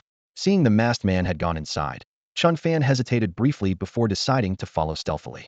Inside the compound, despite the lights and surveillance equipment, Chen Fan utilized his 3-second stealth ability, Phantom Vanish, to advance silently, though it did consume more energy. The surveillance could capture shadows but couldn't detect his presence. Carefully trailing the masked man, Chen Fan eventually reached the Shun Group's pharmaceutical workshop. Inside the workshop, many people were busy with bottles and containers, clearly Shun Group's pharmacists. At this point, the masked man appeared slightly more relaxed, though his face was increasingly pale. Without pausing, he headed straight to the back, opened a door, and went inside. Chen Fan quietly followed, arriving at the door and using his phantom invisibility to peek through the crack. What he expected to be a room turned out to be a descending passage. There's more underground? Having come this far, Chen Fan had no intention of leaving. The Shin Group not only wanted to capture him, but also injured Lin Qianxue. Given his temperament, he wouldn't back down easily. Without hesitation, he slipped through the door crack. The passage was long, and to avoid detection, Chen Fan slowed his pace, taking over a minute to reach the end. Ahead was a spacious area filled with various machinery and rows of workstations, where many people in white protective suits were busy at the stations. It turned out to be an underground factory. Chen Fan glanced around, initially planning to quietly slip in and follow the masked man. However, his gaze caught something at the workstations that made him freeze. The tables held numerous bottles and jars, which he first assumed contained energy liquid. But upon closer inspection, they were filled with black liquid, and the air was thick with a restless aura. That was the water of darkness. Chen Fan was shocked to discover that beneath the Shun Group's pharmaceutical factory was a facility producing the water of darkness. As he was reeling from this revelation, several voices came from afar, one of which was shockingly familiar. What was he doing here? In the Shun Group's pharmaceutical factory, a secret underground base for producing dark water was concealed. If this news were to get out, it would undoubtedly cause an uproar. Chen Fan had witnessed those cultists drinking dark water in the northern suburbs and was well aware of its dangers. From Qin Jinghui, the captain of the Paranormal Bureau, he learned about the terrifying nature of dark water. This substance was a tool used by the cult to control its followers, causing them to lose their sanity and suffer irreversible physical harm, even after regaining consciousness, a dangerously addictive poison. The existence of such a massive dark water production facility in the Shun Group's underground base implied that the Shun family was either closely collaborating with the cult or was a part of it. Either scenario was a violation of moral principles. As Chen Fan's mind was in turmoil, the door on the other side of the control room suddenly opened, and two people walked in, talking. Firewolf, how did it go? Shun Wanchong asked as he saw Firewolf return, but he noticed Firewolf was missing an arm. Firewolf quietly replied, "Boss, I failed. That kid injured me." The masked man was Firewolf, and the middle-aged man referred to as the boss was clearly Shun Wanchong, the head of the Shin family. At this moment, Chen Fan's attention was drawn to another middle-aged man. This man was thin with an unremarkable appearance, easily overlooked in a crowd, yet there was something unsettlingly sinister about his expression. Chen Fan was shocked. This was Wu Tong, his father's former classmate who had amassed wealth by spreading cult beliefs. Chen Fan disliked him. having witnessed Wu Tong's promotion of the cult's heresies and having nearly lost his life to him in the northern suburbs. Chen Fan was surprised to see Wu Tong here, thinking that his presence explained the Shun family's connection to the cult. However, Chen Fan was troubled. Wasn't Wu Tong captured by the Paranormal Bureau? How could he be here? Had he been released? Soon, Chen Fan uncovered a truth that filled him with rage. Although Fire Wolf's mission had failed, and he was reprimanded by Shen Wanchong, his severe injuries led Shen Wanchong to send him for medical treatment. Through their conversation, Chen Fan finally understood why the city was in chaos. It was all part of their premeditated plan. During the days of the student exams, the Paranormal Bureau and City Defense Forces had diverted their personnel to ensure the students' safety, while Shen Wanchong and his accomplices used food and water to spread dark water and create chaos. The Paranormal Bureau, already short-staffed, was forced to deploy all available resources, providing the perfect opportunity for their scheme, allowing Wu Tong to be extracted from the Paranormal Bureau. Inwardly, Chen Fan's emotions were already in turmoil, as if a fire was about to erupt from his chest.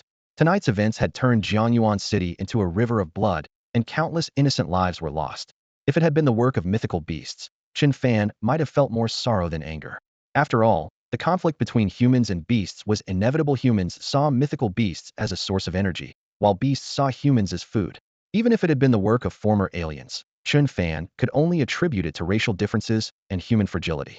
However, the cruelty displayed by this group of fellow humans was akin to that of an alien race. Chen Fan thought to himself that even as a bad person, he couldn't imagine killing thousands of innocent people for some purpose. The actions of these cultists were utterly devoid of conscience, no different from those of an alien race. At that moment, a chilling aura suddenly filled the surrounding space, causing Chen Fan to tense up. He turned to see a figure appearing before Shen Wanchong and Wu Tong. The figure was draped in a black robe, with even the head wrapped tightly, making the face unrecognizable. However, Chen Fan could sense that the coldness emanated from this black-robed person, carrying a powerful and eerie presence. Chen Fan quickly regained his composure, holding his breath and avoiding any heavy breathing. The energy fluctuations from the figure were so strong that even he couldn't determine their exact level. Thankfully, he hadn't acted impulsively earlier. "Greetings, Lord Protector." Shen Wanchong and Wu Tong shuddered at the sight of the black-robed figure, bowing respectfully with deep fear in their eyes, not daring to raise their eyelids. The black-robed person let out a sinister laugh. "Today's events are satisfactory to this protector. Wu Tong, you understand why I rescued you, don't you?" "Yes, I would never forget the task assigned by Lord Protector," Wu Tong replied, his voice trembling, cold sweat pouring down. "Good. If you're careless again, I won't mind letting you experience unbearable pain." The black-robed figure continued to laugh sinisterly, causing Wu Tong's face to turn pale and his body to tremble uncontrollably. He had no doubt about the black-robed person's methods. Hidden in the shadows, Chen Fan feared that the black-robed person would detect his presence. The fragments of conversation he overheard made him realize that tonight's events were orchestrated by this black-robed figure. He initially thought Wu Tong was just a front for the cult, but there was a powerful figure behind him. Lord Protector? Does that mean there are elders or a leader above them? Chen Fan couldn't imagine how powerful the forces behind them were, daring to incite chaos in the city and even break into the Bureau of Paranormal Activities to rescue someone. Clearly no ordinary group. Wu Tong seemed to have some status, capable of planning such a major event for the black-robed person. Meanwhile, Chen Fan was merely someone Shen Wanchong wanted to capture amidst the chaos. He wanted to take out his phone to contact the Bureau, but with the black-robed person present, he dared not make any rash moves. Huh? What's that? After awakening the Shadow Core, Chen Fan's abilities improved significantly.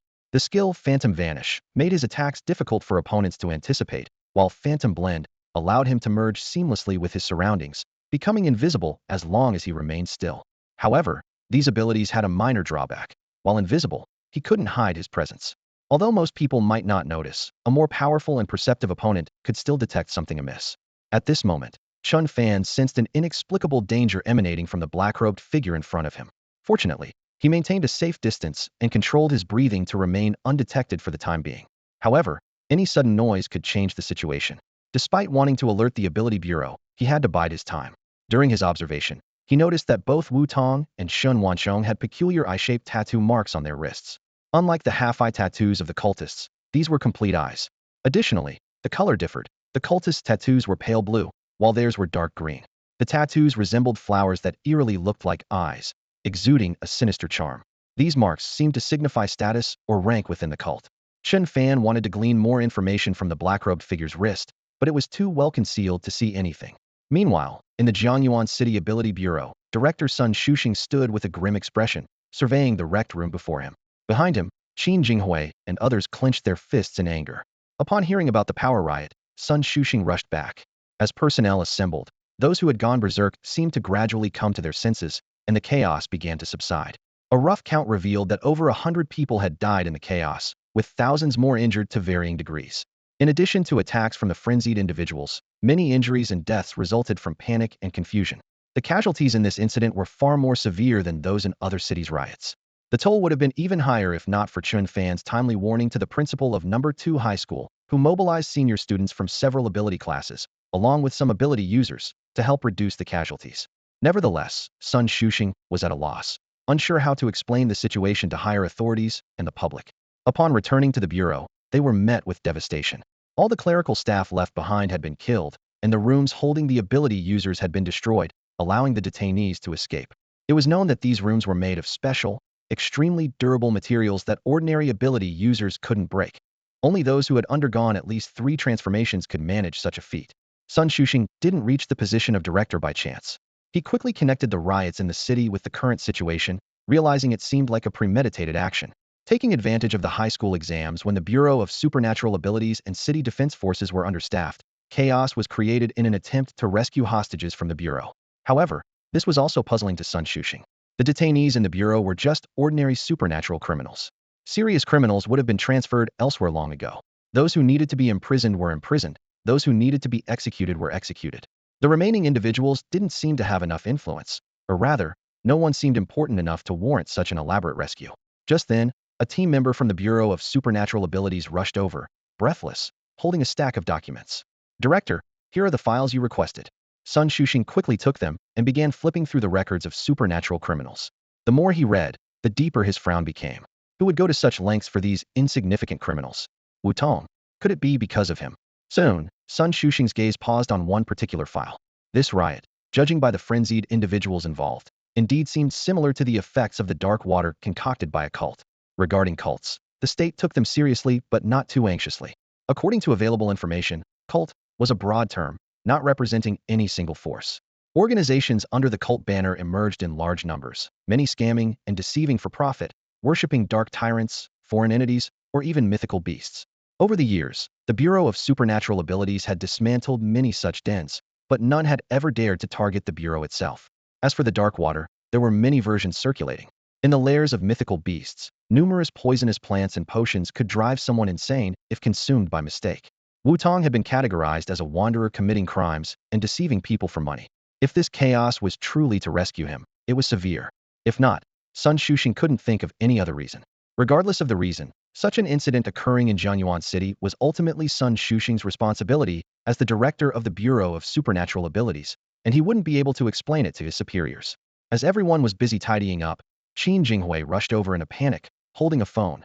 "Director, there's news, big news." Sun Shuxing immediately became alert. "What's going on? Speak quickly." Qin Jinghui hastily explained. "Someone has spotted Wu Tong, who we captured some time ago." "Who spotted him? Where?" Sun Shuxing's heart skipped a beat. Qin Jinghui replied. "It was Chen Fan. He said Wu Tong and some cult members are at the Shun Group's pharmaceutical factory, and we need to send people there immediately." Sun Shuxing was astonished. "What? The Shun pharmaceutical factory? What's he doing there? How could Wu Tong possibly be there?" Qin Jinghui quickly recounted Chen Fan's phone call, and Sun Shuxing's expression grew increasingly serious. Could the Shun Group also be linked to the cult?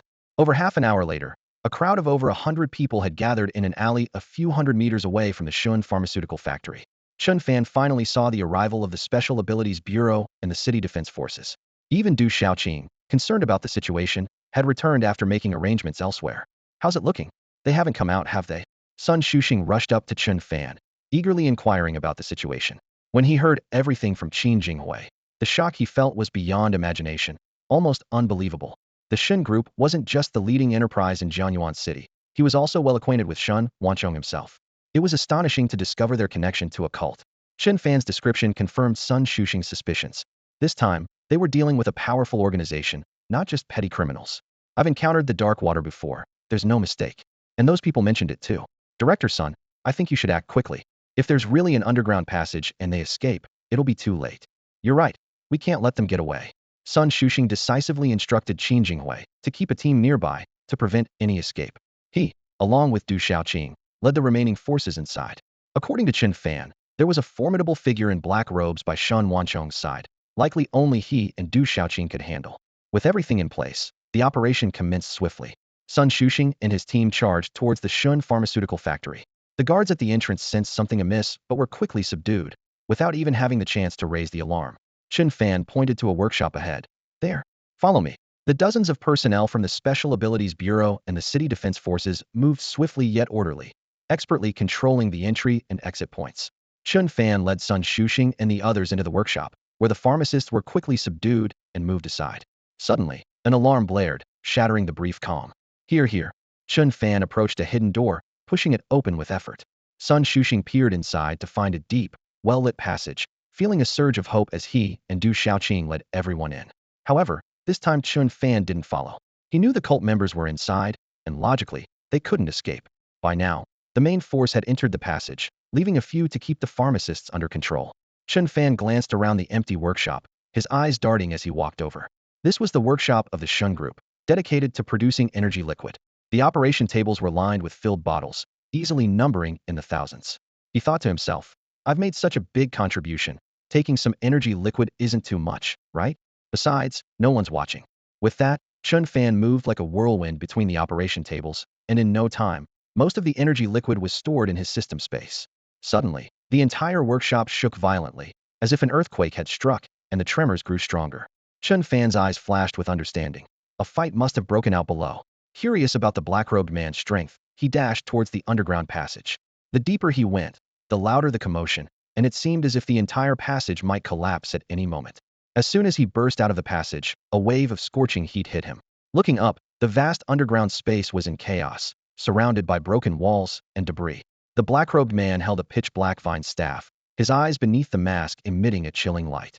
With each swing of the staff, waves of fire erupted, and fiery dragons raged wildly, turning everything in their path into a sea of flames, the heat suffocating. Chen Fan dared not approach. In the midst of the inferno, two figures, glowing with energy, were desperately resisting the dragon's assault. The black-robed man sneered. Just two warriors not even at the third transformation. Think they can take me on? How laughable.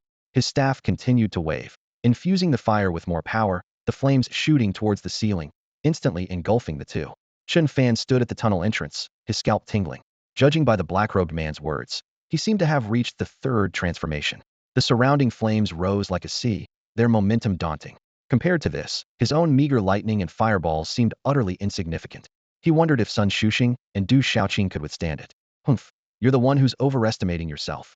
Just then, a figure shot up from the flames, voice booming like thunder. Du Xiaoqing, clad in golden armor, eyes shining brilliantly, gathered energy between his hands, forming a massive yellow light seal 5 or 6 meters long, which he hurled at the black-robed man with the force of a storm. The power was so immense that several charging fire dragons were crushed by the seal. The black-robed man's eyes twitched slightly, sensing the strength of the attack, and he retreated several steps. The enormous light seal crashed down, the crisp sound of breaking echoing continuously, and the iron-hard ground cracked, spreading like a spiderweb. Though the black-robed man dodged, the terrifying impact still made him stagger, his eyes flickering with cold light, showing a hint of wariness. I underestimated you. But unfortunately, you can't keep me here. Until next time. The black-robed man laughed sinisterly, transforming into a gust of black wind, and surged towards a nearby passage. Watching the figure in the black robe escape into the passage, Chen Fan quickly understood the situation. When he first entered, it was merely a wall, but now it had opened up, clearly controlled by some mechanism. This underground factory must have more than one exit to the outside world. Director's son, where is everyone else? After the battle concluded, Chen Fan looked around without hesitation. Apart from a few trembling dark water workers huddled in the corners, there was no sign of Shun Wanchong, Wu Tong, or even the fire wolf, who had lost an arm. Did they all escape? We didn't catch a single one. Chen Fan's words left Sun Shuxing and Du Xiaoqing feeling embarrassed. Yes, not a single one. When they entered the outer workshop, the alarm had already sounded, alerting those inside, who quickly opened the escape routes. Shun Wanchong and the others shouldn't have escaped so easily, but there was a powerful figure among them, an unexpectedly strong fire mage. Even though I've broken through to level 50, I haven't completed the third transformation. Otherwise, I wouldn't have let them leave so easily. Du Xiaoqing was also frustrated. As the captain of Jiangyuan city's garrison, his strength was unquestionable. He hadn't been at a disadvantage when fighting the figure in the black robe, but the opponent was no pushover, and he couldn't detain them. The main issue was the unexpected strength of their adversary. Director's son, This situation is more complicated than it seems. These cultists are nothing like the ones we've encountered before. Sun Shuxing nodded in agreement, his expression serious. The planned riot, the meticulously organized rescue operation, and the presence of a strong third transformation figure indicated that this cult was not a group of opportunists. Unfortunately, they hadn't captured anyone, but it wasn't a total loss. Discovering the Shun Group's pharmaceutical base and seizing a large quantity of dark water was at least something to report to the higher-ups. Thinking of this, Sun Shuxing glanced at Chen Fan with gratitude. Chen Fan, you're truly a blessing. Without you, the situation could have been much worse. This was a heartfelt sentiment from Sun Shuxing.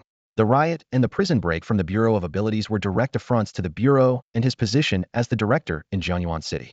If they hadn't dismantled this operation today, losing his position would be the least of his concerns. The Bureau's reputation would be tarnished, and their authority challenged by the cultists. Director Sun, there's no need to thank me. It's my duty to fight evil. We all have a responsibility. Afterward, Du Shaoqing took over handling the situation, while Sun Shuxing rushed to the provincial capital overnight. Such a significant event had to be reported, and the implications were far more severe than anticipated. It was becoming evident that a mysterious and powerful cult might be operating within the country.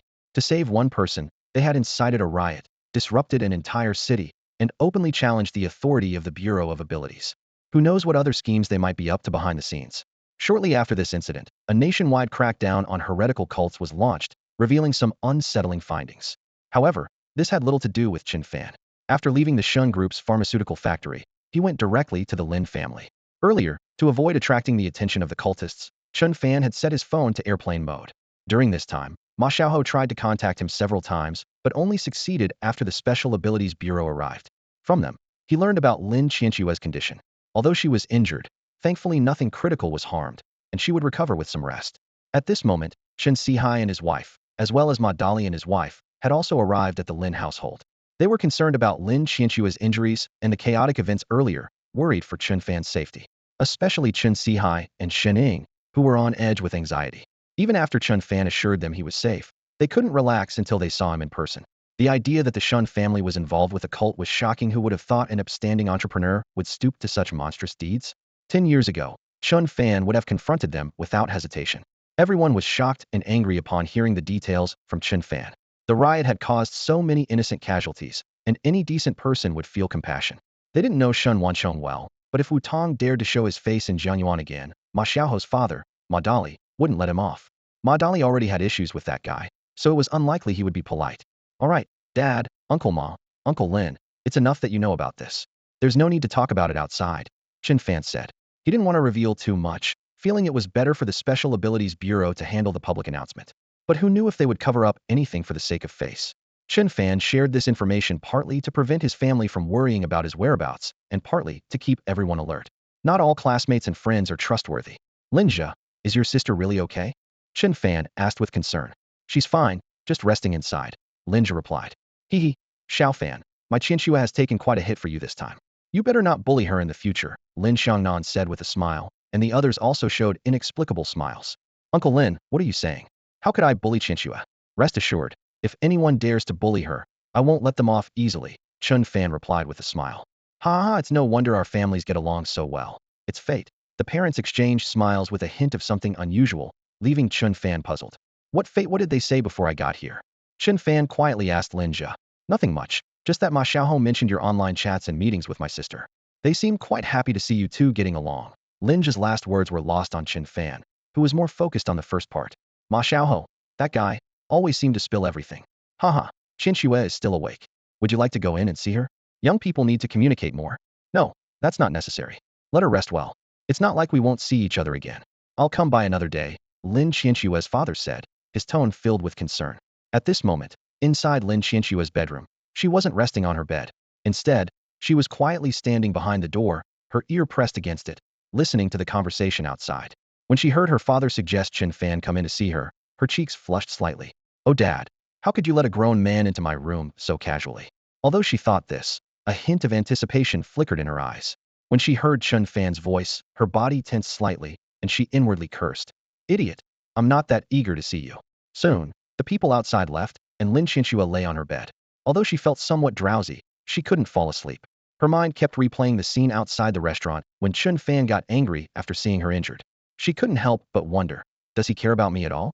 Oh, Lin Xinxue, what nonsense are you thinking? Just go to sleep. She muttered to herself, trying to dispel the distracting thoughts. Time flew by, and 2 more days passed. Despite the recent riots having settled, they left a considerable sense of fear, and many people were hesitant to go out, worried about encountering trouble. However, Chen Fan and his friends received good news. With the conclusion of the senior high school ability exams, the scores were announced. Chen Fan, Ma Xiaohou, and Lin Zhu achieved a score of 1001, earning the top spot in the national ability exams and breaking historical records. It was the first time students reached 1,000 points. In this era dominated by beasts and abilities, their achievement naturally became the talk of the town. Their names frequently appeared on major websites, videos, and articles, with many posts dedicated to analyzing them. When their talents were revealed, it sparked a wave of public opinion online. Some believed the trio's excellent teamwork, along with a bit of luck, secured their top position in the ability exams. Chen Fan's three-element spiritual core also drew attention, with various analyses of their strength emerging. However, many others thought their impressive results were more due to luck than skill, calling it a stroke of good fortune. After all, their talents were considered mediocre at best. Chen Fan was merely labeled a potential genius. Chen Fan, however, didn't care at all and barely glanced at those posts. Over the past 2 days, he gained a general understanding of the 4 top academies and had decided where he wanted to go. However, the application period hadn't started yet, and tomorrow there was still a cultural exam at school. After the cultural exam, everyone would choose their specific path based on both the ability and cultural exam results. In the classroom, the first exam paper had just been handed out, and before the proctor could even warm their seat, Ma Xiaohou scribbled a few lines and got up to walk to the front. "What's the matter, young man?" asked the proctor, an elderly gentleman in his 50s or 60s, adjusting his glasses as he noticed a student approach. "Teacher, I'm done. I'm submitting my test." The proctor was taken aback, and before he could react, Ma Xiaohou had already placed his paper down and quickly walked out of the classroom. Shortly after, Lin Zhe and Chen Fan also handed in their papers and left. The proctor helplessly checked the time. Not even 5 minutes had passed since the exam started, and 3 students had already submitted their tests. To make matters worse, Ma Xiaohou's paper was completely blank, except for his name. The proctor's hands shook with anger, like a chicken's claws. In all his years of teaching, he'd never encountered such careless students, especially during a crucial senior year exam. He considered calling them back, but then he glanced at the names and leaned in closer. Lin Zhe, Ma Xiaohou. Ah, it was them. No wonder. Although he hadn't clearly seen their faces, these names were quite notorious recently. As a teacher from another grade, he'd heard about their academic performance. It didn't really matter whether they wrote anything or not. As the 3 walked out, planning to head to the school store, they ran into their homeroom teacher, Yang Songgang. "Why are you 3 out here instead of taking the exam?" Uncle Yang asked. Ma Xiaohou grinned and replied, "Uncle Yang, we're done with the exam." Yang Songgang frowned. "Done? At this time? You didn't just answer a few multiple-choice questions and leave, did you?" "Uncle Yang, you're spot on. We just filled in ABCD in order." Chen Fan nodded approvingly. "Not me. I only wrote my name and didn't even do the multiple choice." Ma Xiaohou said nonchalantly. "What? You didn't even attempt the multiple choice? Couldn't you have guessed? Just your name?" Yang Songgong's eyes widened. "Uncle Yang, don't worry. I'm already ranked first nationally. Whether I write or not doesn't matter. Besides, randomly guessing and getting 2 right doesn't really make a difference. It's just a waste of time." Ma Xiaohou boasted. Yang Songgang shook his head helplessly. "You 3, just go on your way." Seeing their indifferent expressions, Yang Songgang wasn't angry. He couldn't be. These 3 were always at the bottom of the class, struggling with everything. How could they suddenly excel in exams? There wasn't much difference between staying in the classroom and being outside. Fortunately, they performed well in the supernatural abilities exam and could advance to the academy specializing in that field. Otherwise, Jiangyuan City might have ended up with 3 more uneducated troublemakers. Watching them walk away, Yang Songgang smiled and shook his head. "If I were ranked first in the national supernatural abilities exam, I'd be even prouder." In the following exams, Chen Fan and the others submitted their papers around the same time. Occasionally, they managed to answer 1 or 2 questions correctly, but mostly they didn't remember much. As expected, their final exam results were at the bottom. Chen Fan even dropped a rank. He used to be 3rd from last, but this time Ma Xiaohou and Lin Zhe tied for last, pushing him to 2nd last. In the office, Yang Songgang looked at their report cards and shook his head helplessly. Sigh. The heavens must have worked hard to bring you 3 together. Zhou Yuantong looked at the 3 students sitting in front of him, Chen Fan and his companions, with a furrowed brow and a face full of confusion. "Are you really not considering Mingwei or Tianyan?" he asked. Beside him, Yang Songgang also appeared impatient, shaking his head repeatedly. Today was the day for choosing colleges based on exam scores, and students were selecting their preferred institutions. This year, the second high school had achieved exceptional results, with 6 students surpassing the threshold for top-tier supernatural ability academies. Besides Chen Fan and his friends, there were Lin Xinyue, Zhou Xiaoyang, and a student from class 3. This was the highest number in recent years, even 2 more than usual. Zhou Yuantong was brimming with pride, feeling quite pleased with himself. However, when Yang Songgang hurriedly collected the application forms and rushed to the principal's office, Zhou Yuantong was alarmed to see that Chen Fan and his friends had chosen Lufeng Academy over Mingyue and Tianyuan academies. He immediately summoned the 3 of them. "Principal, please don't worry," Chen Fan said, noticing Zhou Yuantong's angry expression and trying to ease the tension. "Choosing Lufeng Academy was a decision we made together. We believe it suits us well." "Suitable? In what way?" Zhou Yuantong retorted, displeased. "Do you know Lufeng Academy is nicknamed the Rogue Academy? You 3. He looked at their indifferent expressions and held back his words. In truth, these kids were known for their mischievousness, and Lufeng Academy's reputation did seem to fit them. Ahem. I'm not saying Lufeng Academy is bad. As a top-tier academy, its resources are on par with others, but it's not the best option," Zhou Yuantong continued. "Mingyue and Tianyuan have far better locations, which would benefit your future development. Lufeng Academy's performance has been lackluster in recent years, and its environment is complex, making it a challenging place to thrive." He knew that forcing them wouldn't work, so he patiently analyzed the pros and cons of the top academies. Lufeng Academy wasn't entirely lacking. Being among the top meant it had its strengths. It was the first academy established since the awakening of supernatural abilities and had produced many strong defenders against foreign threats, earning a prestigious reputation. However, as conflicts subsided, many geniuses and strong individuals sacrificed themselves for national security, leading to Lufeng Academy's reputation being overshadowed by newer institutions. Nowadays, while Lufeng Academy still possessed its unique allure, the harsh conditions in the northwest, with numerous spatial rifts, deterred many students from choosing it. Zhou Yuantong understood that Lufeng Academy had its history and advantages, but he hoped Chen Fan and his friends would make a wiser choice. In contrast, many mercenary groups and various factions have flocked to the northwest, leading to a chaotic power struggle in the region. Lufeng Academy is jokingly called the Rogue Academy, not because it produces rogues, but because its geographical location exposes students to the outside world earlier. The academy's past glory during wartime starkly contrasts with the lack of talent in peacetime. Mingyue and Tianyuan, close to the imperial capitals, gather numerous elites, boasting both wealth and talent. Most people aim for wealth and status, so it's no surprise these 2 academies are popular. It's not that I don't support you going to Lufeng Academy, but Mingyue and Tianyuan will be more beneficial for your future development," the principal said earnestly. "Principal, with all due respect, I have to say something." Chen Fan stood up, his expression growing serious, with a determined gleam in his eyes. "I know you mean well for us. Life is about chasing fame and fortune, but birth is one opportunity, and choice is another. Yet, the 3 of us don't want that." "What do you want then?" the principal asked. "You said Lufeng Academy's glory is in the past, but I believe its glory continues, now, in the future, and always.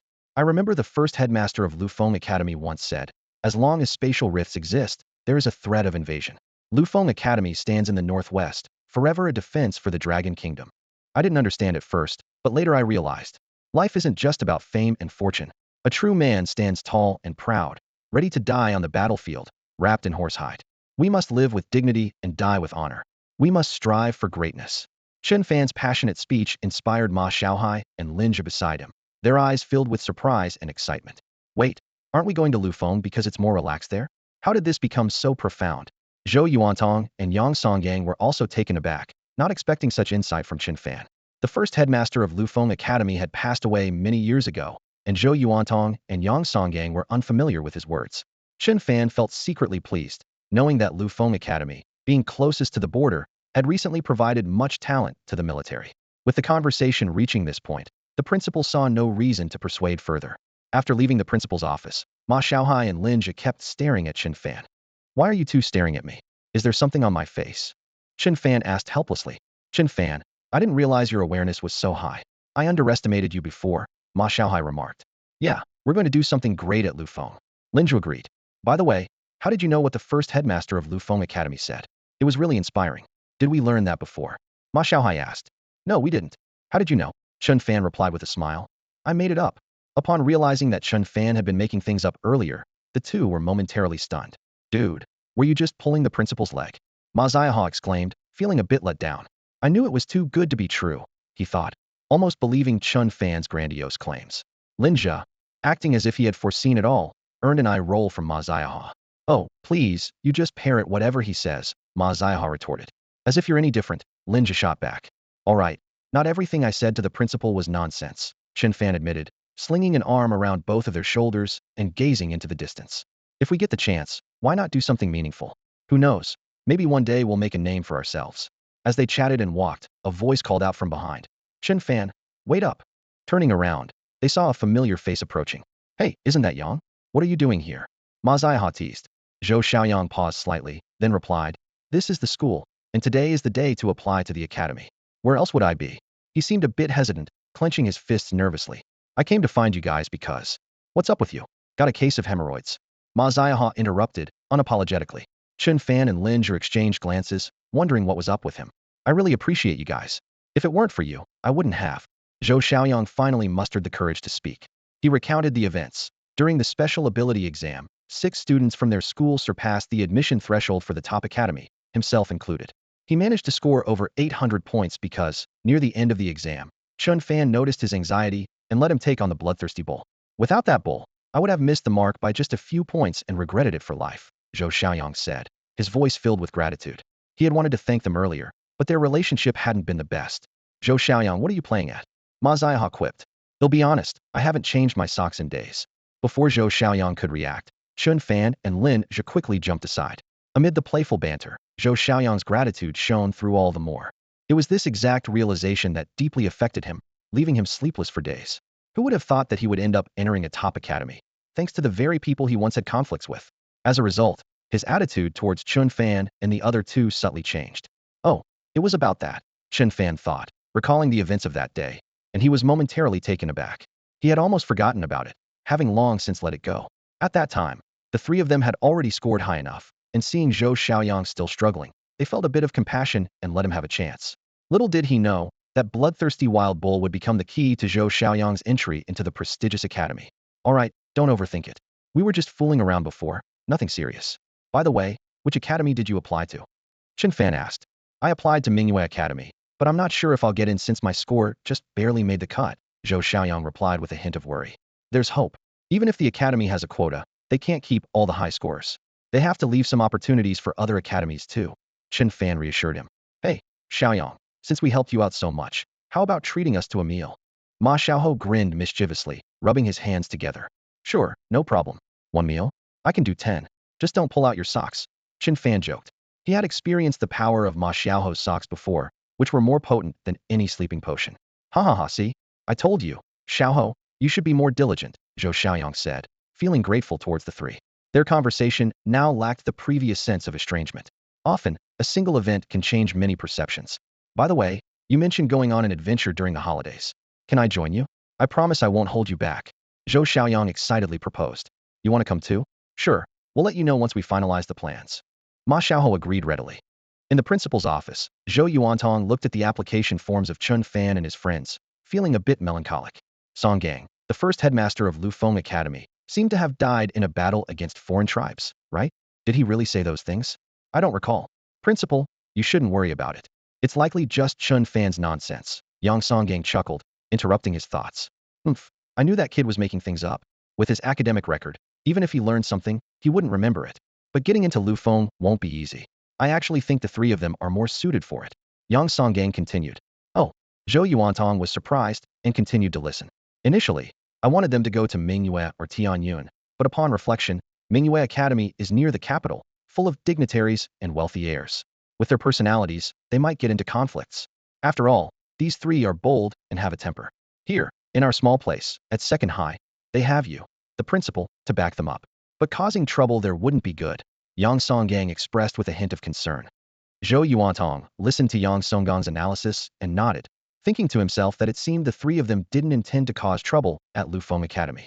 Although there were indeed some dangers there, it wasn't filled with deceit.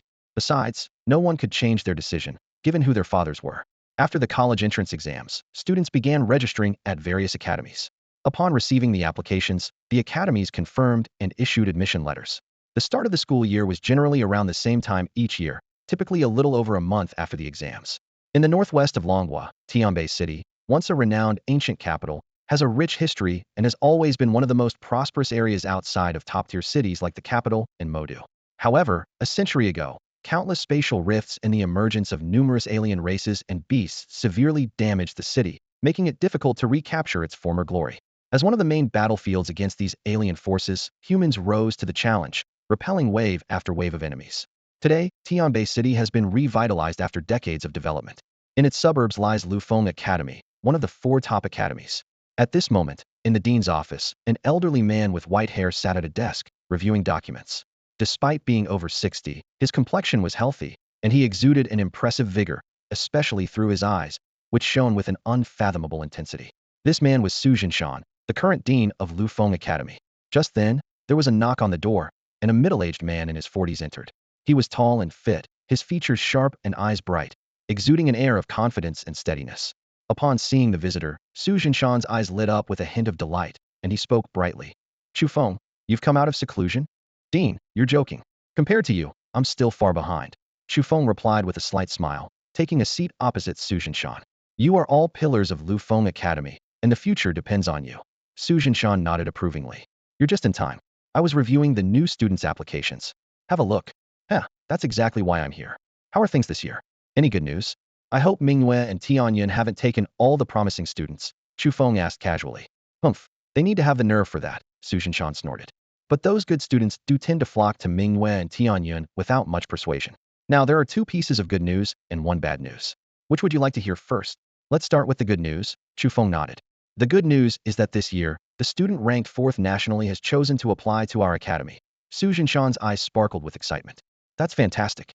If I remember correctly, it's been years since we've had a top 5 student apply here. Chu Feng's eyes lit up with enthusiasm. Another piece of good news, the top-ranked student in the entire country this year has chosen our academy. And there are 3 of them. Chu Feng was stunned, as if he couldn't believe his ears. The top in the country, 3 people? Could they have teamed up for the college entrance exam? Teaming up for the exam is no small feat, so these 3 must be exceptionally talented. Headmaster, this is fantastic news. Our Lufeng Academy is poised to win the 1st place in the genius competition this year. Chu Feng was so excited, he almost jumped up. Lufeng Academy hadn't won the top spot in the genius competition for many years, nearly 20, to be exact. The last time they won was when he was still a student. Over the years, their best achievement was 2nd place, and that was just once. For the rest of the years, they mostly placed 3rd or 4th, with 4th becoming almost the norm. Don't get too excited yet. I haven't told you the bad news, Headmaster Su Jinshan said with a sly smile, a glint of mischief in his eyes.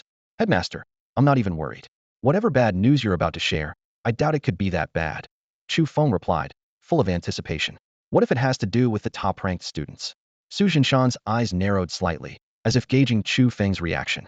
Related to the top students? Did another academy snatch them away? Which one? I'll go settle the score. Chu Feng asked urgently. No other academy has any intention of taking them. They wish they were coming to us. Su Jinshan's response left Chu Feng even more puzzled. Top of the country, and 3 of them. Why wouldn't anyone want to compete for them? Chu Feng wondered, finally taking the documents to examine them closely. The documents detailed the entrance exam scores of Chen Fan and the other 2. Chen Fan, total score in the written exam, 37. Ma Ziaha, total score, 7. Linjia, total score, 7. Chu Feng was stunned, thinking, aren't these basically illiterate?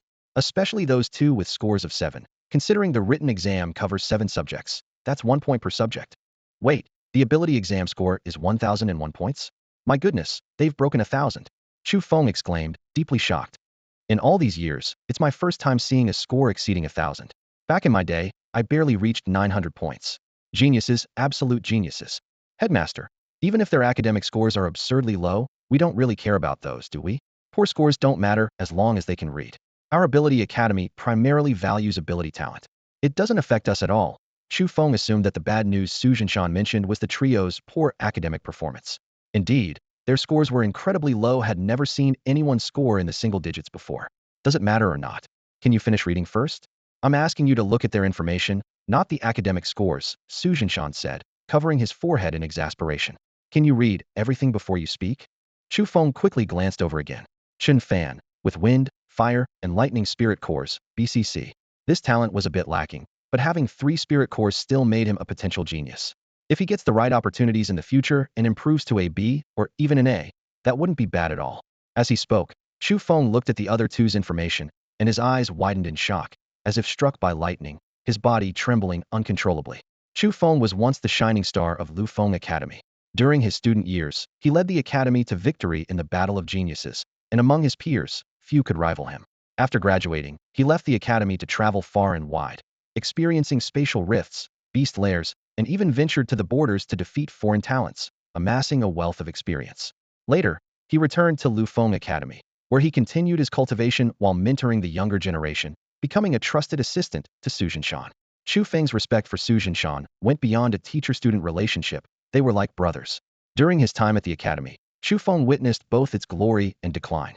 In peaceful times, few were willing to come to such a harsh and perilous environment. Recently, he heard that the top student in the National College entrance examination voluntarily applied to Lufeng Academy, which filled him with excitement. After reviewing Chen Fan's profile, Xu Feng was not surprised. With 3 elemental cores rated at 1B and 2 CS, while not extraordinary, the triple cores still held potential if utilized properly. Even a slight enhancement in one core could make it comparable to a single core S level, marking him as a potential prodigy. However, the talent levels of the other 2 students left Xu Feng utterly astonished. His eyes widened, and his mouth gaped in disbelief, staring at the 2 lines of small text on the document, unable to speak. How could this be possible? How could they both be rated as 2B? Xu Feng's shock was understandable, and anyone would have reacted similarly. The top scorer in the national examination, with a record-breaking score over 1,000, would make any institution eager to recruit them. Yet, besides Chen Fan, the other 2 students had only B-level abilities and were single-core. Xu Feng even doubted his eyesight, rubbing his eyes in disbelief. Indeed, it was 2B. He looked at Su Jinshan, seeking a more satisfying explanation. Can something like this be a joke? Su Jinshan replied impatiently. I verified it long ago. It's definitely those 3. Xu Feng muttered to himself, flipping through the documents repeatedly, still finding it hard to believe. This defied all logic. Some things can be achieved through effort and luck, but others are bound by the limits of talent. The classification of ability cores C, B, A, S from inferior to superior not only affects the speed of cultivation breakthroughs, but also determines the strength of abilities and personal power. At the same level of core, differences in talent inevitably lead to disparities in strength. Over the decades of college entrance exams, many students with average talent have achieved commendable results through hard work and a bit of luck. However, standing out in this national competition is nearly impossible. The exam is not just an individual challenge, but a contest against all senior high school students across the country. Facing numerous talented and hardworking peers, how can mere effort secure the top spot nationwide? At this moment, Xu Feng couldn't help but wonder if cheating was involved. But that was clearly impossible. He didn't know that Chen Fan wasn't cheating. He had a special advantage. Over the years, while some students with a B-level aptitude have managed to get into top academies, achieving first or even 10th place nationwide with such qualifications has never happened in history. Su Jinshan's eyes flickered as he had already received the news and was gradually calming down. He looked at the exam records below, which were obtained through detection wristbands. These students first hunted a level 27 Blackwater silver-scaled python, then a level 27 fiery flame tiger. The most astonishing feat was that they even managed to kill a level 30 fiery flame tiger. Xu Feng slightly lowered his head, pondering, what on earth is going on? How could 3 students, not even reaching level 20, manage to slay a level 30 fiery flame tiger? Could it be that the tiger was severely injured, and they were lucky enough to finish it off? But how badly must it have been injured? Well, I originally planned to recruit a few outstanding students this year to achieve good results in the Genius Battle and attract more quality students next year. Now, Sai? Su Jinshan sighed several times. While luck does play a part, claiming they were fortunate enough to encounter 2 fiery flame tigers and a Blackwater silver-scaled python is quite unlikely. It seems these 3 kids might have exceptional skills, at least their teamwork is commendable. But no matter how well they cooperate, leaving aside the battle of talent, the ones recruited this time, nominally the top in the nation, are actually just 3 students with ordinary talent. Chen Fan can barely be considered half a genius. Tell me, is it more worthwhile to cultivate a few B-level students or directly nurture S-level students? Never mind, maybe I'm being too conservative. Perhaps these kids really have something exceptional. After all, I haven't met them yet. Hopefully, they'll surprise us. Meanwhile, at Jiangyuan City's long-distance bus station, Chen Fan and his group got off the bus, carrying their large bags and gathering together. Achoo! Damn, who's cursing me? Ma Xiaoho wiped his nose, grumbling. It's not just you. They're cursing me too. Linja also sneezed several times. Damn, if I find out who's bad-mouthing me behind my back, I'll make sure they regret it. Achoo! Chen Fan rubbed his nose and walked over with Lin Qianxue from behind. What are you 2 talking about? Nothing much. Are those 2 here yet? They're taking forever, Ma Xiaoho replied. There they are. Chen Fan pointed to 2 familiar figures standing not far away. After the college entrance exams, Chen Fan and his friends planned an adventure to the Redwater Ruins, a beast lair located 200 kilometers from Jiangyuan City. Redwater City was once a bustling small town, but it has now become a wasteland. The emergence of spatial rifts began over 100 years ago, and as time passed, new rifts continued to appear. The influx of beasts turned the city into a living hell, with bodies strewn everywhere. Decades ago, several small spatial rifts appeared within Redwater City, causing the number of beasts to surge and plunge the city into despair in a short time. Although supernatural beings have been entering the city to hunt these beasts over the years, the presence of spatial rifts means that the beasts continue to appear, eventually forming a lair. In the past year, rumors about the Redwater ruins have intensified, with some even claiming to see golden light at night, suggesting the existence of a gold mine beneath, attracting many prospectors. Chen Fan and his companions were drawn to these stories and decided to visit the Redwater ruins during their vacation. They saw it as an opportunity to hunt beasts for resources and to seek the legendary treasure. Besides the usual trio, Lin Qianxue also joined their group, along with Zhou Xiaoyang and Park Jinsung. Park Jinsung scored over 880 in the Supernatural Abilities exam and had been accepted into Tianyuan Academy. We want to go to the Redwater ruins, but we don't have a car. What should we do? Ma Xiaoho said, frowning and looking a bit anxious. It's over 200 kilometers away. We can't get there in a day on foot, he continued to complain. There should be unofficial taxis, right? Now that students are on vacation, there are quite a few vans parked by the roadside. We can ask around, Chen Fan suggested, looking around and noticing several vehicles parked nearby. At that moment, a young man in his mid-20s approached them with a smile on his face. He was tall and thin, with dark skin, resembling a bamboo pole. Hey, guys, where are you planning to go? I have a car and can take you there. We're heading to the Redwater ruins. Chen Fan replied, his eyes gleaming with anticipation. Going to Redwater? That's perfect. I frequently drive to that area, the young man said with a smile, glancing over them as if confirming their numbers. My car can fit 6 people besides me, so I can drive you there for 1,000 each. How about it? The young man counted the heads and continued. Ma Xiaoho almost cursed at the price, but Chen Fan stopped him just in time. Is it set? A strange glint appeared in the young man's eyes, and it was unclear what he was thinking. Chen Fan ignored him and was about to lead the group away, mumbling, this guy's asking too much. The one we booked is only 600 each. If we can get it cheaper, maybe we should switch cars. Hey, wait. The young man seemed to hear Chen Fan and quickly followed them. I guess you guys are students, right? I went to school too, so I know it's not easy to travel. How about this? Forget 1,000. I'll charge you half. The young man's lips curled up, seemingly pleased with the deal. The group exchanged glances and eventually agreed. The young man grinned smugly and led them to the roadside. Ma Xiaoho and the others gave Chen Fan a thumbs up and praised him. You're the man. You got it down to half price. They followed the young man to an ordinary van, which looked a bit old and seemed to have been on the road for many years. As long as it got them safely to their destination, they didn't mind. However, as the engine started, black smoke puffed out from the window with a loud noise and a jolt. Ma Xiaoho and Zhou Xiaoyang, sitting in the back, almost got thrown off. Dude, was this van converted from a tractor? It's so bumpy, Ma Xiaoho complained. It's been like this since I bought it, but don't worry, it won't be slow. Once we pick up speed, it won't be as bumpy. The young man stepped on the gas, and the ride did smooth out a bit. Lin Jia, in the passenger seat, shifted to ease his discomfort. Seems better now, huh? Yeah, right. Why don't you try sitting back here? Ma Xiaoho grumbled unwillingly. Sitting in the back was not only bumpy, but made him dizzy. Dude, this van's secondhand, right? Chen Fan joked. Nope. Let me think. It's probably seventh-hand. The young man replied lightly. Chen Fan, Lin Qianxue, and Ma Xiaoho were stunned, a chill running down their spines. A seventh-hand van. Wouldn't it fall apart on the road? Ma Xiaoho tensed up, no longer dizzy, gripping the seat in front of him tightly, fearing the van might break in two on the way. Every bump had them on edge. Fortunately, the van didn't fall apart. Surprisingly, the seventh-hand van held together better than expected. Chen Fan originally planned to take a nap on the way, but his drowsiness vanished instantly. The car was bumpy, but aside from that discomfort, everything else was going smoothly. Everyone gradually relaxed, and as Chen Fan gazed out at the countryside scenery, he was about to close his eyes when something gently nudged him. Turning his head, he saw Lin Qianxue sitting next to him, waving her phone as if to get his attention. When he opened his phone, Chen Fan saw a message from Lin Qianxue. Didn't you have something to tell me the night before last? Did I? Oh right, I wanted to ask if your injuries have healed, he replied, feeling a bit puzzled. Lin Qianxue seemed to have more on her mind as she sent another message. Don't you have anything else you want to tell me? What's really on your mind right now? I was just thinking this car is ridiculously bumpy, Chen Fan replied helplessly. Lin Qianxue closed her eyes, took a deep breath, and tried not to get angry. This guy was so clueless. Did she really have to spell it out for him? Her feelings for Chen Fan had been buried in her heart since childhood. They grew up together, always bickering and competing. Over time, some subtle feelings developed, but she never seriously considered them. It wasn't until the city riot, when Chen Fan's reaction to her injury made her realize her own feelings.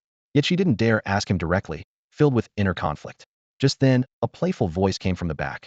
Hey, you two. Is it really necessary? Sitting next to each other and texting, what a rare sight. Seriously, can you stop startling me like that? Chen Fan playfully pushed Ma Xiaoho's head back, thinking how this guy was never serious. You saw everything? Lin Xinxue also turned her head, her gaze sharp. Of course, Ma Xiaoho began, but shrank under Lin Xinxue's glare. No, I didn't see anything. Oh, where did my eyes go? Xinxue, just ignore him. You know what he's like, Chen Fan said with a smile. Lin Xinxue, unimpressed, huffed. You're not much better than him. With that, she turned away, leaving Chen Fan puzzled. I didn't offend her, did I? He wondered. Ma Xiaoho, eager to give Chen Fan a hint, hesitated, fearing Lin Qianxue's glare. He thought he'd find a chance to enlighten Chen Fan once they got off the bus. The minivan wasn't slow, and after an hour, they were halfway through their journey. Chen Fan and his companions woke up early in the morning and were taking a nap when the young driver noticed them in the rearview mirror, a sly smile creeping across his face. He drove for a bit longer before abruptly turning the steering wheel and heading down a bumpy side road. The rough ride jolted everyone awake. Ma Xiaoho banged his head against the seat in front and couldn't help but exclaim, Damn, man, can you drive a bit more carefully? He looked out at the dense, eerily quiet woods and wondered if they were nearing a beast's lair. Yeah, we're here, but it's not your placey, it's mine. The young driver grinned wickedly as he slammed on the brakes, causing the van to shake violently. Before anyone could react, he quickly got out of the vehicle. Suddenly, 5 or 6 burly men emerged from the woods on either side, surrounding the van. The driver ran up to a tall, muscular man and whispered something while pointing at the van. This scene made Chen Fan and the others realize they were in trouble. It wasn't just a rogue taxi they had encountered. Chen Fan glanced outside, sensing the presence of the men, but remained calm. The others initially felt angry, but gradually calmed down as well. During the college entrance period, they had hunted many beasts, gaining a lot of beast cores and enhancing their strength. Ma Xiaoho, Lin Jia, and Zhou Xiaoyang had all reached level 17, while Lin Qinxue and Piao Junqing had reached level 18. Chen Fan's progress was even more remarkable. His wind attribute spirit core had reached level 19, and both fire and lightning had reached level 14. He had refined the beast cores of a level 27 flame, fiend tiger, and blackwater silver-scaled python, keeping most of the remaining cores for himself. Although the ice attribute core from the python lost a lot of energy during refinement, its level was still significant. Moreover, he had an unrefined level 30 fire core, which was too powerful for his body to handle at the moment. Otherwise, reaching level 20 in wind would have been no problem. Chen Fan needed a large number of beast cores to quickly break through to level 20 and activate the system's new features. Ma Xiaoho and Lin Jia had no objections. The stronger Chen Fan became, the better it was for them. Among the burly men outside, the strongest one wasn't even as powerful as the blackwater silver-scaled python, so Chen Fan wasn't worried. Gentlemen, why don't you step out and cool off a bit? The burly man who had spoken with the driver approached the van, glaring at its occupants. Yeah, you didn't really think a few $100 would get you to the Redwater ruins, did you? But don't worry, our boss has principles. We're only after money, not lives. I suggest you cooperate. The young driver smirked, raising an eyebrow. He wasn't really a rogue taxi driver. His goal was to lure people to this remote, desolate area, beyond the reach of the Ability Bureau. Chen Fan's gaze finally settled on the young driver, a slight smile playing on his lips. Well, this is quite the situation.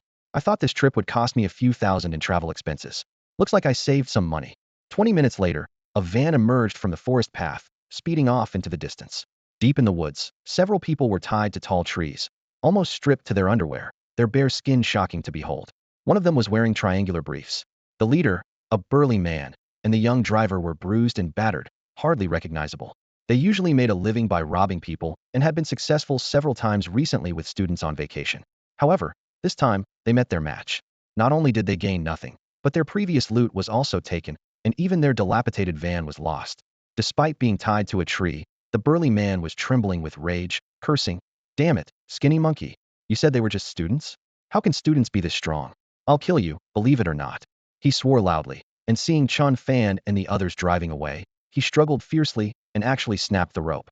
Such an ordinary rope couldn't hold him. Boss, please spare me. I really didn't know they were this strong. They are students, I swear. The young driver, seeing the burly man's furious glare, was almost scared out of his wits. In fact, he wasn't lying. Chen Fan and his friends were indeed students, but they were top students, each stronger than the last. Soon after, in the woods, several men in underwear launched a fierce attack on another skinny guy. Meanwhile, Chen Fan and the others had already driven onto the main road. Ma Xiaohou was driving, while the rest were in the back seat, counting their haul: energy liquids, spirit crystals, and dozens of demon crystals. They had hit a small jackpot before even reaching their destination, which was quite nice. Although the demon crystals were of low grade, they were better than nothing. Chen Fan distributed the demon crystals among them, and no one minded a slight discrepancy in the count.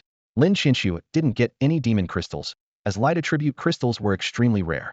So, Chen Fan gave her all the spirit crystals. The incident on the road had invigorated everyone, especially Zhou Xiaoyang and Park Jinsung, who were experiencing such excitement for the first time, felt an inexplicable thrill. I'm really looking forward to this adventure. Meeting you guys is such a stroke of luck, Park Jinsung said excitedly. At their school, because of his background, no one truly befriended him, but with Chen Fan, he felt a sense of security and comfort. Hey Park Wei. Chen Fan started to speak, but sensed something off with the vehicle. The previous rough jolts had ceased, replaced by subtle vibrations. It was due to the high speed causing slight tremors. He looked out the window, sensing the situation, his expression turning uneasy, and quickly glanced at the driver's seat. Whoa, Xiaohou, are you trying to fly this thing? He couldn't help but shout. Yeah, slow down, my heart's about to leap out, Linja added, his mouth twitching. Everyone noticed the unusual speed, but Ma Xiaohou ignored them, his eyes fixed on the road ahead, a bead of sweat forming on his forehead. Everyone saw his reaction, especially Chen Fan, and immediately got a bad feeling. Earlier, Ma Xiaohou had confidently claimed he often drove his dad's car and was quite skilled, which is why they let him drive. But now things seemed off. Be honest, have you ever driven a car before? Yes, I have. Really, your dad's car? Ma Xiaohou's face turned red under Chen Fan's gaze. He had been boasting earlier. In reality, he had only driven go-karts at an amusement park. Chen Fan slowed down. The brakes seemed to be broken. Ma Xiaohou's face turned even redder, and everyone felt a chill run down their spine. The brakes are broken? Ease off the gas quickly, Zhou Xiaoyang shouted anxiously from the back. I haven't even touched the gas. It's moving on its own. The gas is broken too? Chen Fan shuddered and felt a wave of panic. Are you trying to send us to our doom? Big brother, I messed up, but what do we do now? How do we stop it? Ma Xiaohou was in a complete panic, secretly vowing never to boast again. You're asking me? Who am I supposed to ask? At that moment, the car's shaking grew more intense, accompanied by a faint cracking sound. Their hearts leaped into their throats, fearing the car might actually fall apart. At such a high speed on a hard road, if the car fell apart, they might too. Huh? Quick, aim for that mud pit. Chen Fan, eyes fixed ahead, spotted a large mud pit on the side of the road, and quickly instructed Ma Xiaohou to steer towards it. Hold on tight. Following Chen Fan's directions, Ma Xiaohou saw the mud pit and quickly turned the wheel, plunging into it. Although the mud was thick, there weren't too many bumps, and the resistance slowed the car slightly. Eventually, the car crashed into a tree. Bang! Crack! The already falling apart van shattered upon impact, the roof flying off and parts scattering everywhere. Chen Fan immediately shielded Lin Qinshu, holding her tightly. Thanks to his strong physique, even though he took a few hits, he was unharmed. Are you okay? I'm fine, but you're covering my nose. Lin Qinshu, blushing as Chen Fan held her, spoke softly, seemingly having forgotten the recent crash. What about the others? Chen Fan stood up, looked around, and saw the van's four wheels stuck in the mud, leaving only the base, with the roof nowhere in sight. A faint whimpering sound reached them as Chen Fan and Lin Qinshu jumped out of the car, unable to suppress a laugh. The impact had flung Zhou Xiaoyang and Park Junqing into the mud pit. Ma Xiaohou fared worse. Though he was in the driver's seat and should have been thrown forward, half of him was buried in the mud, with only his legs sticking out. Zhou Xiaoyang and Park Junqing quickly pulled him out. Where's Xiaozhe? Lin Qinshu looked around, not seeing Linja, and started to panic. Quick, look around. Did he get buried in the mud? Chen Fan and the others also grew anxious. No need to look. Just look up, and you'll see me. A voice came from above, and they saw Linja stuck in the branches of a tree. Although there were some unexpected events, fortunately, no one was injured, and the team remained intact. Linja was saved by Zhou Xiaoyang, and as he straightened his clothes, he recalled the immense impact when the van hit the tree. It was astonishing. In that moment, the windshield was almost useless, and he felt like he was being hurled through the air at an unbelievable speed. Luckily, he had special abilities. If it had been an ordinary person, they would have been injured being stuck in the branches. Ma Xiaohou, if I believe you again next time, then I must be out of my mind, he said indignantly. Come on, this wasn't about my driving skills, okay? Who knew this old van would break down like this? Give me a sports car, and there'd be no problem. Ma Xiaohou retorted. Yeah right, if you had a sports car, you'd probably drive it to the sky. Linja joked. All right, you two stop bickering. There seems to be a pond up ahead. Hurry up and wash up. Chen Fan interrupted them, pointing to the pond not far ahead. I really need to clean up. This mud stinks, Ma Xiaohou grumbled, having had his head plunged into a mud pit earlier, accidentally swallowing some and nearly choking. Just as they were about to head towards the pond, they paused. All four of them turned back simultaneously, their eyes fixed on Chen Fan with an indescribable grin on their faces. What are you looking at? Get going already, before you get any dumber from the crash. Chen Fan urged. Hee. Chen Fan, let me ask you, do you feel your heart pounding right now? Ma Xiaohao laughed so hard he bent over, his face covered in black mud, exposing his white teeth, which made him look particularly comical. What pounding heart, are you crazy? With your driving skills just now, how could my heart not race? Chen Fan replied helplessly. No, that's not what I meant, he. Ma Xiaohao's laughter puzzled Chen Fan, and Linjia and Zhou Xiaoyang couldn't help but chuckle, occasionally glancing at him. What are you all looking at? Chen Fan rolled his eyes, puzzled by what was going on with them. As he spoke, he looked down and suddenly realized he was still holding Lin Qianxue's hand and hadn't let go. Wow, going on an adventure and holding hands, that's tough luck, Ma Xiaohao teased. A rare blush appeared on Chen Fan's face, and he quickly released Lin Qianxue's hand. Enough already, if you don't wash up, I'm leaving. Ha! The group burst into laughter and ran towards the pond, leaving Chen Fan and Lin Qianxue momentarily speechless. At this point, Lin Qianxue's usual aloofness was replaced with a hint of shyness in her eyes. Ahem. Don't listen to their nonsense, Chen Fan suddenly felt a bit awkward and nervous, wanting to explain but unsure how to start. Never mind, let's head over too, he finally decided, thinking about how to continue their journey. After a hectic morning, it was already noon, and everyone felt a bit hungry, so they took out food to fill their stomachs. Since the van was beyond repair, they would have to rely on their legs for the rest of the journey, making it essential to replenish their energy. Just compressed biscuits? Chen Fan took the biscuits handed to him by Ma Xiaohao and asked in confusion. You packed such a big bag, and besides a few clothes and these biscuits, you didn't bring anything else. Ma Xiaohao shrugged. Yeah, it's for holding gold. Chen Fan scoffed. Come on, if there really was gold, someone would have beaten you to it. Do you really believe those rumors? He thought to himself that he used to store some pots and pans in his system space, but this time he left in such a hurry that he didn't even prepare food. I brought some food. Would you like to try it? As everyone was grumbling about the compressed biscuits, Park Junqing opened his backpack and spoke softly. Ma Xiaohao immediately perked up. Why didn't you say so earlier? Hurry up and take it out. Park Junqing pulled out 2 glass jars filled with a famous kimchi dish. Spicy cabbage. Bro, don't you ever get tired of eating this? Ma Xiaohao grinned. Park Junqing confidently replied. It's delicious. I can eat a whole jar at a time. After a brief rest and some nourishment, the group continued on their journey. Without any means of transport, they had to rely on walking, but fortunately, as superhumans, they were in pretty good shape. After trekking for dozens of kilometers, Ma Xiaohao couldn't take it anymore. I can't go on. I'm exhausted. I need an hour's rest, or I won't be able to move even if you kill me, he panted, collapsing onto the ground. Chen Fan rolled his eyes at him in exasperation. You're an earth element warrior, tough as nails. How come you're the one who's tired? Ma Xiaohao chuckled wryly. Brother, it's been a whole day, and I'm starving. Plus, I'm on the heavier side, so it takes more effort. Come on, you're just being lazy. Linjia sat down as well, teasing. This adventure is tougher than a pilgrimage. Just as everyone was thinking of taking a break, Linjia's eyes suddenly lit up. Hey, a brick machine is coming. We can hitch a ride. Where's the special vehicle? Did you call it? Chen Fan asked, puzzled. Linjia pointed to the road behind them, excitedly saying, look over there. Following his direction, Chen Fan's mouth twitched. You call that a special vehicle? Yeah, it's a tractor for hauling bricks, hence brick machine. Linjia laughed. Sure enough, what they had referred to as a minivan turned out to be a tractor loaded with bricks. After some negotiation, the driver informed them that the bricks were headed near the Redwater ruins. Due to the many supernatural beast nests in the area, there were plenty of superhumans passing through, and some had set up businesses there. These bricks were purchased for building houses. Chen Fan communicated with the driver, paid some fare, and the group managed to board the brick machine. Although it was slow, at least they didn't have to walk. As long as they reached their destination before nightfall, it would be fine. After more than 2 hours, as darkness fell, they finally saw a brightly lit area in the distance, indicating signs of human habitation.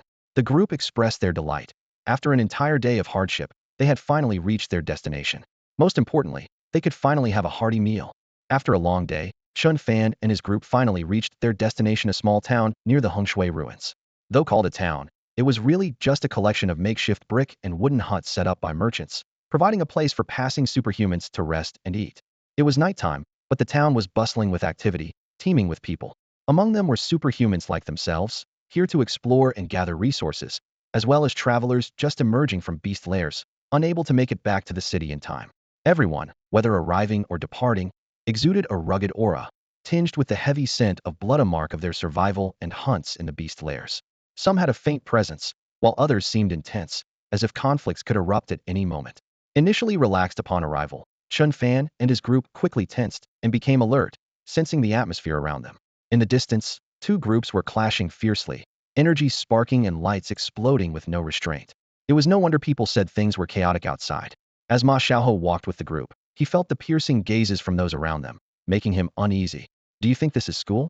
These people have spent years in beast lairs, seen too much blood. Be careful, Chen Fan reminded them.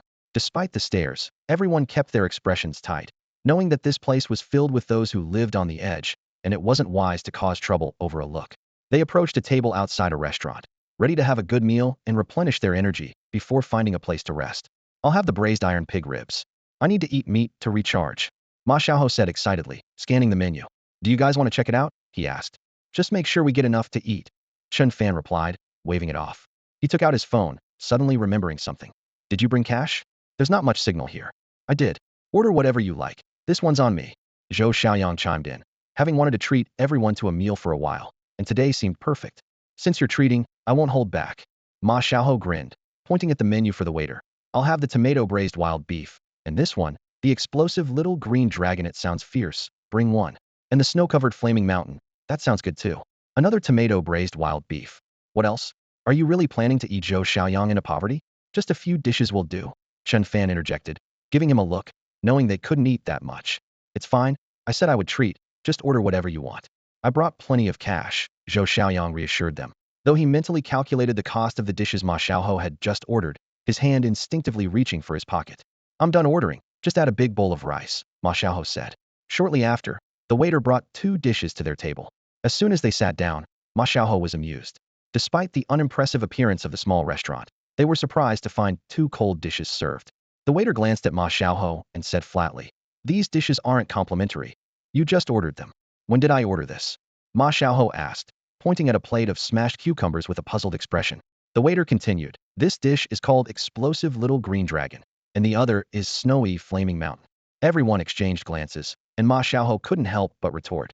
"You call smashed cucumbers Explosive Little Green Dragon, and tomatoes with sugar Snowy Flaming Mountain?" His face grew increasingly irritated. "Yes, that's just what we call them," the waiter replied nonchalantly, a hint of disdain in his eyes, before turning to leave. Forget it, forget it. Smashed cucumbers are just smashed cucumbers. Let's eat. We should keep a low profile while we're out, Chen Fan said, pulling Ma Xiaoho back, understanding that it wasn't worth causing trouble over a dish name since their goal was the Hengshui ruins. The taste is quite good. How much is a serving of these smashed cucumbers? Ma Xiaoho asked. 360. Chen Fan had just taken a bite and almost choked at the price, coughing repeatedly and nearly spitting it out. How much? 360. Ma Xiaoho shrugged with disdain. I thought it was real little green dragon lobster. If I had known it was this, I wouldn't have ordered it even if you beat me. Damn, even a shady store isn't this shady. It's outright extortion. Chen Fan, who had advised Ma Xiaoho not to make a fuss earlier, couldn't help but protest now. All right, expensive is expensive. You just said to keep a low profile, but now you can't hold back. Let's eat and find a place to rest. Lin Qianxue interrupted their argument, thinking that while Ma Xiaoho might cause a scene, with Chen Fan joining in, anything could happen. They decided to eat without further ado. Chen Fan said nothing more, and Ma Xiaoho couldn't help but chuckle. What's so funny? Chen Fan, I think you might end up being henpecked in the future, Ma Xiaoho whispered. What's henpecked mean? Linja chimed in. He says you're afraid of your wife. Huh? You damn well just eat and talk less, Chen Fan thought, wanting to kick Ma Xiaoho, feeling annoyed. Soon all the dishes were served, and everyone, truly hungry, devoured everything on the table in no time. When it came time to pay, the few dishes ended up costing 5,000 to 6,000.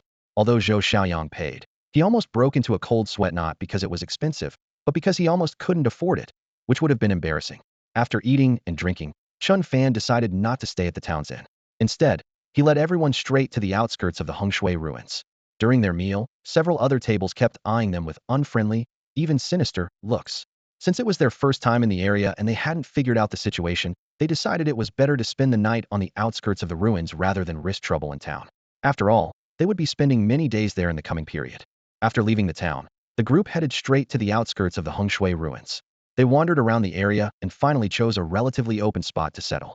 Chen Fan instructed, "All right, let's rest here for the night. You guys sleep first, and then take over for me in the second half of the night." No one objected, as it wasn't the time for politeness. They each found a place to rest. This was a monster's lair, and even though they were on the outskirts, many beasts roamed around. The coming days promised to be anything but peaceful, so it was crucial to gather their strength. Seeing everyone settle down to rest, Chen Fan walked a short distance away, climbed onto a large rock, and sat down, scanning the surroundings. As time passed, he suddenly heard movement behind him. Turning around, he saw a figure standing a few meters away. The moonlight bathed the person's delicate features, giving them an ethereal glow, with eyes shimmering enchantingly. So beautiful. Chen Fan found himself entranced without realizing it. What are you staring at so intently? A voice interrupted his thoughts. Lin Qianxue gracefully hopped onto the rock beside him, looking up at the moon. Nothing much. Why aren't you sleeping? Chen Fan stammered slightly. I couldn't sleep, so I came to take a look, Lin Qianxue replied. Great. Since you can't sleep and I'm feeling a bit tired, I'll go rest now, Chen Fan said, preparing to leave. Lin Qianxue, just teasing you, she laughed. Under the moonlight, Chen Fan took another glance at her flawless face. You're still looking. Lin Qianxue glared at him, as if she wanted to retort, but then her eyes showed a hint of surprise. Did he just compliment her beauty? She thought to herself and then playfully huffed. Humph, so you're not calling me a tyrant anymore? I was just joking before. How could you be a tyrant? I actually prefer calling you Yu Meng, Chen Fan said sincerely. Hearing the name, Yu Meng, Lin Qianxue shivered slightly, biting her lip gently. So, do you admit you're like fireworks then? She asked, staring intently at Chen Fan, as if seeking an answer from his expression. Sigh, I don't really like fireworks, Chen Fan sighed, shifting his gaze to the moon. Really? Then, earlier. Lin Qianxue's eyes betrayed a hint of disappointment. She thought to herself, does he ultimately not like me?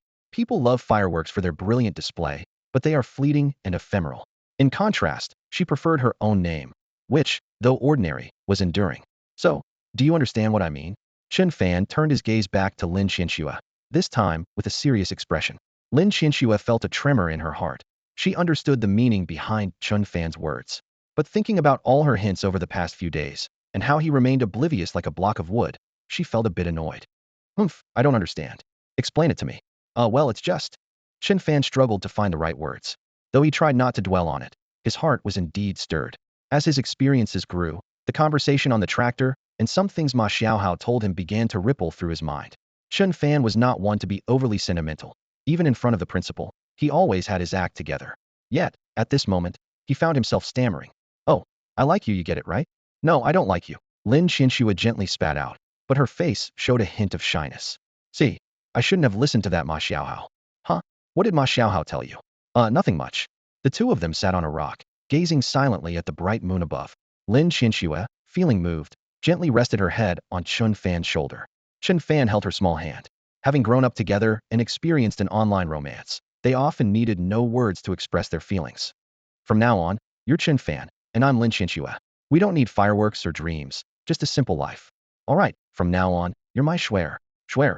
As these words were spoken, Chen Fan became much bolder, the previous restraints seemingly vanished. Lin Qianxue's voice was as soft as a mosquito's, and at that moment, she felt an unprecedented calm and contentment. Just then, laughter erupted from the grass behind them.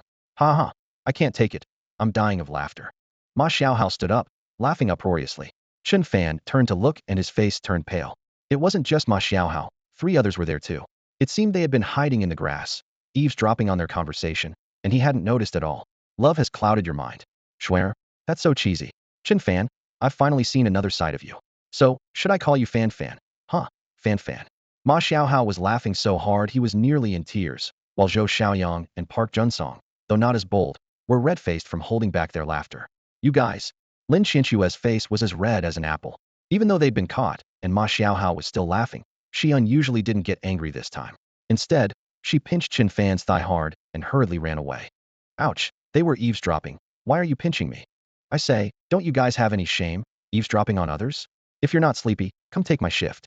Ma Xiaohao, you're still laughing. Ha ha, okay, I'll stop, ha ha. Chen Fan. I mean brother Fan. Should I call you brother-in-law now, or what? You better behave, or I'll report you.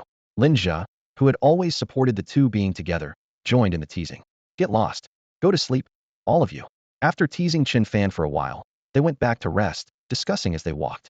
Sigh, why did Chen Fan suddenly confess? It's not like him. Hee, you guys don't know, do you? It's all thanks to me. I taught him how to do it. Everyone, for future relationship advice, trust brother Ma. I'm totally reliable. Ma Xiaohao proudly patted his chest, But before he could finish, a sneaker flew through the night sky in an arc, heading straight for his head. The next morning, the eastern sky began to lighten. Ma Xiaohou caught 2 flame chickens nearby, and everyone had a quick meal before getting ready to set off. The night before, Ma Xiaohou and the others had eavesdropped on Chen Fan and Lin Qianxue's conversation, which led to some teasing and kept the group chatting eagerly until dawn. While discussing their route, Ma Xiaohou mischievously glanced at Lin Qianxue, mimicking Chen Fan's tone with a sly grin, and asked, "Shuer, where do you think we should go?" Chen Fan and Lin Zhe exchanged glances, thinking to themselves that Ma Xiaohou never learns his lesson. As expected, Lin Qianxue looked up, her gaze returning to its usual indifference, and coldly glanced at Ma Xiaohou. "I think you're asking for trouble, aren't you?" No. I'm just joking, Sister Shui. Aunt Shui, is that okay?" Ma Xiaohou instantly became timid, causing everyone to burst into laughter. Lin Zhe walked over, put an arm around Ma Xiaohou's shoulder, and teased, "Howsy, that title is Chen Fan's exclusive. You're just asking for trouble. If you get into a fight, I'm not helping you." "Humph, so you're all family now, one brother-in-law and one little brother." Ma Xiaohou pouted, continuing to tease. "Unfortunately, you don't have a sister, otherwise." Chen Fan was about to tease Ma Xiaohou when Lin Qianxue's voice interrupted him. "Otherwise what? You're thinking of taking her in?" No. I meant if he had a sister, he could introduce her to Lin Zhe." Chen Fan quickly explained, trying to steer the conversation back on track. "All right, let's not talk about this anymore. We're still on the outskirts and haven't reached the actual Redwater ruins. Let's head inside and see what it's like." Chen Fan quickly changed the subject, worried that Lin Qianxue would continue to press the issue. Just as they packed up and prepared to leave, they sensed something was off and instinctively looked back. A group of people was kicking up dust as they rushed towards them. Chen Fan narrowed his eyes, feeling a sense of alertness. There were at least 20 of them, each looking fierce and formidable. Leading the group was a burly man nearly 2 meters tall, with a rugged face full of scars. He wore a sleeveless jacket, his bulging arms displaying sinewy muscles like coiled dragons, and a black eye patch covered his left eye, marking him as a one-eyed man. "Why does this guy look familiar?" Chen Fan wondered. "They seem like the group who sat next to us while we were eating last night." Zhou Xiaoyang suddenly recognized them and quickly reminded everyone. It really is them. The group quickly realized. When they arrived at the small town the previous night, many people had brazenly stared at them. During dinner, this one-eyed man frequently glanced their way with a hint of malice in his eyes. To avoid trouble, Chen Fan had led everyone to camp on the outskirts. But why had this group suddenly appeared here? What was their intention? "It looks like they're coming for us," Lin Qianxue said, her brow furrowed with concern. "Coming for us? But we didn't provoke them." In the wilderness, murder and arson, looting and plundering are all too common. Chen Fan felt uneasy, recalling the group of people with the black car driver from the day before, and quickly warned his companions to leave. The opposing group had a large number of people, and being surrounded could lead to unimaginable consequences. However, their retreat was already too late. A one-eyed man led a group of subordinates, all above level 20, swiftly surrounding them, clearly targeting them. Chen Fan maintained a calm exterior, but was on high alert inside.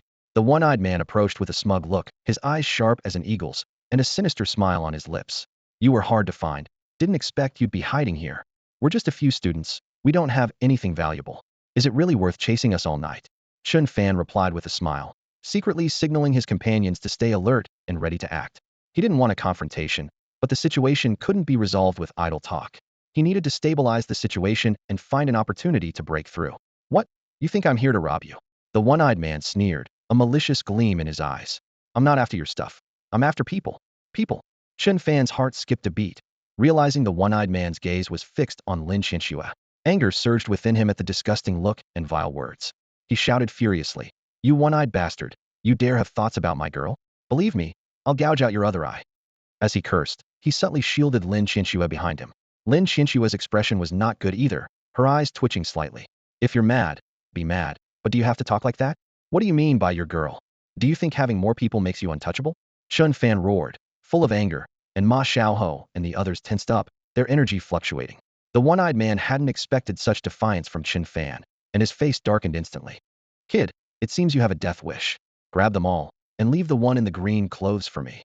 As his henchmen were about to charge, Chen Fan suddenly shouted, "Wait." He raised his eyes slightly, realizing that something was different from what he had thought. Chen Fan initially thought the one-eyed brute was targeting Lin Qianxue. Hearing such filthy words would have angered him even if they weren't directed at him, let alone hearing them face to face. However, as the situation unfolded, he started feeling something was off. Lin Qianxue was already shielded behind him, yet the brute clearly demanded to leave that kid behind, the one in green. Right next to him stood Park Junsong, wearing that very green outfit. Following the brute's pointed finger and wicked gaze, a thought struck Chen Fan, and he loudly questioned, "What? You still have something to say? Are you scared now? Let me ask, when you mentioned the delicate one, did you mean him?" He uncertainly pointed to Park Junsong beside him. "Nonsense. You think I'm interested in your girl? Humph. Women are nothing to me." The brute's response sent a chill down Chen Fan's spine, making his hair stand on end. This guy was downright creepy. Park Junsong had already sensed something was wrong, feeling uneasy under the brute's gaze. Hearing the conversation, he realized what was happening, his face turning crimson with disgust. Yet, what Chen Fan did next shattered his worldview. "Oh dear, big brother, you should have said so earlier. I would have understood." Chen Fan grinned obsequiously, his smile stretching wide. "He's my brother, not much else going for him, but he's handsome and fair-skinned. If you like him, my brother can keep you company. We'll be like family." Just as Park Junsong was about to react, hearing Chen Fan say this made his flushed face turn dark, his body trembling. "Is this even human language? You almost fought for Lin Qianxue, yet you want me to entertain this guy? Unbelievable. Family? Yeah, sure, we're all family. I've got another brother. If you like, I can introduce him to you." As Chen Fan finished speaking, Ma Xiaohao caught on, swaying as he stepped forward, while Chen Fan took a slight step back. "Big brother, how about me? Am I fair?" Ma Xiaohao draped an arm over Park Junsong's shoulder, his voice pitch shifting, winking, as if flirting. Seeing his flamboyant display, not only were the bandits dumbfounded, but even Lin Jia and Zhou Xiaoyang nearly gagged. "You're quite the character," Zhou Xiaoyang muttered, confused, but Lin Jia understood that Chen Fan was preparing to take action, remaining quietly alert. "Big brother, we're blood brothers. If you don't mind, anything goes." The one-eyed brute looked from Park Junsong to Ma Xiaohao. Though they looked identical, Ma Xiaohao's plump figure, if aged a bit more, was the epitome of a greasy man. The brute's face twitched, glaring fiercely at Ma Xiaohao. "With your disgusting pig-like appearance? Get lost." Ma Xiaohao was seething with anger, almost ready to explode, cursing the other person's ancestors in his heart. "Boss, something's not right. That guy is gone." The one-eyed thug didn't want to delay any longer and was just about to give the order when one of his lackeys rushed up to him. "Who's gone? Which guy?" "The one who was just here, the one who insulted you." The one-eyed thug almost kicked him but realized something was indeed off. One person was missing. Where did that guy go? How did he just disappear? It wasn't that he was too relaxed to notice. He had been entirely focused on Ma Xiaohao. As he pondered this, a sudden gust of wind swept past his ear, sending a chill down his spine. Not good. The one-eyed thug's face changed drastically as he felt an aura surging around him. Just as he was about to retaliate, a hand appeared on his chest. Lightning symbols and fire patterns flickered on the hand, accompanied by a fierce wind, striking his chest with force. The one-eyed thug's eyes widened like a bull's as he felt a powerful energy invade his body, wreaking havoc. Chen Fan revealed himself as he struck. "You're looking for death." The intense pain didn't cause the one-eyed thug to lose his composure. With eyes wide open in fury, he clapped his hands together with terrifying force, aiming for Chen Fan's head. However, Chen Fan had anticipated this counterattack and retreated the moment the thug moved. Although the one-eyed thug didn't understand how Chen Fan disappeared and reappeared to attack, he was enraged, his face twisted with anger, and he exuded a menacing aura, ready to finish off Chen Fan. But as he took a step forward, his body suddenly trembled, and he could faintly hear muffled sounds from within. It turned out that Chen Fan's thunderfire palm had already penetrated his body, and the thunder and flames were wreaking havoc on his internal organs. The one-eyed thug staggered, violently spitting out blood, his face turning ghostly pale as he quickly gathered his energy to fend off the internal thunder and flames. "Get him!" Chen Fan knew very well the importance of seizing the opportunity while the enemy was weak. As long as they could control the one-eyed thug, his followers wouldn't dare to act recklessly. Ma Xiaohao and Park Juncheng, who were closest, were the first to rush forward, tackling the thug to the ground. Even with his strength, the severely injured thug couldn't resist. Seeing their boss being attacked, the thug's lackeys wanted to rush forward. Chen Fan brandished his bronze sword, pointing it at them. "Stay back, or your boss won't survive." Sure enough, none of the 20-something men dared to make a move, but they also didn't seem willing to back down. "You think you're tough, pig? I'm going to beat you into a pulp today. Let's see if you dare to act arrogant again." Thud, thud, thud. Ma Xiaohao sat on the one-eyed thug, raining down punches the size of sandbags. Park Juncheng, not to be outdone, kicked him repeatedly. "Pervert, disgusting pervert. Want me to serve you?" Park Juncheng shuddered with disgust at the memory of the thug's earlier gaze. "Thinking you're all white and tender, huh? I curse your ancestors."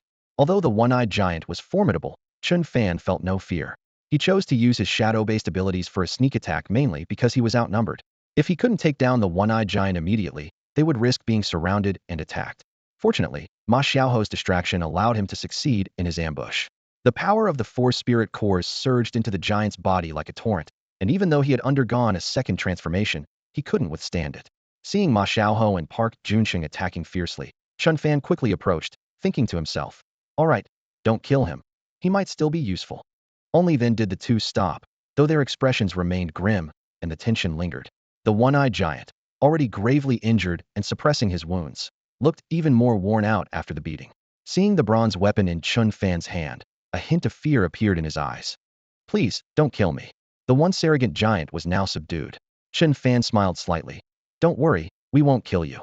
But you need to cooperate." "Cooperate, I will cooperate." The one-eyed giant understood Chen Fan's meaning and immediately shouted at his nearby subordinates. "What are you standing around for? Bring everything here." Hearing their leader, the subordinates dared not disobey and quickly tossed over their backpacks filled with various resources.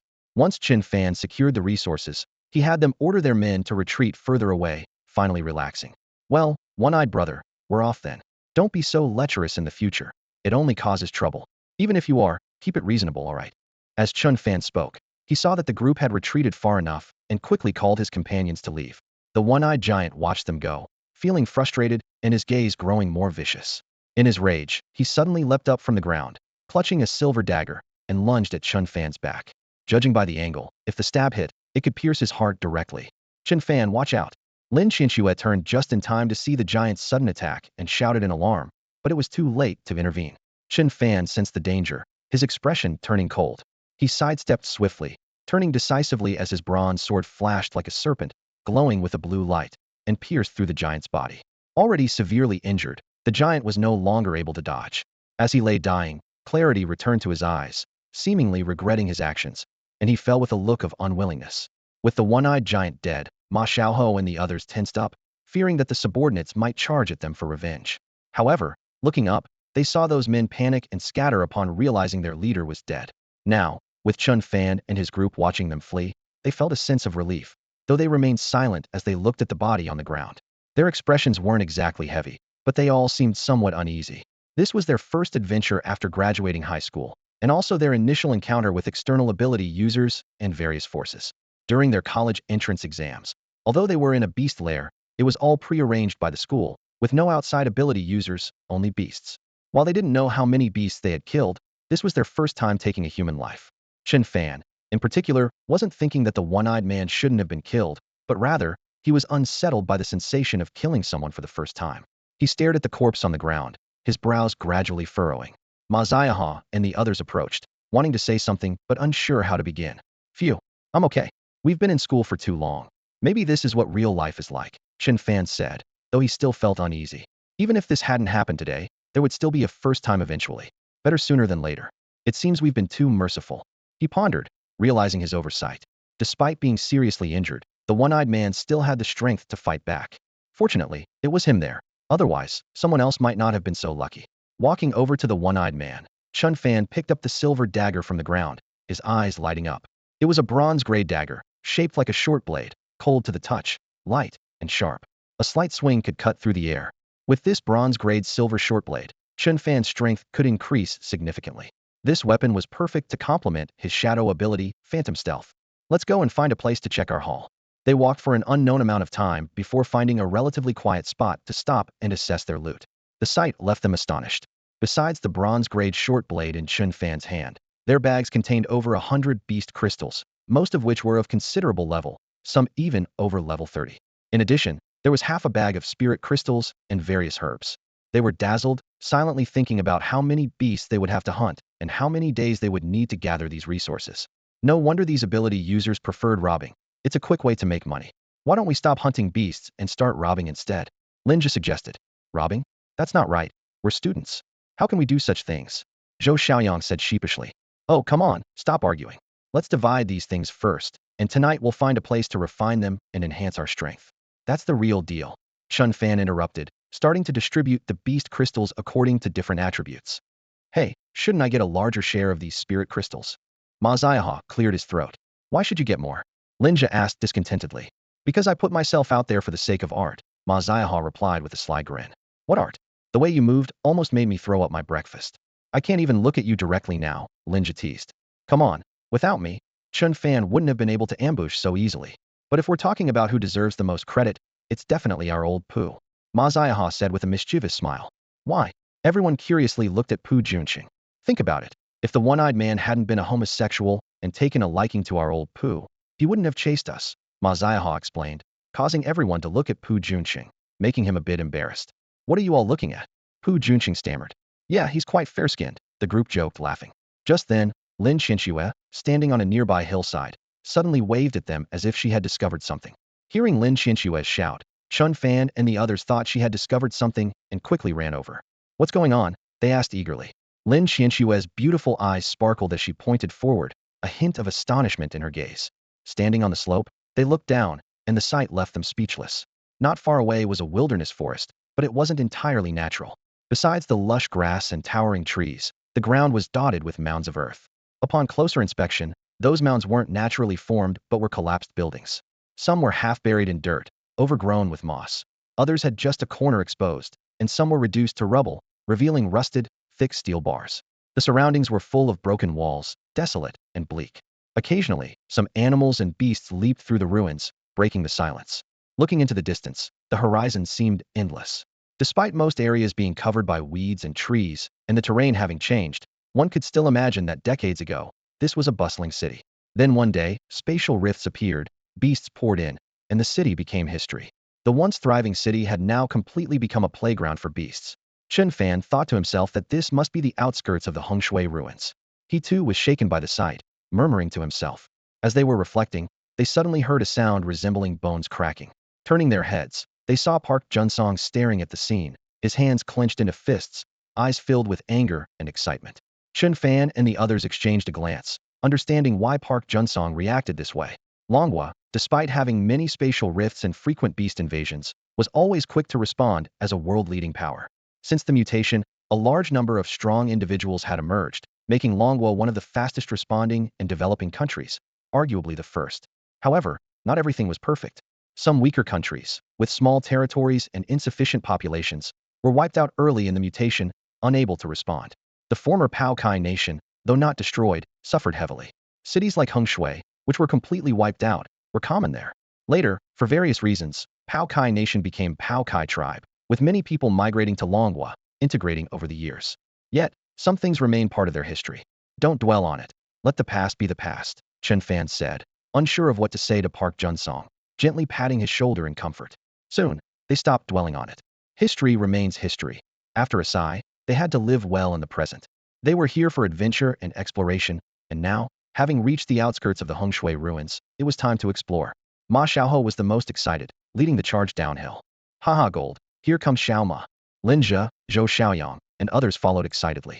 Chen Fan watched them and felt a rare sense of relaxation. Although he hadn't experienced the initial chaos of the mutation, he could learn from history. He understood the importance of gaining strength and protecting those around him. If one day disaster or mutation strikes again, he hopes to be capable of handling it. What are you thinking about? Lin Qianxue asked, noticing the smile on Chen Fan's face. I was just thinking that life isn't so bad.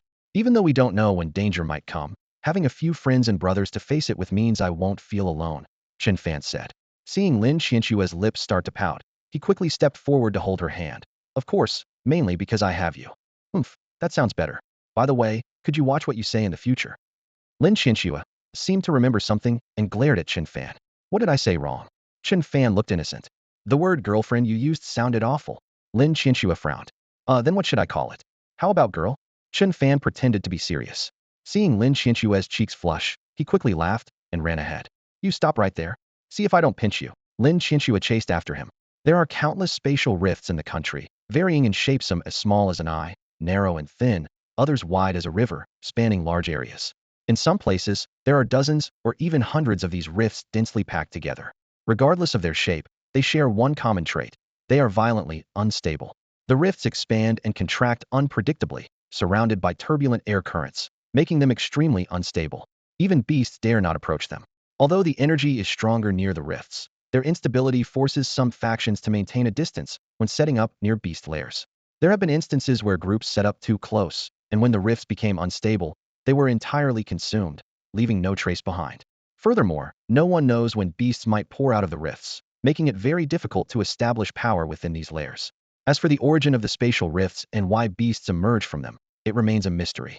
Even the strongest in this world do not dare to traverse the rifts. The types of beasts are numerous, and each rift brings forth different creatures. At the Hengshui ruins, Chen Fan didn't encounter the iron-skinned demon pig or the fiery chicken he faced during the college entrance exams, but there were other low-level beasts. Newly arrived, he didn't plan to delve deep into the ruins and easily dealt with the beasts he encountered.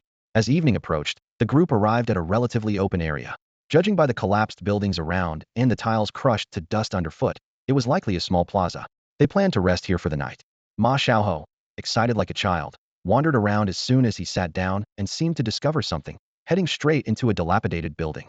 Let's rest here for the night. Linja, you're in charge of starting a fire. Go clean this piece of meat so we can roast it in a bit. Chen Fan said as he took out a piece of meat from the bloodthirsty bowl from his system space and handed it to Zhou Xiaoyang. He then glanced at Ma Xiaohou, who was crawling into the entrance of an unknown building, and couldn't help but smirk. This guy was always so hyperactive, searching every place thoroughly. Not long after, Ma Xiaohou emerged with a disappointed look, and Chen Fan walked straight over. I say, how's he? Can't you do something useful? It's so dark in there, aren't you afraid of ghosts? Ma Xiaohou dismissed the comment, stooping down and letting his eyes dart around the ground. Where would ghosts come from? You can't scare me. I'm not afraid, he said as he continued his search. Aren't you done yet? Even if there is gold here, it wouldn't be in a place like this, so why worry? Chen Fan asked helplessly. Who said I was looking for gold? Come and see. Ma Xiaohao's voice was filled with excitement. Chen Fan stepped forward and looked at a protrusion in the dirt, unsure if it was wood or stone, with two faintly visible characters. Museum. What does this mean? Museum? This place must have been a museum, surely filled with antiques, right? If I can find a few pieces, I'll be rich. I'm telling you. Ma Xiaohao grinned, as if he was about to strike it rich. Chen Fan was speechless, shaking his head. Give it up. This is the outskirts of the Hengshui ruins. It's been searched countless times. Even if there were antiques, they wouldn't be for you. Who says? What if they're buried in the dirt and nobody noticed? Hey, what's this? Chen Fan was about to leave when he heard Ma Xiaohao's discovery and turned back. Could this guy have really found something? Ma Xiaohao was standing in front of an earthen wall, his eyes fixed on it. Chen Fan noticed something unusual too. There were two palm-sized handprints, deeply embedded, about a meter high on the wall. Ma Xiaohao compared his hand to them, but they didn't fit. Must be a woman's handprints, and she used quite some force. Was she trying to push the wall down? Huh, I figured it out. Ma Xiaohao suddenly exclaimed, startling Chen Fan. Can you not yell like that? What did you figure out? His shout attracted Lin Xianxue, Zhou Xiaoyang, and others, who curiously looked at the handprints on the wall, puzzled. Look, these handprints must belong to two hands, Ma Xiaohao said excitedly. No kidding, two handprints are obviously from two hands. Chen Fan rolled his eyes. No, I mean she must have been trying to push this wall open. Why else would she push the wall? Maybe there's treasure buried beneath. That must be it. Ma Xiaohao was certain, his eyes shining with anticipation. Hearing about treasure, the other's eyes lit up too. Chen Fan lightly patted the wall, feeling helpless about Ma Xiaohao's guess. Come on, this wall has been here for years. A little force would knock it down. Everyone here is an ability user. Even a woman could push it down. What if she was interrupted by a monster? Ma Xiaohao was clearly not giving up, still insisting on his theory. It seems like you're so fixated on treasure that you're getting confused. Can you really tell just from two handprints? Huh, what's this? As the two were bickering, Park Jinsung's voice came from the side. He picked up a small, square object from the corner, only a few centimeters long, resembling a small plastic bag with a ripped opening. Let me see. Ma Xiaohao stepped forward and snatched it away, reading the small print on it. Radis? This name sounds odd and familiar.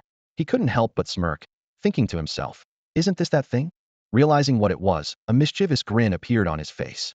Who the heck has the interest to do that here? Park Jinsung found another one and handed it over.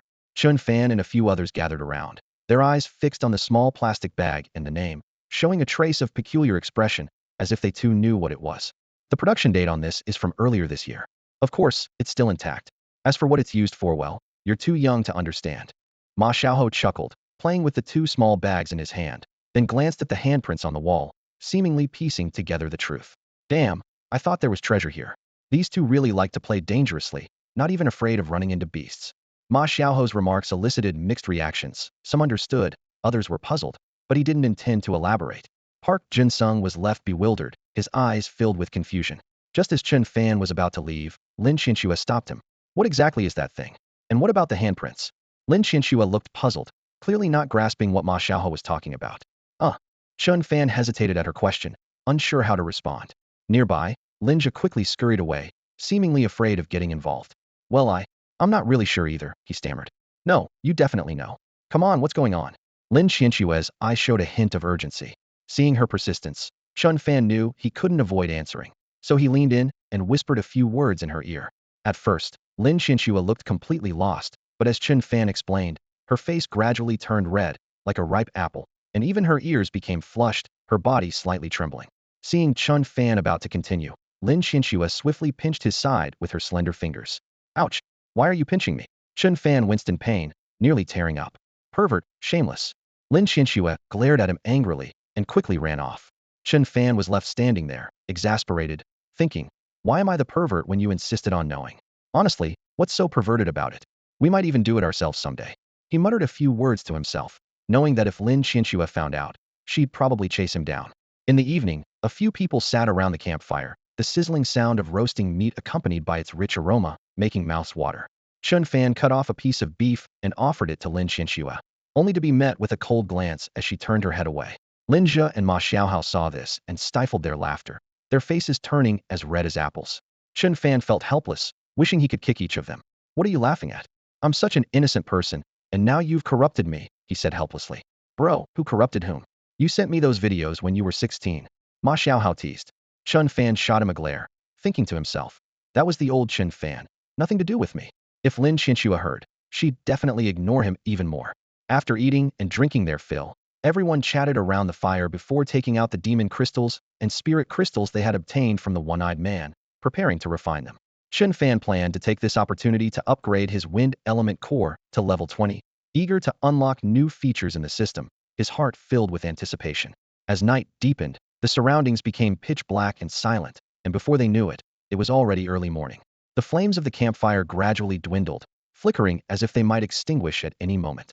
Everyone continued refining the demon crystals, the energy waves flowing through the air. After some time, a strange sound suddenly echoed around them, resembling a baby's cry or a woman's soft sobbing, carrying a sense of desolation. In this desolate place of the Redwater ruins, the sound was particularly eerie. Chen Fan was startled, stopping his refining and opening his eyes to see that the others were already alert, exchanging tense glances. The sound reverberated, sending chills down their spines. Suddenly, Chen Fan felt a weight as a shadow leaped onto him, wrapping its arms around his neck and burying its head in his shoulder. He thought Lin Qianxue was frightened and wanted to comfort her, but in the dim firelight, he saw Lin Qianxue standing nearby, cautiously scanning the surroundings. Chen Fan's face turned grim. Just as he was about to push the person off, he realized he couldn't move because Lin Zhe's legs were pinning his. Lin Zhe, get the hell off me. I'm scared. Chen Fan shouted angrily.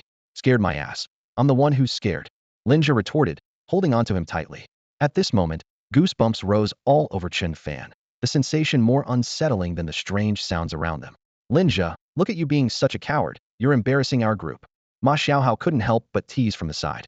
You're not scared? Then go check it out and see what's making that noise. Fine, I'll go. You think I'm easily scared? Ma Xiaohao seemed unfazed and was about to move when the surrounding noise grew even louder. The eerie wailing seemed to pierce through their bodies, striking their very souls and making their skin crawl. How about someone comes with me? Ma Xiaohao swallowed nervously. Could it really be a ghost?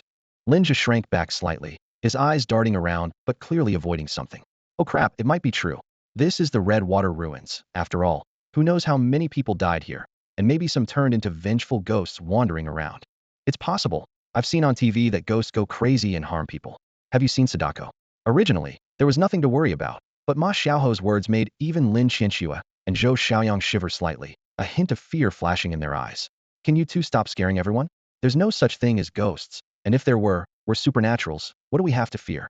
Stay sharp. Chen Fan scolded the two, annoyed that they were jumping to conclusions involving Sadako. If you're not scared, then go see what's going on. I haven't heard of any beasts making noises like this, someone challenged. Chen Fan didn't answer, instead raising an eyebrow as he focused intently. Truth be told, he didn't believe in ghosts, but the sounds around them were unsettling. As his gaze swept the area, he noticed Lin Qianxue frowning and approached her. What's wrong? He asked. I've never heard this sound before, but it seems familiar from something I've read. Could it be some kind of beast? Let me think. Lin Qianxue struggled to recall, but as the noise grew louder and seemed to draw closer, Chen Fan steeled himself, determination gleaming in his eyes, ready to investigate. Just then, a loud scream pierced the night sky, echoing far and wide. Oh my god, a ghost, a ghost! Chen Fan whipped around to see Ma Xiaohao had seen something that made him jump and fall to the ground in fright. Already tense, the group was startled by his reaction. Before they could help Ma Xiaohao, they looked up, their bodies tensing. Behind where Ma Xiaohou had stood, on a massive boulder, appeared a grotesque face resembling a ghostly visage. The face was terrifying, with a mouth stretched wide, filled with needle-like teeth, and small, blood-red eyes glaring at them. Even Chen Fan felt a chill, his mind racing. Could it really be a ghost? Meanwhile, the surrounding noise continued, and numerous red dots became increasingly clear, like small red lanterns drawing nearer. Lin Qianxue, who had been deep in thought, was startled by the terrifying face but quickly realized something, her face turning pale. It's ghost-faced bats. Everyone be careful, she warned. As soon as she spoke, the red dots around them flickered like lanterns, and shadowy figures surged toward them in a frenzy. The moment Lin Qianxue mentioned the ghost-faced bats, Zhou Xiaoyang and Park Junsong's faces turned pale. Although Chen Fan and the others were initially confused, the word bat made them realize this was a type of demon beast, not a ghost as they had previously thought. As soon as the words were spoken, the flickering red light around them intensified, accompanied by eerie wailing, as countless dark shadows swooped down from the pitch-black night sky. My backside. Just as everyone was preparing to defend themselves, a scream echoed. Flames shot up into the sky, and by the firelight, they saw Ma Xiaohao grimacing in pain. Looking down, they saw a ghost-faced bat, the size of a young child, sinking its sharp teeth into his backside. Chen Fan and the others couldn't help but tense up, feeling the bite as if it were on their own bodies. Fortunately, Ma Xiaohao reacted quickly. Just as the bat prepared to bite again, he grabbed its wings with a strong yank. You dare bite me. Ma Xiaohao was furious, both hands lit with an earthen yellow glow. With a powerful pull, he tore the bat's wings off. Blackish-green blood sprayed out, filling the air with a pungent metallic scent. Watch out, everyone. Chen Fan warned in a low voice as energy surged within him, and fiery orbs illuminated the area as if it were daytime. At this moment, everyone could finally see their surroundings. Hundreds of ghost-faced bats swarmed around them, some over a meter in size, looking hideous and terrifying. In an instant, many bats had already launched attacks on the group, baring their fangs.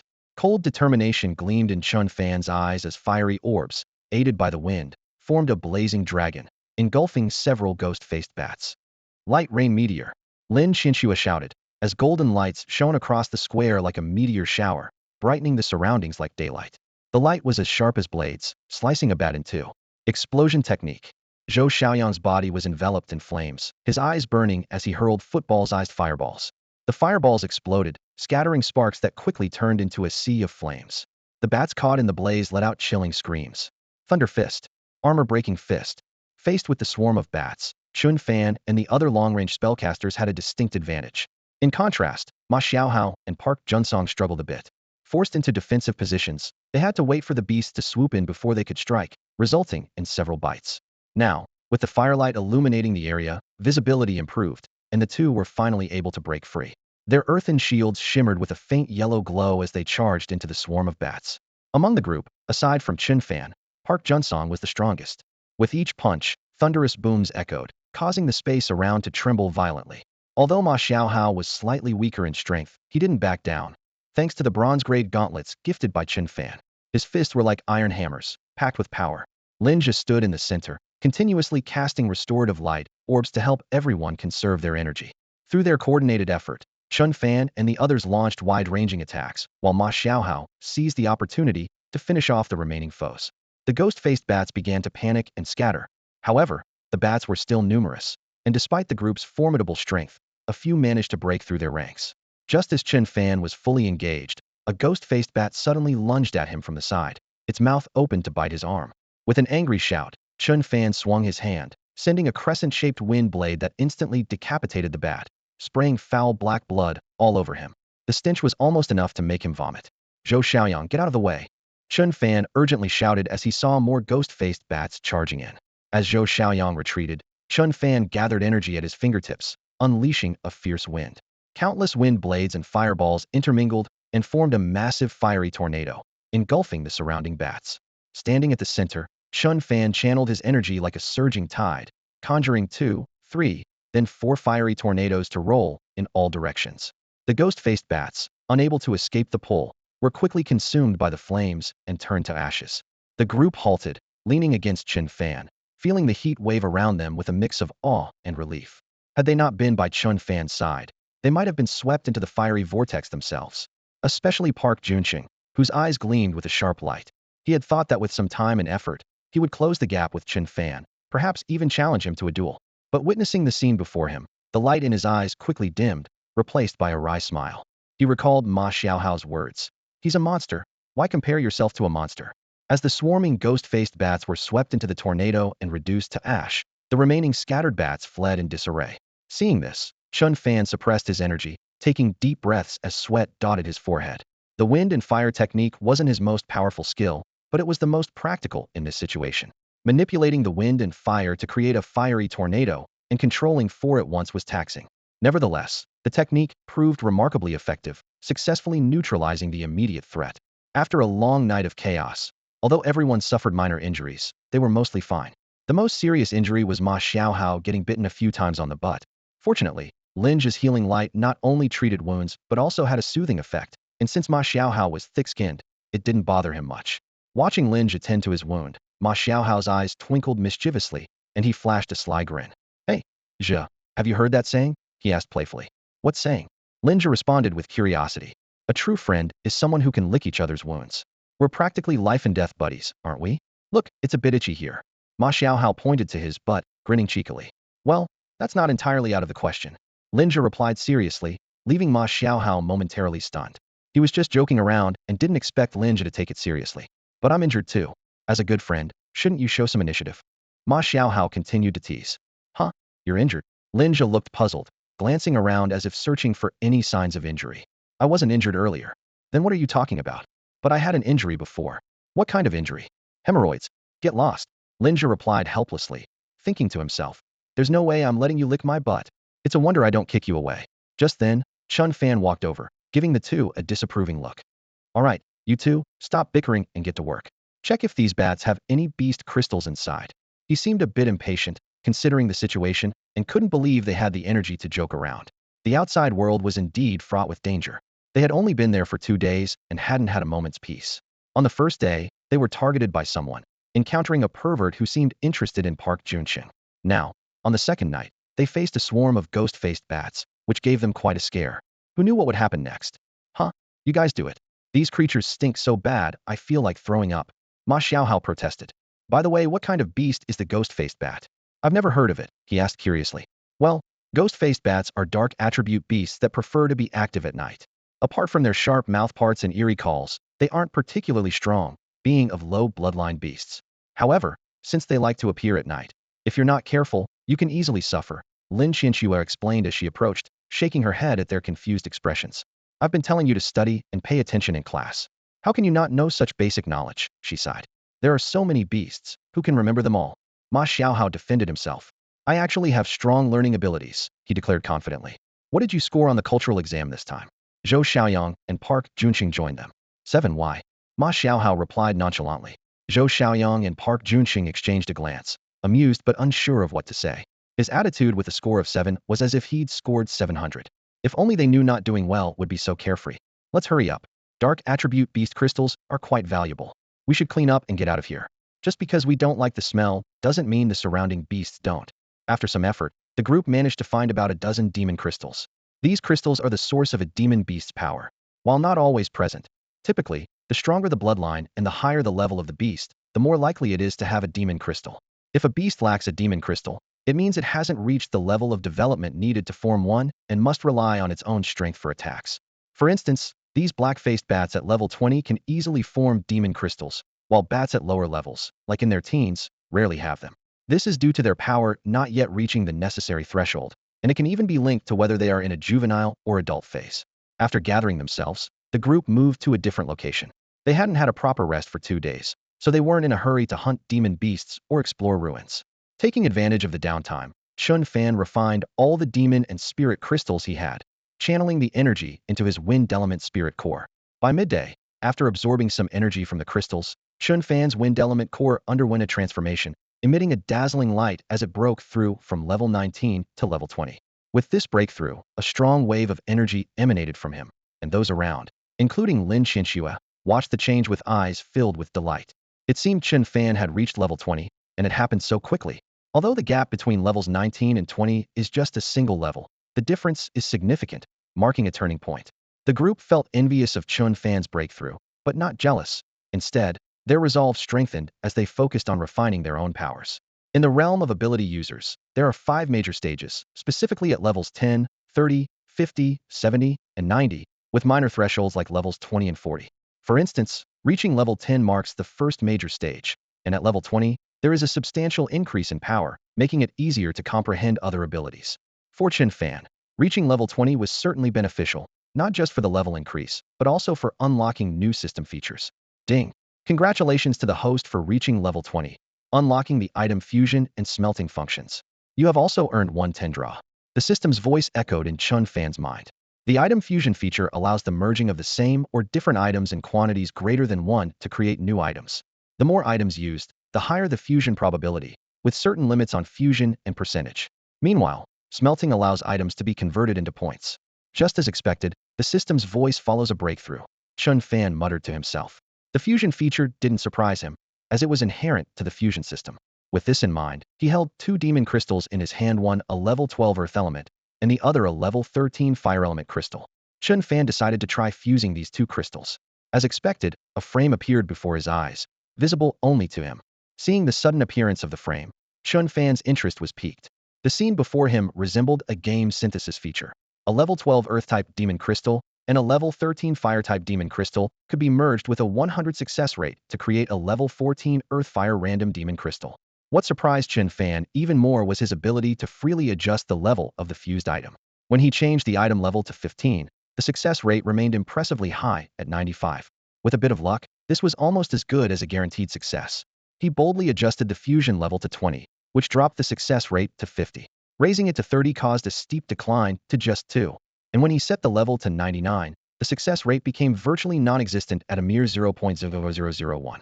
Such odds were practically equivalent to 0. Chen Fan wasn't surprised by this, knowing that if 2 level 10 demon crystals could be merged into a level 99 crystal, it would indeed be unbelievable. Even in games with cheats, such a scenario would be too extreme, like instantly receiving a max-level character to dominate the world. As it stood, this fusion feature was more than enough to excite him.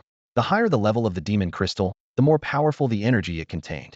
The energy of 2 level 10 crystals combined is far from equivalent to that of a single level 20 crystal. It's like 2 level 10 superhumans being unable to rival 1 level 20 superhuman. Even 10 or 20 level 10 superhumans might struggle against 1 level 20. Thus, the fusion ability Chen Fan unlocked was incredibly powerful.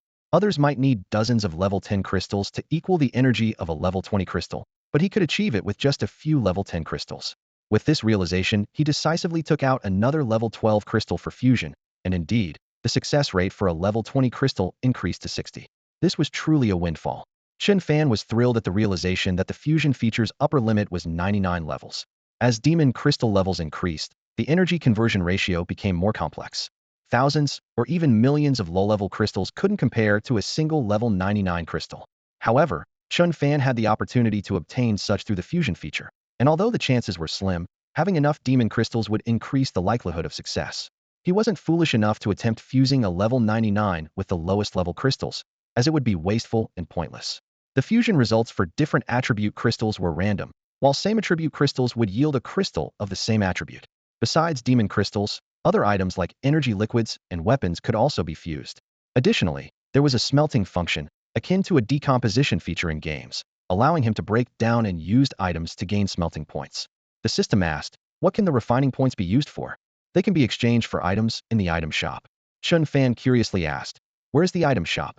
The system replied, the host level is too low. Please level up to unlock the item shop. Chen Fan thought to himself that it seemed to be related to his level again. However, unlocking item fusion today was already quite an achievement. This way, the low-level monster crystals he had could be fused into higher-level ones, helping him to enhance his strength. System, can I use the corpses of monsters for refining? Chen Fan inquired. The system confirmed. Yes, you can. Additionally, even if the host fails an item fusion, a certain amount of refining points will be compensated. Chen Fan nodded, feeling secretly relieved. Earlier, when he broke through to level 20, he had comprehended a new wind attribute ability, Skill the Gale Step. This skill could boost his speed to the extreme for a short period. He tried to fuse Gale Step with other ability skills, but due to the auxiliary nature of the skills, the enhancement wasn't significant. However, when combined with the shadow ability skill Phantom Stealth, it surprisingly created a new ability skill Blink. Blink allowed him to instantly teleport to a location within 3 meters and be undetectable, though it couldn't ignore terrain. Blink. Flash. The system unlocked a new feature today, and Chen Fan was delighted. The new ability skill was an unexpected bonus. Although it covered only a short 3-meter distance, it was an exceptionally powerful ability skill.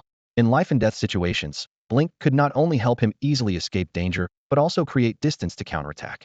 In close combat, using Blink would make it incredibly difficult for the opponent to react. Combined with the 2 shadow ability skills, the effect was even more surprising. Excited, Chen Fan's eyes sparkled, and in an instant, he vanished from where he stood, reappearing 3 meters away in the blink of an eye. After using it a few times, Chen Fan couldn't help but smile widely. The only downside was that Blink consumed a lot of energy, and even with his current state of having 4 spiritual cores, he could only sustain a few uses. What a thrill!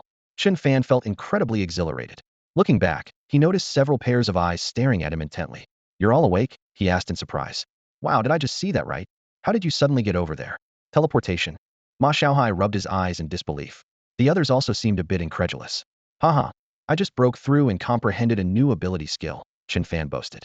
Ma Xiaohai curiously asked, "How come your ability skill seems different from others? Did you fuse it again?" Everyone was already accustomed to Chen Fan's fusion of ability skills. "All done. Let's get moving," Chen Fan suggested. While they traveled, he did another 10 draws. Besides monster crystals and energy fluids, his luck was incredible today, as he obtained 2 bronze-level weapons, one of which was a staff for mages. Chen Fan planned to find an opportunity to give it to Lin Qianxue.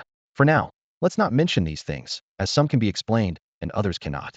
The group did not head directly to the depths of the ruins, but instead roamed the outskirts, hunting monsters. That day, after just finishing off a pack of claw wolves and preparing to rest, they noticed a group of people approaching them from a few miles away. At a certain spot within the Redwater ruins, a group of people gathered near a slope, sitting lazily on the ground, looking utterly exhausted. In the center, on a stone, sat a burly man in his 30s, with sharp features and a few rough lines etched across his face. Despite his rugged appearance, his eyes betrayed a hint of despondency, lacking any fierce demeanor, suggesting he wasn't as ruthless as he seemed. "Menggu, what should we do next? It's been so many days, and we haven't gained anything. Why did we even come to this place?" One of his underlings complained with dissatisfaction. "What do you mean? What should we do? If I knew what to do, would I still be sitting here?" Hu Meng, already in a foul mood, snapped back at his subordinates, grumbling. This Redwater ruins is just too hard to navigate. If you ask me, we were better off doing small-time hustles in the city, picking pockets and such. At least we could get a decent meal. It's all because of those kids." "Shut up, will you? Have you lost your mind? If anyone doesn't want to stay here or thinks I'm not capable, just leave. I won't say a thing." Hu Meng stood up, his face darkening. The surrounding people fell silent, seeing his anger. He initially wanted to scold them, but seeing their defeated expressions, he sighed inwardly. In truth, he felt frustrated as well. Back in Jiangyuan City, he led a group of underlings on the black market, engaging in hunting beasts for materials and a bit of robbery on the side. Although not entirely honorable, they only robbed without murdering, making them half black market merchants, half bandits. In that area, he had some minor fame and status. However, everything changed that one night. They encountered some students, intending to make a quick gain, but ended up being threatened and photographed in compromising situations. Later, a drunken underling let the incident slip, almost causing them to be laughed out of the community. Hu Meng, embarrassed, left the black market with his men, wandering through various beast lairs. To this end, he used all his savings to acquire resources, raising his spirit core to level 30, just a step away from a second transformation. Recently, he heard rumors of the Redwater ruins being resource-rich, with some even discovering gold.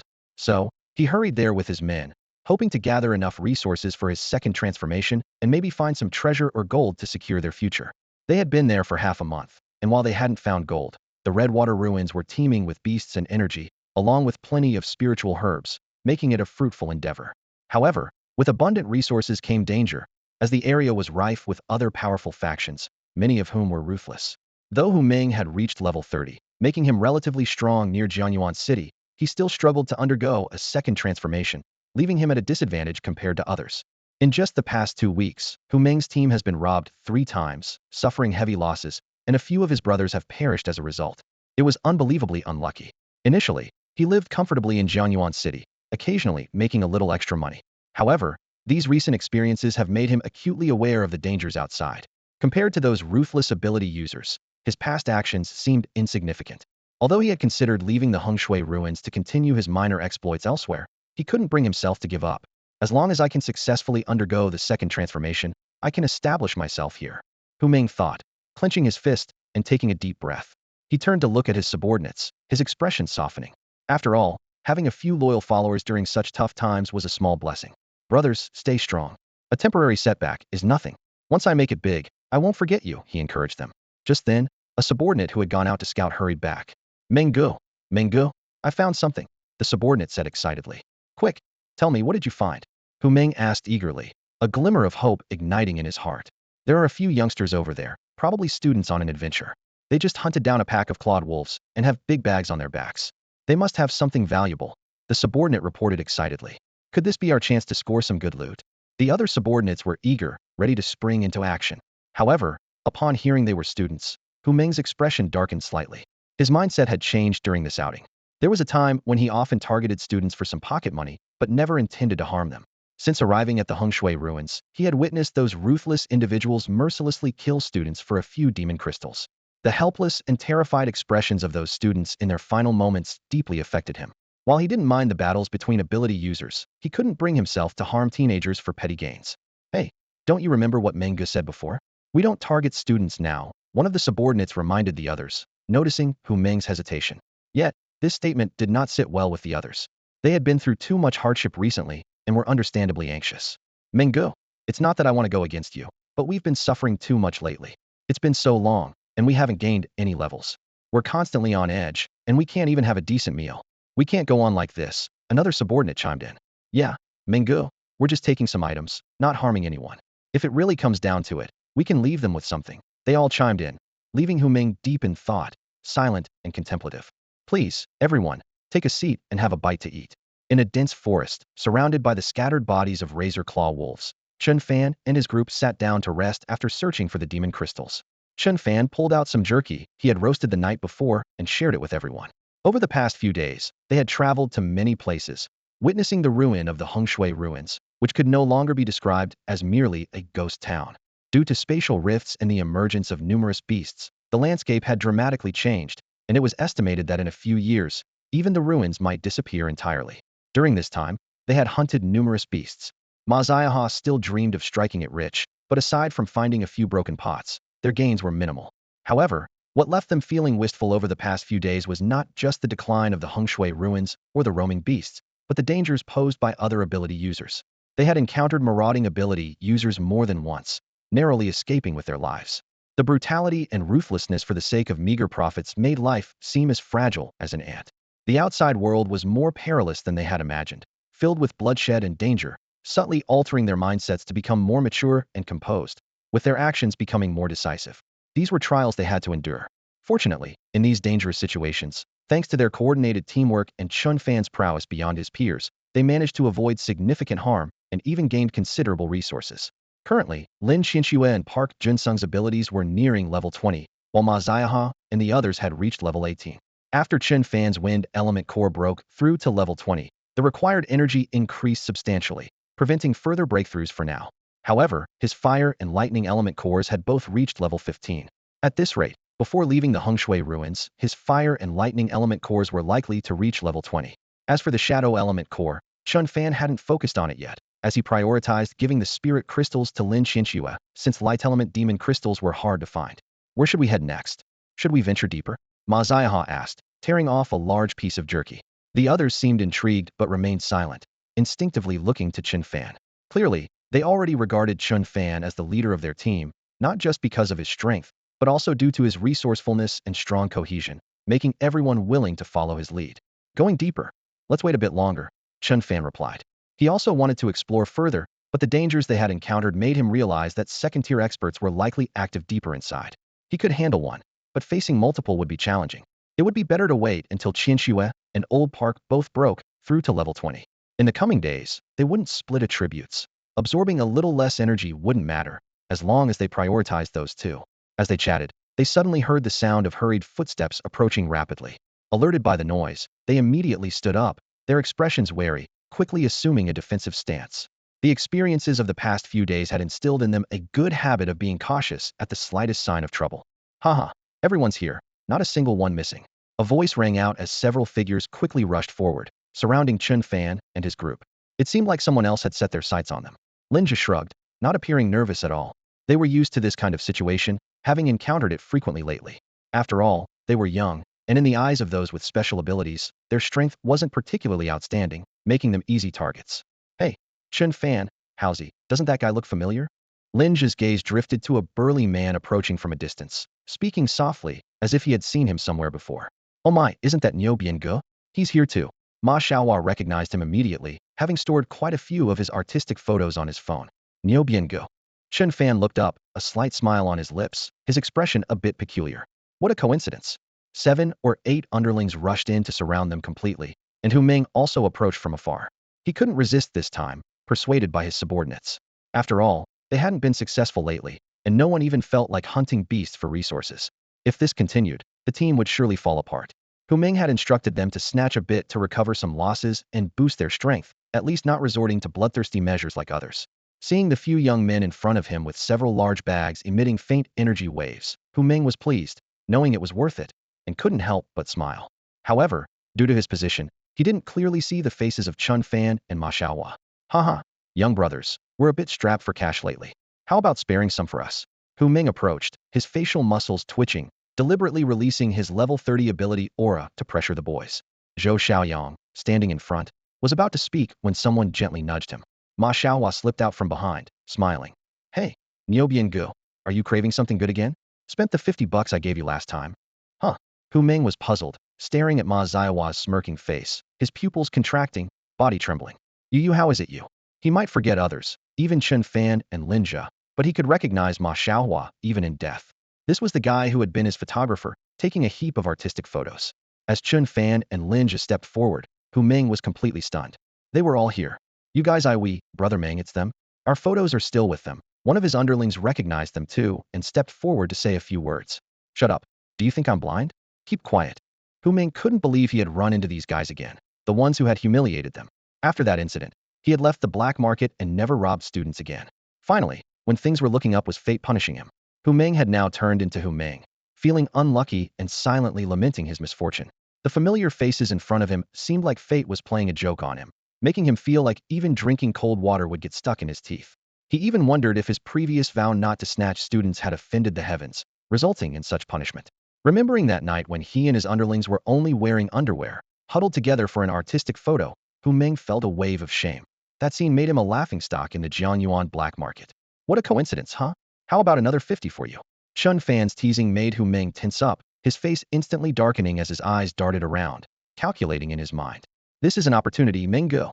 In this wilderness, it's the perfect chance for revenge. With his current strength, he could definitely take them down. However, his underlings' words didn't make him impulsive. Instead, they made him more cautious. The Chen Fan in front of him couldn't be measured by common sense. Last time, he was over 20 levels, while this kid was just over 10, and he almost got killed. Now, the other's aura was at least above level 20, and although he had broken through level 30, he hadn't had a second transformation yet. If he really wanted revenge. In a split second, Hu Ming's eyes shifted, and a fawning smile appeared on his face as he walked over to them. Oh, brother Fan, what are you saying? How could we do such a thing again? It's just a coincidence we met, so I came over to say hello to you all. Hu Ming's change in attitude made Chen Fan pause for a moment, but he quickly caught on, a smile playing on his lips without exposing the other's facade. Lin Xinxue and Zhou Xiaoyang looked puzzled. They were ready for a fight, but found this group seemed somewhat intimidated, especially their leader, whose smile was even more sleazy than Ma Xiaohai's. You think I believe your nonsense? How about it, brother Ox Whip, not staying in the black market anymore, and resorting to robbery at the Redwater Ruins? You sure have a wide range of business. Chen Fan didn't expose him, but Ma Xiaohai unceremoniously did. Hu Ming quickly shook his head. No, brother Hao, please don't say that. What Ox Whip, brother? I wouldn't dare call myself a brother in front of you all. Just call me Ox Whip. Oh no, just call me Mengzi. Hu Ming's fawning attitude made his underlings grin, seemingly understanding his actions. Ma Xiaohai patted Hu Ming on the shoulder, thinking to himself that with Chen Fan here, there was nothing to fear. Yes, since you're here, shouldn't you leave something behind? Ma Xiaohai's words nearly made Hu Ming cry. After being robbed by Chen Fan and his group, and bullied at the Redwater Ruins, he didn't have a penny left. He had hoped to rob some students for some benefits, only to run into the same group again, truly unlucky.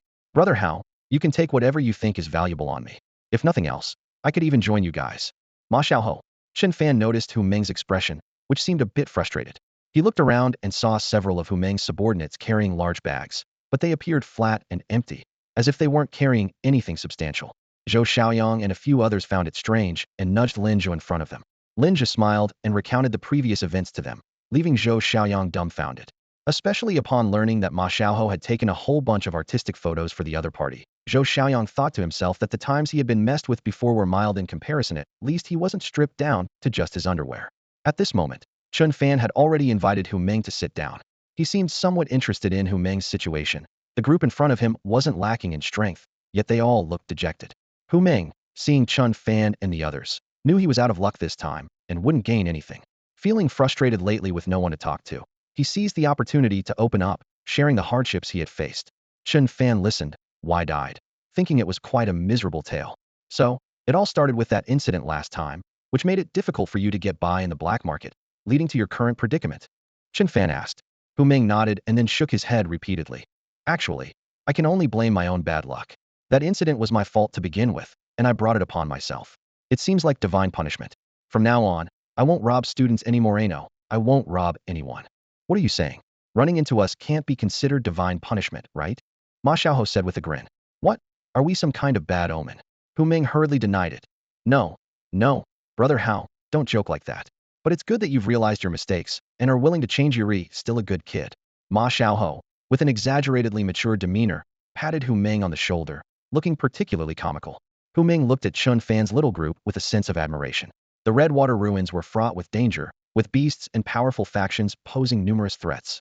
Yet these few students not only came here, but were also relaxed and laughing, which made him respect them. Brother Fan, the Redwater ruins are really dangerous.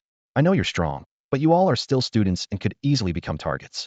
It's best to be careful, Hu Meng advised, understanding that today's trip was fruitless. He wanted to leave a good impression on Chen Fan and the others, hoping that maybe they'd delete those photos if they were pleased. What? Just because we're students, we're supposed to be bullied? Chen Fan retorted. That's not what I meant. I just meant students are relatively easy targets. But there are some tough ones too. I heard a few days ago, some students took down the leader of the Fierce Tiger Gang, and they're pretty well known in this area, Hu Meng explained. The Fierce Tiger Gang you're talking about, their leader is a one-eyed guy, right? Chen Fan said with a smile. Yes, he's a one-eyed guy, his name is. Hu Meng started to answer, but suddenly noticed the relaxed and casual smile on Chen Fan's face.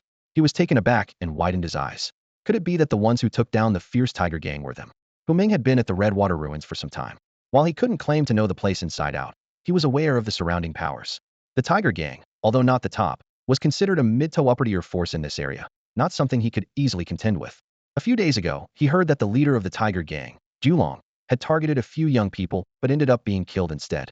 This news spread, shocking many, and some even sought out those young people not for revenge, but to seize the resources they might possess. When Hu Meng casually mentioned this incident, he noticed Chen Fan's calm demeanor, which startled him. Could it be that they were the ones who took down the Tiger Gang? It seemed possible, given that he had never heard of such capable young people among the students. However, on second thought, it seemed unlikely. The Tiger Gang had many members, and they were just a few. Moreover, although Chen Fan was strong, Jiangyuan was a formidable second-tier expert in his 30s, far superior in strength. Just as he was about to inquire further, hurried footsteps approached, and when he turned around, he saw 20 to 30 people rushing towards them. Each person exuded a menacing aura, their expressions fierce, clearly not ordinary folks. Hu Meng's heart tightened in fear when he noticed a burly middle-aged man among them. The man was over 6 feet tall, broad-shouldered, with a fierce face and a dense black stubble. His menacing presence sent shivers down one's spine. Hu Meng recognized him, knowing his identity and methods. His presence here spelled trouble. Chen Fan and his group also sensed the unusual atmosphere, their smiles fading as their alertness increased. They could tell that Hu Meng's subordinates were not on the same level as this group that had suddenly appeared. Hu Meng's men were mere thugs, whereas these were hardened criminals, their aura and demeanor entirely different. Chen Fan, these guys seem tough to handle. Ma Xiaohou whispered, his eyes showing vigilance. Despite this, the group was not as tense as when they first arrived at the Redwater ruins. Over the past few days, they had encountered several groups with ill intentions and decided to observe the situation first. Chen Fan's face rarely showed a hint of seriousness as his peripheral vision caught Hu Meng's unnatural expression. He softly asked, do you know them? They're from the Quang Lei mercenary group. The guy leading them is the deputy leader, Duan Gang. He's notoriously brutal and ruthless, one of the last people anyone wants to provoke, Hu Meng replied in a low voice. It was unclear whether Duan Gang and his men were after Chen Fan and his group or Hu Meng and his companions. Regardless of their target, it was not good news. At this moment, Duan Gang's 20 to 30 men had already surrounded Chen Fan and the others. Once they stopped, one of the men rushed forward, pointing at the group and muttering something. Duan Gang's eyes were intense, and a cruel smile appeared on his face, as if he had found his prey. Seeing this, Hu Ming couldn't help but recall what he had heard when he first arrived at the Hengshui ruins. Duan Gang was known for his violent temper and had a peculiar penchant for bloodshed and torture, which he found entertaining. Especially those students who had just stepped into the outside world, naive and ignorant. The more frightened they were, the more excited he became. Those targeted by him rarely met a swift end. When Hu Ming first arrived, he had paid his respects in the town, but upon learning of Duan Gang's nature, he quickly distanced himself. Observing Duan Gang's gaze, Hu Ming felt a sinking feeling. It was likely that they were after Chen Fan and his group. He even imagined the gruesome scene of students being hung from trees, their flesh cut away piece by piece. With this thought, Hu Ming summoned an unexpected courage, steadied himself, and stepped forward. "Ah, it's Brother Gang. I wonder if you remember me. A few days ago in town, I even toasted to you." Duan Gang glanced at him, his voice like thunder. You know me. Of course. In this area, who doesn't know Brother Gang's name? Back then, you even clinked glasses with me. I don't know if you remember. My name is Hu Ming." "I vaguely remember. Are these guys with you?" Duan Gang pointed at Chen Fan and his group. Yes, they are my new recruits. They've just arrived and haven't heard of your reputation yet. Could Brother Gang give me some face and let it go today?" Hu Ming's heart was pounding. In terms of strength and status, he was far inferior to Duan Gang. But thinking of Duan Gang's cruel habits, he couldn't help but feel anxious, fearing for the young people's fate. Moreover, he and his men were also present. If Duan Gang decided to take action, none of them would escape. If he could establish a rapport, perhaps today's incident could be resolved. Slap. Before Hu Ming could say more, Duan Gang's bear-like palm struck his face, sending him flying. The slap was so forceful that Hu Ming saw stars, his head spinning, and he was caught off guard as he was flung to the ground, spitting blood with 2 teeth knocked out. Lying on the ground, Hu Ming felt dizzy and couldn't stand up. "What the hell do you think you are, asking for face? Who gave you the courage?" Duan Gang looked at him with disdain, seeing Hu Ming as no more than a worthless ant. Hu Ming lay on the ground for a while before he could gather himself, his eyes filled with anger and regret. He regretted even thinking of arguing with such a person. "Hu Ming, right? With your kind of trash, you still have followers? These kids took down Du Long of the Fierce Tiger Group, and you think you can call them your underlings?" Duan Gang's mocking words pierced Hu Ming's heart like a knife, a mix of anger and shock overwhelming him. Du Long had indeed been taken down by Chen Fan and his group. Chen Fan's team has recently gained fame at the Hengshui ruins. Many factions are tracking them down because the death of Du Long from the Fierce Tiger Group resulted in Chen Fan and his companions acquiring their resources. Everyone is eager for those resources and doesn't want to miss this opportunity. People often become impulsive in the face of profit, ignoring potential dangers. After all, if Chen Fan and his team could take down Du Long, they are definitely not just ordinary students. In just a few days, several teams managed to find traces of Chen Fan and his group, but without exception, they suffered significant losses. Instead of gaining, they ended up losing more, and Chen Fan's resources grew richer. Now, some ability users have started to join forces against them. The Thunder Mercenary Group is one of them, and unexpectedly, they encountered them today. Setting aside Duan Gang's temperament, his strength is formidable. Except for a few leaders of top mercenary groups, almost no one can rival him. Du Long from the Fierce Tiger Group pales in comparison to him. Duan Gang slapped Hu Ming to the ground, humiliated him, then turned his gaze to Chen Fan and his group with a sinister gleam in his eyes and a cold smile on his lips. "I like energetic young people like you. The stronger you are, the more excited I get. Capture them all. I want to have some fun today." As soon as he finished speaking, over 20 subordinates charged forward with malicious grins. "Take action, show no mercy," Chen Fan commanded in a low voice, a cold gleam flashing as the bronze longsword appeared in his hand. With lightning flickering, the sword was instantly infused with thunder power, resembling a massive thunder sword slashing at the oncoming ability user. With the support of 4 elemental cores and the bronze longsword, Chen Fan's thunder half-moon slash was formidable enough that even a genius would struggle to withstand it, let alone ordinary mid-level ability users. In an instant, lightning surged, and explosions echoed. The ability user who charged at Chen Fan initially intended to subdue him, but upon seeing the 3-meter-long thunder sword and the wild surging of thunder energy, his eyes trembled with fear, as if he was frozen in place. No! Boom!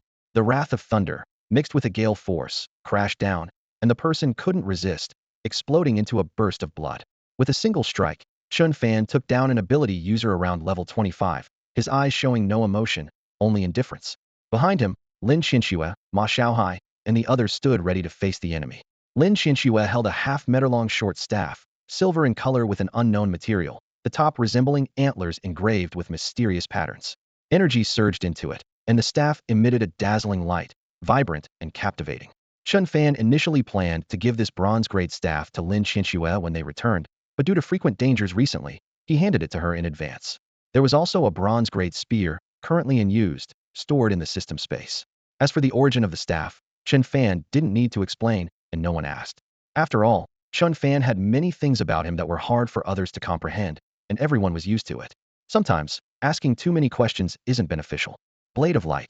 Lin Xianxue shouted as her staff erupted with a dazzling brilliance, instantly forming a sharp sword of light that seemed to descend from the heavens. Meanwhile, Ma Xiaohao was covered in a thick earth shield armor, wielding bronze gauntlets, charging like a tank straight into the crowd.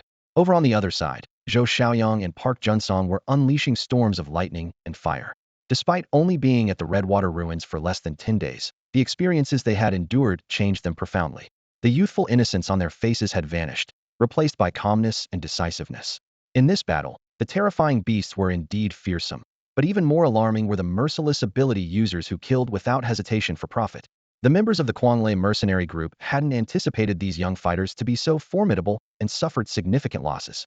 However, being seasoned and ruthless, they quickly adjusted their tactics and unleashed a dazzling array of abilities. Hu Meng's gang, at the start of the fight, had retreated to the side in a panic, helping Hu Meng to his feet. Among these gang members, several were only at level 10 or so, mere thugs from Jiangyuan City's black market. While they might be good at bullying and intimidation, facing these cold-blooded killers was a different story. They were terrified out of their wits.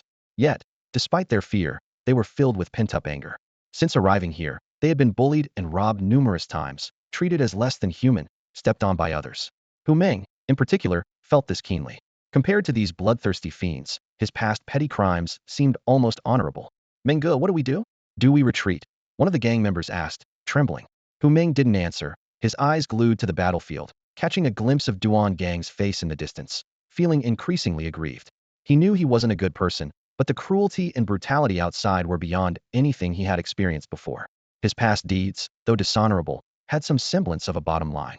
But these people had none, trampling and slaughtering without regard. Despite understanding the harsh reality, the thought of being bullied and ridiculed for the past half-month filled him with a mix of anger and resentment, emotions surging like a tide. Mengge, are we retreating or not? Retreat my ass, fight them. Even if I die today, I need to stand my ground, attack. In his fury, Hu Meng's energy aura exploded as he charged toward the Quanglei mercenary group. Though the gang members were weaker and fearful, they were inspired by Hu Meng's determination. Why should thugs be bullied and looked down upon? Damn it, I'm fighting too. In that moment, except for one who fled, the rest all shouted and charged forward. While the gang members' strength was questionable, Hu Meng, though not having undergone a second transformation, had reached level 30 as a fire warrior, not weak by any means. He slammed his palms together, flames roaring, and with a shout of rage, Chen Fan turned to see Hu Meng leading his group into battle, surprised by his choice to fight rather than flee. Earlier, Chen Fan had thought Hu Meng had some decency, not entirely bad. Despite being beaten for standing up for his group against Duan Gang, Hu Meng now had the chance to escape, but chose to stay. This display of courage was truly impressive. At the beginning of the confrontation, the members of the Quanglei mercenary group didn't take the young opponents seriously. However, after the first clash, they realized something was amiss. Although these young individuals were not as well trained as the city defense forces, they were battle-hardened and blooded, quickly adjusting their tactics and becoming more cautious. Apart from Chen Fan, the others were barely able to hold their ground, losing the ability to eliminate their foes. Nonetheless, this was already quite impressive. Through their tacit cooperation and individual strength, they managed to hold off over 20 desperados, a feat other students could not achieve. Chen Fan noticed the disadvantage his group was in. After swiftly taking down 2 enemies, he tightened their formation. Yet, he remained vigilant, keeping an eye on the surroundings, as Duan Gang had yet to make a move. Chen Fan planned to first help Lin Xianxue and the others eliminate some enemies before dealing with Duan Gang. Without easing their pressure, unless he could take down Duan Gang in one blow, losses were inevitable. As the battle progressed, Chen Fan's mindset matured. He sensed that Duan Gang's prowess far exceeded those he had encountered before. Moreover, Duan Gang's subordinates were formidable, incomparable to the minor forces they had previously faced. Just as Chen Fan was about to use his phantom stealth, Hu Meng joined the fray with his team. The addition of a level 30 fire warrior instantly alleviated much of the pressure. Die! Hu Meng shouted, seemingly engulfed in flames as he charged at the Quanglei mercenary group. In that moment, he unleashed all his pent-up frustration. As he attacked an enemy, a voice called out from behind. Chen Fan threw a spear towards him. Hu Meng instinctively caught it. The spear was entirely black, resembling forged iron, with a heavy and cold feel. Sensing the energy emanating from it, Hu Meng was shocked. This was a bronze-level weapon. He had dreamed of owning such a weapon. What are you standing there for? Get moving, Chen Fan urged, seeing Hu Meng frozen in place. He gave the spear to Hu Meng because he realized that, unlike Park Junsong who relied on fists, Hu Meng was better suited to wield a spear. Prompted by Chen Fan, Hu Meng snapped out of it, unable to contain his excitement. Haha, watch me. He wielded the bronze-level spear, the flames on him swirling around like a fiery dragon. A member of the Kuanglei mercenary group, unable to dodge in time, was pierced through by Hu Meng's spear. This is amazing, I feel so powerful. Attack. With the bronze-level spear, Hu Meng's confidence soared, and he began to draw the attention of everyone as his aura subtly rose. Hu Meng, being at the center of it all, felt it more intensely, standing wide-eyed and stunned. As he came to his senses, his face lit up with joy. I actually broke through to the second transformation. Hu Meng's talent was average, only possessing a level fire affinity. Coupled with his previous lack of effort and ambition, he led a comfortable life, only barely reaching level 30 in his 30s. With not much natural talent, breaking through the second transformation required external assistance, specifically 10 fire-type demon crystals of level 30 or higher. This was one of the reasons he came to the Redwater Ruins to gather resources to exchange for the demon crystals needed for his breakthrough. Unexpectedly, he managed to achieve it today. Perhaps the release of pent-up frustration over so many days had pushed his potential to its peak. He broke through. Ha ha ha, watch me. The dragon sweeps the fire. In his moment of ecstatic triumph, Hu Meng did not forget that there were still many enemies around. He shook his long spear, and the fierce flames surged over 2 meters high. The terrifying fire burst forth from the spear like a 4 or 5 meter long fire dragon, engulfing several members of the Kuanglei mercenary group, whose screams echoed as they turned to ash.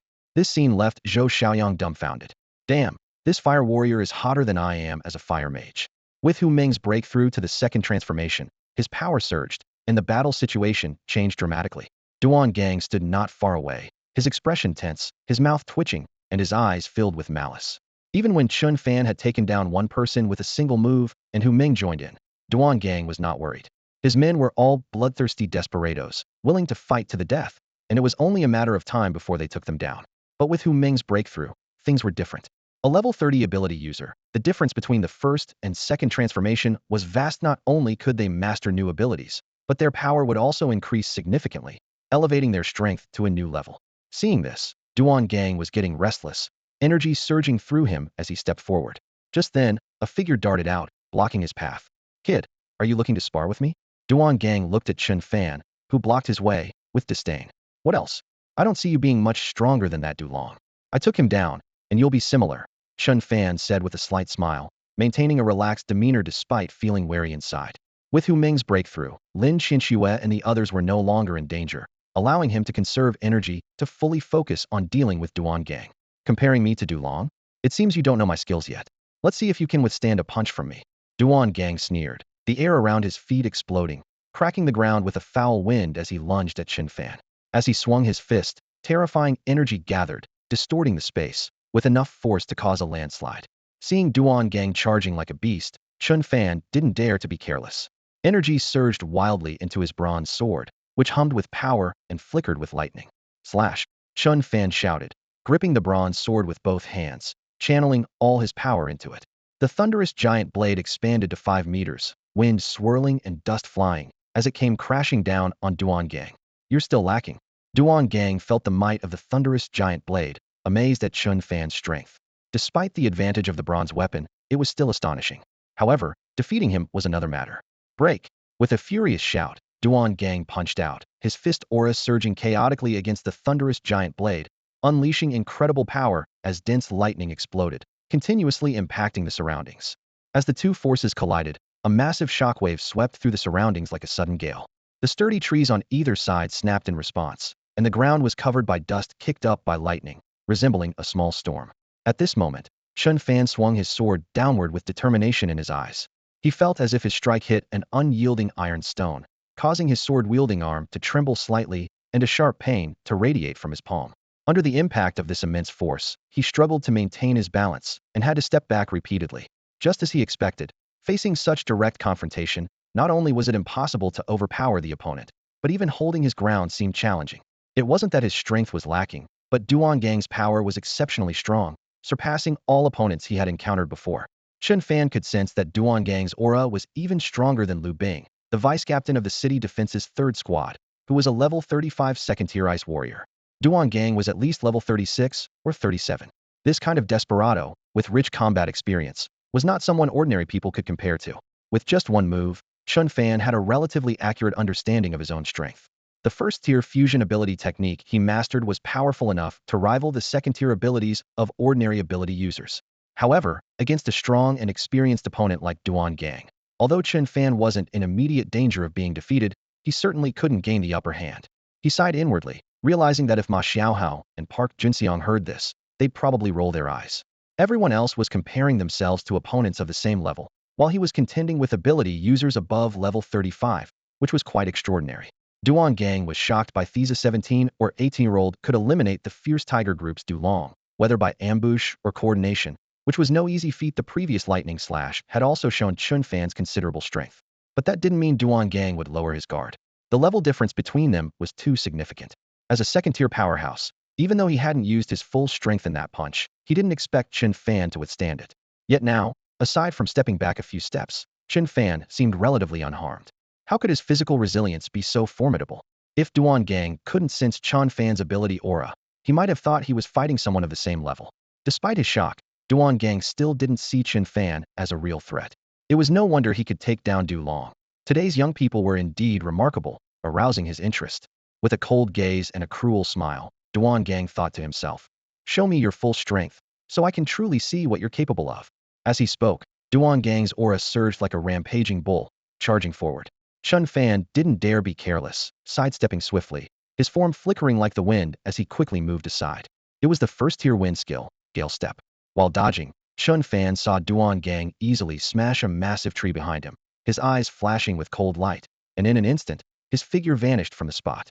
When Duan Gang noticed that Chen Fan had suddenly vanished, he was both surprised and suspicious. He quickly let out a cold laugh and without hesitation, threw a punch to the left. Bang! With a muffled sound, Chen Fan's figure appeared, retreating a few steps to dissipate the force. As expected, Chen Fan was using the Phantom Shadow technique, which allowed him to become invisible for 3 seconds. However, the technique's sole flaw was that it couldn't conceal his presence. A less experienced ability user at around level 30 might not notice in that brief moment, but Duan Gang, being far superior in level, easily detected his presence. "Oh, you can hide your form? I suppose this is how you killed Dulong. But if you think you can sneak up on me, you're still too inexperienced." Duan Gang sneered disdainfully, thinking to himself that even if Chen Fan managed to get close, it wouldn't be easy to harm him. As a level 37 Earth Element second-tier silver armored warrior, his physical strength surpassed other ability users of the same level. "I'm eager to see what other tricks you have." Chen Fan remained silent, his mind racing with thoughts. Realizing that Duan Gang could sense his presence, he knew that even if he got close and managed to injure him, Duan Gang would likely seize the opportunity to counterattack, making it a losing proposition. With a subtle smirk, Chen Fan thought to himself, "I've got plenty of tricks up my sleeve, just hope you can handle them." Before he finished his thought, Chen Fan gathered energy in his hands and pointed towards the sky, summoning a lightning bolt as thick as a bowl to strike down on Duan Gang. Duan Gang sensed something amiss and quickly moved, but not fast enough to stabilize himself, as fiery explosions erupted around him, followed by crescent-shaped wind blades. "Is that all you've got? That won't even tickle me," Duan Gang taunted, his eyes gleaming fiercely as a silver armor appeared on him. With a powerful swing of his iron fist, he shattered the vortex of wind blades. Just as he was about to rush forward to finish Chen Fan off, the dispersed wind blades, mixed with flames and lightning, surged back at him. Meanwhile, Chen Fan distanced himself while drinking a few bottles of energy liquid, thinking, "I still have 600 or 700 bottles on me. If I can't take you down, I'll just wear you out." Meanwhile, the battle on the other side was nearing its end. Hu Meng, having broken through to the second tier, wielded a bronze-level spear, easily overpowering the members of the Thunder mercenary group. With their combined efforts, most were either dead or injured, and the remaining 2, seeing the dire situation, turned and fled. Ma Xiaohai and his companions quickly took care of over 20 members of the Quanglei mercenary group, leaving no time to clean up the aftermath. They had already noticed the confrontation between Chen Fan and Duan Gang and were about to join in to help. As they looked up, they were all taken aback. The wind howled, and lightning and flames spun in the air, with powerful energy continuously impacting the surroundings, clearing a space of several meters. Within the vortex of lightning and flames, Duan Gang's figure was particularly conspicuous, while Chen Fan stood not far away, orchestrating everything, with a dozen empty bottles scattered on the ground. Seeing this scene, everyone showed a glimmer of surprise. It was evident that Duan Gang was not as formidable as rumored. Ma Xiaohai grinned, his eyes fixed ahead, believing that Duan Gang was completely restrained by Chen Fan.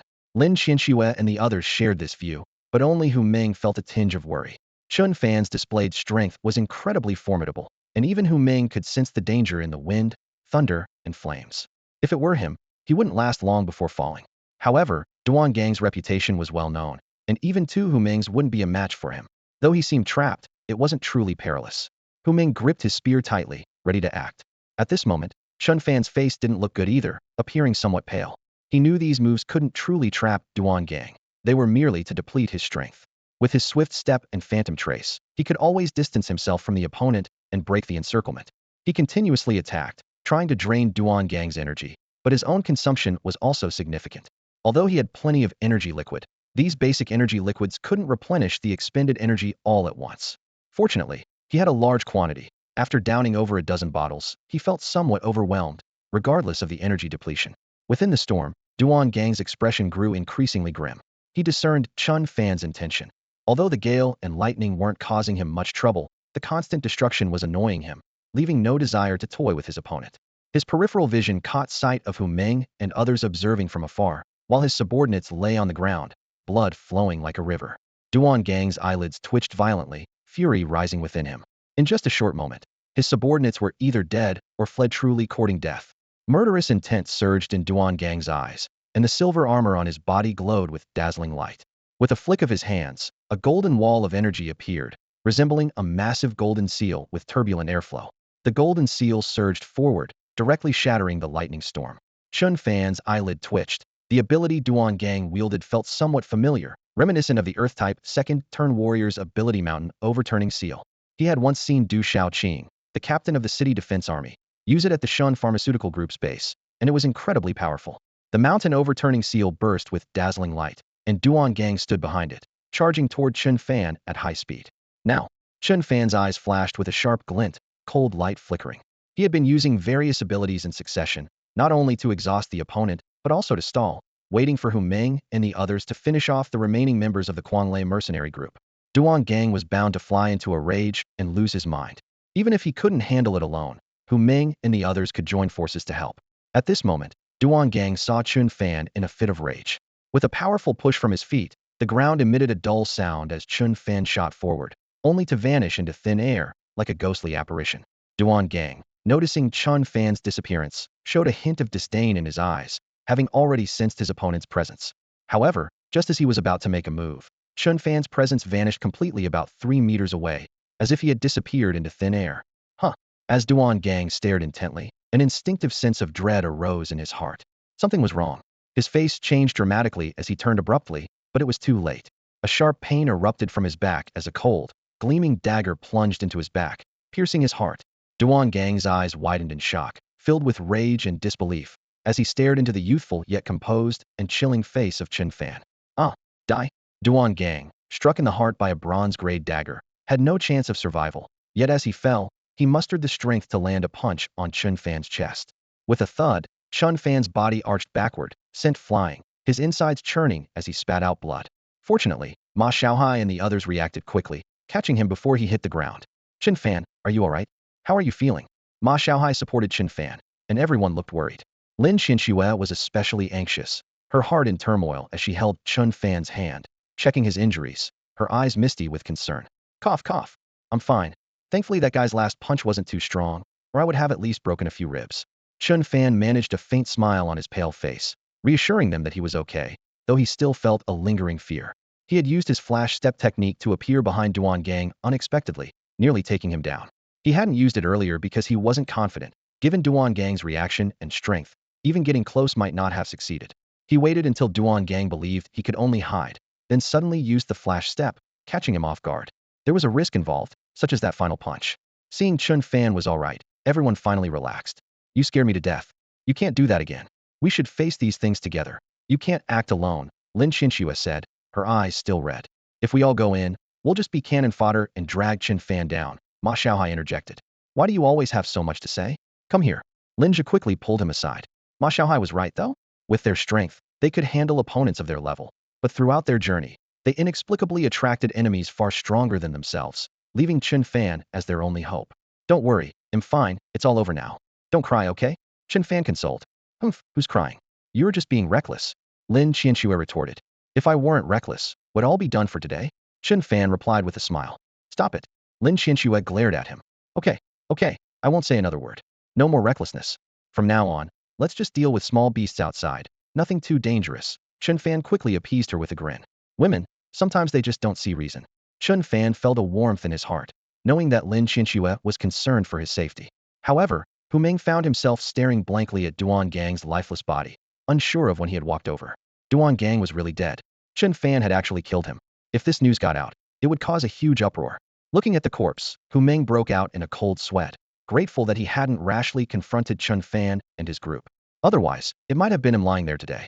Congratulations, brother Niubian, on reaching the second transformation. Hu Ming was still in a daze when Chen Fan approached from behind, crouched down, and took a ring from Duan Gang's hand. It seemed to be a spatial ring, something Chen Fan was seeing for the first time. Ma Xiaohao and the others rushed over as well. Spatial rings are crafted from spatial stones, creating an internal space to store items, making them extremely valuable. Quick, see what's inside. With everyone's eager eyes on him, Chen Fan nodded and emptied the contents of the spatial ring. The pile of resources before them left everyone speechless. Hundreds of spirit crystals, various high-level monster crystals, energy liquids, cash, and even a bronze-grade gauntlet. This was undoubtedly the biggest haul they had come across on their journey. However, no one mentioned dividing the resources today, nor did they have the thought. Without Chen Fan, they would all be dead. Even though they faced many foes, Duan Gang alone was enough to finish them. If Chen Fan chose to keep these resources for himself, no one would complain. But Chen Fan didn't keep the resources for himself. Instead, he set aside a portion and said to Hu Ming, "These are yours. We'll split the rest among us." Everyone shook their heads, not wanting any share. Chen Fan understood their feelings. Come on, it's just some resources. We're a team, sharing good times and bad. Haozi, Asia, and I have been playing together since we were kids, and Schwer is even closer. Yangzi and Lao Pu, since we're all together, we're friends. There's no need to draw lines. Besides, everyone contributed. If we start nitpicking, we're just a team, not friends. Would you keep your gains from me in the future? Chen Fan's words left Ma Xiaohao and Lin Zhi speechless, as their bond needed no explanation. Zhou Xiaoyang and Pu Junsheng were deeply moved. Although they had joined the group and were considered friends, there was a subtle difference in their relationship. Today, they gained a new understanding of what friendship meant from Chen Fan. To be honest, I haven't been much help since we set out. It was all Chen Fan holding the fort. Ma Xiaohao grinned and said unabashedly, "Hey, look at you two getting all emotional. If you don't want it, I will. Weren't you just saying you didn't want any?" Chen Fan rolled his eyes, knowing full well that if he were in danger, Ma Xiaohao would fight tooth and nail to save him. When he mentioned outsiders, Chen Fan's gaze shifted to Hu Ming and his group. Hu Ming's men stared greedily at the resources on the ground, but Hu Ming himself hesitated to move forward. "What's the matter?" Chen Fan asked when he saw Hu Ming standing still. Hu Ming took a deep breath, shook his head, and said earnestly, "We can't take these things. I truly respect you now, brother Fan. If not for today's experience, I don't know when I would have made my breakthrough. Plus, I know you can tell that we originally planned to rob you today." His voice trailed off, sounding a bit embarrassed. "I'm already grateful you spared us. We can't take these things," Hu Ming said sincerely. Chen Fan narrowed his eyes, a glint in them. "Who said I was letting you off?" "What?" Hu Ming shivered, almost terrified. Chen Fan had killed Duan Gang, so dealing with them would be a piece of cake. "Just kidding. Take it," Chen Fan laughed. "I didn't expect you to stick around when things got tough. If it weren't for you, today's battle might have been much harder, and I wouldn't have been able to focus on that guy. This is your reward. Besides, it's been over half a month, and you haven't gained anything. Don't you want to take advantage of this?" Hu Ming's face reddened slightly, his emotions mixed. Such a wealth of resources was tempting, more than they had lost before, a chance to make a fortune. But his earlier words were sincere. With someone else, they might have been dead today. "Come on, brother Hu, don't be polite. Take it. You were really brave earlier. Without you, we might have been hurt." Lin Zhi and Ma Xiaohai chimed in. Hu Ming glanced at them, feeling a whirlwind of emotions. Once a prominent figure in Jiangyuan City's black market, now he was moved by the actions of a few students he had once offended. "All right, I won't be polite then." Hu Ming instructed his men to pack the resources, filling 2 large bags. Chen Fan also put the rest into his spatial ring. There was too much to carry, so they only took enough for a couple of days' training, planning to divide the rest later. As for the bronze gauntlets, they fit Park Jinsung perfectly, so Chen Fan gave them to him since Ma Xiaohai already had a pair. "What are your plans next?" Chen Fan asked as he prepared to leave, having burned the bodies. Seeing that Hu Ming hadn't left, he casually asked, "We're planning to leave here first. Brother Fan, I suggest you head back to the city soon." "Why?" Chen Fan asked curiously. Hu Ming replied in a low voice. Duan Gang was the deputy leader of the Quanglei mercenary group, but he wasn't the strongest. The leader is named Duan Xiong, Duan Gang's elder brother, rumored to be over level 45. He's the true power behind Quanglei. If he finds out about today, he won't let it go easily. Duan Xiong. Chen Fan was taken aback, recalling Hu Ming's mention of Duan Gang only being the vice leader of Quanglei. Level 45 and above? Wow, that's considered the strongest around Jiangyuan city, isn't it? As strong as the leader of the Gale mercenary group? Ma Xiaoho exclaimed, mouth agape. Pretty much, Hu Ming nodded, his expression somewhat serious. But I heard Duan Xiong recently took his team to another beast's lair, so he's not around here. However, there's no telling when he might return. I think it would be wise for you guys to leave here, head back to the city, or go to a beast lair closer to the city. Hearing that the leader of the Thunderstorm mercenary group was a formidable force made everyone a bit uneasy. Even Chen Fan began to ponder. Against someone of that level, there was no question he couldn't handle it. If confronted, they wouldn't even have the chance to escape. Fortunately, the opponent wasn't here at the moment. I understand. You guys take care too, Chen Fan said as he was about to leave, noticing Hu Ming seemed to have more to say. Fan. I was thinking, after you guys go back, could I join you? Hu Ming asked, a hint of embarrassment on his face. But it was genuinely what he wanted. This experience had given him a clear perspective. His past endeavors didn't amount to much at best, just a petty thug. The brutal world outside wasn't something he couldn't adapt to. It was just that with his limited skills, making a name for himself was extremely difficult. Although Chen Fan was young and still a student, Hu Ming saw immense potential in him. Moreover, his abilities far exceeded those of his peers. Killing Duan Gang, something Hu Ming thought impossible, was achieved by Chen Fan. His composure, decisiveness, and determination were not traits one would expect from a student. Most importantly, Chen Fan was generous enough to share resources with him despite past grievances and showed a commendable attitude towards friends and brothers. The cooperation and mutual trust between Ma Xiaoho and the others were evident. In contrast, Hu Ming's team of over 20 had dwindled to just 6 or 7. For various reasons, he saw a future with Chen Fan and his group character, fairness, and camaraderie worth following and investing in. Join me? For what? To go to school. Chen Fan laughed. No, that's not what I meant. I mean, if you ever need anything from me, just let me know. I can be a runner or something, Hu Ming clarified. Chen Fan hadn't expected Hu Ming to say such a thing. While he didn't need a runner at the moment, he still needed to attend the Ability Academy. It wasn't a bad idea to consider for the future. In this world, having strength wasn't enough. Connections and influence were also crucial. He couldn't handle everything personally forever, especially after graduating from the Ability Academy. Building a foundation outside before graduation could be beneficial preparation for the future. Hu Ming might not be the strongest, but his character wasn't bad, making him potentially useful. It's not impossible for you to join me, Chen Fan thought for a moment. I'll be going to Lufeng Academy in Tianbei City in a month. If you really want to follow me, you can wait for me there. But you can't use any transportation on the way. If you can really do it, then it's not too late to follow me. No problem, I can definitely do it. Hu Ming was thrilled when Chen Fan agreed. He patted his chest confidently and assured him. See you in Tianbei City. Having gotten the answer he wanted, Hu Ming left contentedly with his men, planning to head back, prepare, and wait for Chen Fan in Tianbei City. As he walked away, he heard a voice from behind. Chen Fan, are you really going to recruit him? Why did you make him walk there? Ma Xiaoho asked curiously. It's a kind of test. The journey from Jiangyuan to Tianbei is not short, and there are some dangers along the way. What if he runs away? You just gave him a bronze-level spear. If he runs away, you'll lose a bronze-level weapon worth millions. You have his photos, don't you? If he runs, just post them all online. Hu Ming, who hadn't walked far, shivered, remembering those artistic photos taken back then. Why didn't he ask Ma Xiaoho to delete them just now? Hu Ming left with his men, and Chen Fan thought for a moment, but didn't rush to leave. After all, Duan Xiong wasn't here, and the Hongshui ruins were vast, making it unlikely to run into him. However, he couldn't completely let his guard down either.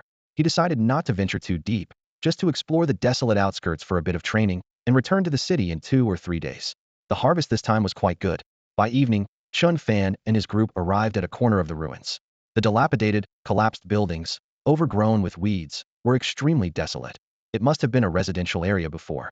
Ma Xiaoho, still dreaming of making a fortune, began to wander around looking for treasure as soon as they arrived.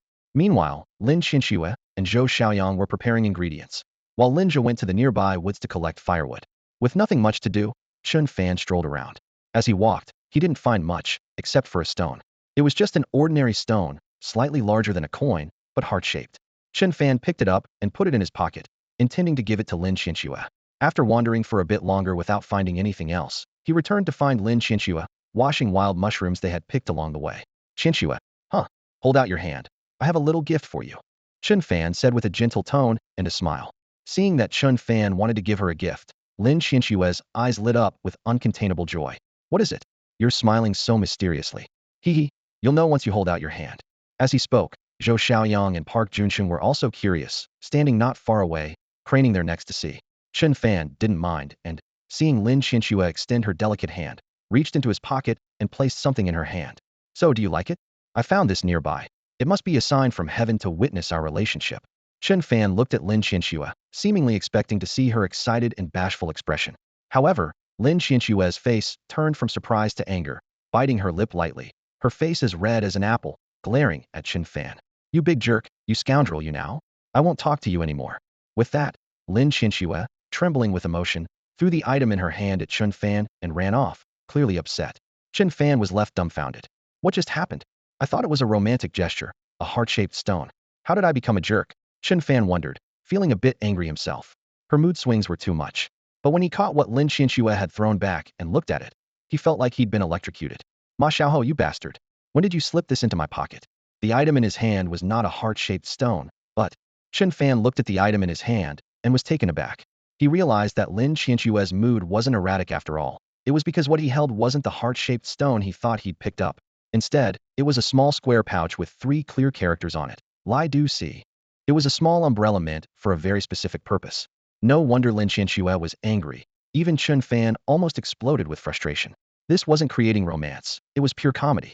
Park Junxiang and Zhou Xiaoyang were also staring blankly at the item, and once they processed what it was, they gave Chen Fan a thumbs up, thinking to themselves, you never fail to surprise us. Who called me? Ma Xiaohou had been rummaging around in a nearby dilapidated house. Hearing his name, he poked his head out of a window. Chen Fan swiftly dashed over, grabbed him by the collar, and yanked him out without a word, landing 2 punches. Ow, what the heck? Are you crazy? Why are you hitting me? Ma Xiaohou quickly dodged to the side, his face full of grievance. Don't talk yet. Let me hit you first. Chen Fan wasn't truly angry. It was just that this guy was so cheeky, slipping the small umbrella into his pocket without him noticing. What's going on? Ma Xiaohou looked at Chen Fan innocently. What's going on? Why do you even have this thing, and why put it in my pocket? Chen Fan threw the small umbrella at him in frustration, but Ma Xiaohou just laughed. He thought it was something serious. Oh, that. I just thought you might need it. Need it? Are you kidding me? Can't you stop with these antics every day? Chen Fan looked at Ma Xiaohou's cheeky grin and felt the urge to hit him again. It's just a little condom. Why are you so upset? Oh, I get it. Ma Xiaohou's eyes lit up, staring intently at Chen Fan as if he understood something. Is it because Lin Qianxue doesn't? Ah. Before he could finish, a scream suddenly echoed from the distant woods. Chen Fan turned towards the sound and noticed that Lin Jia, who had been gathering firewood, was nowhere to be seen. His heart skipped a beat. Something's wrong, let's go. The two of them dropped their banter and dashed towards the woods. Zhou Xiaoyang and Park Junxiang also heard the scream. Although they were closer, Chen Fan moved like the wind, swiftly overtaking them. By the time he reached the woods, he found Lin Jia lying on the ground, looking pained. Lin Qianxue was crouched beside him, checking on him, but she didn't seem too worried. What happened? Chen Fan hurriedly asked. It was the green-scaled snake, but it's gone now. Look, Lin Qianxue pointed at Lin Jia's backside. Chen Fan jumped to the other side and saw several small holes in Lin Jia's pants with blood oozing out. Are you sure it was the green-scaled snake? Well, that's a relief. Chen Fan sighed with relief, thinking that if it had been a bite from another venomous snake, things could have been much worse.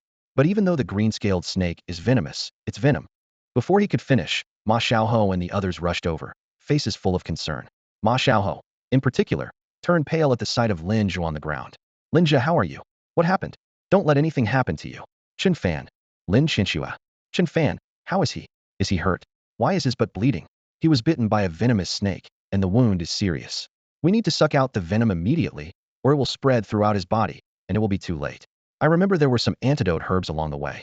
Qianxue, come with me to find them. How's he? You need to suck out the venom quickly. Lin Qianxue, standing nearby, was taken aback by what she heard. It didn't seem that serious, but before she could say anything, Chen Fan gave her a look and pulled her away by the hand. Ma Xiaohua, upon hearing that Lin Jia was bitten by a snake, became even more anxious and nodded repeatedly. Leave it to me. You guys hurry up. Yang Zai, help me take off Lin Jia's pants. In their urgency, Zhou Xiaoyang and Park Junxin quickly removed Lin Jia's pants and laid him on the ground. Ma Xiaohua knelt on the ground, about to start, but hesitated at the sight of the pale buttocks, his lips trembling slightly. Damn snake, couldn't you bite somewhere else? Why the butt? Just like those ghost-faced bats. Hurry up, do it. Zhou Xiaoyang, who arrived late and missed the conversation between Chen Fan and Lin Qianxue, was also in a hurry. I know, stop staring and get on with it. 10 minutes later, under the big tree, two people leaned against it. Linja looked quite satisfied, with only a bit of numbness in his lower body, but otherwise fine. Howsy, today I truly understand what you meant before. What do you mean? Ma Xiaohua's lips were swollen and purplish, his tongue numb, making his speech unclear. A good brother would lick each other's wounds. Now I believe it. Get lost. I didn't want to save you. Ma Xiaohua struggled even to smile, only managing to roll his eyes. No one is allowed to speak of this today, or else. We won't say anything, just rest, Zhou Xiaoyang said, glancing around before his eyes lit up. They're back. Chen Fan and Lin Qianxue emerged from the forest, walking leisurely as if they weren't in a hurry at all. They had gone to find herbs, but Chen Fan was carrying a branch with wild fruits hanging from it, and was eating them. Did you find the herbs? Zhou Xiaoyang asked. No. Who said I went to find herbs? Chen Fan finished one fruit, spat out the seed, and casually picked another. Did I say anything about herbs? I went to pick fruits. He laughed. Can these detoxify? No. Then what are they for? They quench thirst. Everyone. Here, try them, they're sweet.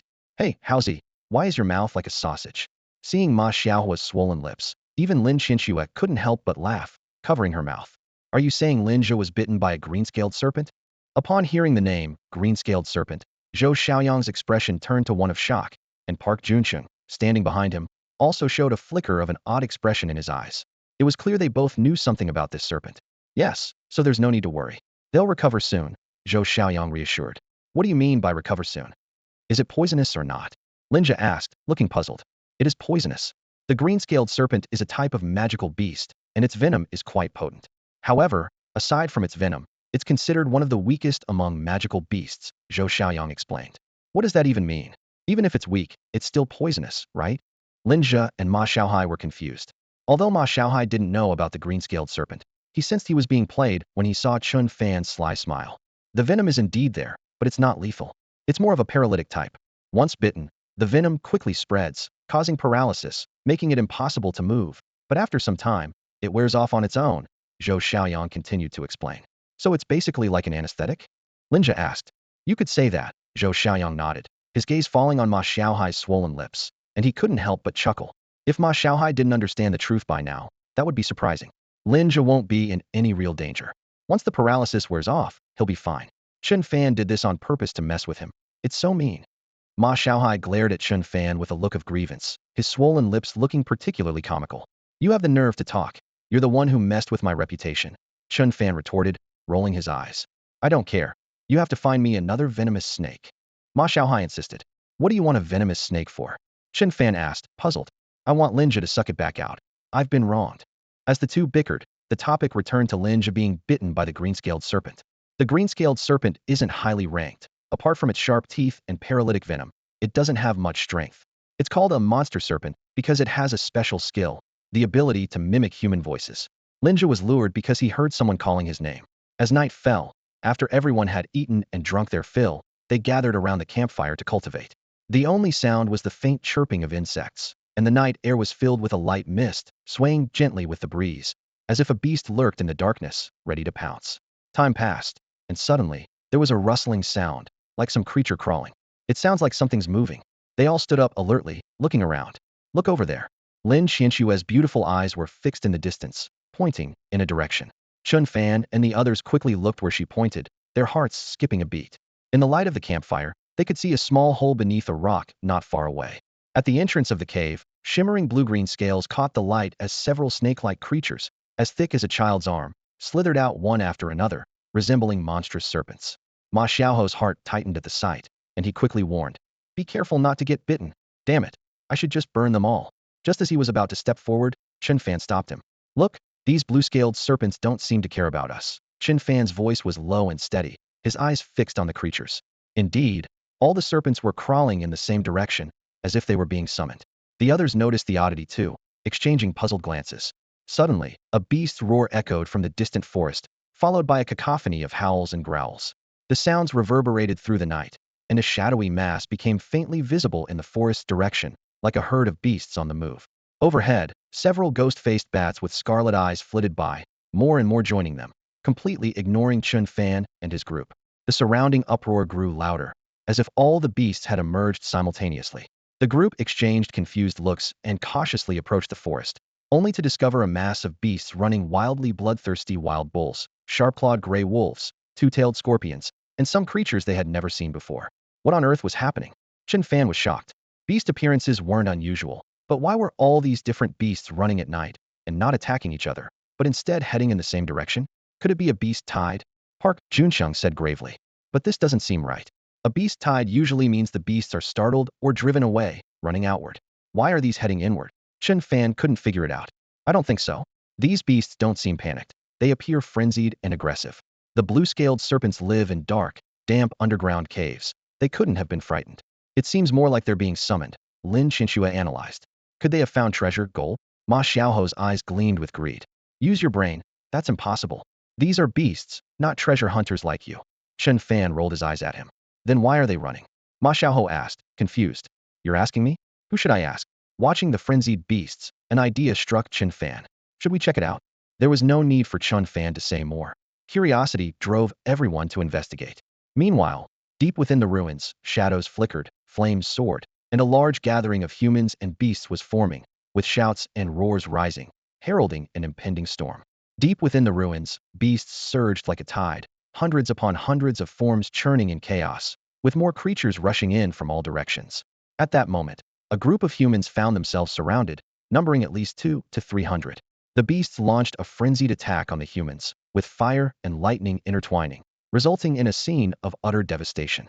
Despite the humans being outnumbered, many powerful ability users stood among them, their skills exploding like brilliant fireworks amidst the beast horde, leaving blood and severed limbs in their wake, as rivers of blood flowed. However, not all ability users could withstand the onslaught of so many beasts. Some were caught off guard, like one unfortunate soul whose head was bitten off by a flamine-shrouded tiger, blood gushing like a fountain amidst a chorus of screams. Chen Fan and his group hurriedly avoided the beasts, arriving at a vantage point on a dirt mound, witnessing the thrilling battle with shock and curiosity. Look at that guy. Doesn't he look like Dashin from the Gale mercenary group?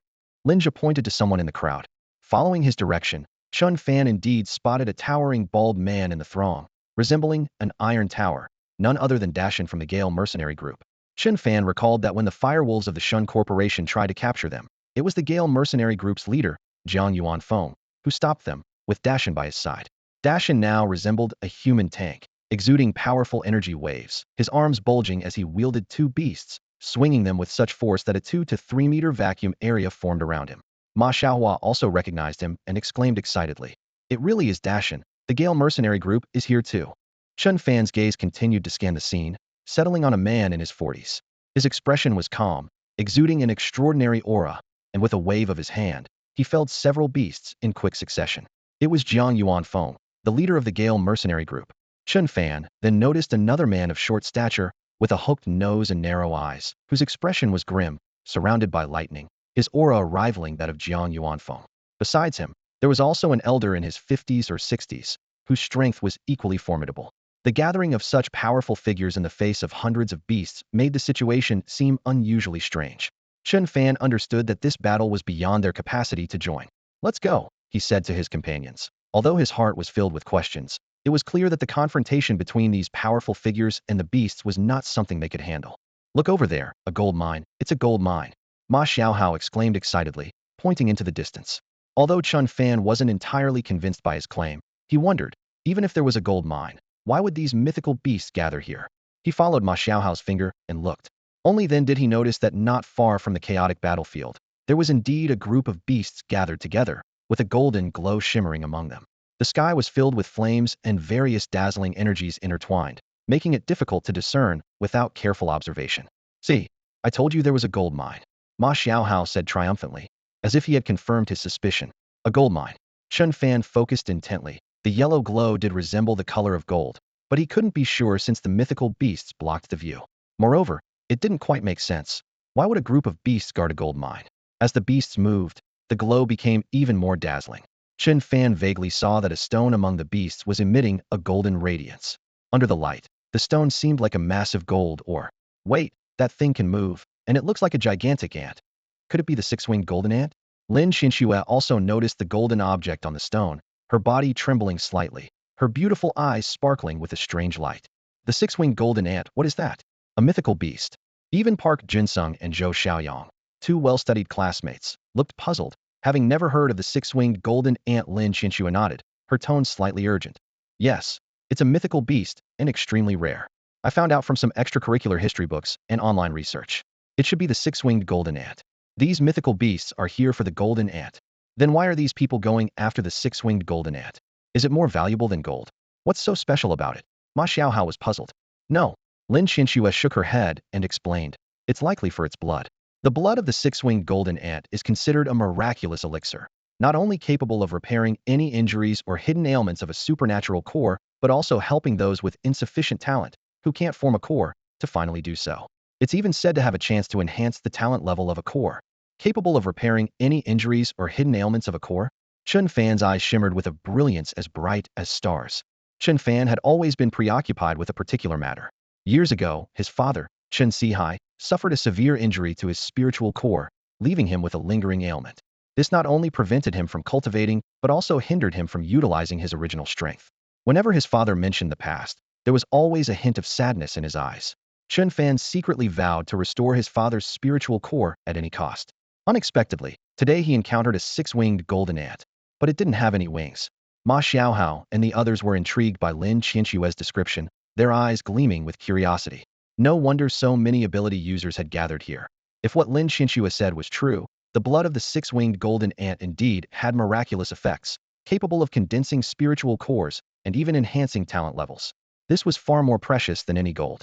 However, they were puzzled as well. How could an ant, entirely golden and the size of a child, be called six-winged?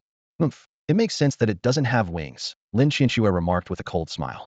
If this six-winged golden ant really had wings, everyone here would likely be dead by now.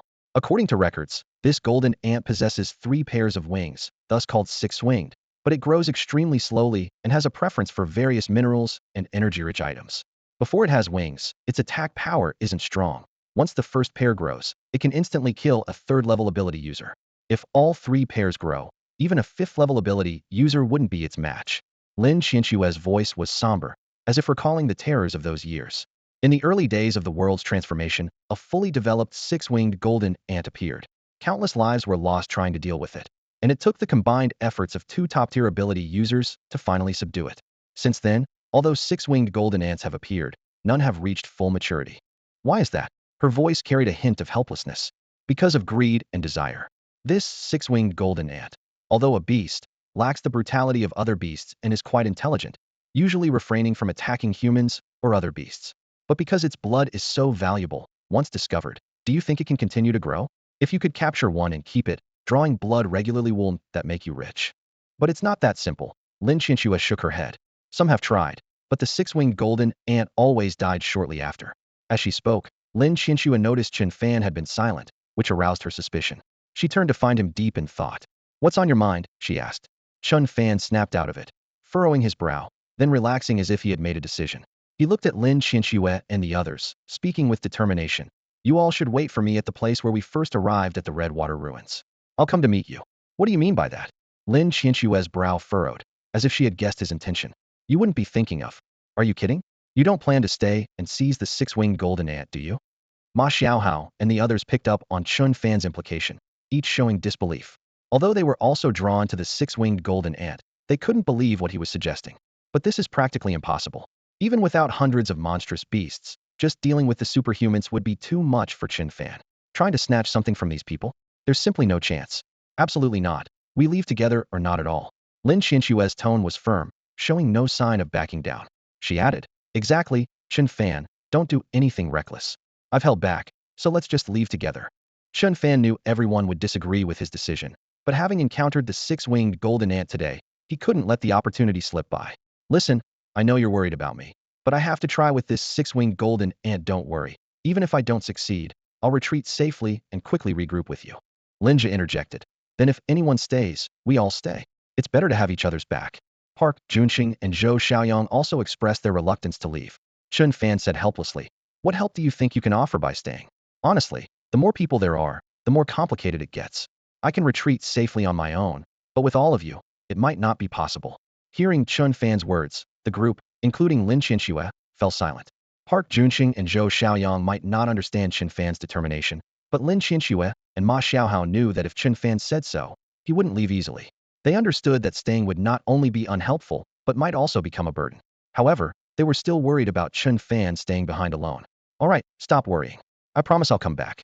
How's he? Keep a low profile while I'm gone. Try not to split up. We've already gained quite a lot this time. Chen Fan gave a few instructions, his gaze finally settling on Lin Qianxue, nodding slightly to reassure her. Be careful and hurry back to us, Lin Qianxue said with concern. No problem. Watching the group leave, Chen Fan breathed a sigh of relief and looked intently at the six-winged golden ant hidden among the monstrous beasts. In truth, he wasn't confident either. Facing so many powerful superhumans, the chance was slim. But if a direct approach wouldn't work, he could try a stealthy one. As long as he stayed hidden, he might succeed amidst the chaos. Under the moonlight, Chen Fan used his phantom shadow technique, quietly weaving through the trees at the battlefield's edge. No one noticed the figure stealthily approaching in the dark night sky. Chen Fan hoped to take advantage of the chaos, but at that moment, Jiangyuan and several other high-level superhumans were attacking with full force, slaughtering large numbers of beasts as many people rushed towards the beast horde surrounding the six-winged golden ant. Damn it, Chen Fan thought to himself. If these people broke through the beast horde, his chances would be even slimmer. Even if he succeeded, being too close would risk exposure. Chen Fan didn't expect this group to clear out the beasts so quickly. Seeing many people rushing toward the six-winged golden ant, he couldn't help but feel anxious. Just as he was about to make a move, the ant, surrounded by beasts, seemed to sense the danger. Its golden head, with two slender antennae, was twitching, seemingly sending out some signal. The surrounding beasts became frantically agitated. Some charged at the approaching ability users, while others fled in all directions. In an instant, Chen Fan noticed the golden glow among the beasts had vanished. The six-winged golden ant was gone. Damn it! He cursed silently, scanning the area, but aside from the chaotic beasts, there was no sign of the ant, leaving him frustrated. At this moment, Jiangyuan and the others also sensed something amiss. Their voices filled with curses as they attacked more fiercely. The remaining beasts, seemingly leaderless without the ant's command, scattered in disarray. Soon, the battle was over. The ground was littered with the corpses of beasts, rivers of blood flowing. The stench of blood so strong it was nauseating. The ability users had lost dozens of people, but compared to the mountain of beast bodies, their losses seemed minor. The survivors gathered, seemingly discussing their next move. Chen Fan concealed himself, keeping his presence low to avoid detection. From their conversation, Chen Fan pieced together the situation. These people came from different factions, with three being the most formidable. The Gale Mercenary Group, led by Jiangyuan, the Iron Soul Mercenary Group, led by Su Zhong, the elder whose presence Chen Fan had previously noted as formidable as Zhong's. Unexpectedly, there was another faction, the Thunderstorm Mercenary Group. Duan Xiong, the brother of Duan Gang whom Chen Fan had killed, was also present, a middle-aged man with a hawk nose and sharp eyes, exuding a sinister air. Everyone was here for the six-winged golden ant, and now that it was gone, Chen Fan was unsure where to look. Judging by their expressions, they didn't seem anxious or worried about the ant escaping. Duan Xiong barked. Lu Changda, get over here. A man in his 20s or 30s hurried over, nodding and bowing respectfully to the leaders. Duan Captain, Jiang Captain, Su Captain. His name was Lu Changda, small and wiry, about 1.6 meters tall, with a sharp, shrewd look in his eyes. Lu Changda's talents were average, his ability core not even reaching level 30, lacking notable skills, but recently his fame and status had surged, catching the attention of all three factions. Enough talk. Quickly check if you can track the six-winged golden ant's presence, Duan Xiong urged. If that guy escapes, you know the consequences. Duan Xiong's eyes were cold and sharp as he glanced at Lu Changda. The latter shrank his neck, nodding repeatedly without a word. Suddenly, a gray beast appeared beside him, resembling a large rat with a sharp snout and fangs. Its small, earth-colored eyes glinted cunningly, and its nose was upturned like a pig's snout. Chen Fan, observing for a while, couldn't identify the beast, but he was taken aback. Lu Changda was a beast master. Beast masters are a type of special ability users who must awaken a beast-type spirit core, similar to shadow and dark types, which are extremely rare. Until now, Chen Fan had never seen one. The beast-type spirit core has two career paths. One can become a warrior, gaining some of the beast's strength, or become a beast master. Beast masters are not powerful themselves, but can contract beasts to become their pets, one after another. This profession is relatively weak in the early stages, but becomes one of the strongest later on. Imagine a beast master controlling 4 or even 5 beast pets in battle. Facing such an opponent, enemies often find themselves in a Oni against 4-5 situation. Lu Changda's beast pet didn't seem strong, but it appeared to have some special skill.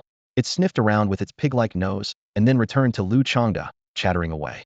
Captains, the six-winged golden ant should have gone that way, Lu Changda said, pointing in a direction. Are you sure? Jiangyuan asked, his brow slightly furrowed. Captain Jiang, rest assured, while my pet might not have many other skills, its nose is incredibly sensitive. It won't be wrong, Lu Changda confidently assured, his eyes darting as he added with a grin. By the way, captains, we agreed before that no matter who finds the six-winged golden ant, my share? Don't worry, you won't miss out. Humph, since we found the direction, what are you standing around for? Lu Changda, lead the way, and if you're wrong, I'll skin you alive. Duan Xiong said menacingly. Lu Changda shivered and nodded repeatedly. Among these leaders, Jiangyuan Feng and Su Zhong were more approachable, but Duan Xiong was intimidating and made one's heart tremble. Following Lu Changda's lead, the group moved forward in a grand procession. Chen Fan followed at a distance, deliberately keeping some space between them. Although these people might not notice him, the pig-nosed rat's keen sense of smell could be troublesome if he were discovered.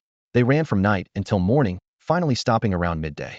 They found themselves in a barren mountain area, littered with rocks and devoid of even a blade of grass. The sun hung high, its scorching rays making it hard to keep one's eyes open. Standing at a distance, Chen Fan used his shadow stealth skill to blend in with a nearby rock, making him virtually undetectable unless someone was specifically looking for him. At this moment, Lu Changda's pig-nosed beast ran to a pile of rocks and began sniffing around. After some chattering, the group moved closer to investigate and discovered a small opening in the ground at the corner of the rock pile. In the distance, Chen Fan saw the group finally locate the hiding place of the six-winged golden ant and couldn't help but feel amazed. The pig-nosed rat demon's sense of smell was indeed sharp. Managing to find such a distant location after a long day's journey was truly remarkable. However, although they had found the entrance, it was too small to accommodate more than a person's head, making it impossible to enter, and the depth was unknown. Chen Fan was curious about how these people planned to lure the six-winged golden ant out. Soon, someone took a bundle of dry grass from a bag, stepped forward, and set it alight at the entrance. As the dry grass burned, thick black smoke quickly rose. A few people covered their noses and fanned the smoke with branches and wooden boards, while others stayed far away, showing expressions of disdain. It turned out that this dry grass was not an ordinary plant, but a special one that grew in the layers of demon beasts, emitting a pungent odor. The smoke, especially when dry and ignited, was suffocating, and even the demon beasts found it extremely repulsive. Chen Fan learned at the Redwater ruins that some people use this plant to lure demon beasts out of caves or nests. However, no one could be sure if this underground cave had only one exit. What if the six-winged golden ant escaped from elsewhere? As time passed, those standing in front began to sway due to the overpowering smoke, unable to hold on, so others stepped forward to replace them. About 10 minutes later, the entrance was filled with black smoke, and many began to falter, with those standing at the entrance flushed and rushing to smoke-free areas to breathe deeply. Useless, send more up there. Duan Xiong waved his hand. Just then, by the nearly burnt-out dry grass, a hint of gold slowly crawled out of the caveat was the six-winged golden ant. In the sunlight, its body appeared even more golden and dazzling, like a piece of shining gold. Unable to withstand the pungent odor, the six-winged golden ant was smoked out, and as soon as it crawled out of the entrance, it lay on the ground, seemingly knocked out by the smoke. It's out. With the appearance of the six-winged golden ant, everyone's eyes instantly burned with intensity. Duan Xiong suddenly dashed forward, heading straight for the six-winged golden ant, but was stopped before he could get close. Jiangyuan coldly said, "So what if I stop you? Have you forgotten our previous agreement?"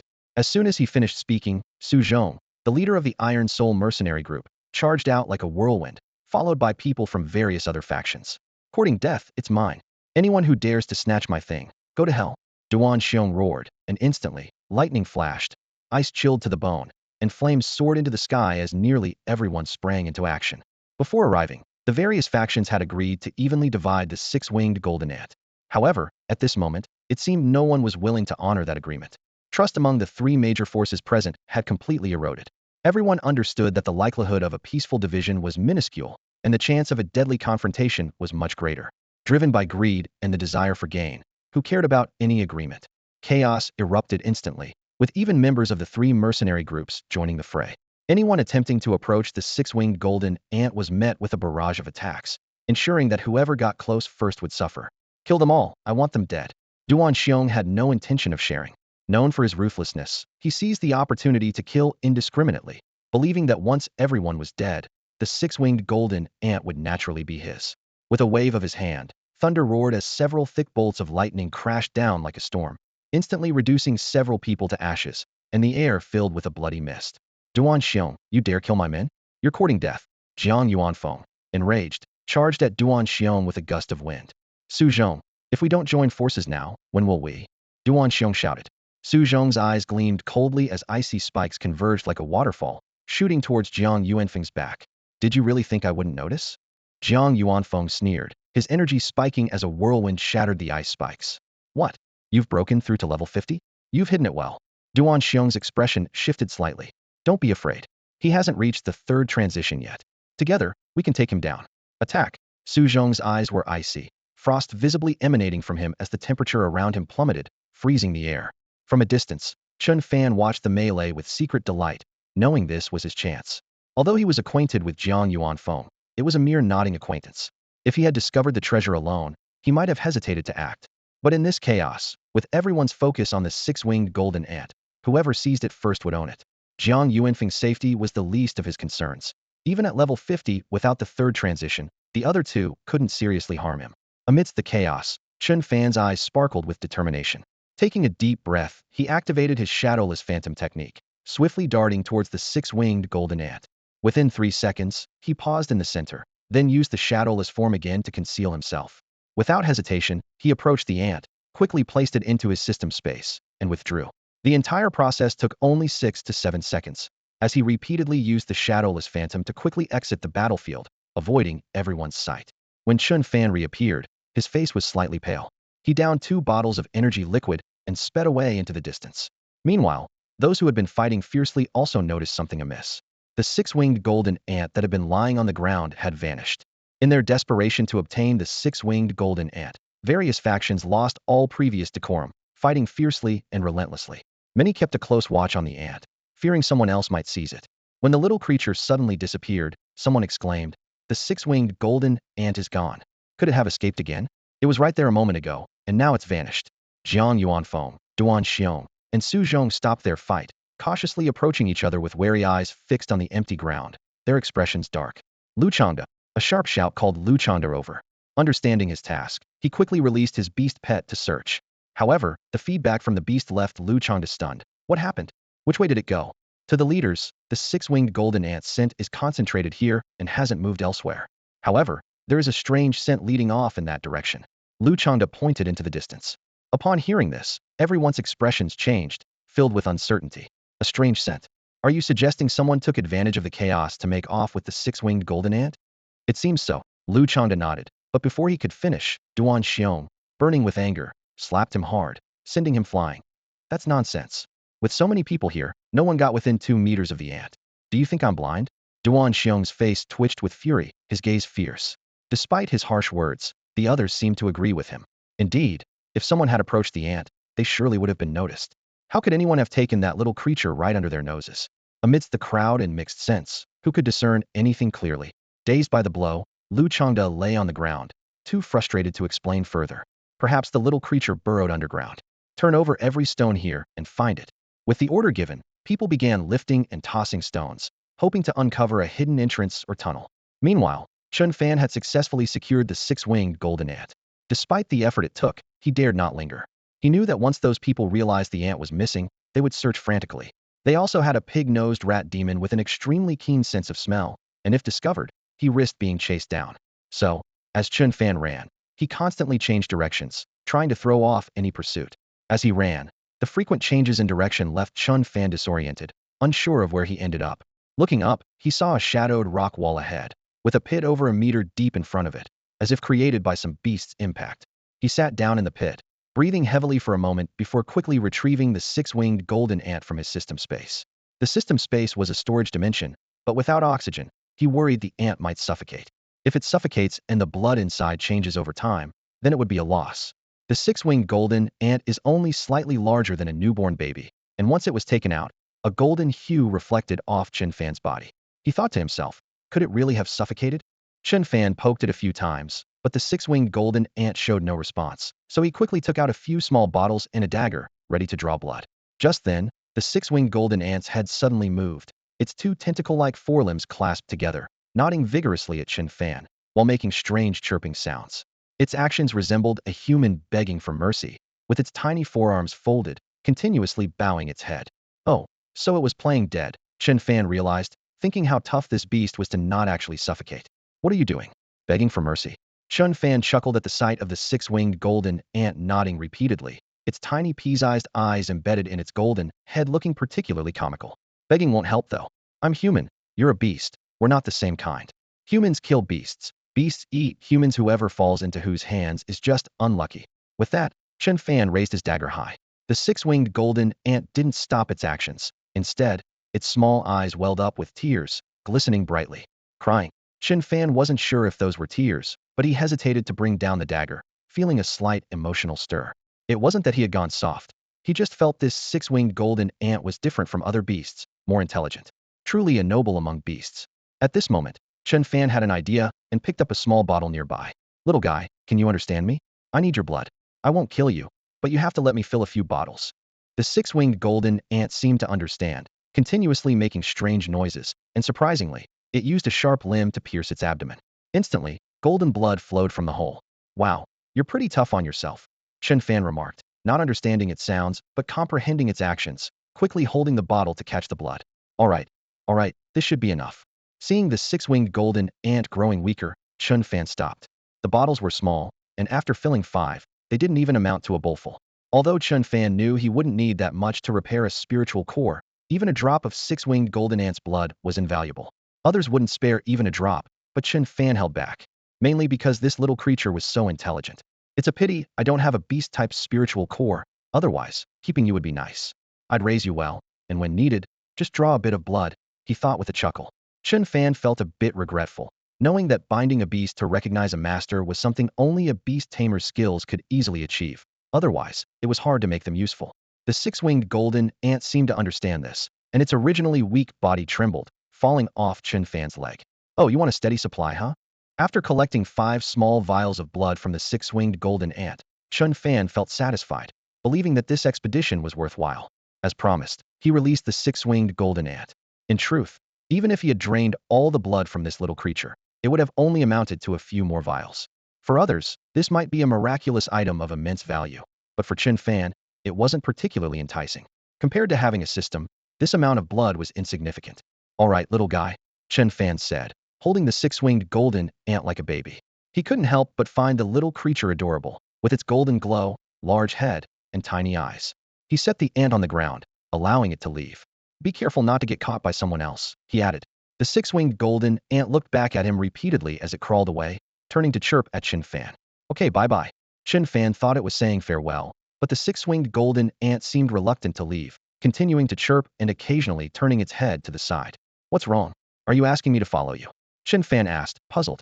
To his surprise, the ant's antennae touched, and then it crawled out of the hole. Lin Qinshui had mentioned that the six-winged golden ant's antennae could emit signals to summon and control other beasts. Soon, the nearby forest began to shake violently, and a fiery figure leapt out, stirring up a foul wind. Chen Fan was taken aback by the massive figure before him. It was a blaze fiend tiger, above level 30, its blood-red eyes fixed on Chen Fan, as if ready to pounce. However, in the next moment, the tiger's demeanor softened, and it submissively walked over to the six-winged golden ant. Clearly, the blaze fiend tiger had been summoned by the ant. The six-winged golden ant leapt onto the tiger's back and chirped at Chen Fan. Do you want me to get on too? Chen Fan wondered if it was inviting him to join them, but the blaze fiend tiger growled in displeasure. Fine, I won't get on. No need to be so fierce, or I'll punch you so hard you'll regret it. Chen Fan thought scornfully. The blaze fiend tiger carried the six-winged golden ant and dashed off in a certain direction. Chen Fan decided to follow, suspecting the ant wanted to lead him somewhere. The blaze fiend tiger moved with incredible speed, like a blazing fire, its presence intimidating, causing smaller beasts to scatter in fear. Chen Fan followed closely, his wind element core enhancing his speed, along with his mastery of the gale step technique, allowing him to move like a shadow. Although he wasn't sure of his exact location, it seemed they were deep within the Redwater ruins. Apart from the dilapidated buildings, the beasts here were noticeably more powerful. On his journey, Chen Fan even spotted a few beasts that had reached level 40 or above. However, thanks to the presence of the six-winged golden ant, these behemoths did not attack him. As he continued forward, the fiery tiger stopped, and the six-winged golden ant jumped off its back. Chen Fan looked around and noticed many buildings half buried in the earth, covered with weeds and trees, giving the place a particularly desolate appearance. Why did you bring me here? He wondered. The six-winged golden ant chirped a few times and crawled into a hole that resembled a window. It kept calling from inside. seemingly urging Chen Fan to follow. Upon closer inspection, the hole appeared to be the entrance to a building, and the originally dark interior was illuminated by the ant's glow. After some thought, Chen Fan decided to follow it inside. Although the ant seemed harmless, he remained cautious, thinking, what if? The space inside wasn't large, about the size of a classroom. In the light, Chen Fan saw that the room had once been filled with furniture, but after years of decay, nearly all of it was rotten. Ahead, there was a heavy iron door with a narrow gap. The six-winged golden ant leaped through it. Chen Fan tried to follow, but the gap was too small for him to fit through. Fortunately, he had a solution. He braced one hand against the wall, grabbed the iron door with the other, and channeled his energy to force it open, making a creaking sound. He managed to pry the heavy door open by half a meter. Behind the door was another room with several shelves that collapsed with a touch, sending up a cloud of dust that made Chen Fan cough repeatedly. Cough, cough. This is suffocating. What's going on here? He complained. The six-winged golden ant jumped onto a rusty box and called out continuously. Chen Fan approached to take a closer look. There were 2 boxes in total. He gave one a light kick, causing some rust to flake off, but the box remained sturdy, indicating something heavy inside. With some effort, Chen Fan opened the box, and a dazzling golden light hit his face. Holy wow! Chen Fan's eyes widened, his mouth agape at the sight of the box filled with gold bars, enough to fit several eggs. The other box was the same. Staring at the 2 boxes brimming with gold bars, Chen Fan stood frozen in place, unable to process the scene for a while. After an unknown length of time, laughter echoed through the room. Ha! I've struck it rich, truly rich this time. He jumped with joy, inadvertently inhaling dust and rust, nearly choking. Gold, so many gold bars. Chen Fan couldn't contain his smile, feeling an overwhelming sense of excitement, as if he finally understood Ma Xiaohai's obsession with treasure and gold. No, this was even more exhilarating. Once he calmed down, he looked at the 6-winged golden ant beside him, his eyes sparkling. Could this be what they mean by good things happening to good people? Besides the gold, Chen Fan also discovered a large amount of old cash in the room. Unfortunately, the cash had deteriorated from being exposed for so long, crumbling to dust at the slightest touch, which was truly regrettable. In contrast, the 2 boxes of gold bars were perfectly intact, clearly preserved by the airtight safes they were stored in. At this moment, Chen Fan couldn't help but reflect on his fortune of acquiring 2 boxes of gold bars. Had he not spared the 6-winged golden ant and drained its blood, the current scene might have been entirely different. The notion that good deeds are rewarded does not apply to the morality of beasts, as their nature is unrelated to that of humans. Regardless of how many beasts Chen Fan has slain, he cannot be labeled a bad person. It is simply a matter of mutual necessity. Da Huang, I'm growing fonder of you, Chen Fan thought, gazing affectionately at the adorable 6-winged golden ant. However, taking this little creature along would benefit neither of them. If they were to be surrounded, the consequences could be dire. Unless he possessed a beast-type spiritual core and became a summoner, allowing him to place the 6-winged golden ant in a pet space. For others, having multiple spiritual cores and awakening them seems nearly impossible, but for Chen Fan, it is not entirely out of the question. Perhaps one day, he might draw such a prize. But for now, he had to leave. After storing all the gold bars in his system space, Chen Fan exited the room. Da Huang, I'm leaving. Take care of yourself, and perhaps one day I'll return to take you out. He instructed the 6-winged golden ant.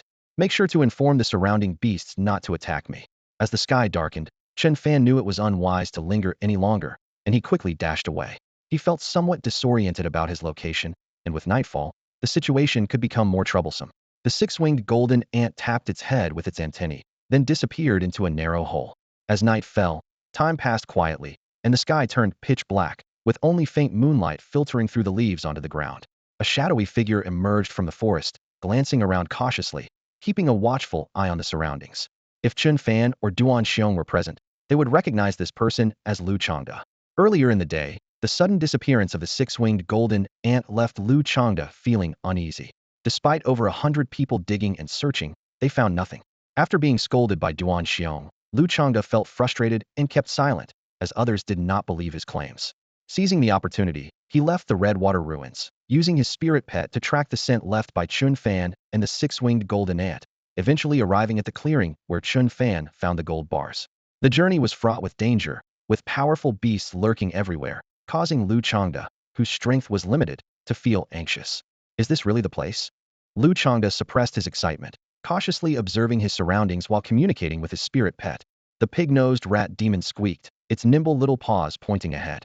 Lu Changde squinted his eyes, filled with doubt. He trusted his beast companion's judgment implicitly. Clearly, someone had abducted the 6-winged golden ant. However, He couldn't fathom why anyone would bring it deep into such a perilous lair. Never mind, better to go check it out first. Lu Changda gritted his teeth, mustered his courage, and headed toward the entrance of the cave. Halfway there, he suddenly sensed something was amiss. The surroundings lit up abruptly, as if someone had ignited a light, illuminating the area. A wave of heat surged from behind, the temperature rising rapidly. He turned around and nearly jumped out of his skin. A massive flame demon tiger had appeared behind him, its body engulfed in flames, its blood-red eyes fixed intently on him. Its gleaming fangs dripped with a viscous liquid. Lu Changda trembled all over, wanting to retreat, but finding his legs weak, unable to move. In the next moment, a foul wind rushed at him, flames soared skyward, and the roars of the beast mixed with screams echoed through the silent forest. Meanwhile, after leaving, Chen Fan was completely unaware of what was happening deep within. All he knew was that he seemed to be lost. He should have had De Huang guide him out. At this moment, Chen Fan stood atop a giant tree, gazing into the distance. Under the moonlight, he could vaguely make out the dark silhouette of mountains far away, but couldn't discern the situation below. System, can you navigate for me? Which way should I go? The system replied, navigation function not available. Then upgrade yourself. The system fell silent. This way? Or that way? The shadow of the mountain over there seemed somewhat familiar. Forget it, whatever happens, happens. Chen Fan leaped down from the tree, transforming into a dark shadow, weaving through the dense forest. Gradually, dawn broke. At the outskirts of the Redwater ruins, Ma Xiaohou, Lin Xinxue, and others were anxious. The night before last, they had followed Chen Fan's advice and retreated here. They waited a day and 2 nights, but Chen Fan had not returned. Last night, feeling uneasy, they decided to send their strongest member, Park Junsong, to investigate the whereabouts of the 6-winged golden ant. All night, they stayed awake, with neither Chen Fan nor Park Junsong returning. Old Park is back. Just as Ma Xiaohou was pacing back and forth, he heard Linja's voice and looked up to see Park Junsong running from afar. Their hearts already anxious, they hurried to meet him. How is it? Where is Chen Fan? Park Junsong didn't answer, only shook his head, a hint of gravity in his weary expression. What happened? Speak up. Is he gone? Or did you not see him? I didn't see him. I only saw a field of corpses, both beasts and humans, everywhere. What? All corpses? Then he's still missing? Ma Xiaohou was frantic, his voice involuntarily rising several notches. Beside him, Lin Xinxue shuddered at the words, all corpses, her body trembling as her eyes rolled back, and she collapsed backward. That's all for today. Thank you so much for watching. I hope you guys enjoyed. If you wish to have another part of this recap, please give us at least 1,000 likes. Please don't forget to comment and subscribe to our channel for more content like this. Until next time.